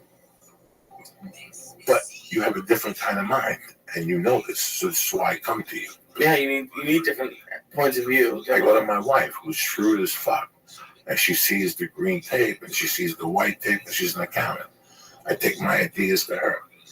So I take them to the most intelligent people I know, pretty much. And then I'll call a friend from Jersey who I trust his judgment. I'll call one of them. So now I have 3 judgments in my judgment. Out of those 4 judgments, something's got to be right. You follow me? Yeah. Because I've had the same formula for fucking years in my life. I've always asked people that I trust their judgment, but they'll say to me, you know what? I like you. I'll miss you if you're gone. But you can't stay here. You're going to die from doing drugs, or somebody's going to shoot you because they're going to catch you robbing their drugs. So you need friends like that are honest with you, you know? Yeah. I was watching James Brown movie. Okay. Did you watch that? Yeah. When he goes to the guy's office and he wants to do a live production, and it's a big fat Jew. Yeah. And he goes, yeah, but it doesn't sell. And all of a sudden he takes his shoes off, and the Jew gets up and he starts dancing. And he goes, what the hell are you doing? He goes, I'm doing a mashed potato. He goes, I don't do it right? He goes, that's right. That's not my part of the business. I know the business side of music. So you should know how to do the mashed potato, and I'll take care of the business side. You follow me? So I don't know everything about everything. So I have to ask questions. What? And I'm not going to ask an agent because they're fucking greedy and stupid, you know? They're not going to give you their real advice. They're going to give you an advice from a monetary sense. How much are we going to make on this? Right. So I got to go to people who care. So that's how I make my decisions. As of the moment, I'll call Rogan, I'll call Ari, you know, and you make a joint fucking decision. Somebody's going to come up with their own answer, and they'll all help out to the cause. What's with the questions, Coxsackie? Let's wrap it up here. Let's give a shout out to the sponsors. What do you got going on this weekend? We're going to San Francisco. Okay. When are you leaving? Tomorrow morning? Friday morning. Friday morning. And what time are you leaving? We're actually thinking about leaving at like 6, to be honest, just to get up there by like around lunchtime. Because if we don't leave at 6, we have to leave at like 11. Because otherwise, we'll get stuck in the morning traffic. So you're gonna get stuck anywhere, but not north, not too bad. Yeah, it's not that bad. And then we like to eat, so we looked at a couple of places to go eat. We're gonna go to that Haight Ashbury part of town. Gonna go get some clam chowder. It's gonna be fun. 2 years. Congratulations, brother. You've come a long way on the show, you know. Thank you. I see you were like Rocky's wife when I met you. Look at you, got a pep to your step. You're putting down 3 stars a deck. You're slinging dick and Frisco like fucking Clint Eastwood escaped from Alcatraz. And you're taking it to the next motherfucking level, you know what I'm saying? Well, it's crazy for you too. I mean, you just won a Rogan yesterday. Right. And just what we were talking about earlier, like, what did you think was going to happen? One of those first Rogan ones you were on either the couch or when they were sitting just in these kind of chairs, I mean, how cool was that for you two guys? Did you ever guys just talk about that? Like how you're sitting in front of like 1,000 or so podcasts of just you guys, or just your own podcast, not the hundreds of other ones you've done. And it's as much of a part of you as being a comedian now. Like 4 or 5 years later. Like I told you before, Lee, if you think when I was in that apartment in Boulder, I was thinking about podcasting or being on the Johnny Carson show or on Late Night with the late Dave Letterman, I had nothing. I knew nothing about this, bro. You know, I used to fucking giggle at Rogan when he first did it at night. I used to go, I'm not going over that. Really? I'm not going over. I was clean and sober then. I was just smoking dope. I'm like, I'm not going over that. I'm not going over there. And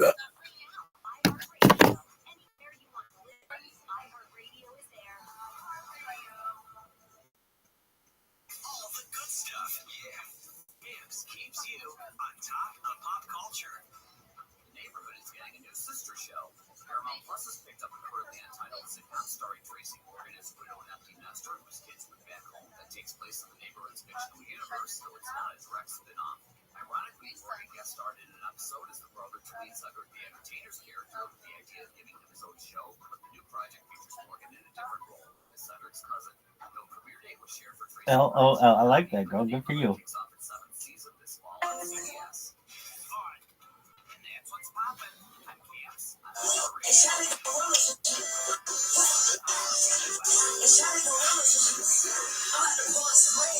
We on human time.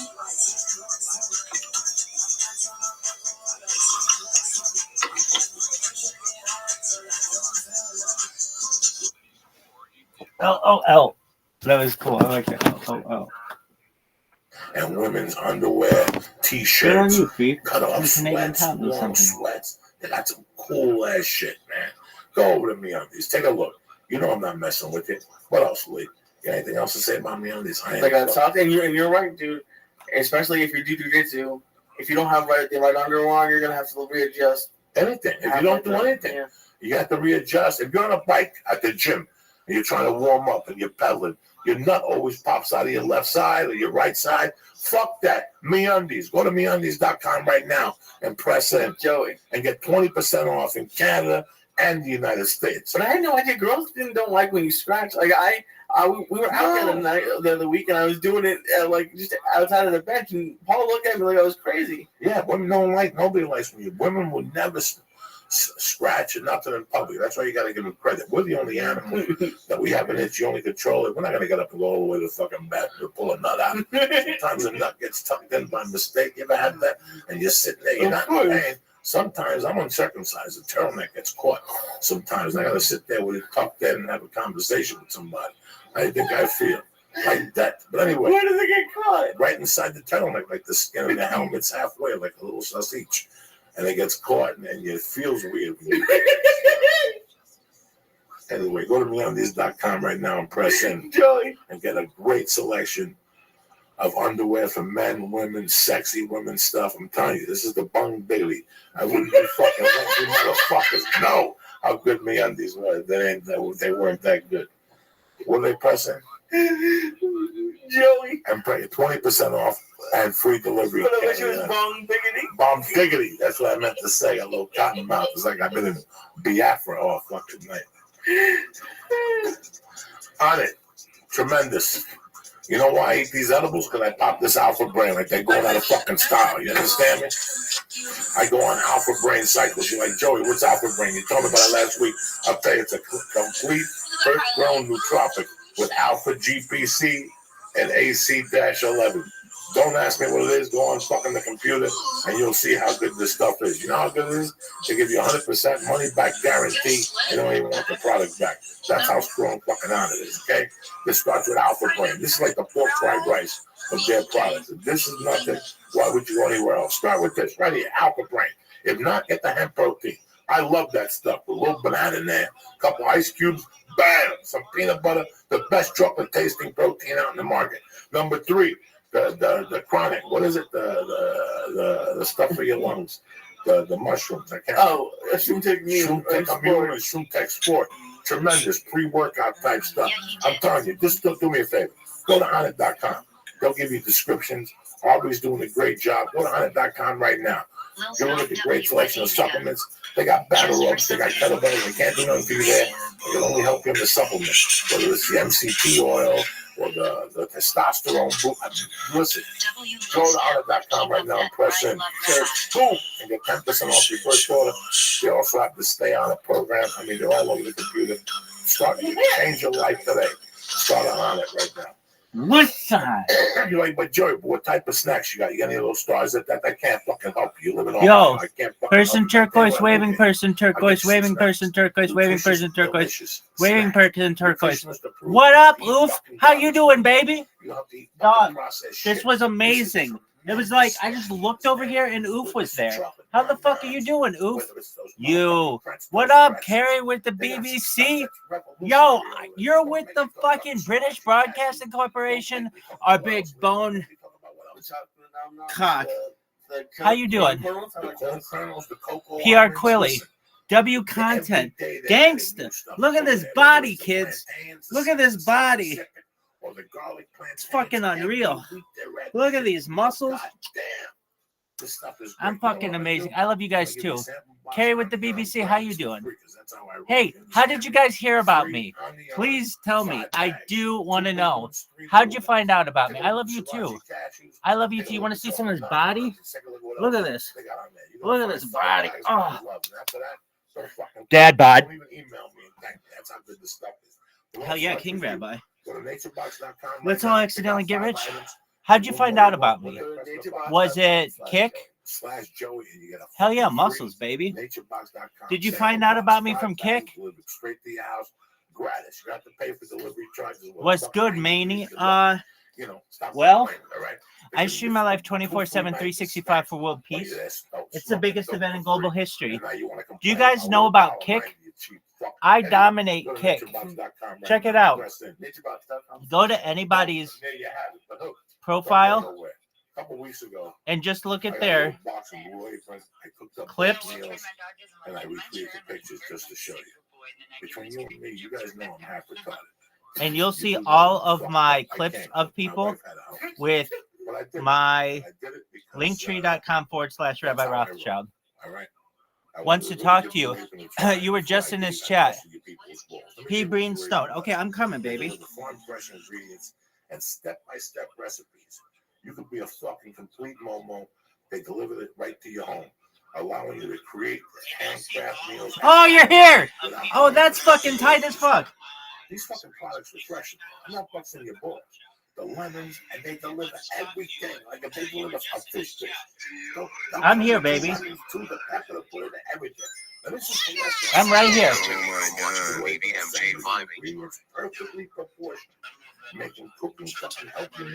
I am here. No one used this. No, I got nothing. Everything is for the fucking dot. Blue Apron is perfect for date night. Let's say you meet a chick you want to impress. You're live on like 8 different YouTube streams right now and 33 different platforms. Biggest event in global history. Let's say you're fucking divorced and you're a loser. Yeah, I know everybody, baby. I love everyone. They got kid-friendly ingredients for the whole family to eat well. And you're not preparing the meal. Oh yeah, I'm coming. Each meal is 500 calories. 5 to 700, I'm sorry for serving. And it's fucking tasty. The 2 meals I had 2 weeks ago were tremendous. The fish and the steak, whatever it was, tartar, tremendous. And this is what they got this week, all right? Dog, I'm coming. Steak, Romano, coming to this Discord. Risotto. Are you fucking kidding Let me in this B. Stir-fried. Oh shit, his Discord link doesn't work. Who's ever fucking done nothing like that? You know who? Your take it from me, all right? Do me a favor. We're gonna Discord link. By going to blueapron.com. No, blueapron.com/Joey. That's right. Your Discord link is broken. My treat. Really, the first 2 meals are on me. When you go to blueapron.com/Joey, all right? .com/Joey. So there you have it. Correct. MeUndies.com, Nature Box, and Blue Apron. I'm booking you up with 2 free fucking something somewhere along the box. Don't bother me no more, right? Hook you up with nuts. At least you. Oh, I'm mentally here, baby. Right or wrong? If you're gonna take the DNG Hideout. Fucking Lisa, You might as well get a nature box or a nice Blue Apron, 2 dinners on me, all right? And that's it. I'm going to Atlanta, cocksuckers. I love you guys with all my heart. Thank you for another fun-filled week here with myself and Lisa. We're over here trying to make your hour more enjoyable, man. That's all we're trying to do. Right, cocksucker? Always. Hey, Rabbi's in your Discord. I just love the idea. Hey, you're the one. Rabbi's in your Discord. You left over. I've been there. Blue Apron. I've been Rabbi's there. in your I Discord. fucking better than. I probably would have been there right now. That little podcast. I'll let you know. Jumping up and down with you fucking baboops. You know I love you. Have a good weekend. I'll see you Monday afternoon, Monday night. We got great. Where's my man? Yes, next week. Episode 300. PR Greenstone. 300 episodes, Luke. That's crazy. 300 episodes, people. Thank you for taking the fucking crazy Rabbi's in ride. the Discord. We'll see you next week. 5 a.m. Yo, drag me into where I need to be. Hell yeah. Is that my boy? Hell yeah. I had a great weekend. How you living, pimp? Yo, it's good, bro. Like, it's crazy. Like, I be seeing you, bro. I be seeing you around, bro. Hell yeah, dude. I'm going to make you rich. I'm going to make all your dreams come true. You and your audience. I'm Rabbi Rothschild. I stream my life 24/7, 365 for world peace. I don't want war anymore. I've been doing this now live 24/7, 365 for more than 3 years. That's more content than anybody has archived on the internet. It's essentially a time capsule for the world, and you're a part of it now. No, wait, I'm part of the rabbi game. Oh, hell yeah. Oh, hell yeah. You're like you captain, baby. Absolutely. In fact, I'm gonna get you in on the inside. All right, so I'm gonna show you how my bots work. You ready for this? Now this is inside baseball, baby. All right, so I've got 4 different devices going at any given time. These are all laptops, and what this bot does is it spams 13 different times in people's chats. It follows them, and it most funniest of all to me is it creates a clip. So if you check any of your clips, the recent ones. Try somebody else live right now called Fresh is Tired. Right? Try to his. Pardon me? Look up someone named Fresh is Tired and try to his shit. Sure. I want to see how it works. Yeah. Absolutely. Is it FRESH? Yeah, Fresh is Tired. Just one moment. Yeah, why you banned it? Yo, that's weird. Yeah, like you might have to do a different account. No. How do you banned his chat already? I probably already tried to talk in it and then spammed him. Just one moment. I can't do it on that computer. I'll do it on this computer. The reason why I can't do it on that computer is my control button is locked down for a second. I don't know why. Meaning I have to shut off the control button. All right. FRESH. Wait, how many accounts you got? 10,000. How do you make 10,000 accounts? I have bots that do it. What's your man? Oh, I see him. Fresh. Is it red? Oh, Fresh is tired. Fresh is tired. Yeah, Fresh is tired. Yeah, I'm banned in here because I've been spamming him. Man, he banned you from all 10,000 accounts. There's no way it's real. No. No. Yo, holy crud. I get a few. He's looking at us right now. Hell yeah, he is. I get a few spams in on him, and then somebody in his chat bans me. Wow. But that's okay. Check this out. If we come over here and we look at my man Fresh is Tired's clips, you're going to see Rabbi. Just one moment. If we do it by the date, let's see here. No, you tapped in with the clips. That's all that matters. You already got the clips in there, so he can't really stop you for real. Exactly. There it is. You see linktree.com, Rabbi Rothschild. If we look at it over the last 7 days. Yo, hold on, bro. You too smooth with it, bro. I ain't gonna lie. Like, I didn't think about that, bro. Yeah, dude. It's pretty outside the box thinking. This one has 15 views on it. And, we'll look at yours. I mean, I don't know because this thing just gets anybody. It doesn't discriminate. It's like I got 4 of these things that basically are heat-seeking missiles for the front page of Actually, I think that Fresh dude wants to talk to you. Like, yo, Fresh, join the Discord. So here's how it works. It goes to the front page, and it goes to anyone in just chatting. And what it's going to do, the next person up, I may have already spammed. I always spam this woman. Her name is Natalie, or Nikki Tude, sorry. Nikki Tude, she's a KCIP streamer. I do shout outs to all these streamers, but she hasn't banned me. So here's what it's going to do. It's very, very smart. It recognizes what this picture is on the follow button, which is, it recognizes it like from the shape of it, meaning you could put this follow button anywhere on the screen, and this pointer is going to find it and click it in just a moment. No way. Yeah. So that's what. So like, the bot like literally auto clicks. Exactly. That's why this thing is so fucking dangerous. I mean, dangerous. I mean, it can take over the world. When it has the. Or you like just downloaded it from somewhere? I downloaded software and programmed the bot. So you basically made it. Exactly. Now, if you're like, well, is it gonna go? I don't see it. Let's see it work. It will. It just has to run through a couple of tests to make sure. So what do I mean tests? To make sure that it has the right screen. So what occasionally the people at Kick will do will ban my account or ban my IP. So it goes through and does the Cloudflare check to make sure that my IP shows me as a human. And so it's very, very smart.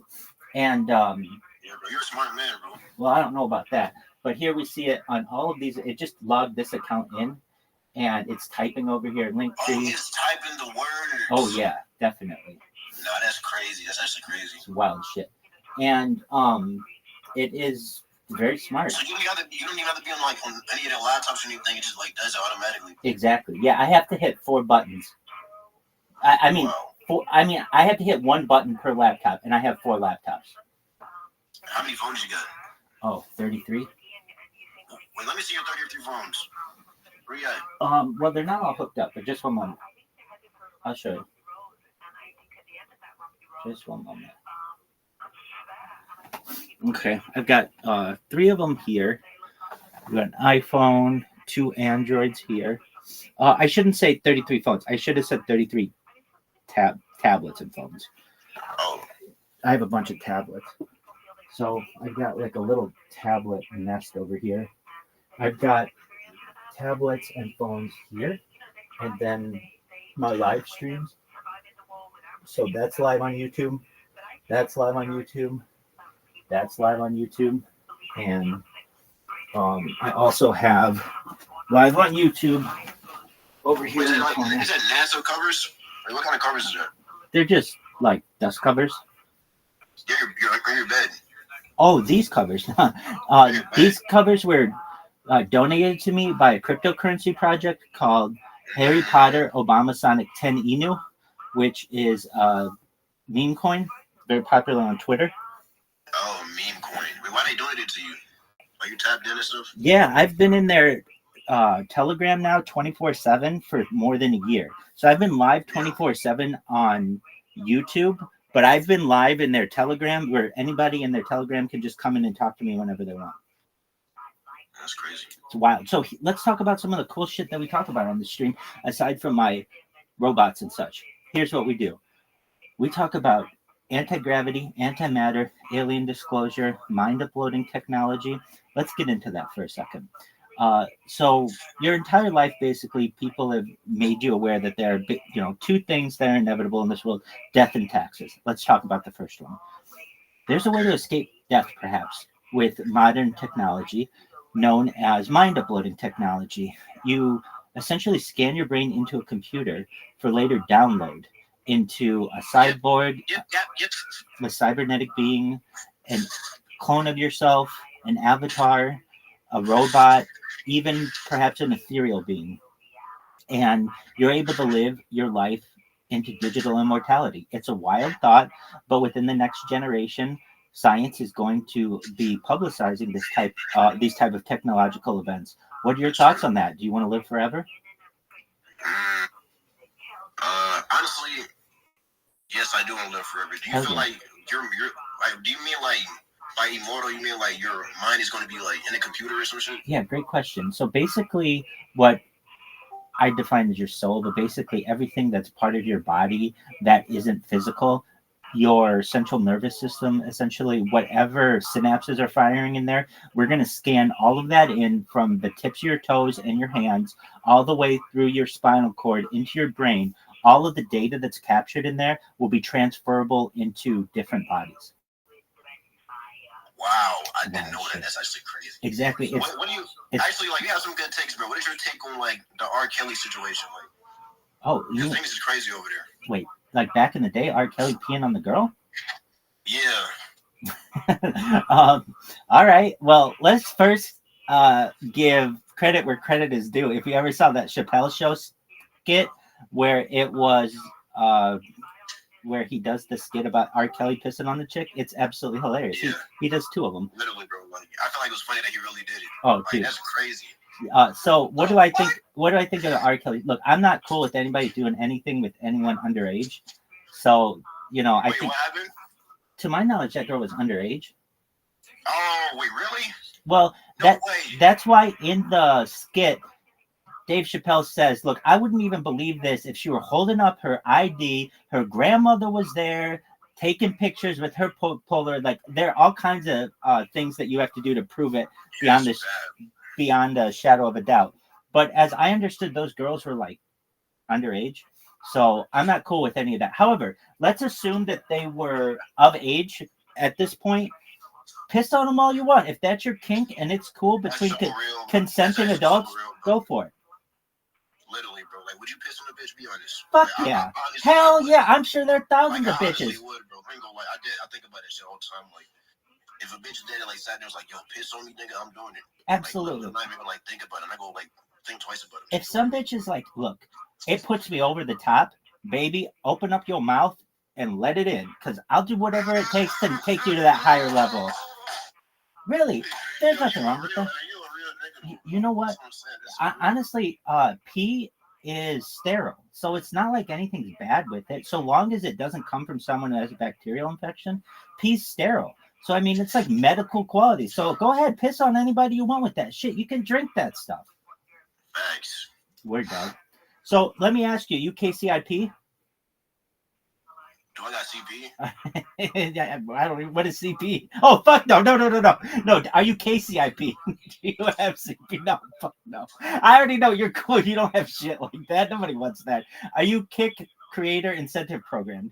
Oh, yeah. Oh, yeah, you're big time then. Good for you, man. Congratulations. I appreciate that, bro. I'm going to do a shout out to you today.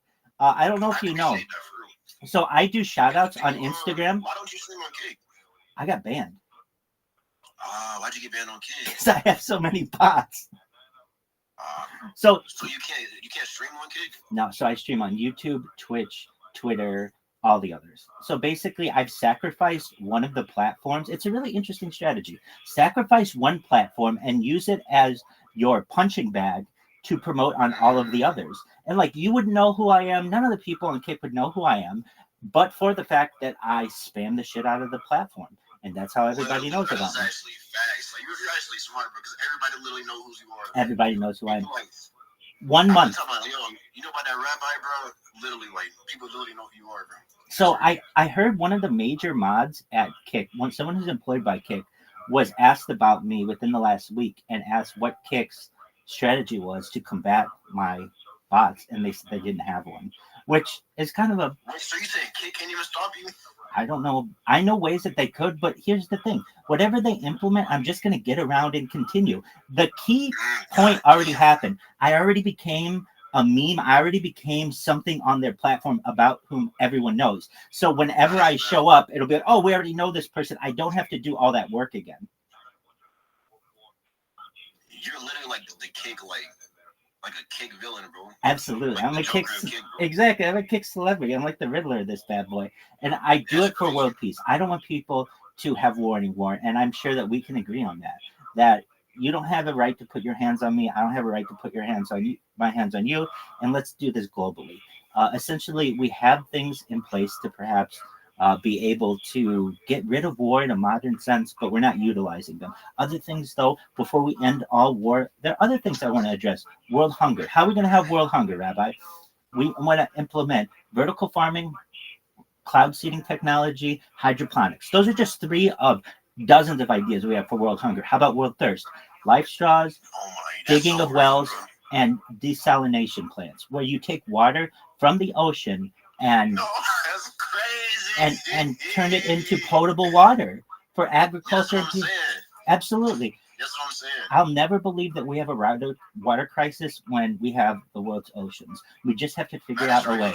And so we desalinize the water so that it's drinkable. Those are just 2 ideas, but it's big ideas. And so when people start to find out about this, it's like, whoa, hold on a second. You mean I can always check you out whenever I want? Like basically any other show on Netflix or anything, it always ends.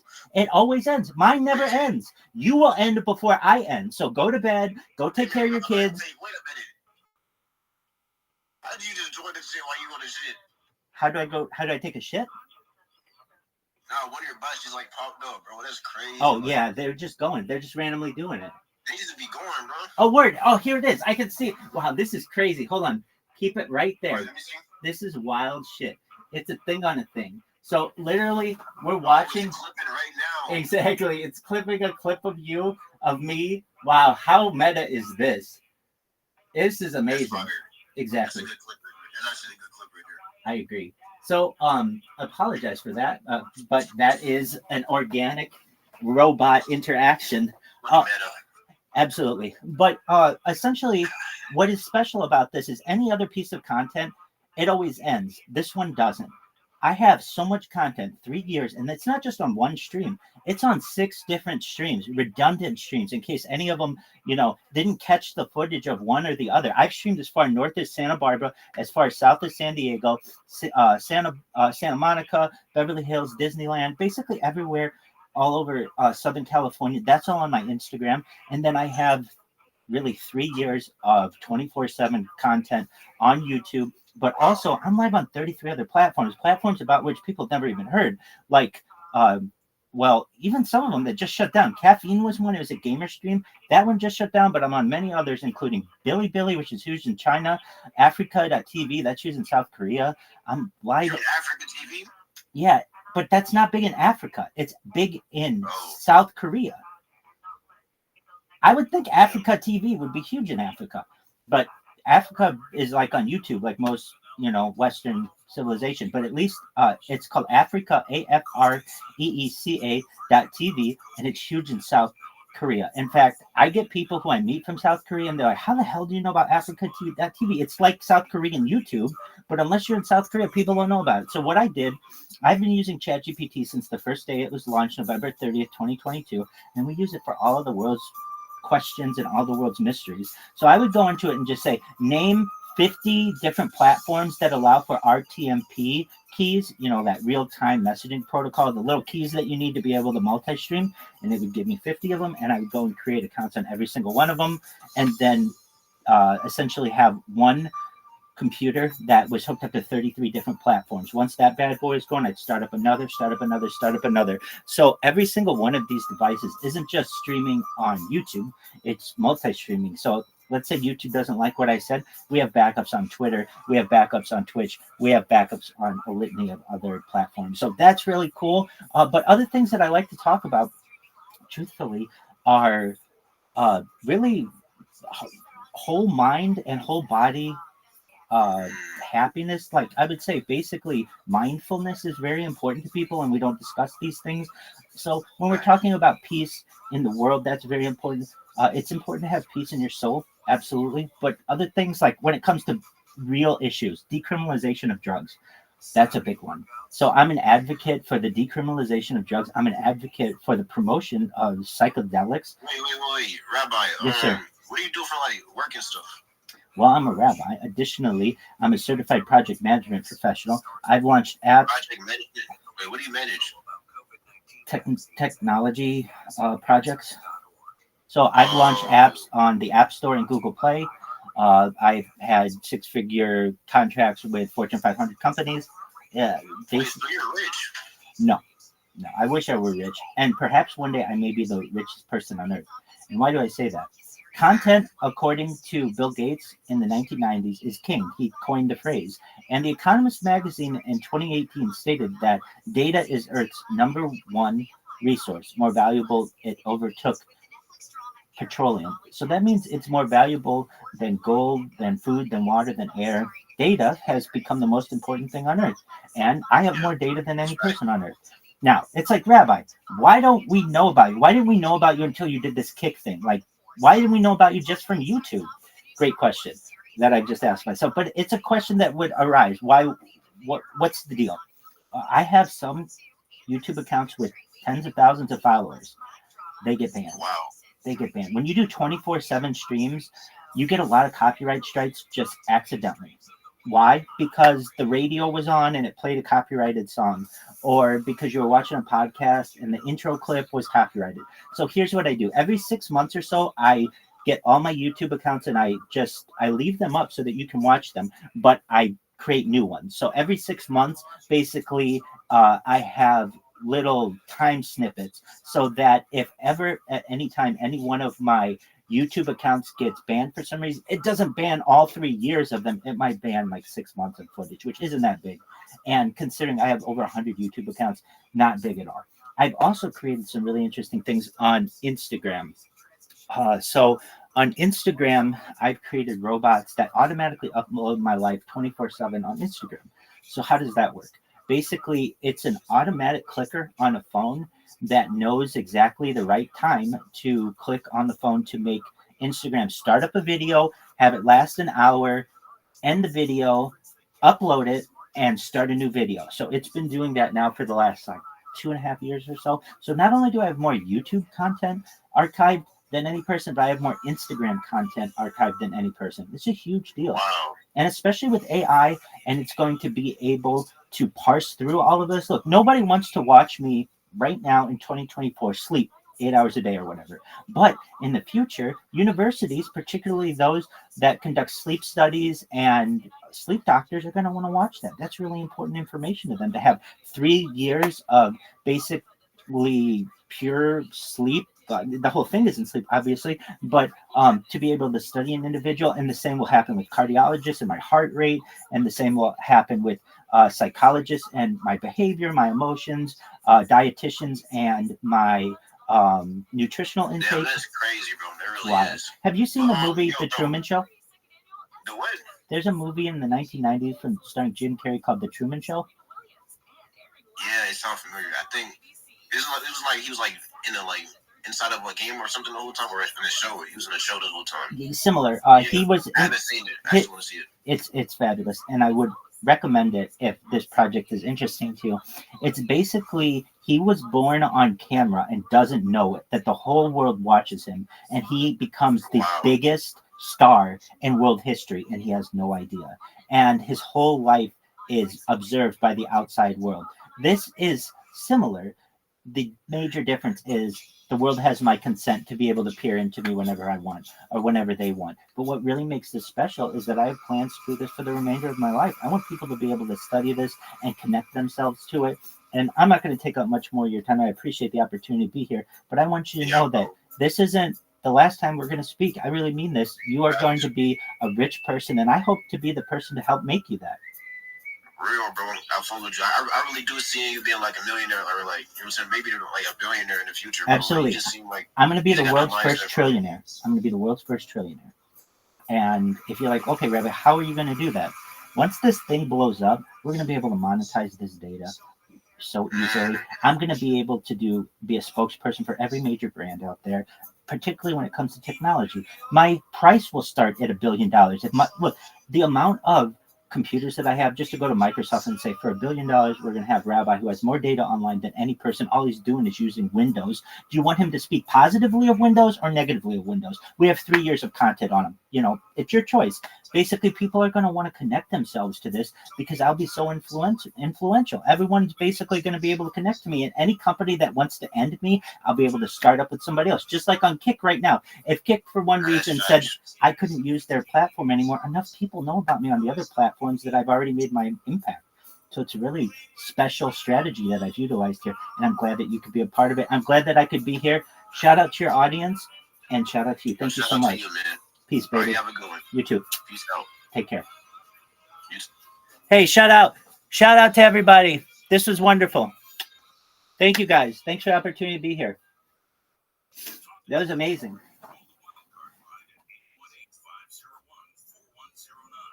So what's my man's name? It's like PR. I'm gonna do his shout out right now. Hey, so if you're watching this right now, shout out to Carrie with the BBC.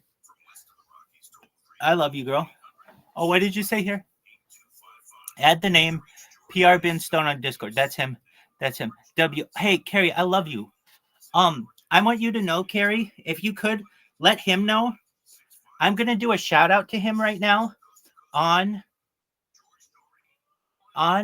Instagram. If you see right here, I have my Instagram, and everybody gets a shout out on Kick. So all these people have names. And let him know. I'm going to do one for him right now. I'm going to tag him in it, so he'll have it in the next like 45 minutes or so. And if you're like 45 minutes, I thought you were going to make it right now. I am, but it takes a little bit of time. I add lyrics to all of them, or I add captions. So like, do you see how it has the captions underneath it? So it takes me a little bit of time to do all that, but nevertheless, he's going to get it really soon.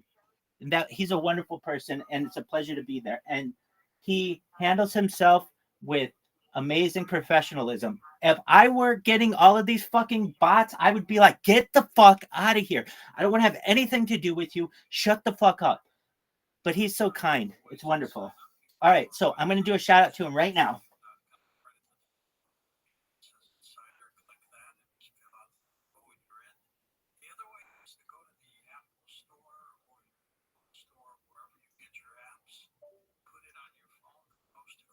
What's up, baby cakes? It's everybody's favorite pimp here, Rabbi Rothschild.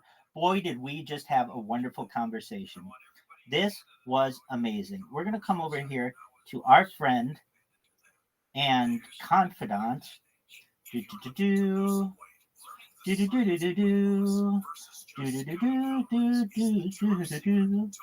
PR Greenstone.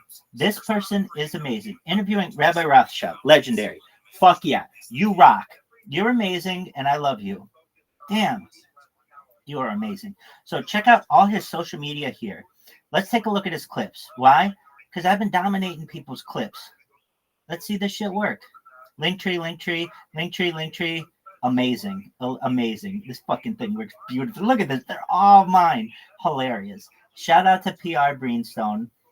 Big time streamer. Going to continue to be bigger.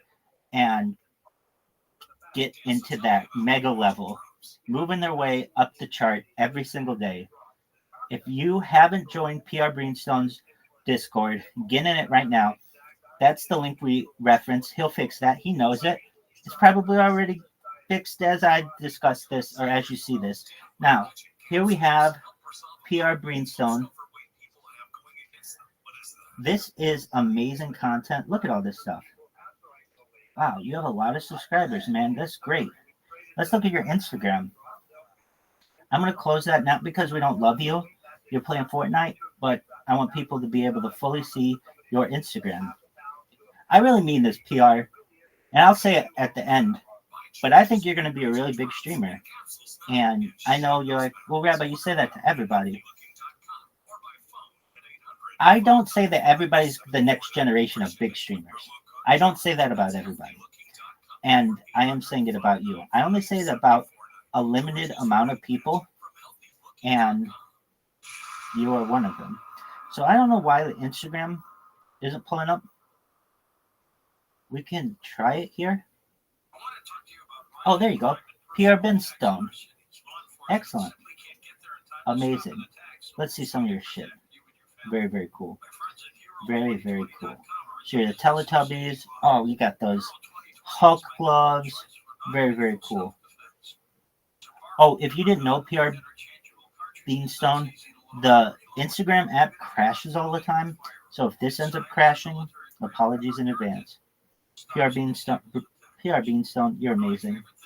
All right, I want to make sure to follow you. Hell yeah. All right. I love that girl who is that what do you call it? What's her name? Hawk to a girl. That girl's hilarious as fuck. Anyway, PR Beanstone, shout out to you. Shout out to your stream. I do really mean this. You're the next generation of big streamers out there, and you're gonna continue to grow. It's very early in your streaming career, but I mean this. Content is king. There are only two kinds of people in this world, creators and consumers, and you're a creator. Anything else I want to say to you? Yeah. In addition to things like mind uploading technology and anti-gravity, antimatter, some things that we discussed that are really, really important are things like advances in life extension technology with human growth hormone and stem cells and cryonics, basically like using cold temperature to extend the lifespan of the body. Really interesting things. And I mean this, I don't think you're going to die. You're going to be in a point where you can financially be able to afford life extension technology, mind uploading technology, digital immortality. And if I'm the first person to tell you this, well, then I am. But I really mean it. I wouldn't make a video about this if I wasn't serious about it. You are young enough, you're going to make enough money, and the technology is going to advance quickly, and you're going to be able to one day, if you want, extend your life perhaps indefinitely. That's really cool. Anything else you want to say to him? Yeah, you're a big time streamer. Thank you for the opportunity to be in your Discord. You're a great interviewer, and if you ever need anything from Rabbi Rothschild, I'm here for you. Take care, everybody. Take care to the world. Shout out. Peace on earth. Stay black, everybody.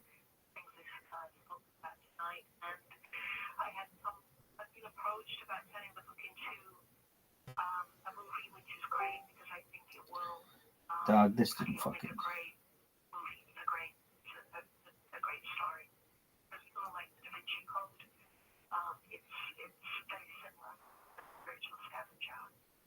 How do you think the ancients, let's assume the Dead Sea Scrolls are indeed authentic, I believe they are, and the one found in the 90s that you based the book The Angel Scroll on was real. What does that tell you about the past? Well, we keep discovering things that we did that change our view of reality. So I think it tells us that we should continually question our view of reality. Who's right in history? They say that the winners write the history, right?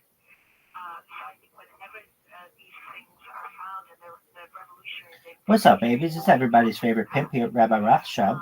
Next up on Rabbi's Big Board, we have our friend, PR Beanstone.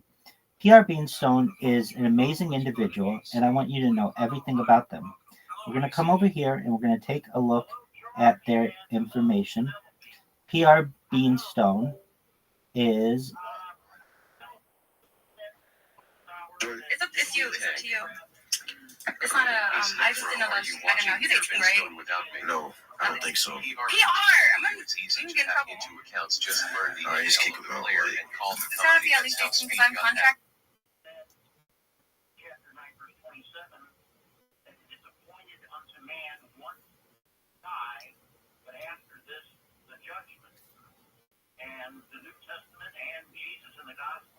What's up, baby? It's everybody's favorite pimp here, Rabbi Rothschild. Up next on Rabbi's Big Board, we have PR Beanstone.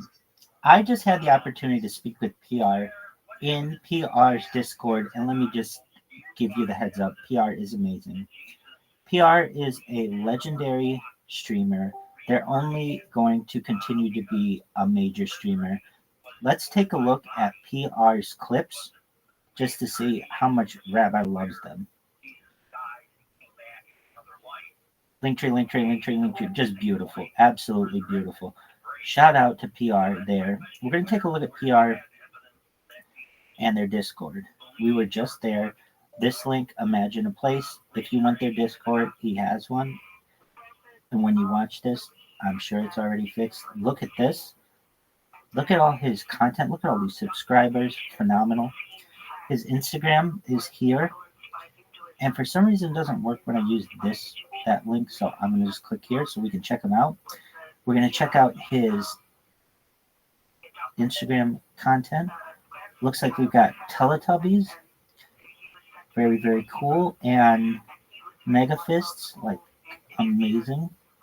Look at you guys having a good time.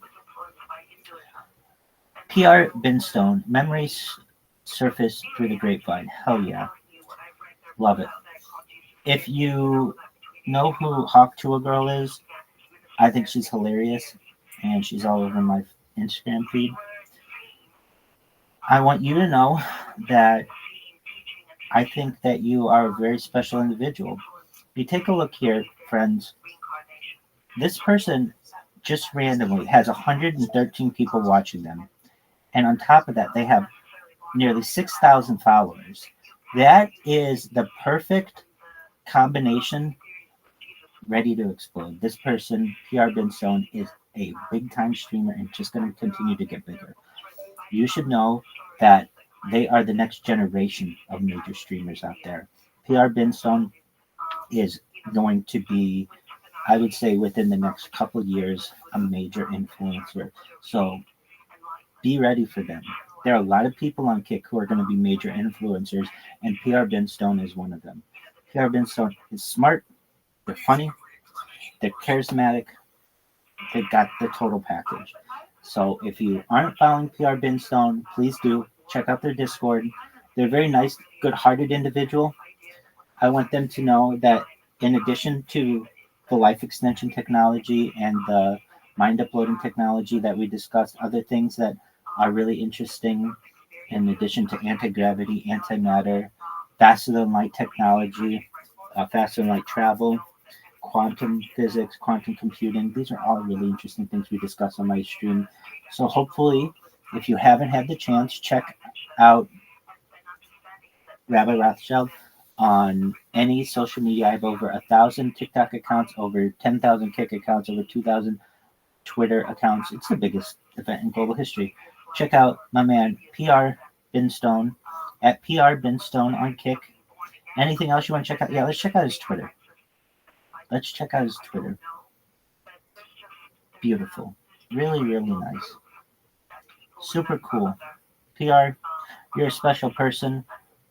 Rabbi wants you to know Rabbi cares about you, cares about your audience, and we've only just begun. This is the beginning of a beautiful friendship.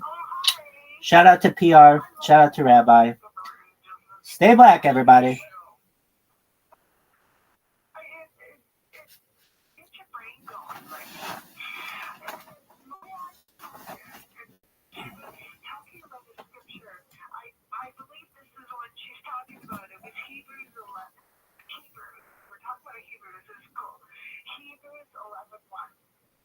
Maybe it's everybody's favorite pimp here, Rabbi Rothschild.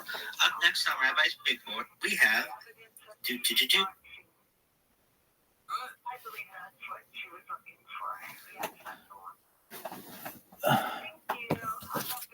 It was $1 million. Sure, definitely. You know. Yep. Well, you know, in my career, You say you a gangster, but you never I popping did nothing. something with a couple of guys that you probably know. His name is Big Lou. Okay, he's gonna call in later.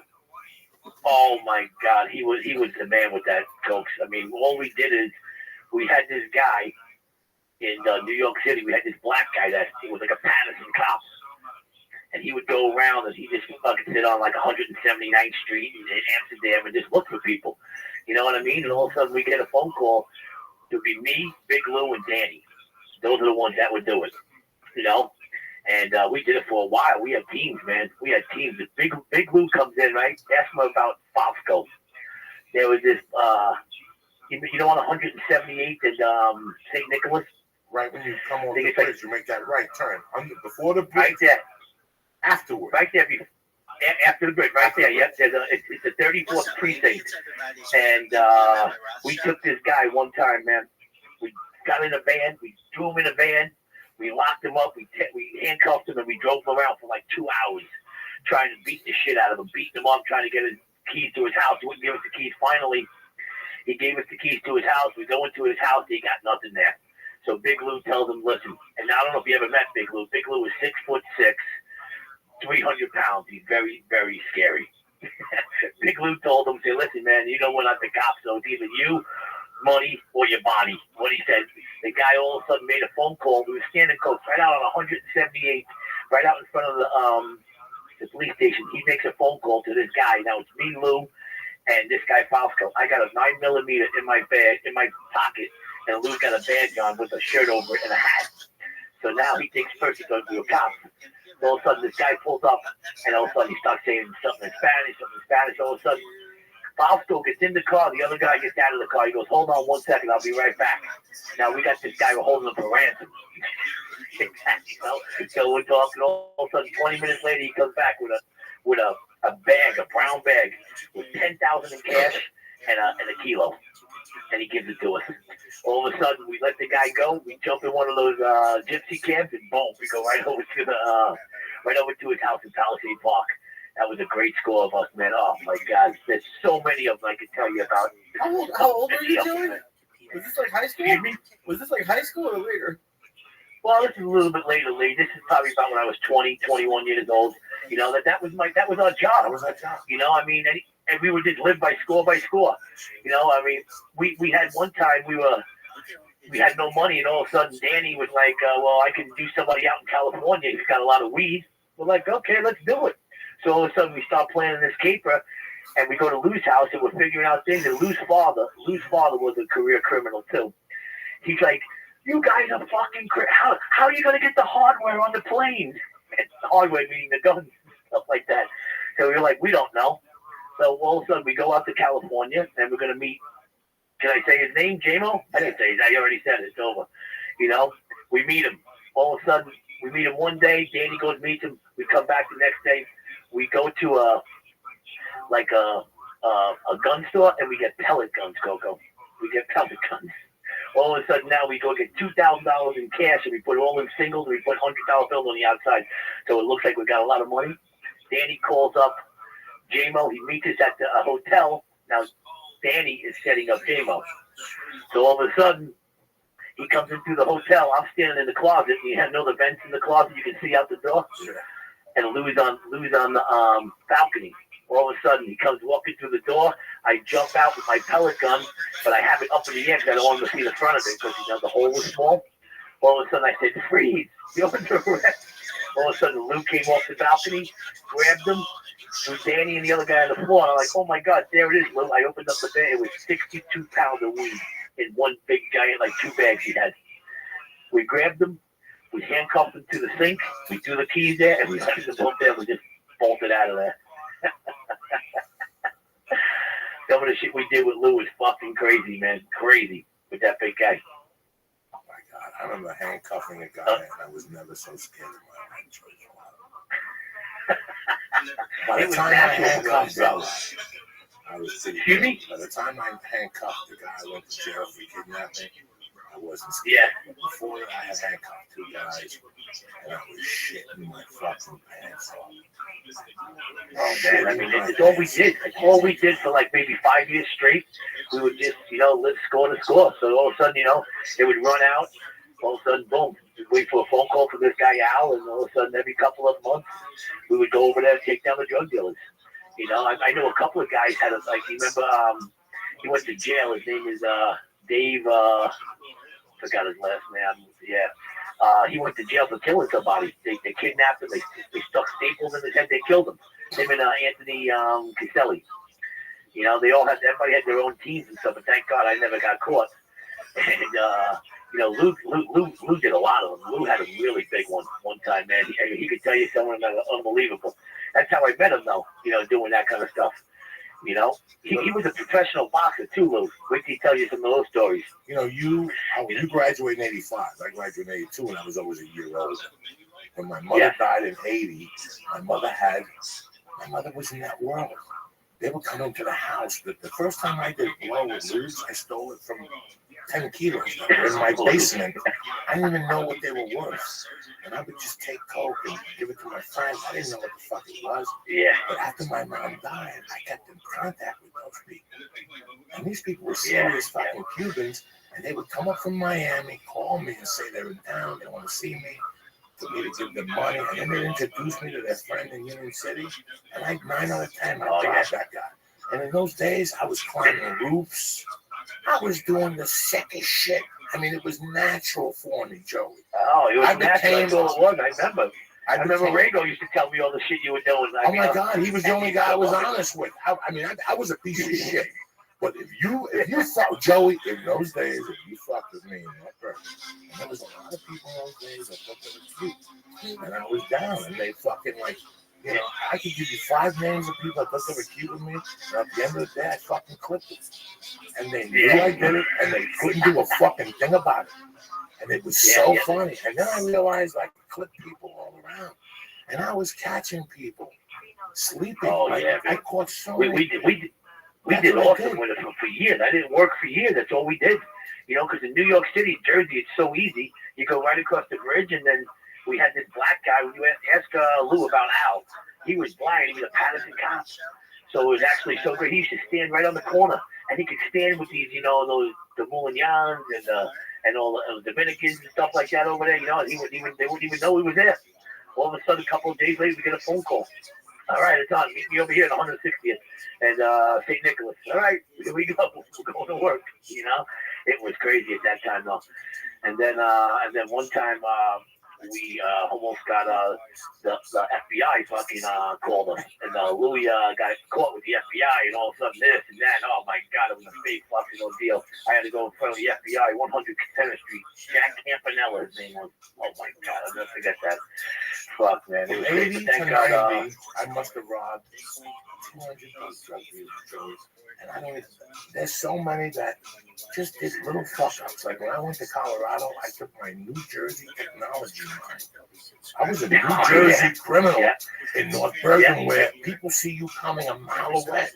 You understand? Yeah, I grew up in a society. They don't see you in Colorado. They don't see you in Colorado. Colorado. In New Jersey, they see the setup.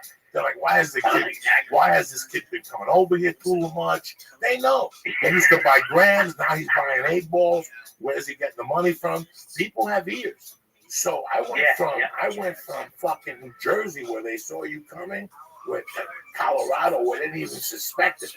And I was shutting their fucking lights out. I was shoveling snow, robbing. You know what I was doing, Joey? I knew drug dealers at Coconut. Let's say I go in there, they have 4 ounces. I take two 8 balls. And I kept them on a string. And then I kept them on a string. And then what I would do is when I get ready to rob them, I wait till they get a big ship, and then I fucking take them down. But for a month, I'd take them for an 8 ball a day, like nothing. They'd be scared. That was good money back then. That'd be yeah. But this is what I tell people. It's like I was talking about Periscope this morning with this fucking Comic-Con. You know, we got fucking ISIS cutting people's heads off, and you're in San Diego dressed up like Batman, like a jerk off. Those, you know what I'm saying? Like a fucking jerk off that you are, half these fucking momos. Star Trek, look at me. Like a fucking, but meanwhile, those are the people I prey on, those fucking jerk offs, because they're too busy. Listen, drug dealers don't do that. You know what drug dealers do? They sell drugs. They don't watch TV. They're the best people to rob. They can't go to the cops. They can't go to the cops. They're old, you know what I'm saying? They couldn't go to the cops. When a drug dealer would tell me he was going to Disneyland, going to skiing, and I'd ask him, how many times a day do you ski? I ski every week on Wednesdays. Bingo. This motherfucker's going down eventually.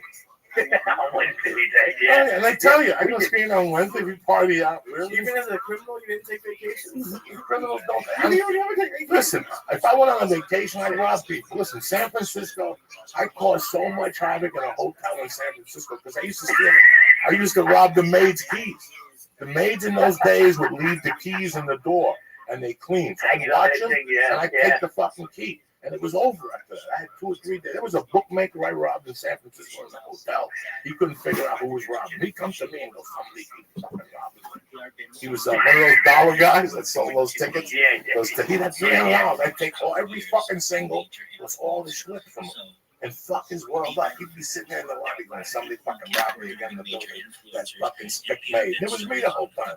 I beat the fucking burrito. Oh my God! Oh my God! I could see a drug dealer a mile away. Oh yeah. Well, that's how it was over by us. You know, everybody had their own teams, and we were doing it from like maybe 88 to 92. Every fucking week doing it. Danny knows a lot too. It was me, Danny, and Louie. That was the team, and then we had this guy Al. You guys got so good, you started robbing each other. Yeah, you motherfuckers started robbing each other. You made Russo and Kurt go down to Florida. These guys started robbing each other. One of the greatest quotes I ever heard in my life was July or something of '99. I took Darren to breakfast in the middle of the food. I looked at him and he said, because there's nobody left to fight. I gotta fight my friends. If I got nobody left to fight, I gotta fight my friends. That's how I got with these guys. They had nobody left to rob, so they started robbing each other. So it was these two quicks in North Bergen. First they started together, Russo and this damn They were the fucking hottest drug kings from fucking Abbott and Costello. They were buying trucks. I'm like, you think I'm kidding? They were moving. They were like what do you call it? Crockett and Tubbs. Oh my God. Every time I went back to bring them guns, they had fucking trucks and ski jeeps. What are those things you ski with? Jet skis. And the fucking guy had all the toys. All the toys. And the motorcycles. These guys were making big money. Then one time I heard that broken up. They tried to rob the other guy. Then they went on war for each other. Then they even they couldn't get coke. One went to Miami. Who'd they rob? They robbed Kurt. Kurt in Miami, right? They robbed Kurt in Miami. They went all the way down there to get robbed. 2 sets of my look at Danny. Danny, we robbed his cousin. We robbed his cousin J-Mo. Fucking like 60-something pounds of weed we had to take. And then it was funny, we got it, and then also we had to drive it all the way down the Los, because we were someplace in Diamond Bar, California. Also, we had to drive up to Los Angeles. Then we had to ship it back in the mail, and we shipped it to someplace in Patterson. Oh my God, it was. But J-Mo was calling Danny for months, because he knew he set him up.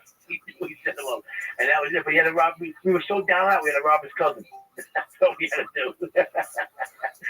Oh man, but that was a time. Thank God I'm on the lam though now. Now I'm hiding out. Nobody knows where I am. Listen, man, every month I get a nervous breakdown. I do a podcast with Lee. I gotta tell you, Joey, I do a podcast with Lee and I eat an edible.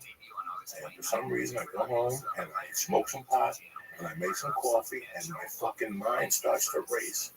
At 11:30, oh, yeah. I can't lie to you, Joey. Sometimes I get tears in my eyes. And I say, I can't believe I survived that situation. Or going to West Oh, New my York. God, yeah. Wait till I see Lee.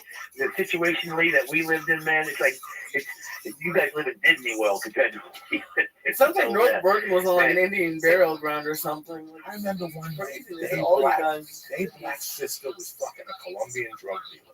A hot one. She was just giving him pussy for coke.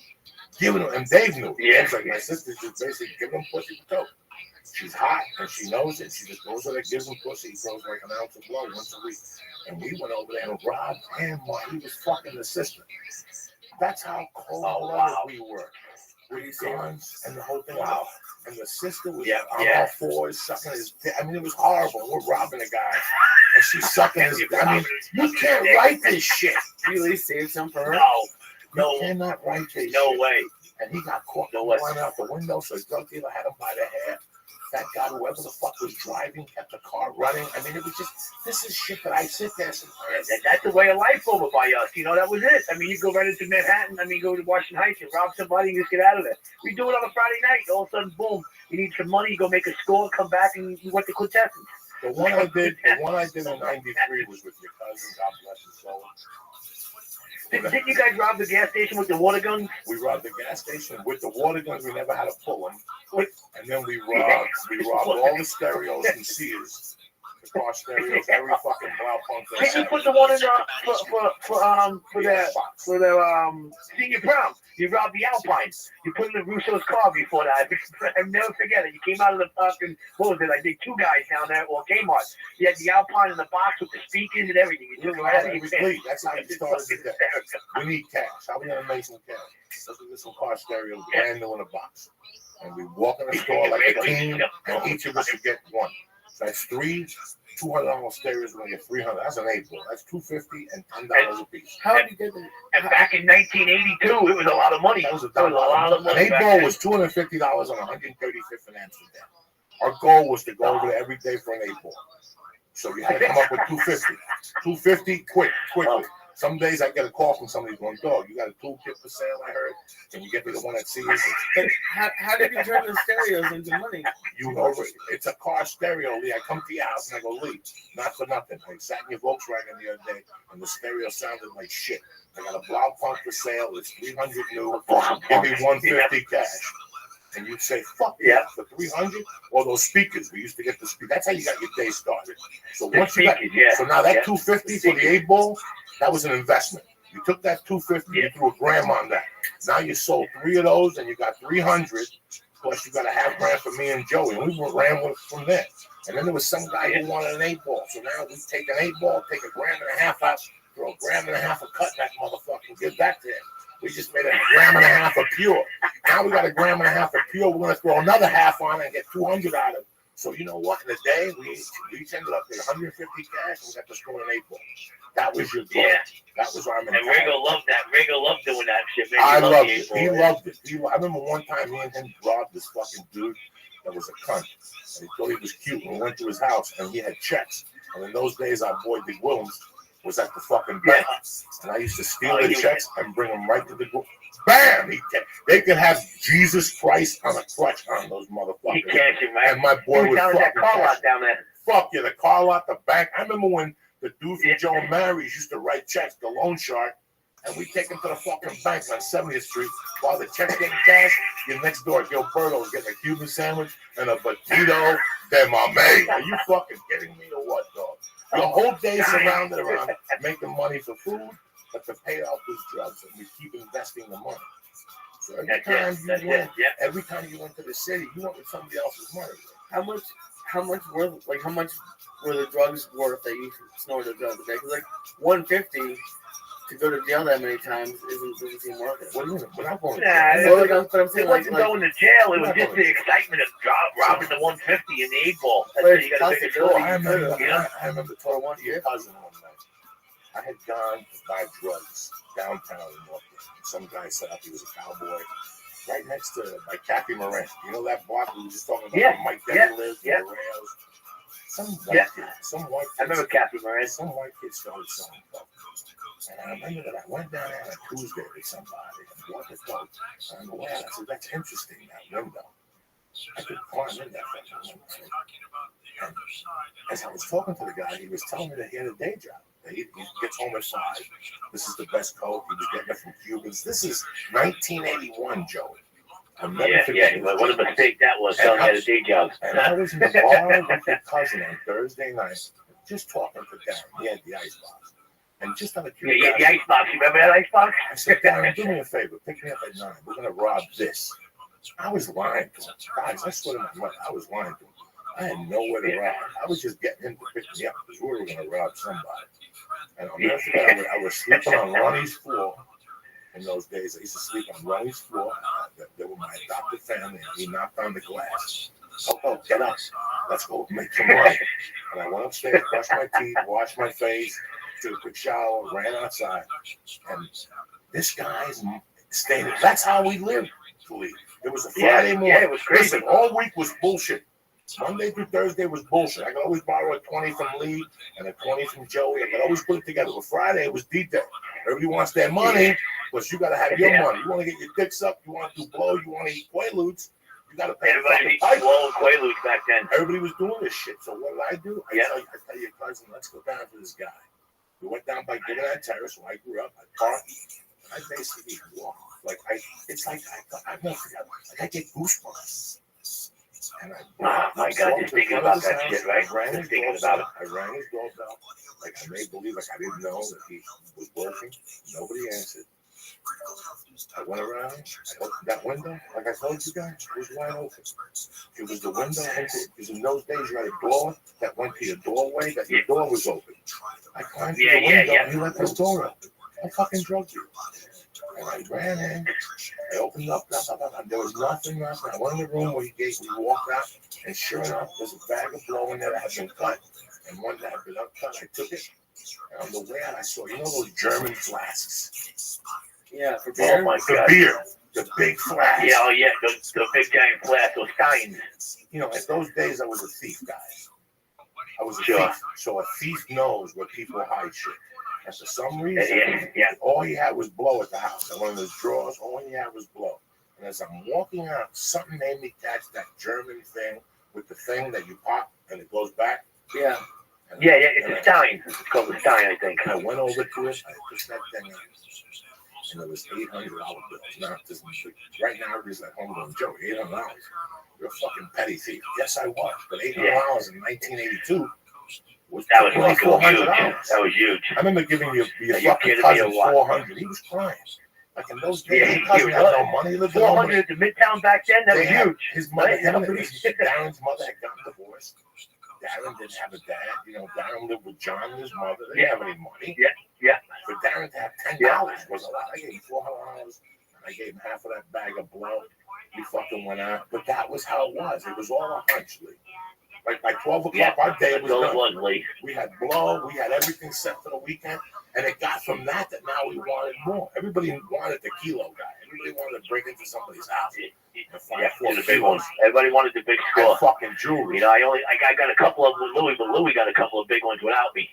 He got a couple of 10-kilo ones one time. Louis, let him tell his story about this. Ask him about the story about him and Al were following a guy. And all of a sudden, the guy made a wrong turn and went up onto the bridge.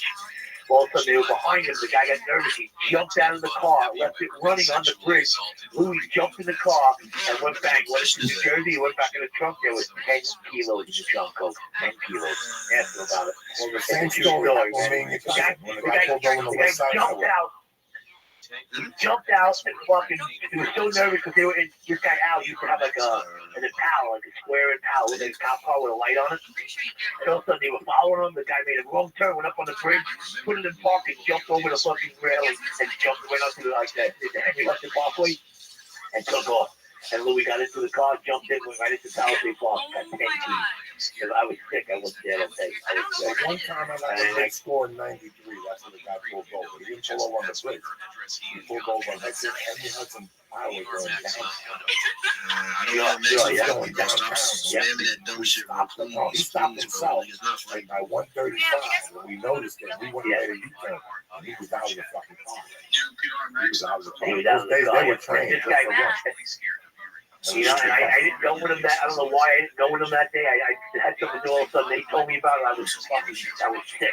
Nothing to score like that. Back then, that was a lot of money. You remember Tommy had that one Spanish kid in New York that he got rid of all the stuff. What's his name? Alex, I think his name was. His name was Alex. And I was like, oh my God, they were selling for like maybe 15,000, 20,000 a key back then, real quick. I think it was amazing how everybody was going to get robbed at one point. We were going to take business with, and we was going to rob. Hello. At one point. Yeah, I did. Did you ever get robbed, Joey? Who? Me? I did. I got robbed. Did you get robbed? Who robbed you? They put me for $7 grand. Nothing significant. Nothing like that. I wrote it off to, you know me, dog. You know, a thief knows that things are going to go down if you keep doing it. Of course. Yes. You know, listen, man, I robbed a lot of blow. I should be shot for all the blow I robbed and snorted. If I would have been smart, I would have fucking sold it. I didn't sell. Oh, man, yeah. That's what we did. We were trying to sell it and do it at the time back then. You know what I mean? So we had like 4 or 5 guys that were on a team, and we got some small ones, big ones once in a while, but nothing that was life changing that we always thought, you know, 100 keys, 100 pounds of weed or something. Never got that. You know, but it was fun at the time while it lasted. He's on the call in. I didn't go to jail. No, every fucking time I talk to you, man, I get sentimental. I think about your cousins. I think about oh man, and even Lubes. We used to get. Oh my God. That's a complete different fucking episode. I love you, Joey. He's gonna call in. Hey, I love you, Lee.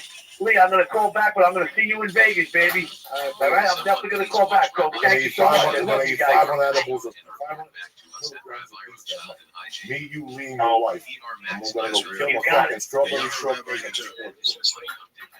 I love it. Science. Love you guys. Love you, bro. All right, buddy. Thank you. Bye bye.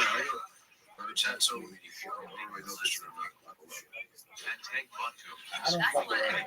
Sometimes I feel so weird sitting in a room with Lee. Because I don't know if Lee really knew. You look at a film of my life. Rabbi is a new rabbi. Rabbi says he's a real rabbi. I'm happy I did it. I just accidentally You know, before Rabbi, I didn't know her. I didn't even tell you that her rabbi. And then I went to prison, and then I still dabbled from 94 and robbing. Wait, Rabbi Only take calculated is a real risks. rabbi? I always knew. You know, getting locked up makes you a better criminal because you learn different things. But I knew that Yes, take streams. if I would have kept on, Why is she barely streams? Really waiting for the next take stream. Does he have the urge now to go up somebody? Because it seemed like you were super like you missed it. Not missed it, but like I'm trying my best. I'm trying my best. People But it's really hot right now. show off my skills and take get her pussy when they listen to Julie. I feel shitty about myself. So I like talking about it because it What's doesn't hot? make me feel shitty about myself. My bedroom. Once I write it out, You ain't got this. I got No, it's heavy. I don't want to go get it. It's in the garage. It's heavy as fuck. I know. I need to go get it though. But it's heavy. so I can show off my skills. every day, if you don't know, I was your fucking schooling. You know, I was your fucking schooling. So what happened when they got you? No, it wasn't like that. I got robbed out of the hotel. What did you just say? Nothing. No sit down. No. Oh, okay. I don't understand. No, you just learn. You learn the steps. You know, you learn what to look for, what not to look for. I know who's coming with bad intentions. I know who doesn't have cash. You know, you just learn. You just learn these little fucking things. But you know, I did my time. I paid my dues. I think after I got out of prison, I think I did maybe 3 or 4 drug trips after that. I never fucked around with it again. And I'm very happy I didn't do it. I was telling these guys, I think it's time to carry a weapon. Things are getting bad. You know, it's why last week in San Francisco was the shooting. They still had flowers out on the pier. Did you go down there? Yeah, I didn't see it, but do you mean like you want to carry a pistol at all times? Do you think that's what I want to do? I do not want to carry a pistol. You know, random accident. The chick got shot in Hollywood. The chick got shot in San Francisco last week. You know, this could be one of us. This could be a podcast listener. This could be anybody, man. I get scared. Not the fucking edibles. I get fucking petrified.